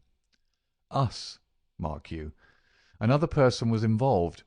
Who should it be but the pale-faced, bearded man who seemed himself in so nervous a state? What then is the connection between Godfrey Staunton and the bearded man? And what is the third source from which each of them sought for help against pressing danger? Our inquiry has already narrowed down to that. We have only to find to whom the telegram is addressed, I suggested. Exactly, my dear Watson. Your reflection, though profound, had already crossed my mind, but I dare say it may have come to your notice that, counterfoil of another man's message, there may be some disinclination on the part of the officials to oblige you. There is so much red tape in these matters. However, I have no doubt that with a little delicacy and finesse the end may be attained. Meanwhile, I should like in your presence, Mr. Overton, to go through these papers which have been left upon the table. There were a number of letters, bills, and notebooks, which Holmes turned over and examined with quick, nervous fingers and darting, penetrating eyes. "Nothing here," he said at last. "By the way, I suppose your friend was a healthy young fellow. Nothing amiss with him?" "Sound as a bell." "Have you ever known him ill?" "Not a day. He's been laid up with a hack, and once he slipped his kneecap, but that was nothing." "Perhaps he was not so strong as you suppose. I should think he may have had some secret trouble. With your assent, I will put 1 or 2 of these papers in my pocket, in case they should bear upon our future inquiry." "One moment, cried a querulous voice, and we looked up to find a queer little old man jerking and twitching in the doorway. He was dressed in rusty black, with a very broad-brimmed top hat and a loose white necktie, the whole effect being that of a very rustic parson or of an undertaker's mute. Yet in spite of his shabby and even absurd appearance, his voice had a sharp crackle, and his manner a quick intensity which commanded attention. "Who are you, sir, and by what right do you touch this gentleman's papers?" he asked. "I am a private detective, and I am endeavouring to explain his disappearance." "Oh, you are you? And who instructed you, eh?" "This gentleman, Mr. Staunton's friend, was referred to me by Scotland Yard." "Who are you, sir?" "I am Cyril Overton." "Then it is you who sent me a telegram. My name is Lord Mount James. I came round as quickly as the Bayswater bus would bring me. So you've instructed a detective?" "Yes, sir." "And are you prepared to meet the cost?" "I have no doubt, sir, that my friend Godfrey, when we find him, will be prepared to do that." "But if he's never found, eh? Answer me that." "In that case, no doubt his family—" "Nothing of the sort, sir," screamed the little man. "Don't look to me for a penny. Not a penny. You understand that, Mr. Detective? I'm all the family that this young man has got, and I tell you that I'm not responsible. If he has any expectations, it is due to the fact that I have never wasted money, and I do not propose to begin to do so now. As to those papers with which you are making so free, I may tell you that in case there should be anything of any value among them, you will be held strictly to account for what you do with them." "Very good, sir," said Sherlock Holmes. "May I ask, in the meanwhile, whether you have yourself any theory to account for this young man's disappearance?" "No, sir, I have not. He's big enough and old enough to look after himself, and if he's so foolish as to lose himself, I entirely refuse to accept the responsibility of hunting for him." "I quite understand your position," said Holmes, with a mischievous twinkle in his eyes. "Perhaps you don't quite understand mine. Godfrey Staunton appears to have been a poor man. If he has been kidnapped, it could not have been for anything which he himself possesses. The fame of your wealth has gone abroad, Lord Mount James, and it is entirely possible that a gang of thieves have secured your nephew in order to gain from him some information as to your house, your habits, and your treasure." The face of our unpleasant little visitor turned as white as his neckcloth. "Heavens, sir, what an idea! I never thought of such villainy. What inhuman rogues there are in the world! But Godfrey is a fine lad, a staunch lad. Nothing would induce him to give his old uncle away. I'll have the plate removed over to the bank this evening. In the meantime, spare no pains, Mr. Detective. I beg you to leave no stone unturned to bring him safely back. As to money, well, so far as a fiver or even a tenner goes, you can always look to me." Even in his chastened frame of mind, the noble miser could give us no information which would help us, for he knew little of the private life of his nephew. Our only clue lay in the truncated telegram, and with a copy of this in his hand, Holmes set forth to find a second link for his chain. We had shaken off Lord Mount James, and Overton had gone to consult with the other members of his team over the misfortune which had befallen them. There was a telegraph office at a short distance from the hotel. We halted outside it. "It's worth trying, Watson," said Holmes. "Of course, with a warrant we could demand to see the counterfoils, but we have not reached that stage yet. I don't suppose they remember faces in so busy a place. Let us venture it." "I am so sorry to trouble you," said he in his blandest manner to the young woman behind the grating. "There is some small mistake about a telegram I sent yesterday. I have had no answer, and I very much fear that I must have omitted to put my name at the end. Could you tell me if this was so?" The young woman turned over a sheaf of counterfoils. "What o'clock was it?" she asked. "A little after 6. Whom was it to?" Holmes put his finger to his lips and glanced at me. "The last words in it were 'for God's sake,'" he whispered confidentially. "I am very anxious at getting no answer." The young woman separated one of the forms. "This is it. There is no name," said she, smoothing it out upon the counter. "Then that of course accounts for my getting no answer," said Holmes. "Dear me, how very stupid of me, to be sure. Good morning, miss, and many thanks for having relieved my mind." He chuckled and rubbed his hands when we found ourselves in the street once more. "Well?" I asked. "We progress, my dear Watson, we progress. I had 7 different schemes for getting a glimpse of that telegram, but I could hardly hope to succeed the very first time." "And what have you gained?" "A starting point for our investigation." He hailed a cab. "King's Cross Station," said he. "We have a journey, then?" "Yes, I think we must run down to Cambridge together. All the indications seem to me to point in that direction." "Tell me," I asked as we rattled up Gray's Inn Road, "have you any suspicion yet as to be the cause of the disappearance? I don't think that among all our cases I've known one where the motives are more obscure. Surely you don't really imagine that he may be kidnapped in order to give information against his wealthy uncle?" "I confess, my dear Watson, that does not appeal to me as a very probable explanation. It struck me, however, as being the one which was most likely to interest that exceedingly unpleasant old person." "It certainly did that. But what are your alternatives?" "I could mention several. You must admit that it is curious and suggestive that this incident should occur on the eve of this important match, and should involve the only man whose presence seems essential to the success of the side. It may, of course, be a coincidence, but it is interesting. Amateur sport is free from betting, but a good deal of outside betting goes on among the public, and it is possible that it might be worth someone's while to get at a player as the ruffians of the turf get at a racehorse.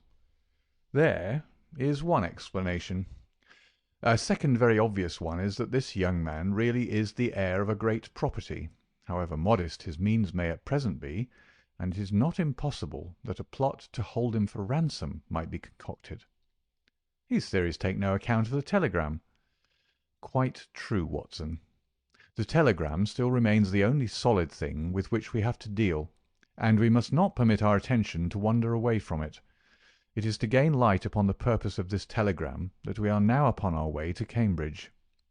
The path of our investigation is at present obscure. but I shall be very much surprised if before evening we have not cleared it up, or made a considerable advance along it. It was already dark when we reached the old university city. Holmes took a cab at the station, and ordered the man to drive to the house of Dr. Leslie Armstrong. A few minutes later we had stopped at a large mansion in the busiest thoroughfare. We were shown in, and after a long wait were at last admitted into the consulting room, where we found the doctor seated behind his table. It argues the degree in which I had lost touch with my profession that the name of Leslie Armstrong was unknown to me. Now I am aware that he is not only one of the heads of the medical school of the university, but a thinker of European reputation in more than one branch of science. Yet, even without knowing his brilliant record, one could not fail to be impressed by a mere glance at the man. The square, massive face, the brooding eyes under the thatched brows, and the granite moulding of the inflexible jaw.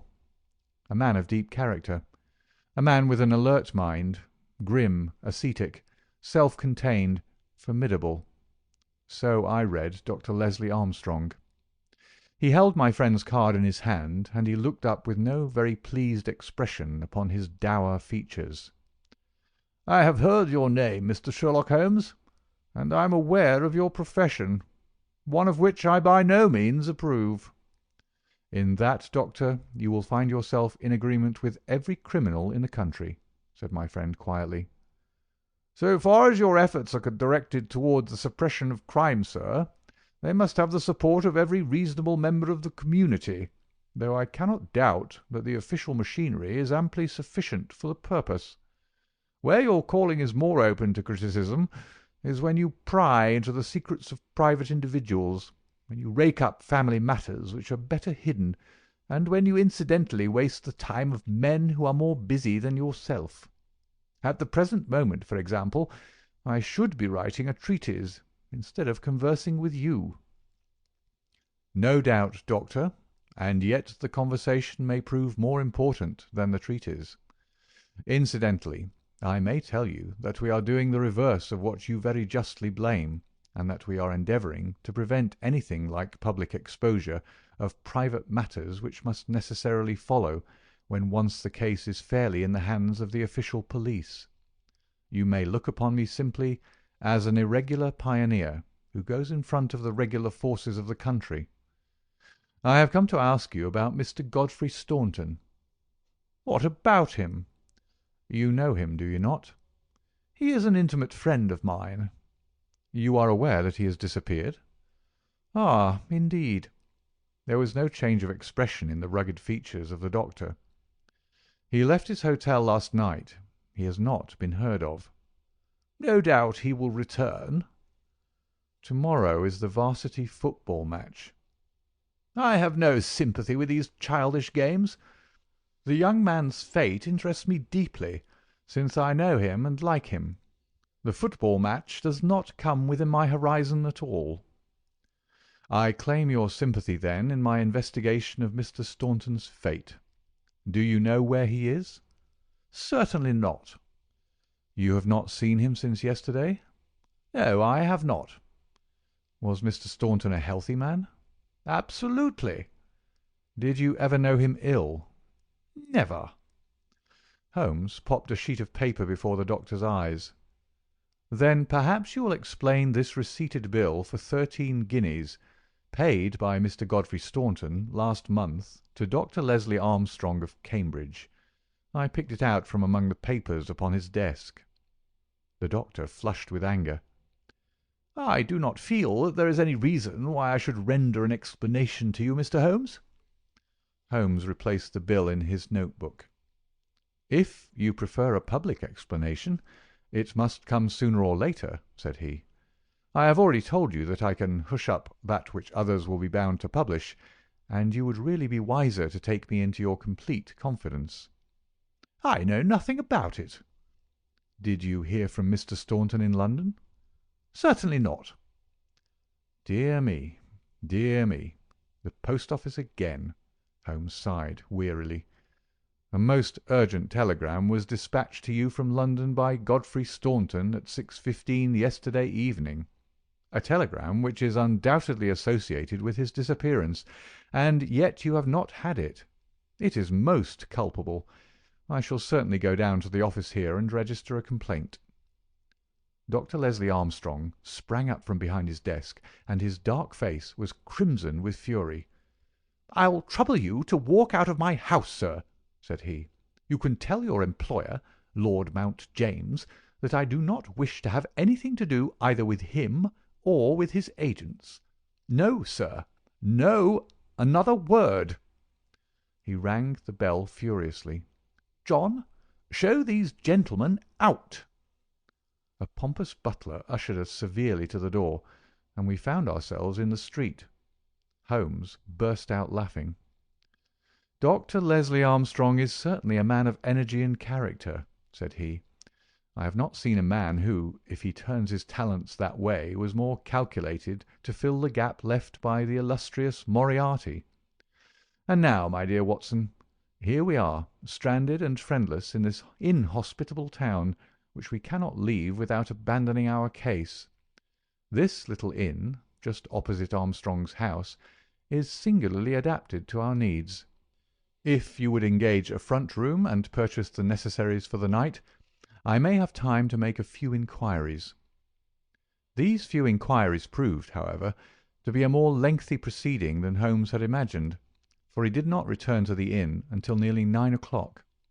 He was pale and dejected, stained with dust, and exhausted with hunger and fatigue. A cold supper was ready upon the table, and when his needs were satisfied and his pipe alight, he was ready to take that half-comic and wholly philosophic view which was natural to him when his affairs were going awry. The sound of carriage wheels caused him to rise and glance out of the window. A brougham and a pair of greys, under the glare of a gas-lamp, stood before the doctor's door. "It's been out 3 hours," said Holmes. "Started at 6:30, and here it is back again. That gives a radius of 10 or 12 miles, and he does it once or sometimes twice a day. No unusual thing for a doctor in practice. But Armstrong is not really a doctor in practice. He is a lecturer and a consultant, but he does not care for general practice, which distracts him from his literary work. Why, then, does he make these long journeys which must be exceedingly irksome to him?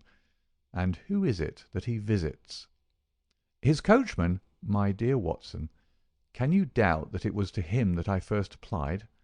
I do not know whether it came from his own innate depravity or from the promptings of his master, but he was rude enough to set a dog at me. Neither dog nor man liked the look of my stick, however, and the matter fell through. Relations were strained after that, and further inquiries out of the question. All that I have learned I got from a friendly native in the yard of our own inn. It was he who told me of the doctor's habits and of his daily journey. At that instant, to give point to his words, the carriage came round to the door. Could you not follow it? Excellent, Watson. You are scintillating this evening. The idea did cross my mind. There is, as you may have observed, a bicycle shop next to our inn. Into this I rushed, engaged a bicycle, and was able to get started before the carriage was quite out of sight. I rapidly overtook it, and then, keeping at a discreet distance of 100 yards or so, I followed its lights until we were clear of the town.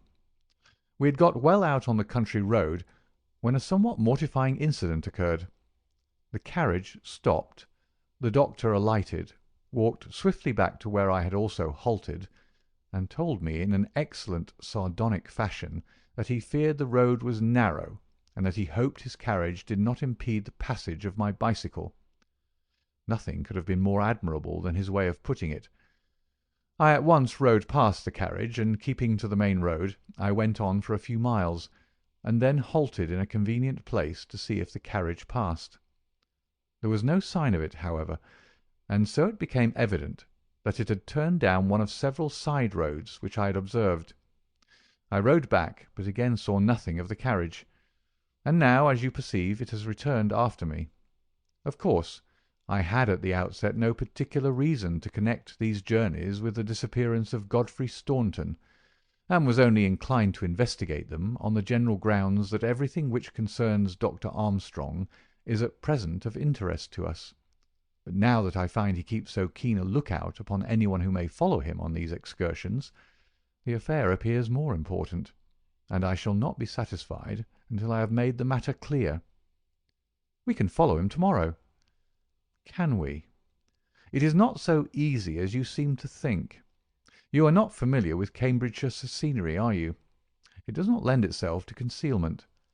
All this country that I passed over tonight is as flat and clean as the palm of your hand, and the man we are following is no fool, as he has very clearly showed tonight. I have wired to Overton to let us know any fresh London developments at this address, and in the meantime we can only concentrate our attention upon Dr. Armstrong, whose name the obliging young lady at the office allowed me to read upon the counterfoil of Staunton's urgent message. He knows where the young man is, to that I'll swear, and if he knows, then it must be our own fault if we cannot manage to know also.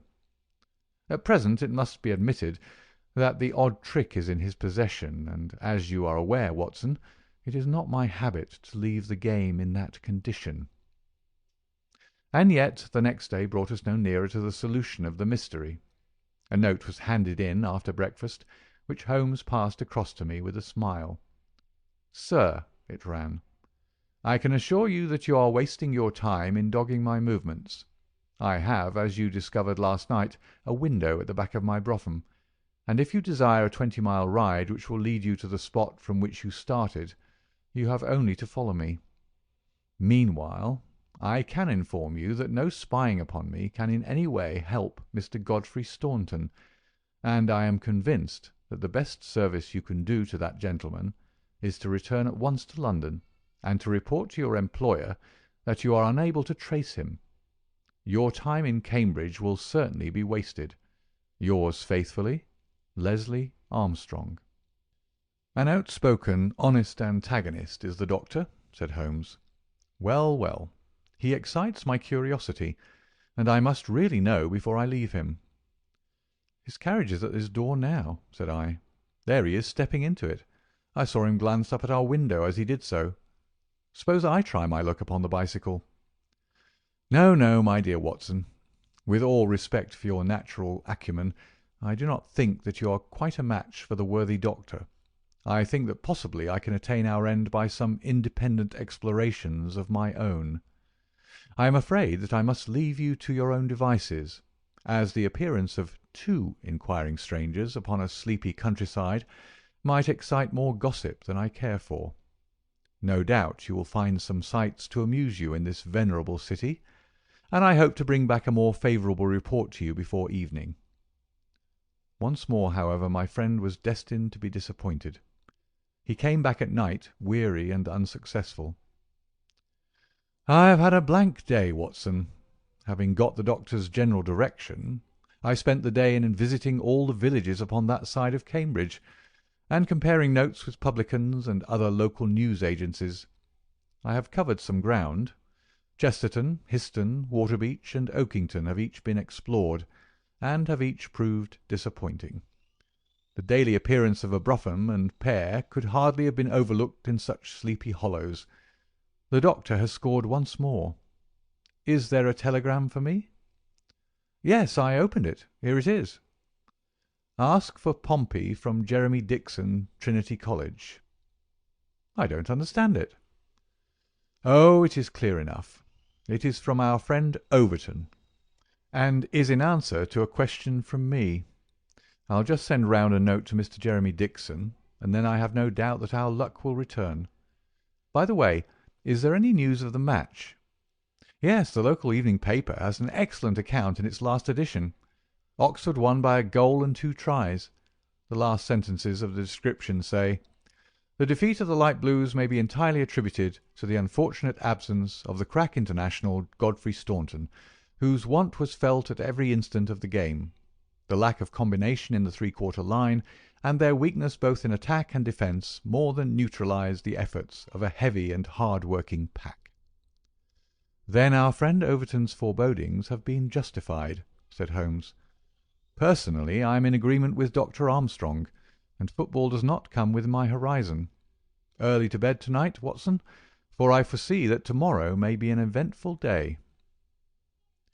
I was horrified by my first glimpse of Holmes next morning, for he sat by the fire holding his tiny hypodermic syringe. I associated that instrument with the single weakness of his nature, and I feared the worst when I saw it glittering in his hand. He laughed at my expression of dismay and laid it upon the table. "No, no, my dear fellow, there is no cause for alarm. It is not upon this occasion the instrument of evil, but it will rather prove to be the key which will unlock our mystery. On this syringe I base all my hopes. I have just returned from a small scouting expedition, and everything is favourable. Eat a good breakfast, Watson, for I propose to get upon Dr. Armstrong's trail to-day, and once on it, I will not stop for rest or food until I run him to his burrow." "In that case," said I, "we had best carry our breakfast with us, for he's making an early start. His carriage is at the door." "Never mind. Let him go. He will be clever if he can drive where I cannot follow him. When you have finished, come downstairs with me, and I will introduce you to a detective who is a very eminent specialist in the work that lies before us." When we descended, I followed Holmes into the stable yard, where he opened the door of a loose box and led out a squat, lop-eared, white and tan dog, something between a beagle and a foxhound. "Let me introduce you to Pompey," said he. "Pompey is the pride of the local drag-hounds. No very great flyer, as his build will show, but a staunch hound on a scent. Well, Pompey, you may not be fast, but I expect you will be too fast for a couple of middle-aged London gentlemen, so I will take the liberty of fastening this leather leash to your collar. Now, boy, come along and show what you can do." He led him across to the doctor's door. The dog sniffed round for an instant, and then, with a shrill whine of excitement, started off down the street, tugging at his leash in his efforts to go faster. In half an hour we were clear of the town and hastening down a country road. "What have you done, Holmes?" I asked. "A threadbare and venerable device, but useful upon occasion. I walked into the doctor's yard this morning and shot my syringe full of aniseed over the hind wheel. A draghound will follow aniseed from here to John O'Groats, and our friend Armstrong would have to drive through the Cam before he would shake Pompey off his trail. Oh, the cunning rascal! This is how he gave me the slip the other night." The dog had suddenly turned out of the main road into a grass-grown lane. Half a mile farther, this opened into another broad road, and the trail turned hard to the right in the direction of the town, which we had just quitted. The road took a sweep to the south of the town, and continued in the opposite direction to that in which we started. "This detour has been entirely for our benefit, then," said Holmes. "No wonder that my inquiries among those villagers led to nothing. The doctor has certainly played the game for all it is worth, and one would like to know the reason for such elaborate deception. This should be the village of Trumpington to the right of us, and by Jove, here is the brougham coming round the corner. Quick, Watson, quick, or we are done." He sprang through a gate into a field, dragging the reluctant Pompey after him. We had hardly got under the shelter of the hedge when the carriage rattled past. I caught a glimpse of Dr. Armstrong within, his shoulders bowed, his head sunk on his hands, the very image of distress. I could tell by my companion's graver face that he also had seen. "I fear there is some dark ending to our quest," said he. "It cannot be long before we know it. Come, Pompey. Ah, it is the cottage in the field." There could be no doubt that we had reached the end of our journey. Pompey ran about and whined eagerly outside the gate, where the marks of the brougham wheels were still to be seen. A footpath led across to the lonely cottage. Holmes tied the dog to the hedge, and we hastened onward. My friend knocked at the little rustic door, and knocked again without response. And yet the cottage was not deserted, for a low sound came to our ears, a kind of drone of misery and despair which was indescribably melancholy. Holmes paused irresolute, and then he glanced back at the road which he had just traversed. A brougham was coming down it, and there could be no mistaking those grey horses. "By Jove, the doctor is coming back!" cried Holmes. "That settles it. We are bound to see what it means before he comes." He opened the door, and we stepped into the hall.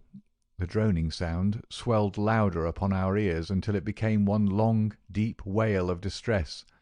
It came from upstairs. Holmes darted up, and I followed him.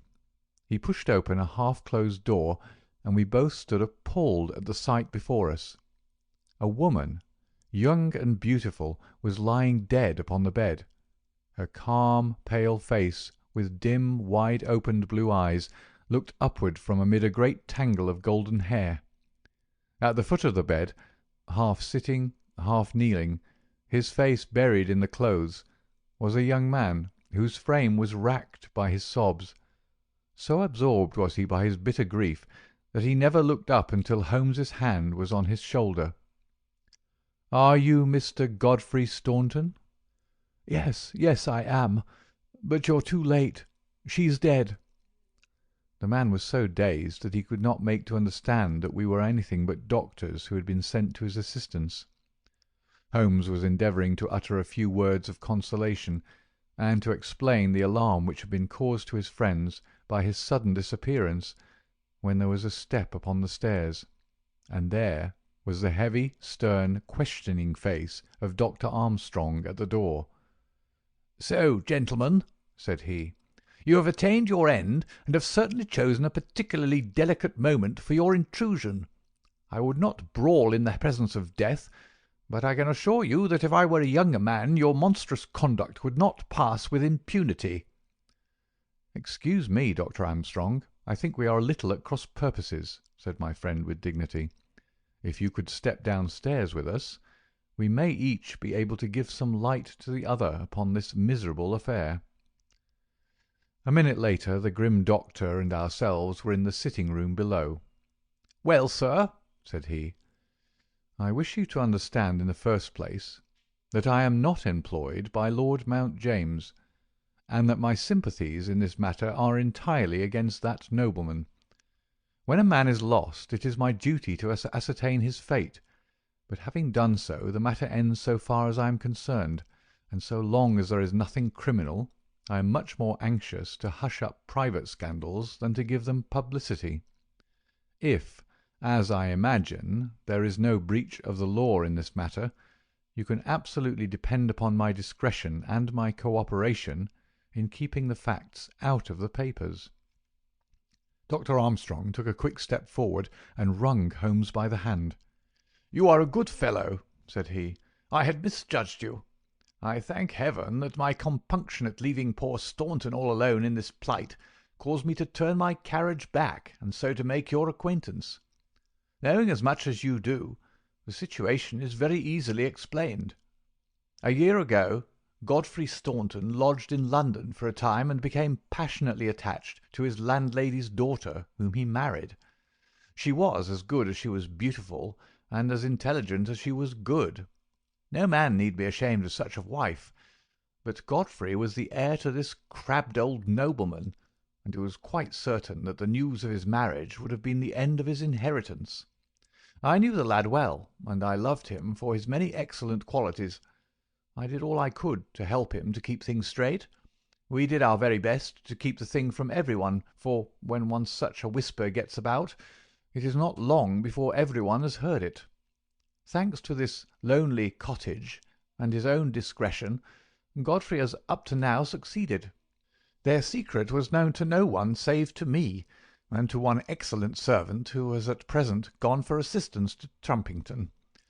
But at last there came a terrible blow in the shape of dangerous illness to his wife. It was consumption of the most virulent kind. The poor boy was half crazed with grief, and yet he had to go to London to play this match, for he could not get out of it without explanations which would expose his secret. I tried to cheer him up by wire, and he sent me one in reply, imploring me to do all I could. This was the telegram which you appear in some inexplicable way to have seen. I did not tell him how urgent the danger was, for I knew that he could do no good here. but I sent the truth to the girl's father, and he very injudiciously communicated it to Godfrey. The result was that he came straight away in a state bordering on frenzy, and has remained in the same state, kneeling at the end of her bed, until this morning death put an end to her sufferings. That is all, Mr. Holmes, and I am sure that I can rely upon your discretion and that of your friend." Holmes grasped the doctor's hand. "Come, Watson," said he, and we passed from that house of grief into the pale sunlight of the winter day. End of the adventure of the missing three-quarter. Adventure 12. The Adventure of the Abbey Grange. It was on a bitterly cold and frosty morning towards the end of the winter of '97 that I was awakened by a tugging at my shoulder. It was Holmes. The candle in his hand shone upon his eager, stooping face, and told me at a glance that something was amiss. "Come, Watson, come," he cried. "The game is afoot. Not a word. Into your clothes and come." 10 minutes later we were both in a cab and rattling through the silent streets on our way to Charing Cross Station.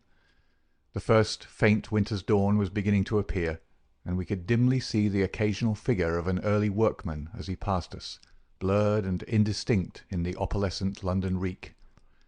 Holmes nestled in silence into his heavy coat, and I was glad to do the same, for the air was most bitter, and neither of us had broken our fast.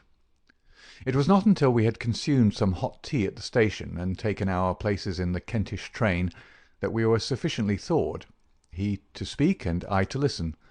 Holmes drew a note from his pocket and read aloud. "Abbey Grange, Marsham, Kent, 3:30 a.m. My dear Mr. Holmes, I should be very glad of your immediate assistance in what promises to be a most remarkable case. It is something quite in your line. Except for releasing the lady, I will see that everything is kept exactly as I have found it. But I beg you not to lose an instant, as it is difficult to leave Sir Eustace here. Yours faithfully, Stanley Hopkins." "Hopkins has called me in 7 times, and on each occasion his summons has been entirely justified," said Holmes. "I fancy that every one of his cases has found its way into your collection, and I must admit, Watson, that you have some power of selection which atones for much of which I deplore in your narratives. Your fatal habit of looking at everything from the point of view of a story instead of as a scientific exercise has ruined what might have been an instructive and even classical series of demonstrations. You slur over work of the utmost finesse and delicacy in order to dwell upon sensational details which may excite but cannot possibly instruct the reader." "Why do you not write them yourself?" I said with some bitterness. "I will, my dear Watson, I will. At present I am, as you know, fairly busy, but I propose to devote my declining years to the composition of a text-book which shall focus the whole art of detection into one volume. Our present research appears to be a case of murder." "You think this Sir Eustace is dead, then?" "I should say so. Hopkins's writing shows considerable agitation, and he is not an emotional man. Yes, I gather there has been some violence, and that the body is left for our inspection. A mere suicide would not have caused him to send for me. As to the release of the lady, it would appear that she has been locked in her room during the tragedy. We are moving in high life, Watson. Crackling paper, E.B., monogram, coat of arms, picturesque address. I think that friend Hopkins will live up to his reputation, and that we shall have an interesting morning. The crime was committed before 12 last night." "How can you possibly tell?" "By an inspection of the trains, and by reckoning the time. The local police had to be called in. They had to communicate with Scotland Yard. Hopkins had to go out, and he in turn had to send for me. All that makes a fair night's work. Well, here we are at Chislehurst Station, and we shall soon set our doubts at rest." A drive of a couple of miles through narrow country lanes brought us to a park gate, which was opened for us by an old lodge-keeper, whose haggard face bore the reflection of some great disaster. The avenue ran through a noble park, between lines of ancient elms, and ended in a low, widespread house, pillared in front after the fashion of Palladio. The central part was evidently of a great age, and shrouded in ivy, but the large windows showed that modern changes had been carried out, and one wing of the house appeared to be entirely new. The youthful figure and alert, eager face of Inspector Stanley Hopkins confronted us in the open doorway. "I'm very glad you've come, Mr. Holmes, and you too, Dr. Watson. But indeed, if I'd my time over again, I should not have troubled you, for since the lady's come to herself, she has given so clear an account of the affair that there's not much left for us to do. You remember that Lewisham gang of burglars?" "What, the three Randalls?" "Exactly. The father and two sons. It's their work. I've no doubt of it. They did a job at Sydenham a fortnight ago, and were seen and described. Rather cool to do another so soon and so near. But it is they, beyond all doubt. It's a hanging matter this time." "Sir Eustace is dead, then?" "Yes, his head was knocked in with his own poker." "Sir Eustace Brackenstall, the driver tells me." "Exactly. One of the richest men in Kent. Lady Brackenstall is in the morning-room. Poor lady, she has had a most dreadful experience. She seemed half dead when I first saw her. I think you'd best see her and hear her account of the facts. Then we'll examine the dining-room together." Lady Brackenstall was no ordinary person. Seldom have I seen so graceful a figure, so womanly a presence, and so beautiful a face.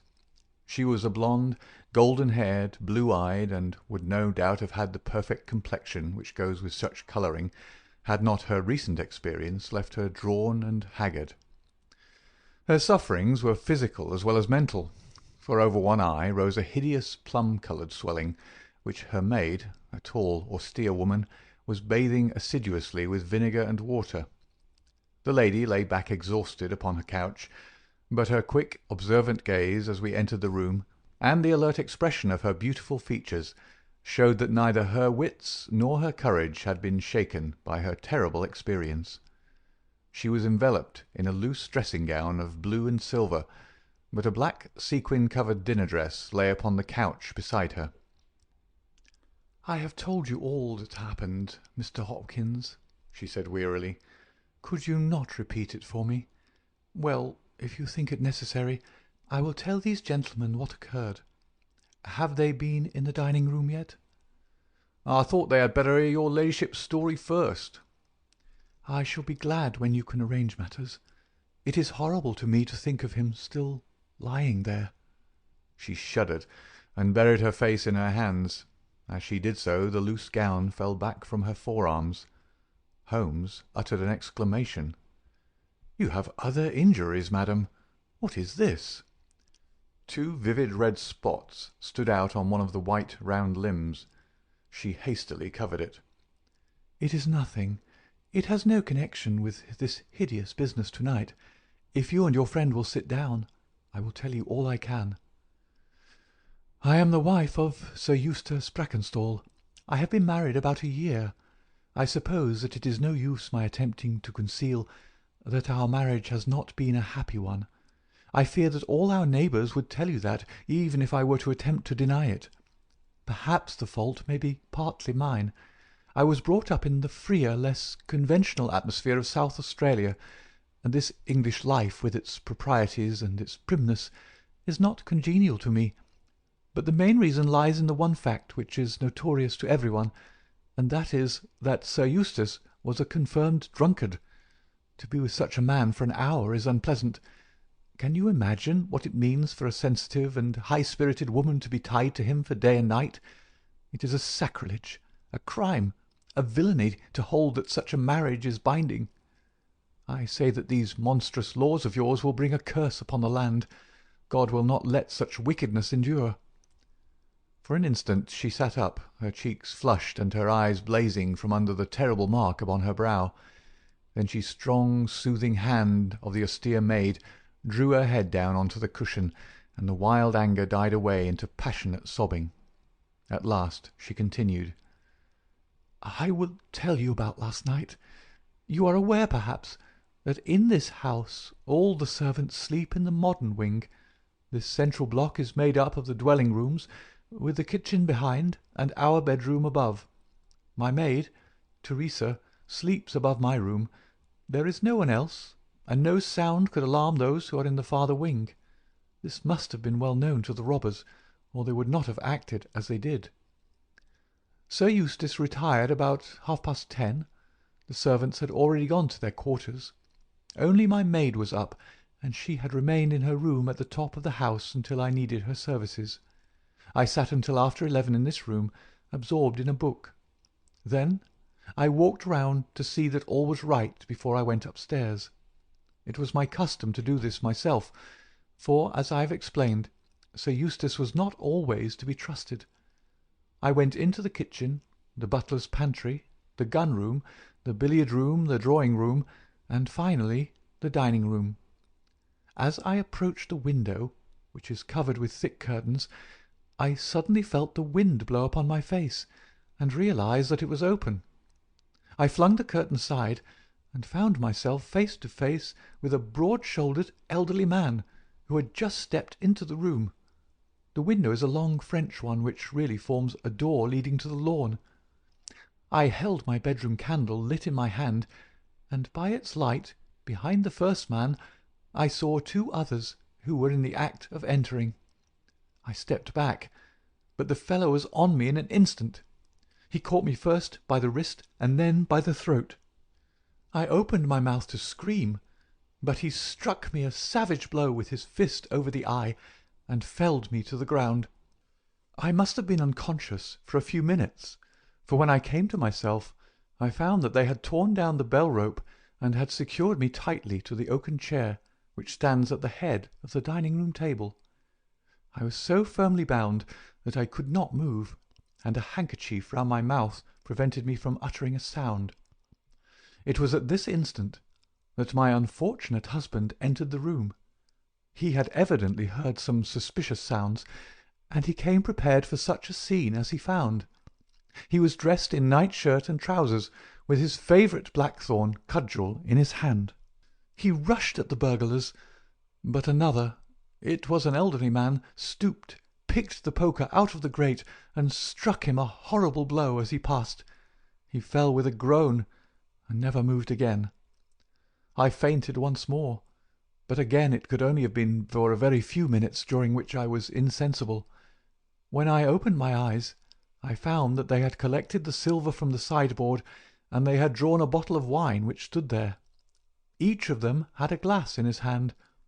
I have already told you, have I not, that one was elderly, with a beard, and the others young, hairless lads.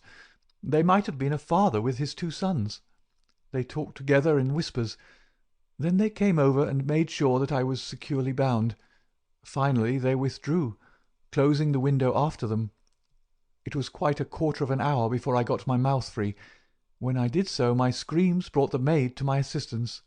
The other servants were soon alarmed, and we sent for the local police, who instantly communicated with London.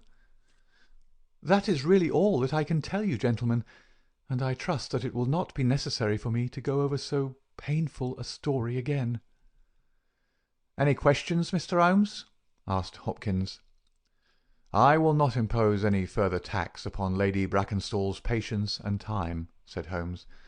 "Before I go into the dining-room, I should like to hear your experience." He looked at the maid. "I saw the man before ever they came into the house," said she. "As I sat by my bedroom window, I saw 3 men in the moonlight down by the lodge gate yonder, but I thought nothing of it at the time. It was more than an hour after that I heard my mistress scream, and down I ran to find her, poor lamb, just as she says, and him on the floor with his blood and brains over the room. It was enough to drive a woman out of her wits, tied there, and her very dress spotted with him. But she never wanted courage, did Miss Mary Fraser of Adelaide, and Lady Brackenstall of Abbey Grange hasn't learned new ways. You've questioned her long enough, you gentlemen, and now she's coming to her own room, just with her old Teresa, to get the rest that she badly needs." With a motherly tenderness, the gaunt woman put her arm round her mistress and led her from the room. "She's been with her all her life," said Hopkins. "Nursed her as a baby, and came with her to England when they first left Australia 18 months ago. Teresa Wright is her name, and the kind of maid you don't pick up nowadays. This way, Mr. Holmes, if you please." The keen interest had passed out of Holmes's expressive face, and I knew that with the mystery all the charm of the case had departed. There still remained an arrest to be effected, but what were these commonplace rogues that he should soil his hands with them? An abstruse and learned specialist, who finds that he has been called in for a case of measles, would experience something of the annoyance which I read in my friend's eyes.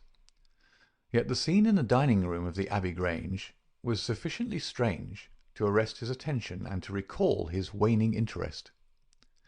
It was a very large and high chamber, with carved oak ceiling, oaken panelling, and a fine array of deer's heads and ancient weapons around the walls. At the further end from the door was the high French window of which we had heard. 3 smaller windows on the right-hand side filled the apartment with cold winter sunshine. On the left was a large, deep fireplace, with a massive overhanging oak mantelpiece. Beside the fireplace was a heavy oaken chair with arms and crossbars at the bottom. In and out through the open woodwork was woven a crimson cord, which was secured at each side to the crosspiece below. In releasing the lady, the cord had been slipped off her, but the knots with which it had been secured still remained. These details only struck our attention afterwards, for our thoughts were entirely absorbed by the terrible object which lay upon the tiger-skin hearthrug in front of the fire. It was the body of a tall, well-made man about 40 years of age. He lay upon his back, his face upturned, with his white teeth grinning through his short black beard. His 2 clenched hands were raised above his head, and a heavy blackthorn stick lay across them. His dark, handsome, aquiline features were convulsed into a spasm of vindictive hatred which had set his dead face in a terribly fiendish expression. He had evidently been in his bed when the alarm had broken out, for he wore a foppish embroidered nightshirt, and his bare feet projected from his trousers.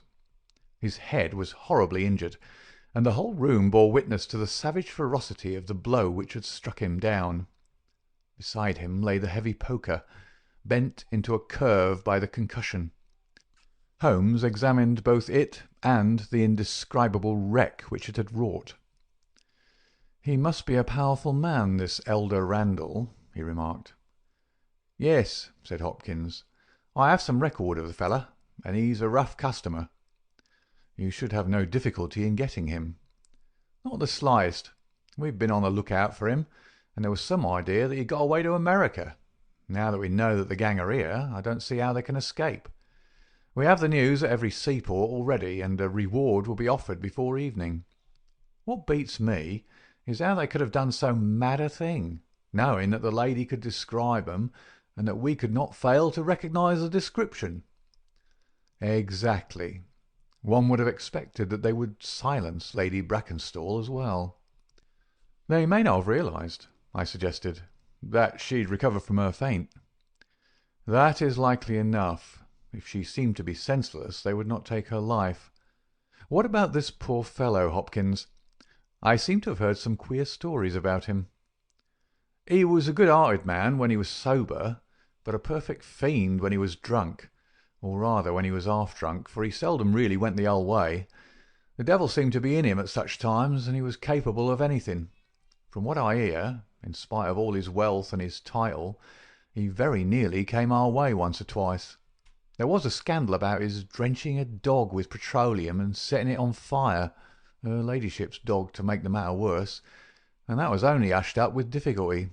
Then he threw a decanter at the maid, Teresa Wright. There was trouble about that. On the whole, and between ourselves, it would be a brighter house without him. What are you looking at now?" Holmes was down on his knees, examining with great attention the knots upon the red cord with which the lady had been secured. Then he carefully scrutinized the broken and frayed end where it had snapped off when the burglar had dragged it down. "When this was pulled down, the bell in the kitchen must have rung loudly," he remarked.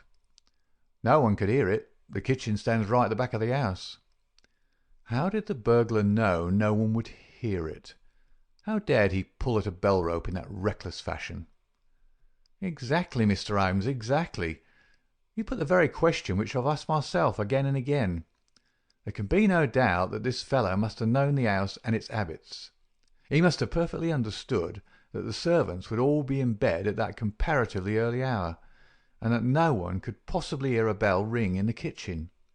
Therefore, he must have been in close league with one of the servants. Surely that is evident. But there are 8 servants, and all of them good character." "Other things being equal," said Holmes, "one would expect the one at whose head the master threw a decanter, and yet that would involve treachery towards the mistress to whom the woman seems devoted. Well, well, the point is a minor one, and when you have Randall you will probably find no difficulty in securing his accomplice. The lady's story certainly seems to be corroborated, if it needed corroboration, by every detail which we see before us." He walked to the French window and threw it open. "There are no signs here, but the ground is iron hard, and one would not expect them. I see that these candles in the mantelpiece have been lighted. Yes, it was by their light and that of the lady's bedroom candle that the burglars saw their way about." "And what did they take?" "Well, they didn't take much, only half a dozen articles of plate off the sideboard. Lady Brackenstall thinks that they were themselves so disturbed by the death of Sir Eustace they didn't ransack the house as they would otherwise have done." "No doubt that is true, and yet they drank some wine, I understand." "To steady their nerves." "Exactly. These 3 glasses upon the sideboard have been untouched, I suppose?" "Yes, and the bottle stands as I left it." "Let us look at it. Hello! Hello! What is this?" The 3 glasses were grouped together, all of them tinged with wine, and one of them containing some dregs of beeswing. The bottle stood near them, 2/3 full, and beside it lay a long, deeply stained cork. Its appearance and the dust upon the bottle showed that it was no common vintage which the murderers had enjoyed. A change had come over Holmes's manner. He had lost his listless expression, and again I saw an alert light of interest in his keen, deep-set eyes. He raised the cork and examined it minutely. "How did they draw it?" he asked. Hopkins pointed to a half-opened drawer. In it lay some table linen and a large corkscrew. "Did Lady Brackenstall say that screw was used?" "No. You remember that she was senseless at the moment when the bottle was opened?" "Quite so. As a matter of fact, that screw was not used. This bottle was opened by a pocket screw, probably contained in a knife and not more than 1.5 inches long. If you'll examine the top of the cork, you will observe that the screw was driven in 3 times before the cork was extracted. It has never been transfixed. This long screw would have transfixed it and drawn it up with a single pull. When you catch this fellow, you will find that he has one of these multiplex knives in his possession." "Excellent," said Hopkins.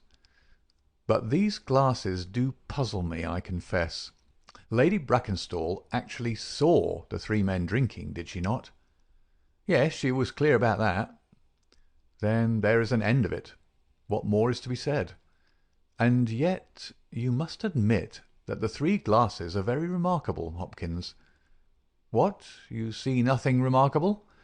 "Well, well, let it pass. Perhaps when a man has special knowledge and special powers like my own, it rather encourages him to seek a complex explanation when a simpler one is at hand.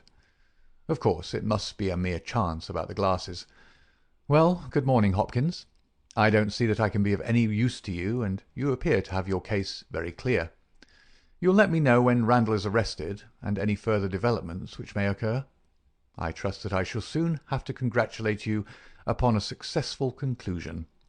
Come, Watson, I fancy that we may employ ourselves more profitably at home." During our return journey, I could see by Holmes's face that he was much puzzled by something which he had observed.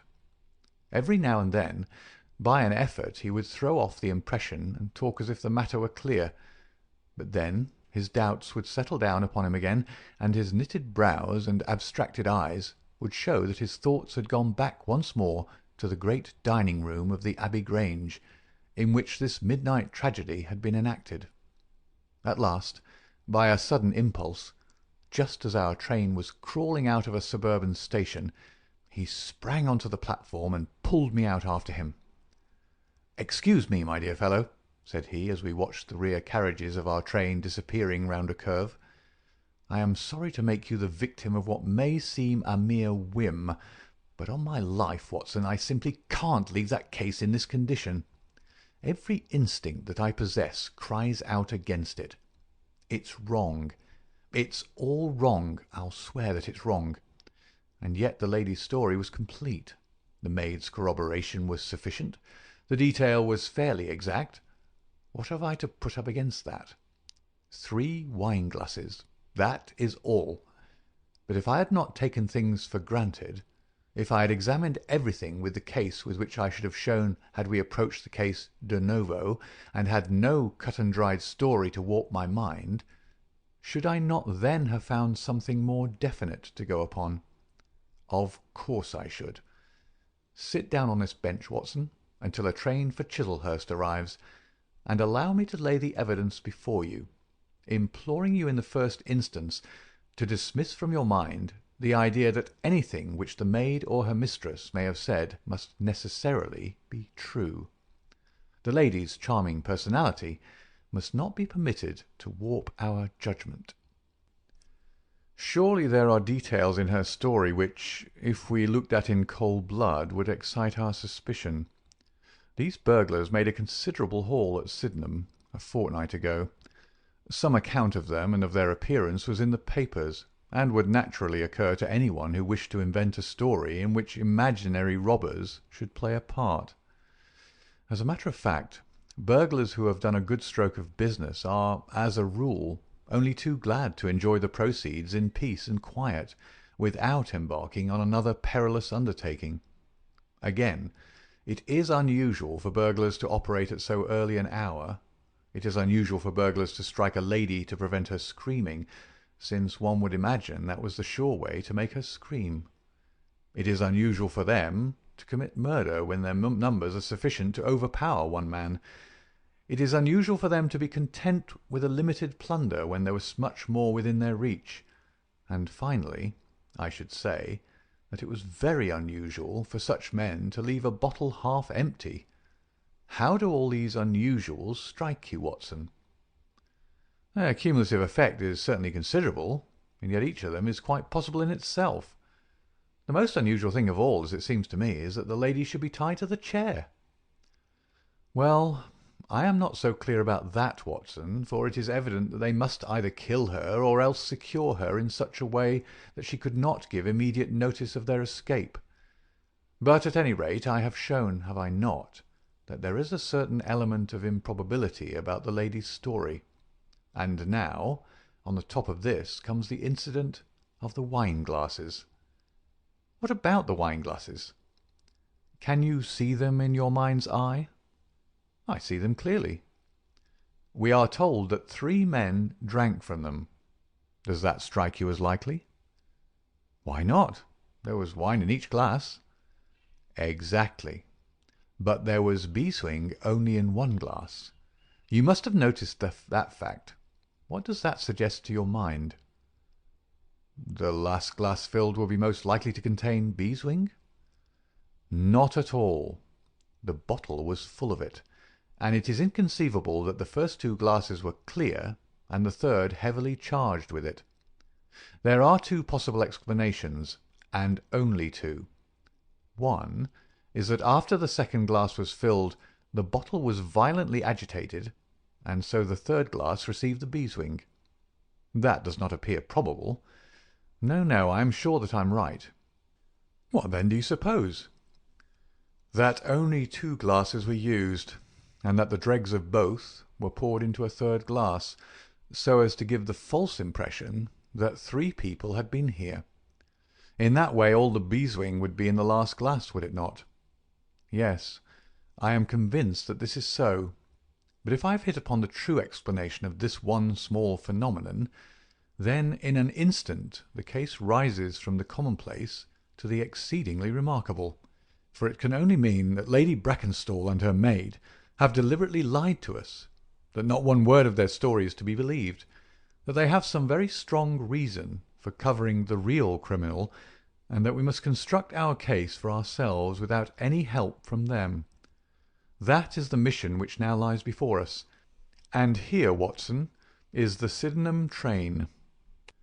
The household at the Abbey Grange were much surprised at our return, but Sherlock Holmes, finding that Stanley Hopkins had gone off to report to headquarters, took possession of the dining-room, locked the door upon the inside, and devoted himself for 2 hours to one of those minute and laborious investigations which formed the solid basis on which his brilliant edifices of deduction were reared. Seated in a corner like an interested student who observes the demonstration of his professor, I followed every step of that remarkable research.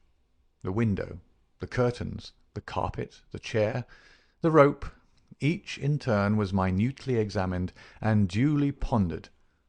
The body of the unfortunate baronet had been removed, and all else remained as we had seen it in the morning. Finally, to my astonishment, Holmes climbed up onto the massive mantelpiece. Far above his head hung the few inches of red cord which were still attached to the wire. For a long time he gazed upward at it, and then in an attempt to get nearer to it he rested his knee upon a wooden bracket on the wall. This brought his hand within a few inches of the broken end of the rope, but it was not this so much as the bracket itself which seemed to engage his attention. Finally he sprang down with an ejaculation of satisfaction. "It's all right, Watson," said he. "We have got our case, one of the most remarkable in our collection. But, dear me, how slow-witted I have been, and how nearly I have committed the blunder of my lifetime. Now I think that, with a few missing links, my chain is almost complete. You've got your men?" "Man, Watson, man. Only one, but a very formidable person, strong as a lion. Witness the blow that bent that poker. 6'3" in height, active as a squirrel, dexterous with his fingers, finally remarkably quick-witted, for this whole ingenious story is of his concoction. Yes, Watson, we have come upon the handiwork of a very remarkable individual, and yet in that bell-rope he has given us a clue which should not have left us a doubt." "Where was the clue?" "Well, if you were to pull down a bell-rope, Watson, where would you expect it to break? Surely at the spot where it is attached to the wire. Why should it break 3 inches from the top, as this one has done?" "Because it's frayed there?" "Exactly. This end, which we can examine, is frayed. He was cunning enough to do that with his knife. But the other end is not frayed. You could not observe that from here, but if you were on the mantelpiece you would see that it is cut clean off without any mark of fraying whatever. You can reconstruct what occurred. The man needed the rope. He would not tear it down for fear of giving the alarm by ringing the bell. What did he do? He sprang up on the mantelpiece, could not quite reach it, put his knee on the bracket, you will see the impression in the dust, and so got his knife to bear upon the cord. I could not reach the place by at least 3 inches, from which I infer that he is at least 3 inches a bigger man than I. Look at that mark upon the seat of the oaken chair. What is it?" "Blood." "Undoubtedly it is blood. This alone puts the lady's story out of court. If she was seated on the chair when the crime was done, how come the mark? No, no. She was placed in the chair after the death of her husband. I'll wager that the black dress shows a corresponding mark to this. We have not yet met our Waterloo, Watson, but this is our Marengo, for it begins in defeat and ends in victory. I should like now to have a few words with the nurse Teresa. We must be wary for a while, if we are to get the information which we want."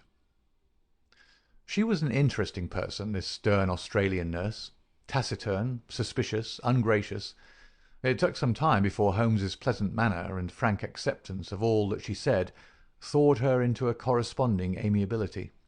She did not attempt to conceal her hatred for her late employer. "Yes, sir, it is true that he threw the decanter at me.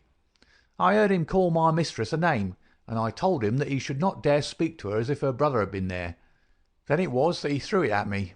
He might have thrown a dozen if he'd but left my bonny bird alone. He was forever ill-treating her, and she too proud to complain. She will not even tell me all that he's done to her. She never told me of those marks on her arm that you saw this morning, but I know very well what they came from a stab with a hat-pin. The sly devil! God forgive me that I should speak of him so, now that he's dead. But a devil he was, if ever one walked the earth. He was all honey when we first met him, only 18 months ago. We both feel as if it were 18 years. She'd only just arrived in London. Yes, it was her first voyage. She'd never been from home before. He won her with his title and his money and his false London ways. If she made a mistake, she's paid for it, if ever a woman did. What month did we meet him? Well, I tell you, it was just after we arrived. We arrived in June, and it was July. We were married in January last year. Yes, she's down in the morning room again, and I have no doubt she'll see you. But you must not ask too much of her, for she's gone through all that flesh and blood will stand." Lady Brackenstall was reclining on the same couch, but looked brighter than before. The maid had entered with us, and began once more to foment the bruise upon her mistress's brow. "I hope," said the lady, "that you have not come to cross-examine me again." "No," Holmes answered in his gentlest voice. "I will not cause you any unnecessary trouble, Lady Brackenstall, and my whole desire is to make things easy for you, for I am convinced that you are a much-tried woman. If you will treat me as a friend and trust me, you may find that I will justify your trust." "What do you want me to do?" "To tell me the truth." "Mr. Holmes." "No, no, Lady Brackenstall. It is no use. You may have heard of any little reputation which I possess.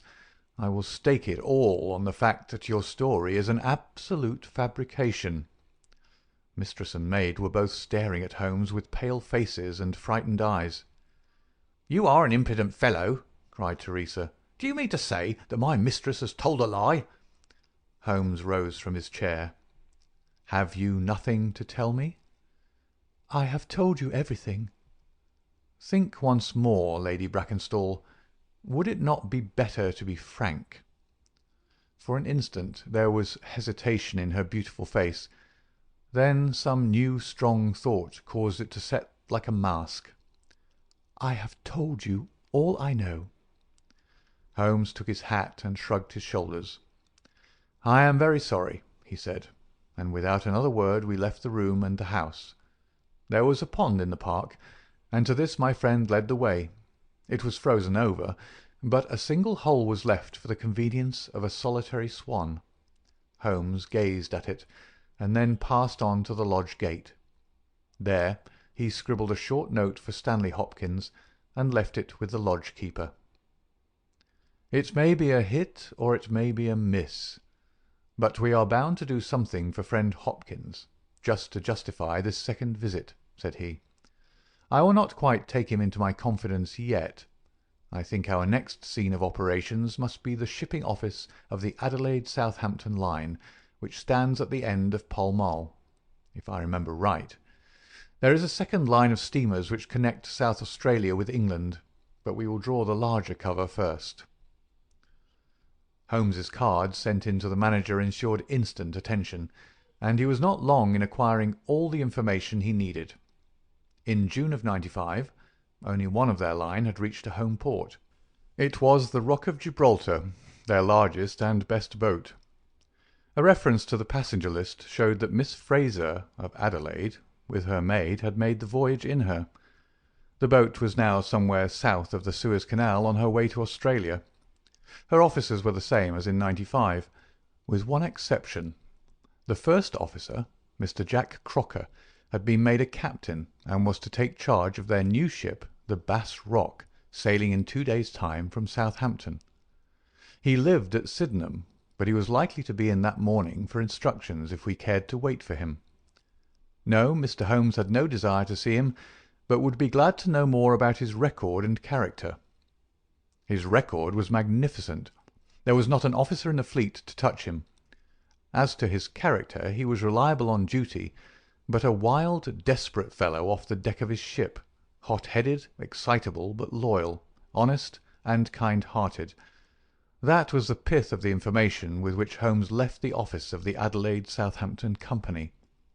Thence he drove to Scotland Yard, but instead of entering, he sat in his cab with his brows drawn down, lost in profound thought.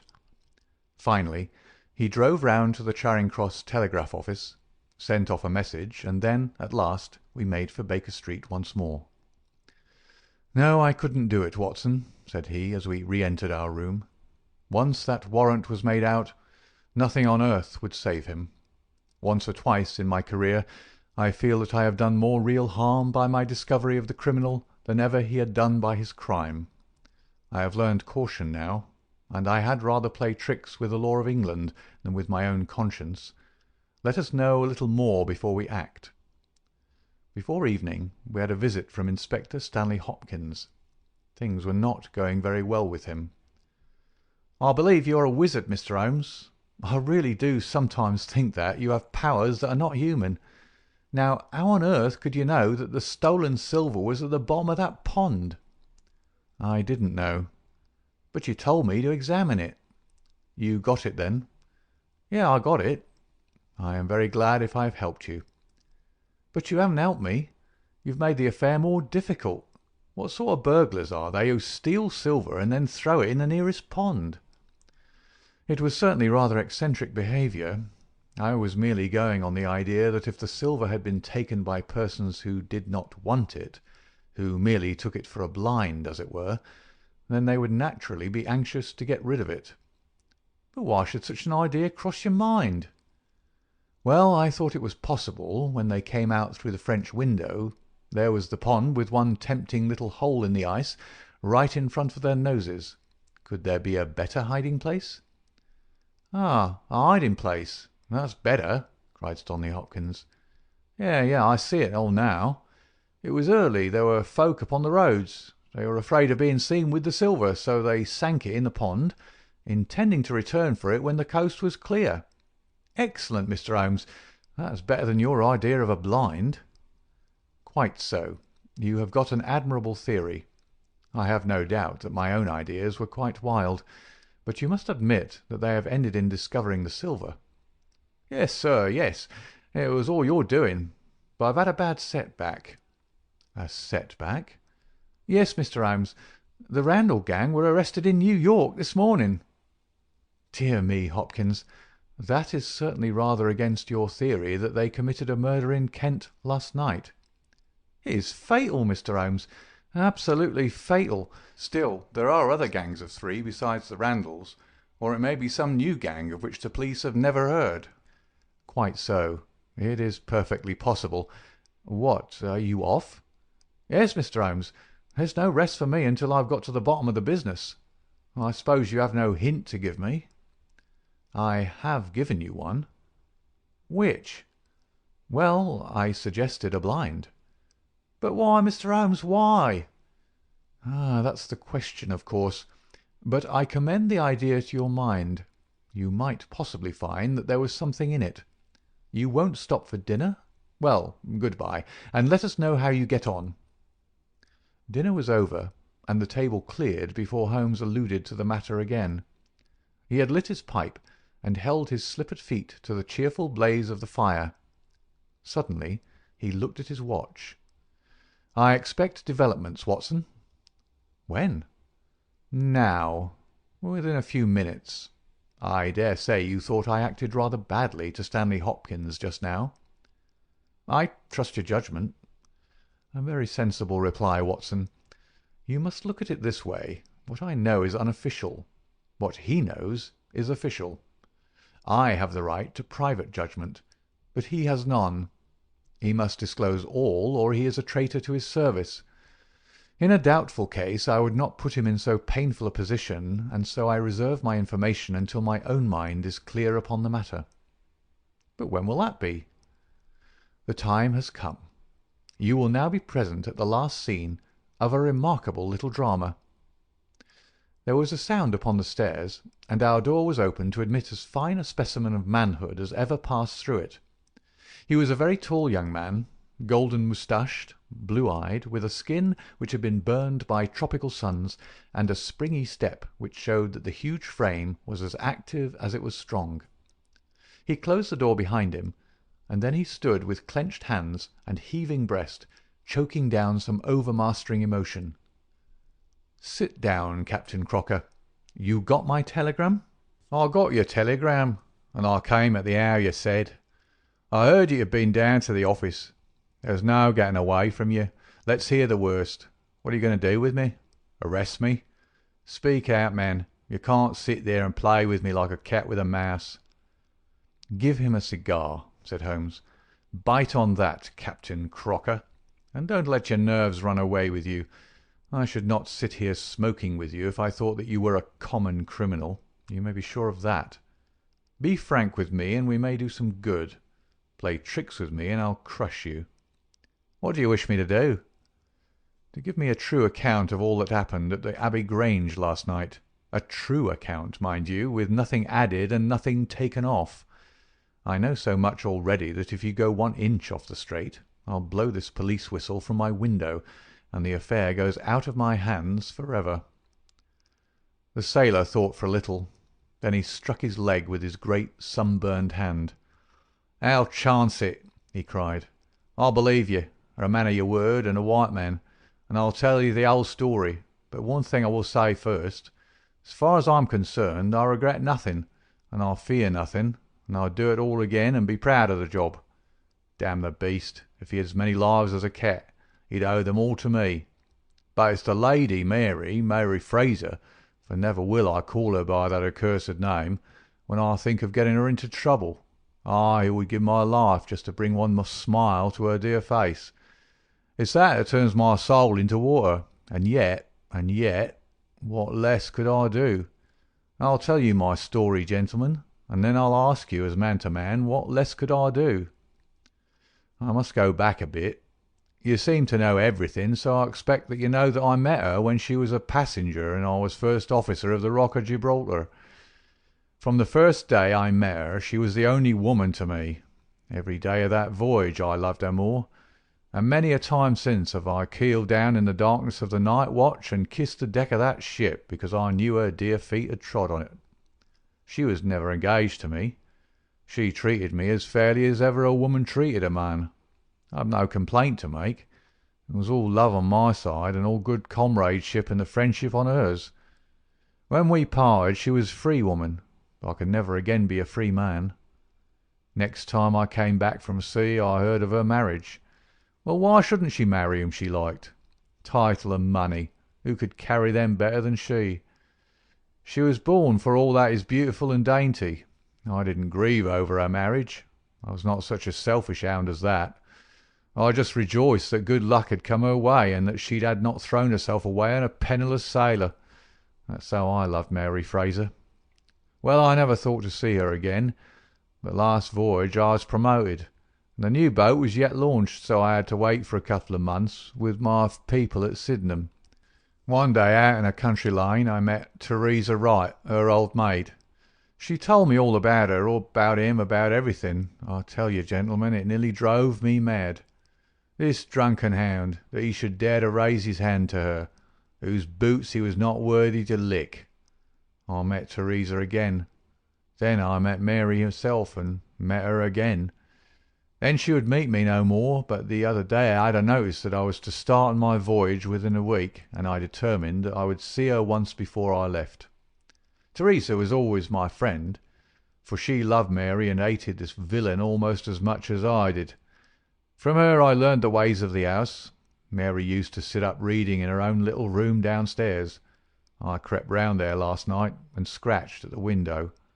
At first she would not open to me, but in her heart I know that now she loves me, and she could not leave me in the frosty night. She whispered to me to come round to the big front window, and I found it open before me, so as to let me into the dining-room. Again I heard from her own lips things that made my blood boil, And again I cursed this brute who mishandled the woman I loved.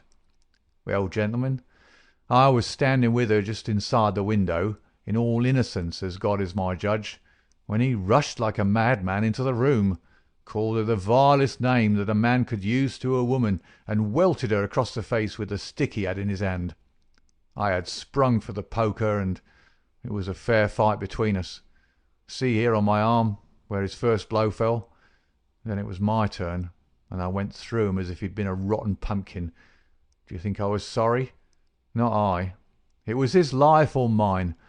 But far more than that, it was his life or hers. For how could I leave her in the power of this madman? That was how I killed him. Was I wrong? Well then, what would either of you gentlemen have done if you had been in my position?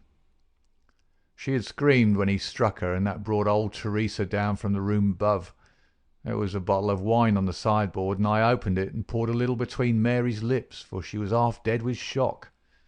Then I took a drop myself. Teresa was as cool as ice, and it was her plot as much as mine. We must make it appear that burglars had done the thing.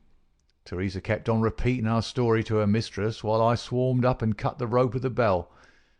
Then I lashed her in a chair and frayed out the end of the rope to make it look natural, else they would wonder how in the world a burglar could have got there to cut it. Then I gathered up a few plates and pots of silver to carry out the idea of the robbery, and there I left them, with orders to give the alarm when I had a quarter of an hour's start. I dropped the silver into the pond and made off for Sydenham, feeling that for once in my life I had done a real good night's work. And that's the truth, and the old truth, Mr. Holmes, if it cost me my neck." Holmes smoked for some time in silence, and he crossed the room and shook our visitor by the hand. "That's what I think," said he. "I know that every word is true, for you have hardly said a word which I did not know. No one but an acrobat or a sailor could have got up to that bell-rope from the bracket, and no one but a sailor could have made the knots with which the cord was fastened to the chair. Only once had this lady been brought into contact with sailors, and that was on her voyage. And it was someone of her own class of life, since she was trying hard to shield him, and so showing that she loved him. You see how easy it was for me to lay my hands upon you when once I had started upon the right trail. I thought the police never could have seen through our dodge. And the police haven't, nor will they, to the best of my belief. Now look here, Captain Crocker. This is a very serious matter, though I am willing to admit that you acted under the most extreme provocation to which any man could be subjected. I am not sure that in defence of your own life your action will not be pronounced legitimate. However, that is for a British jury to decide. Meanwhile, I have so much sympathy for you that, if you choose to disappear in the next 24 hours, I will promise you that no one will hinder you. And then it will all come out?" "Certainly it will come out." The sailor flushed with anger. "What sort of proposal is that to make a man? I know enough of law to understand that Mary would be held as accomplice. Do you think I would leave her alone to face the music while I slunk away? No, sir. Let them do their worst upon me, but for heaven's sake, Mr. Holmes, find some way to keep my poor Mary out of the courts." Holmes for a second time held out his hand to the sailor. "I was only testing you, and you ring true every time. Well, it is a great responsibility that I take upon myself, but I have given Hopkins an excellent hint, and if he can't avail himself of it I can do no more. See here, Captain Crocker, we'll do this in due form of law. You are the prisoner. Watson, you are a British jury, and I never met a man who was more eminently fitted to represent one. I am the judge. Now, gentlemen of the jury, you have heard the evidence. Do you find the prisoner guilty or not guilty?" "Not guilty, my lord," said I. "Vox populi, vox Dei. You are acquitted, Captain Crocker. So long as the law does not find some other victim, you are safe from me. Come back to this lady in a year, and may her future and yours justify us in the judgment which we have pronounced this night." End of the Adventure of the Abbey Grange. Adventure 13. The Adventure of the Second Stain. I had intended The Adventure of the Abbey Grange to be the last of those exploits of my friend Mr. Sherlock Holmes which I should ever communicate to the public. This resolution of mine was not due to any lack of material, since I have notes of many hundreds of cases to which I have never alluded, nor was it caused by any waning interest on the part of my readers in the singular personality and unique methods of this remarkable man. The real reason lay in the reluctance which Mr. Holmes has shown to the continued publication of his experiences. So long as he was in actual professional practice, the records of his successes were of some practical value to him. But since he has definitely retired from London and betaken himself to study and bee-farming on the Sussex Downs, notoriety has become hateful to him, and he has peremptorily requested that his wishes in this matter should be strictly observed. It was only upon my representing to him that I had given a promise that The Adventure of the Second Stain should be published when the times were ripe, and pointing out to him that it is only appropriate that this long series of episodes should culminate in the most important international case which he has ever been called upon to handle, that I at last succeeded in obtaining his consent that a carefully guarded account of the incident should at last be laid before the public. If in telling the story I seem to be somewhat vague in certain details, the public will readily understand that there is an excellent reason for my reticence. It was, then, in a year and even in a decade that shall be nameless, that upon one Tuesday morning in autumn we found two visitors of European fame within the walls of our humble home in Baker Street. The one, austere, high-nosed, eagle-eyed, and dominant, was none other than the illustrious Lord Bellinger, twice Premier of Britain. The other, dark, clear-cut, and elegant, hardly yet of middle age, and endowed with every beauty of body and of mind, was the Right Honourable Trelawney Hope, Secretary for European Affairs, and the most rising statesman in the country. They sat side by side upon our paper-littered settee, and it was easy to see from their worn and anxious faces that it was business of the most pressing importance which had brought them. The Premier's thin, blue-veined hands were clasped tightly over the ivory head of his umbrella, and his gaunt, ascetic face looked gloomily from Holmes to me. The European Secretary pulled nervously at his moustache, and fidgeted with the seals of his watch-chain. "When I discovered my loss, Mr. Holmes, which was at 8 o'clock this morning, I at once informed the Prime Minister. It was at his suggestion that we have both come to you." "Have you informed the police?" "No, sir," said the Prime Minister, with the quick, decisive manner for which he was famous. "We have not done so, nor is it possible that we should do so. To inform the police must, in the long run, mean to inform the public. This is what we particularly desire to avoid." "And why, sir?" "Because the document in question is of such immense importance that its publication might very easily, I might almost say probably, lead to European complications of the utmost moment. It is not too much to say that peace or war may hang upon the issue. Unless its recovery can be attended with the utmost secrecy, then it may as well not be recovered at all, for all that is aimed at by those who have taken it is that its contents should be generally known." "I understand now, Mr. Trelawney Hope. I should be much obliged if you would tell me exactly the circumstances under which this document disappeared." "That can be done in a very few words, Mr. Holmes. The letter, for it was a letter from a foreign potentate, was received 6 days ago. It was of such importance that I have never left it in my safe, but have taken it across each evening to my house in Whitehall Terrace, and kept it in my bedroom in a locked dispatch box. It was there last night. Of that I am certain. I actually opened the box while I was dressing for dinner, and saw the document inside. This morning it was gone. The dispatch box had stood beside the glass upon my dressing-table all night.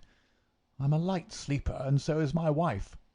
We're both prepared to swear that no one could have entered the room during the night, and yet I repeat that the paper is gone." "What time did you dine?" "7:30. How long was it before you went to bed?" "My wife had gone to the theatre.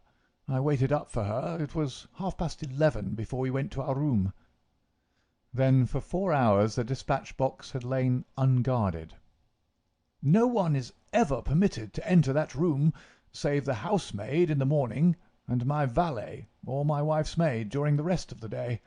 They are both trusty servants who have been with us for some time. Besides, neither of them could possibly have known that there was anything more valuable than the ordinary departmental papers in my dispatch box." Who did know of the existence of that letter? "No one in the house." Surely your wife knew? "No, sir. I had said nothing to my wife until I missed the paper this morning." The Premier nodded approvingly. "I have long known, sir, how high is your sense of public duty," said he.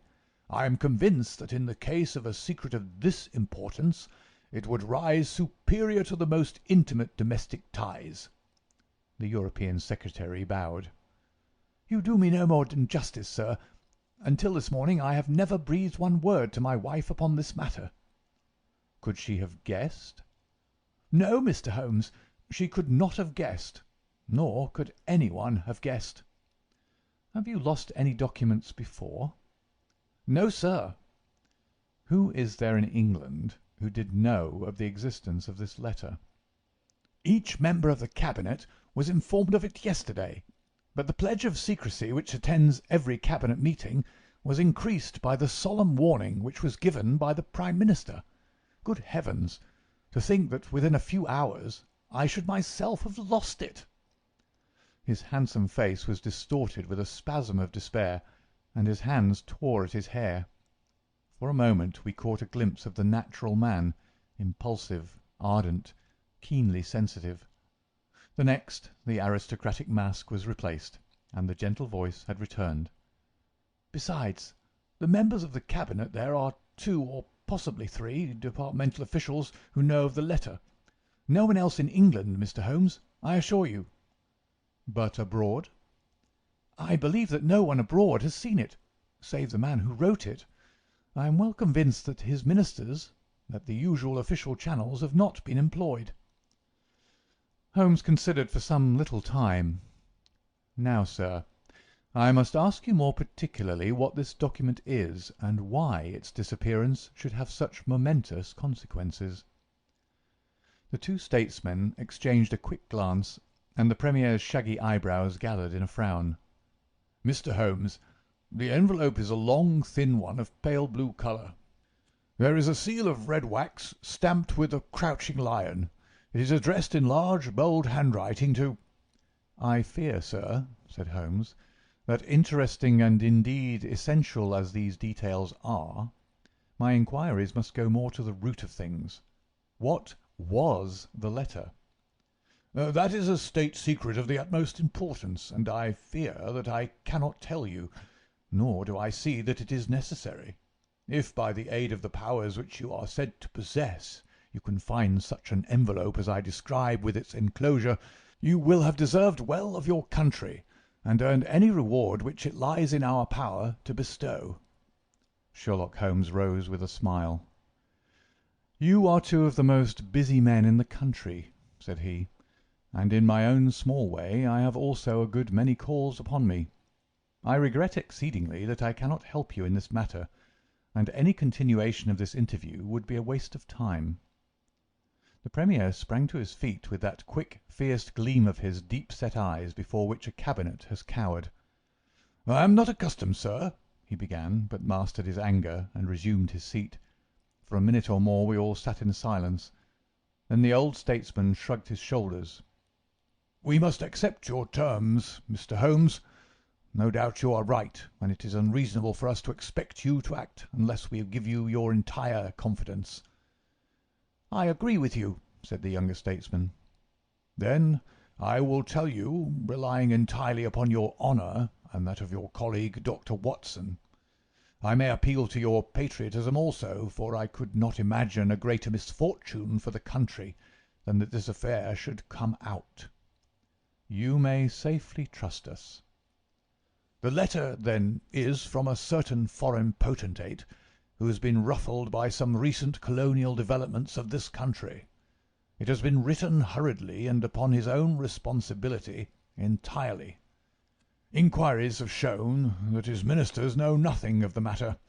At the same time, it is couched in so unfortunate a manner, and certain phrases in it are of so provocative a character, that its publication would undoubtedly lead to a most dangerous state of feeling in this country.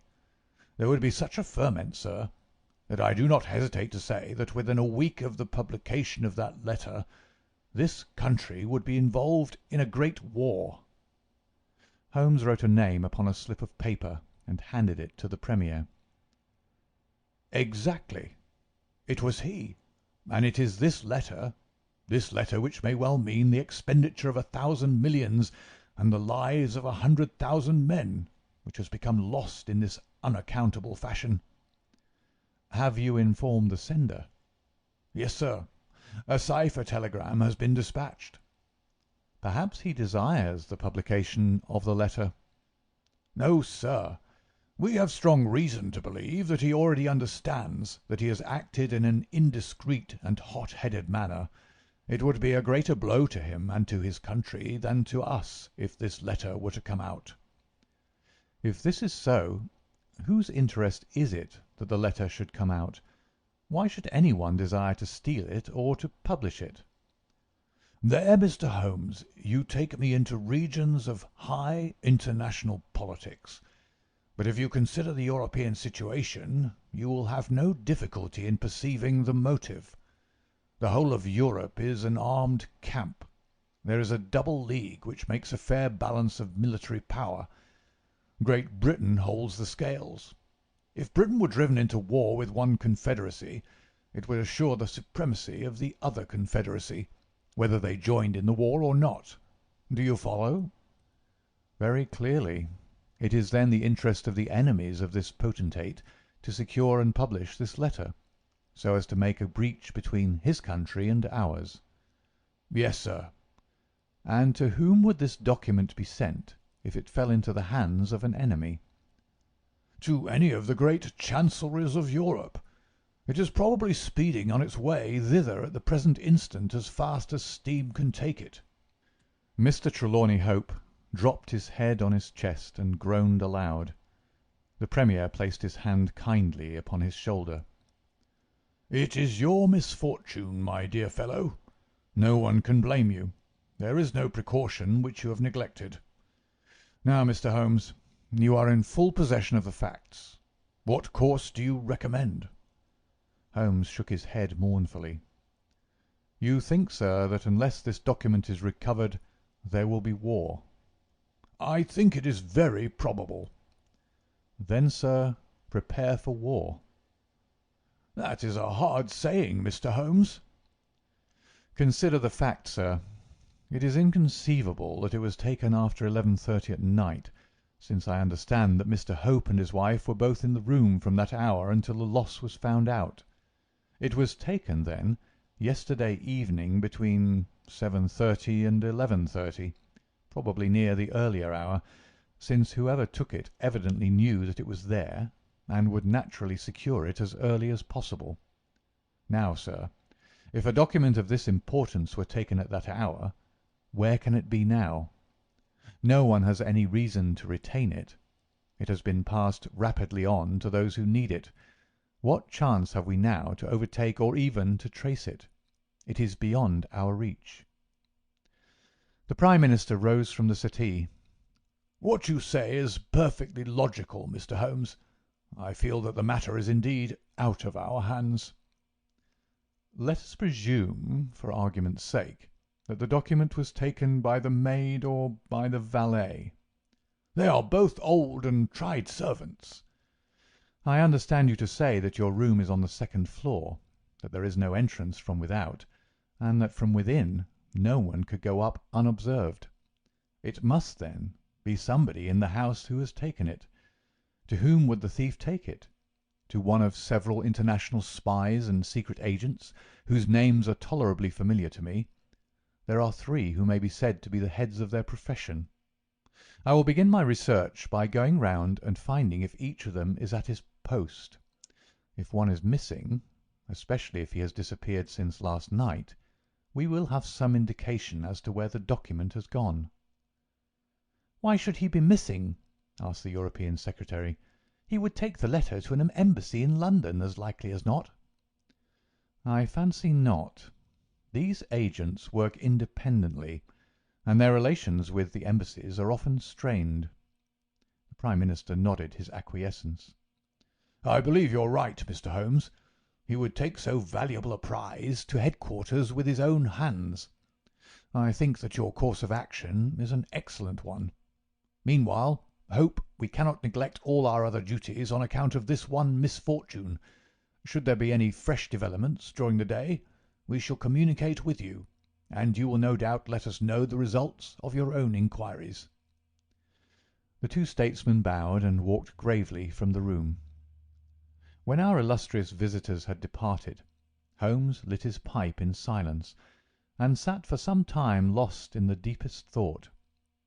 I had opened the morning paper, and was immersed in a sensational crime which had occurred in London the night before, when my friend gave an exclamation, sprang to his feet, and laid his pipe down upon the mantelpiece. "Yes," said he, "there is no better way of approaching it. The situation is desperate, but not hopeless. Even now, if we should be sure which of them has taken it, it is just possible that it has not yet passed out of his hands. After all, it is a question of money with these fellows, and I have the British Treasury behind me. If it's on the market, I'll buy it. If it means another penny on the income tax, it is inconceivable that the fellow might hold it back to see what bids come from this side before he tries his luck on the other. There are only those three capable of playing so bold a game. There are Oberstein, La Rothière, and Eduardo Lucas. I will see each of them." I glanced at my morning paper. "Is that Eduardo Lucas of Godolphin Street?" "Yes." "You will not see him." "Why not?" "He was murdered in his house last night." My friend has so often astonished me in the course of our adventures that it was with a sense of exultation that I realized how completely I had astonished him. He stared in amazement, and then snatched the paper from my hands. This was the paragraph which I had been engaged in reading when he rose from his chair. "Murder in Westminster. A crime of mysterious character was committed last night at 16 Godolphin Street, one of the old-fashioned and secluded rows of 18th century houses which lie between the river and the Abbey, almost in the shadow of the great tower of the Houses of Parliament.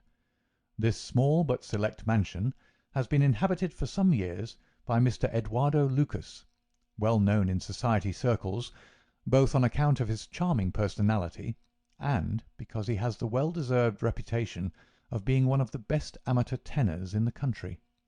Mr. Lucas is an unmarried man, 34 years of age, and his establishment consists of Mrs. Pringle, an elderly housekeeper, and of Mitten, his valet.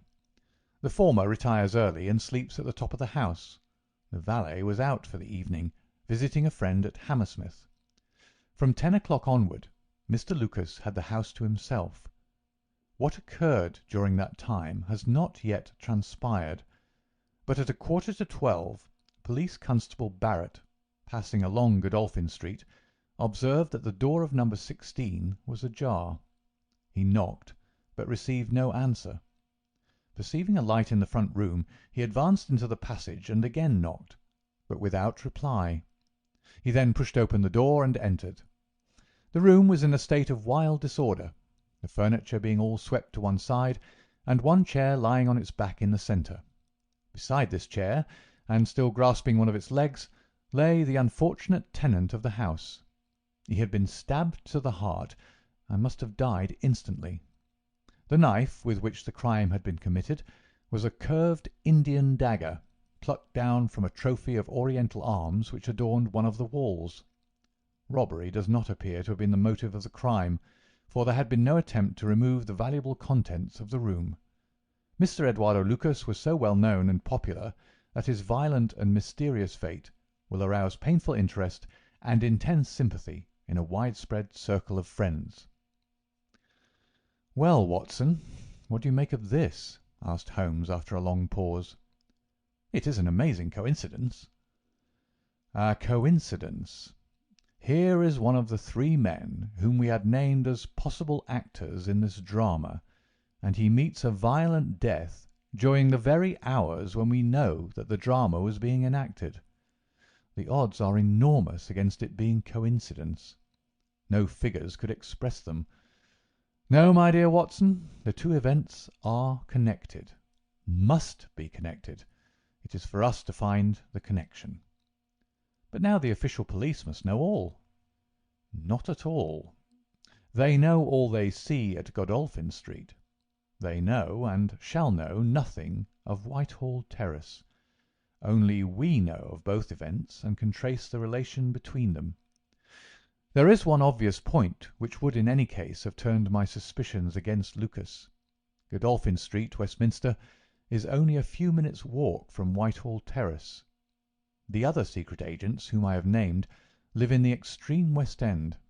It was easier, therefore, for Lucas than for the others to establish a connection or receive a message from the European secretary's household. A small thing, and yet, where events are compressed into a few hours, it may prove essential. Hello! What have we here?" Mrs. Hudson had appeared with a lady's card upon her salver. Holmes glanced at it, raised his eyebrows, and handed it over to me.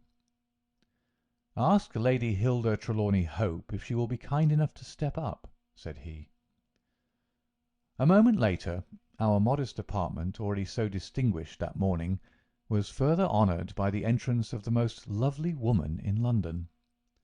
I had often heard of the beauty of the youngest daughter of the Duke of Belminster, but no description of it, and no contemplation of colourless photographs, had prepared me for the subtle, delicate charm and the beautiful colouring of that exquisite head. And yet, as we saw it that autumn morning, it was not its beauty which would be the first thing to impress the observer. The cheek was lovely, but it was paled with emotion. The eyes were bright, but it was the brightness of fever. The sensitive mouth was tight and drawn in an effort after self-command. Terror, not beauty, was what sprang first to the eye, as our fair visitor stood framed for an instant in the open door. "Has my husband been here, Mr. Holmes?" "Yes, madam, he has been here." "Mr. Holmes, I implore you not to tell him that I came here." Holmes bowed coldly and motioned the lady to a chair. "Your ladyship places me in a very delicate position. I beg that you will sit down and tell me what you desire, but I fear that I cannot make any unconditional promise." She swept across the room and seated herself with her back to the window. It was a queenly presence, tall, graceful, and intensely womanly. "Mr. Holmes," she said, and her white-gloved hands clasped and unclasped as she spoke, "I will speak frankly to you, in the hopes that it may induce you to speak frankly in return. There is complete confidence between my husband and me on all matters, save one. That one is politics. On this his lips are sealed. He tells me nothing. Now, I am aware that there was a most deplorable occurrence in our house last night. I know that a paper has disappeared, but because the matter is political, my husband refuses to take me into his complete confidence. Now it is essential, I say, that I should thoroughly understand it. You are the only other person, save only these politicians, who knows the true facts. I beg you, then, Mr. Holmes, to tell me exactly what has happened and what it will lead to. Tell me all, Mr. Holmes. Let no regard for your client's interests keep you silent, for I assure you that his interests, if he would only see it, would be best served by taking me into his complete confidence. What was this paper which was stolen?" "Madam, what you ask me is really impossible." She groaned and sank her face in her hands. "You must see that it is so, madam. If your husband thinks fit to keep you in the dark over this matter, is it for me, who has only learned the true facts under the pledge of professional secrecy, to tell what he has withheld? It is not fair to ask it. It is him you must ask." "I have asked him. I came to you as a last resource.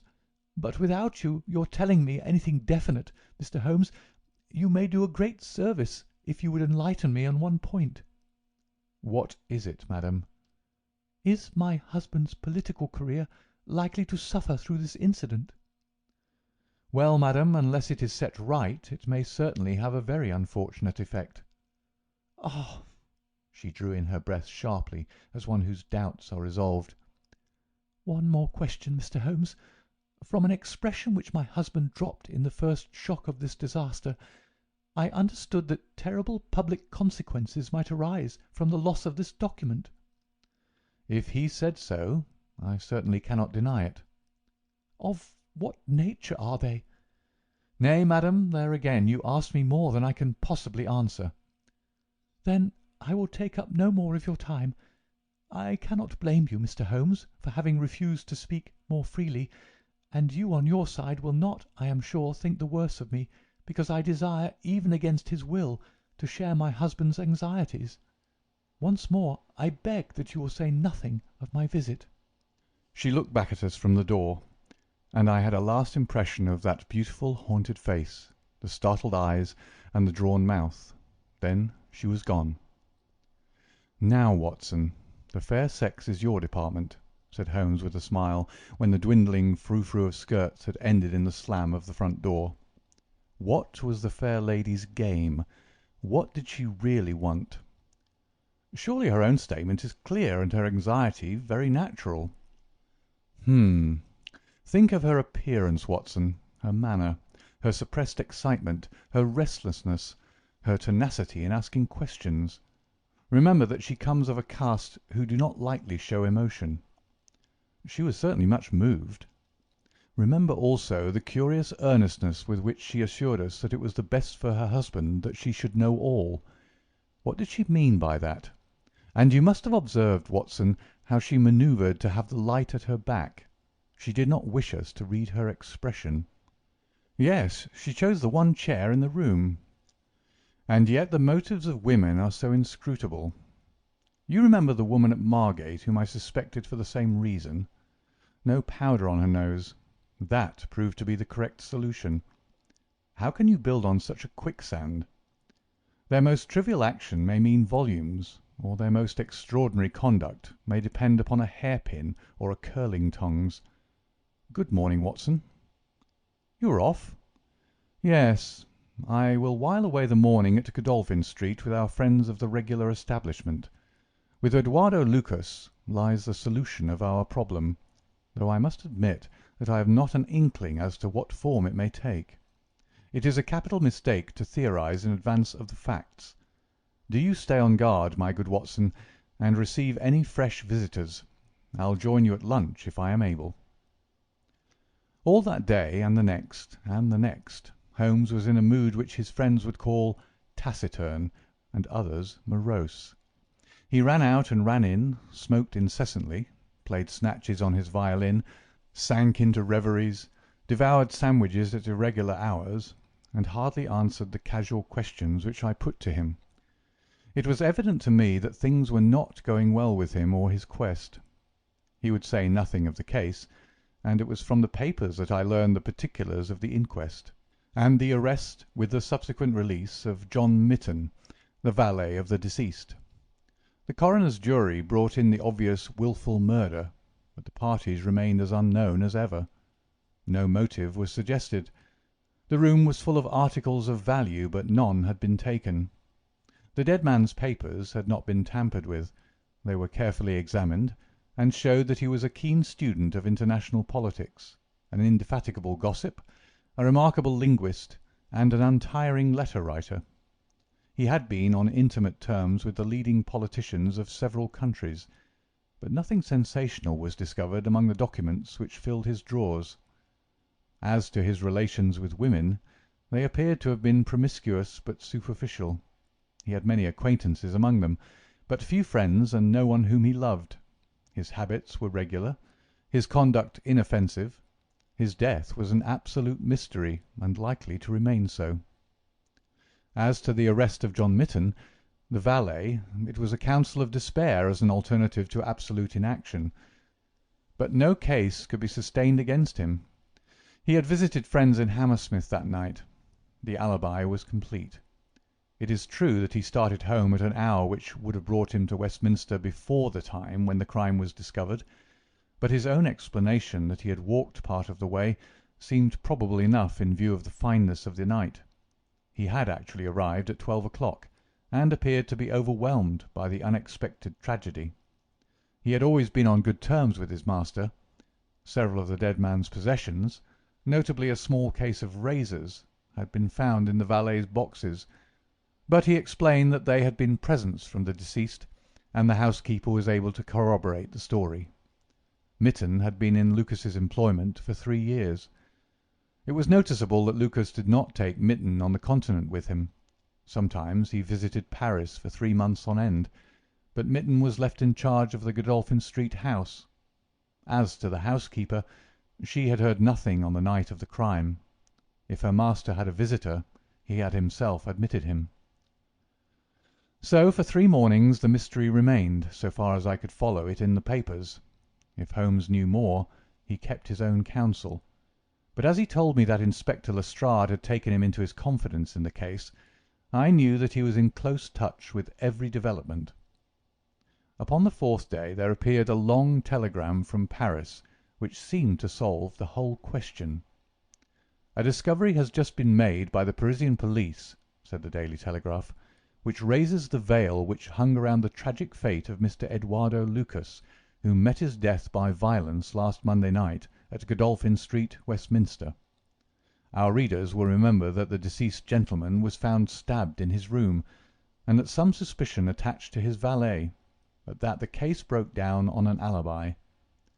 Yesterday a lady who has been known as Madame Henri Forney, occupying a small villa in the Rue Austerlitz, was reported to the authorities by her servants as being insane. An examination showed she had indeed developed mania of a dangerous and permanent form. On inquiry, the police have discovered that Madame Henri Forney only returned from a journey to London on Tuesday last, and there is evidence to connect her with the crime at Westminster. A comparison of photographs has proved conclusively that Monsieur Henri Forney and Eduardo Lucas were really one and the same person, and that the deceased had for some reason lived a double life in London and Paris. Madame Forney, who is of Creole origin, is of an extremely excitable nature, and has suffered in the past from attacks of jealousy which have amounted to frenzy. It is conjectured that it was in one of these that she committed the terrible crimes which has caused such a sensation in London. Her movements upon the Monday night have not yet been traced, but it is undoubted that a woman answering to her description attracted much attention at Charing Cross Station on Tuesday morning by the wildness of her appearance and the violence of her gestures. It is probable, therefore, that the crime was either committed when insane, or that its immediate effect was to drive the unhappy woman out of her mind. At present she is unable to give any coherent account of the past, and the doctors hold out no hopes of the re-establishment of her reason. There is evidence that a woman who might have been Madame Forney was seen for some hours upon Monday night, watching the house in Godolphin Street. What do you think of that, Holmes? I had read the account aloud to him while he finished his breakfast. "My dear Watson," said he, as he rose from the table and paced up and down the room, "you are most long-suffering, but if I have told you nothing in the last 3 days, it is because there is nothing to tell. Even now this report from Paris does not help us much. Surely it is final as regards the man's death." "The man's death is a mere incident, a trivial episode, in comparison with our real task, which is to trace this document and save a European catastrophe. Only one important thing has happened in the last 3 days, and that is that nothing has happened. I get reports almost hourly from the government, and it is certain that nowhere in Europe is there any sign of trouble. Now, if this letter were loose— no, it can't be loose. But if it isn't loose, where can it be? Who has it? Why is it held back? That's the question that beats in my brain like a hammer. Was it indeed a coincidence that Lucas should meet his death on the night when the letter disappeared? Did the letter ever reach him? If so, why is it not among his papers? Did this mad wife of his carry it off with her? If so, is it in her house in Paris? How could I search for it without the French police having their suspicions aroused? It is a case, my dear Watson, where the law is as dangerous to us as the criminals are. Every man's hand is against us, and yet the interests at stake are colossal. Should I bring it to a successful conclusion, it will certainly represent the crowning glory of my career. Ah, here is my latest from the front." He glanced hurriedly at the note which had been handed in. "Hullo! Lestrade seems to have observed something of interest. Put on your hat, Watson, and we will stroll down together to Westminster." It was my first visit to the scene of the crime, a high, dingy, narrow-chested house, prim, formal, and solid, like the century which gave it birth.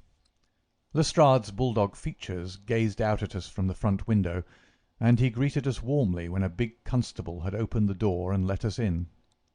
The room into which we were shown was that in which the crime had been committed, but no trace of it now remained save an ugly, irregular stain upon the carpet. This carpet was a small square drugget in the centre of the room, surrounded by a broad expanse of beautiful old-fashioned wood flooring in square blocks, highly polished. Over the fireplace was a magnificent trophy of weapons, one of which had been used on that tragic night. In the window was a sumptuous writing-desk, and every detail of the apartment, the pictures, the rugs, and the hangings, all pointed to a taste which was luxurious to the verge of effeminacy. "Seen the Paris news?" asked Lestrade. Holmes nodded. "Our French friends seem to have touched the spot this time. No doubt it's just as they say.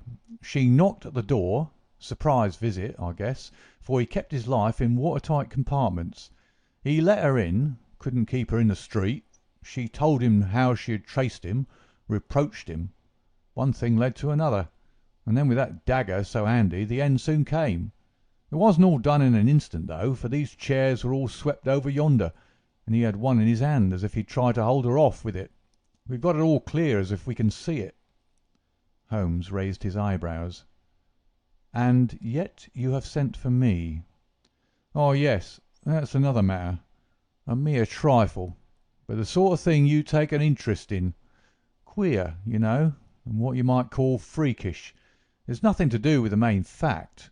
Can't have on the face of it." "What is it, then?" "Well, you know, after a crime of this sort, we're very careful to keep things in their position. Nothing's been moved. Officer in charge here day and night. This morning, as the man was buried and the investigation over, as far as this room is concerned, we thought we could tidy up a bit. This carpet, you see, it's not fastened down, only just laid there. We'd occasion to raise it. We found—" "Yes, you found—" Holmes's face grew tense with anxiety. "Well, I'm sure you'd never guess in 100 years what we did find. You see that stain on that carpet? Well, a great deal must have soaked through, must it not?" "Undoubtedly it must." "Well, you'll be surprised to hear that there's no stain on the white woodwork to correspond." "No stain? But there must—" "Yes, so you'd say, but the fact remains that there isn't." He took the corner of the carpet in his hand, and turning it over, he showed that it was indeed as he said. "But the underside is as stained as the upper. It must have left a mark." Lestrade chuckled with delight at having puzzled the famous expert. "Now, I'll show you the explanation. There is a second stain, but it does not correspond with the other. See for yourself." As he spoke, he turned over another portion of the carpet, and there, sure enough, was a great crimson spill upon the square white facing of the old-fashioned floor. "What do you make of that, Mr. Holmes?" "Why, it is simple enough. The two stains did correspond, but the carpet has been turned round. As it was square and unfastened, it was easily done. The official police don't need you, Mr. Holmes, to tell them that the carpet must have been turned round. That's clear enough, for the stains lie above each other. If you lay it over this way. But what I want to know is, who shifted the carpet and why? I could see from Holmes's rigid face that he was vibrating with inward excitement. "Look here, Lestrade," said he. "Has that constable in the passage been in the charge of the place all the time?" "Yes, he has." "Well, take my advice. Examine him carefully. Don't do it before us. We'll wait here. You take him into the back room. You'll be more likely to get a confession out of him alone. Ask him how he dared to admit people and leave them alone in this room. Don't ask him if he's done it. Take it for granted. Tell him you know someone has been here. Press him. Tell him that a full confession is his only chance of forgiveness. Do exactly what I tell you." "By George, if he knows, I'll have it out of him," cried Lestrade. He darted into the hall, and a few moments later his bullying voice sounded from the back room. "Now, Watson, now!" cried Holmes with frenzied eagerness. All the demoniacal force of the man masked behind that listless manner burst out in a paroxysm of energy. He tore the drugget from the floor, and in an instant was down on his hands and knees, clawing at each of the squares of wood beneath it. One turned sideways as he dug his nails into the edge of it. It hinged back like the lid of a box. A small black cavity opened beneath it. Holmes plunged his eager hand into it and drew it out with a bitter snarl of anger and disappointment. It was empty. "Quick, Watson, quick! Get it back again!" The wooden lid was replaced, and the drugget had only just been drawn straight when Lestrade's voice was heard in the passage. He found Holmes leaning languidly against the mantelpiece, resigned and patient, endeavouring to conceal his irrepressible yawns. "Sorry to keep you waiting, Mr. Holmes. I can see that you're bored to death with the whole affair. Well, he has confessed, all right. Come in here, Macpherson. Let these gentlemen hear of your most inexcusable conduct." The big constable, very hot and penitent, sidled into the room. "I meant no harm, sir, I'm sure. The young woman came to the door last evening, mistook the house, she did, and then we got talking. It's lonesome when you're on duty here all day." "Well, what happened then?" "She wanted to see where the crime was done. I'd read about it in the papers, she said. She's a very respectable, well-spoken young woman, sir, and I saw no harm in letting her have a peep. When she saw that mark on the carpet, down she dropped on the floor and lay as if she were dead. I ran to the back and got some water, but I couldn't bring it to her. Then I went round the corner to the ivy plant for some brandy. By the time I brought it back, the young woman had recovered and was off, ashamed of herself, I dare say, and dared not face me." "How about moving that drugget?" "Well, sir, it was a bit rumpled, certainly, when I came back. You see, she fell on it, and it lies on a polished floor with nothing to keep it in place. I straightened it out afterwards." "It's a lesson to you that you can't deceive me, Constable Macpherson," said Lestrade with dignity. "No doubt you thought that your breach of duty could never be discovered, and yet a mere glance at that drugget was enough to convince me that someone has been admitted to the room. It's lucky for you, my man, that nothing is missing, or you'd find yourself in Queer Street. I'm sorry to have called you down over such a petty business, Mr. Holmes, but I thought the point of the second stain not corresponding with the first would interest you." "Certainly it was most interesting. Has this woman only been here once, Constable?" "Yes, sir, only once." "Who was she?" "Don't know the name, sir. Was answering an advertisement about typewriting and came to the wrong number. Very pleasant, genteel young woman, sir." "Tall? Handsome?" "Yes, sir. She was a well-grown young woman. I suppose you might say she was handsome. Perhaps some would say she was very handsome. 'Oh, officer, do let me have a peep,' says she. She had pretty coaxing ways, as you might say, and I thought there was no harm in letting her just put her head through the door." "How was she dressed?" "Quiet, sir. A long mantle down to her feet." "What time was it?" It was just growing dusk at the time. They were lighting the lamps as I came back with the brandy." "Very good," said Holmes. "Come, Watson, I think that we have more important work elsewhere." As we left the house, Lestrade remained in the front room while the repentant constable opened the door to let us out. Holmes turned on the step and held up something in his hand. The constable stared intently. "Good Lord, sir!" he cried with amazement on his face. Holmes put his fingers on his lips, replaced his hand in his breast pocket, and burst out laughing as we turned down the street. "Excellent," said he. "Come, friend Watson, the curtain rings up for the last act. You will be relieved to hear that there will be no war, that the Right Honourable Trelawney Hope will suffer no setback in his brilliant career, that the indiscreet sovereign will receive no punishment for his indiscretion, that the Prime Minister will have no European complication to deal with, and that with a little tact and management upon our part, nobody will be a penny the worse for what might have been a very ugly incident." My mind filled with admiration for this extraordinary man. "You've solved it!" I cried. "Hardly that, Watson. There are some points which are as dark as ever, but we have so much that it will be our own fault if we cannot get the rest. We will go straight to Whitehall Terrace and bring the matter to a head." When we arrived at the residence of the European Secretary, it was for Lady Hilda Trelawney Hope that Sherlock Holmes inquired. We were shown into the morning-room. "Mr. Holmes," said the lady, and her face was pink with her indignation, "this is surely most unfair and ungenerous upon your part. I desired, as I have explained, to keep my visit to you a secret, lest my husband should think that I was intruding into his affairs, and yet you compromise me by coming here and so showing that there are business relations between us." "Unfortunately, madam, I had no possible alternative. I have been commissioned to recover this immensely important paper. I must therefore ask you, madam, to be kind enough to place it in my hands." The lady sprang to her feet, with the colour all dashed in an instant from her beautiful face. Her eyes glazed. She tottered. I thought that she would faint. Then with a grand effort she rallied from the shock, and a supreme astonishment and indignation chased every other expression from her features. You insult me, Mr. Holmes." "Come, come, madam, it is useless. Give up the letter."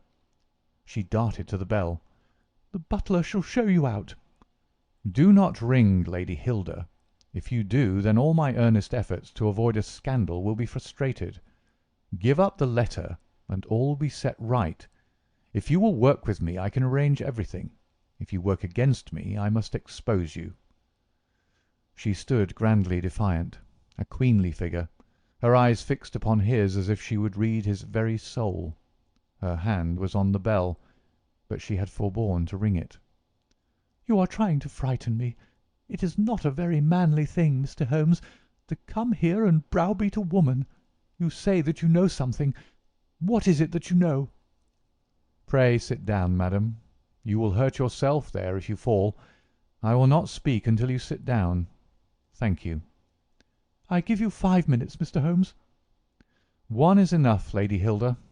I know of your visit to Eduardo Lucas, of your giving him this document, of your ingenious return to the room last night, and of the manner in which you took the letter from the hiding-place under the carpet." She stared at him with an ashen face, and gulped twice before she could speak. "You are mad, Mr. Holmes. You are mad," she cried at last. He drew a small piece of cardboard from his pocket. It was the face of a woman cut out of a portrait. "I have carried this because I thought it might be useful," said he. "The policeman has recognized it." She gave a gasp, and her head dropped back in the chair. "Come, Lady Hilda, you have the letter. The matter may still be adjusted. I have no desire to bring trouble to you. My duty ends when I have returned the lost letter to your husband. Take my advice and be frank with me. It is your only chance." Her courage was admirable. Even now she would not own defeat. "I tell you again, Mr. Holmes, that you are under some absurd illusion." Holmes rose from his chair. "I am sorry for you, Lady Hilda. I have done my best for you. I can see that it is all in vain." He rang the bell. The butler entered. "Is Mr. Trelawney Hope at home?" "He will be home, sir, at 1:15." Holmes glanced at his watch. "Still a quarter of an hour," said he. "Very good. I shall wait." The butler had hardly closed the door behind him when Lady Hilda was down on her knees at Holmes's feet, her hands outstretched, her beautiful face upturned and wet with her tears. "Oh, spare me, Mr. Holmes, spare me!" she pleaded in a frenzy of supplication. "For heaven's sake, don't tell him. I love him so. I would not bring one shadow on his life, and this I know would break his noble heart." Holmes raised the lady. "I am thankful, madam, that you have come to your senses even at this last moment. There is not an instant to lose. Where is the letter?" She darted across to a writing desk, unlocked it, and drew out a long blue envelope. "Here it is, Mr. Holmes. Would to heaven I had never seen it." "How can we return it?" Holmes muttered. "Quick, quick, we must think of some way. Where is the dispatch box?" "Still in his bedroom." "What a stroke of luck! Quick, madam, bring it here." A moment later she had appeared with a red flat box in her hand. "How did you open it before? You have a duplicate key?" "Yes, of course you have. Open it." From out of her bosom Lady Hilda had drawn a small key. The box flew open. It was stuffed with papers. Holmes thrust the blue envelope deep down into the heart of them, between the leaves of some other document. The box was shut, locked, and returned to the bedroom. "Now we are ready for him," said Holmes. "We have still 10 minutes. I am going far to screen you, Lady Hilda. In return you will spend the time in telling me frankly the real meaning of this extraordinary affair." "Mr. Holmes, I will tell you everything," cried the lady. "Oh, Mr. Holmes, I would cut off my right hand before I gave him a moment of sorrow. There is no woman in all London who loves her husband as I do, and yet if he knew how I have acted, how I have been compelled to act, he would never forgive me. For his own honour stands so high that he could not forget or pardon a lapse in another. Help me, Mr. Holmes.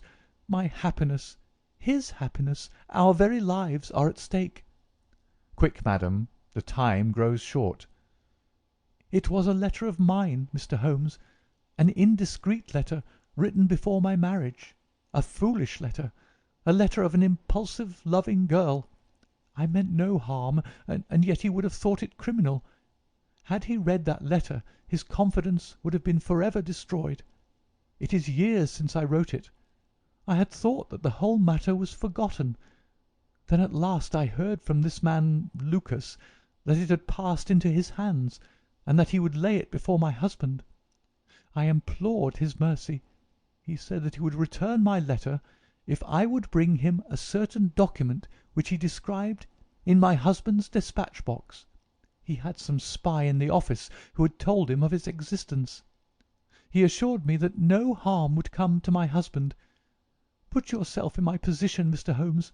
What was I to do?" "Take your husband into your confidence." "I could not, Mr. Holmes. I could not. On the one side seemed certain ruin. On the other, terrible as it seemed to take my husband's paper, still in a matter of politics I could not understand the consequences, while in a matter of love and trust they were only too clear to me. I did it, Mr. Holmes. I took an impression of his key. This man Lucas furnished a duplicate. I opened his dispatch box, took the paper, and conveyed it to Godolphin Street." "What happened there, madam?" "I tapped at the door as agreed. Lucas opened it. I followed him into his room, leaving the hall door ajar behind me, for I feared to be alone with the man. I remember that there was a woman outside as I entered. Our business was soon done. He had my letter on his desk. I handed him the document. He gave me the letter. At this instant there was a sound at the door.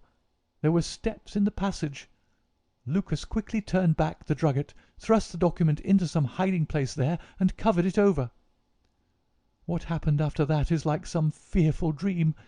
I have a vision of a dark, frantic face, of a woman's voice, which screamed in French, "My waiting is not in vain. At last, I have found you with her." There was a savage struggle. I saw him with a chair in his hand. A knife gleamed in hers. I rushed from the horrible scene, ran from the house, and only next morning in the paper did I learn the dreadful result.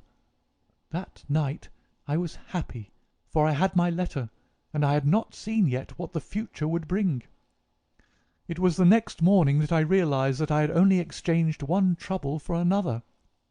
My husband's anguish at the loss of his paper went to my heart. I could hardly prevent myself from then kneeling down at his feet and telling him what I had done. But that again would mean a confession of the past. I came to you that morning in order to understand the full enormity of my offence. From the instant that I grasped it, my whole mind was turned to the one thought of getting back my husband's paper. It must still be where Lucas had placed it, for it was concealed before this dreadful woman entered the room. If it had not been for her coming, I should not have known where his hiding-place was. How was I to get into the room? For 2 days I watched the place, but the door was never left open. Last night I made a last attempt. What I did and how I succeeded you have already learned. I brought the paper back with me and thought of destroying it, since I could see no way of returning it without confessing my guilt to my husband. Heavens, I hear his step upon the stair. The European secretary burst excitedly into the room. "Any news, Mr. Holmes? Any news?" he cried. "I have some hopes." "Oh, thank heaven!" His face became radiant. The Prime Minister is lunching with me. May he share your hopes? He has nerves of steel, and yet I know that he has hardly slept since this terrible event. Jacobs, will you ask the Prime Minister to come up? As to you, dear, I fear that this is a matter of politics. We will join you in a few minutes in the dining-room." The Prime Minister's manner was subdued, but I could see by the gleam of his eyes and the twitchings of his bony hands that he shared the excitement of his young colleague. "I understand that you have something to report, Mr. Holmes." "Purely negative as yet," my friend answered. "I have inquired at every point where it might be, and I am sure that there is no danger to be apprehended." "But that is not enough, Mr. Holmes. We cannot live forever on such a volcano. We must have something definite." "I am in hopes of getting it. That is why I am here. The more I think of the matter, the more convinced I am that the letter has never left this house." "Mr. Holmes!" "If it had, it would have certainly been public by now." "But why should anyone take it in order to keep it in this house?" "I am not convinced that anyone did take it." "Then how could it leave the dispatch box?" "I am not convinced that it ever did leave the dispatch box." "Mr. Holmes, this joking is very ill-timed. You have my assurance that it left the box." "Have you examined the box since Tuesday morning?" "No, it was not necessary." "You may conceivably have overlooked it." "Impossible, I say." "But I am not convinced of it. I have known such things to happen. I presume there are other papers there. Well, it may have got mixed up with them." "It was on the top." "Someone may have shaken the box and displaced it." No, I had everything out." "Surely it is easily decided, Hope," said the Premier. "Let us have the dispatch box brought in." The secretary rang the bell. "Jacobs, bring down my dispatch box. This is a farcical waste of time, but still, if nothing else will satisfy you, it shall be done. Thank you, Jacobs. Put it here. I have always had the key on my watch-chain. Here are the papers, you see. Letter from Lord Merrow, report from Sir Charles Hardy, memorandum from Belgrade, note on the Russo-German grain taxes, letter from Madrid, note from Lord Flowers. Good heavens! What is this? Lord Bellinger! Lord Bellinger!" The Premier snatched the blue envelope from his hand. "Yes, it is it. And the letter is intact, Hope. I congratulate you." Thank you, thank you. What a weight from my heart! But this is inconceivable, impossible. Mr. Holmes, you're a wizard, a sorcerer. How did you know it was there?" "Because I knew it was nowhere else." "I cannot believe my eyes." He ran wildly to the door. "Where is my wife? I must tell her all is well. Hilda! Hilda!" We heard his voice on the stairs. The Premier looked at Holmes with twinkling eyes. "Come, sir," said he, "there is more than this than meets the eye. How came the letter back in the box?" Holmes turned away smiling from the keen scrutiny of those wonderful eyes. "We also have our diplomatic secrets," said he, and picking up his hat, he turned to the door. End of the adventure of the second stain.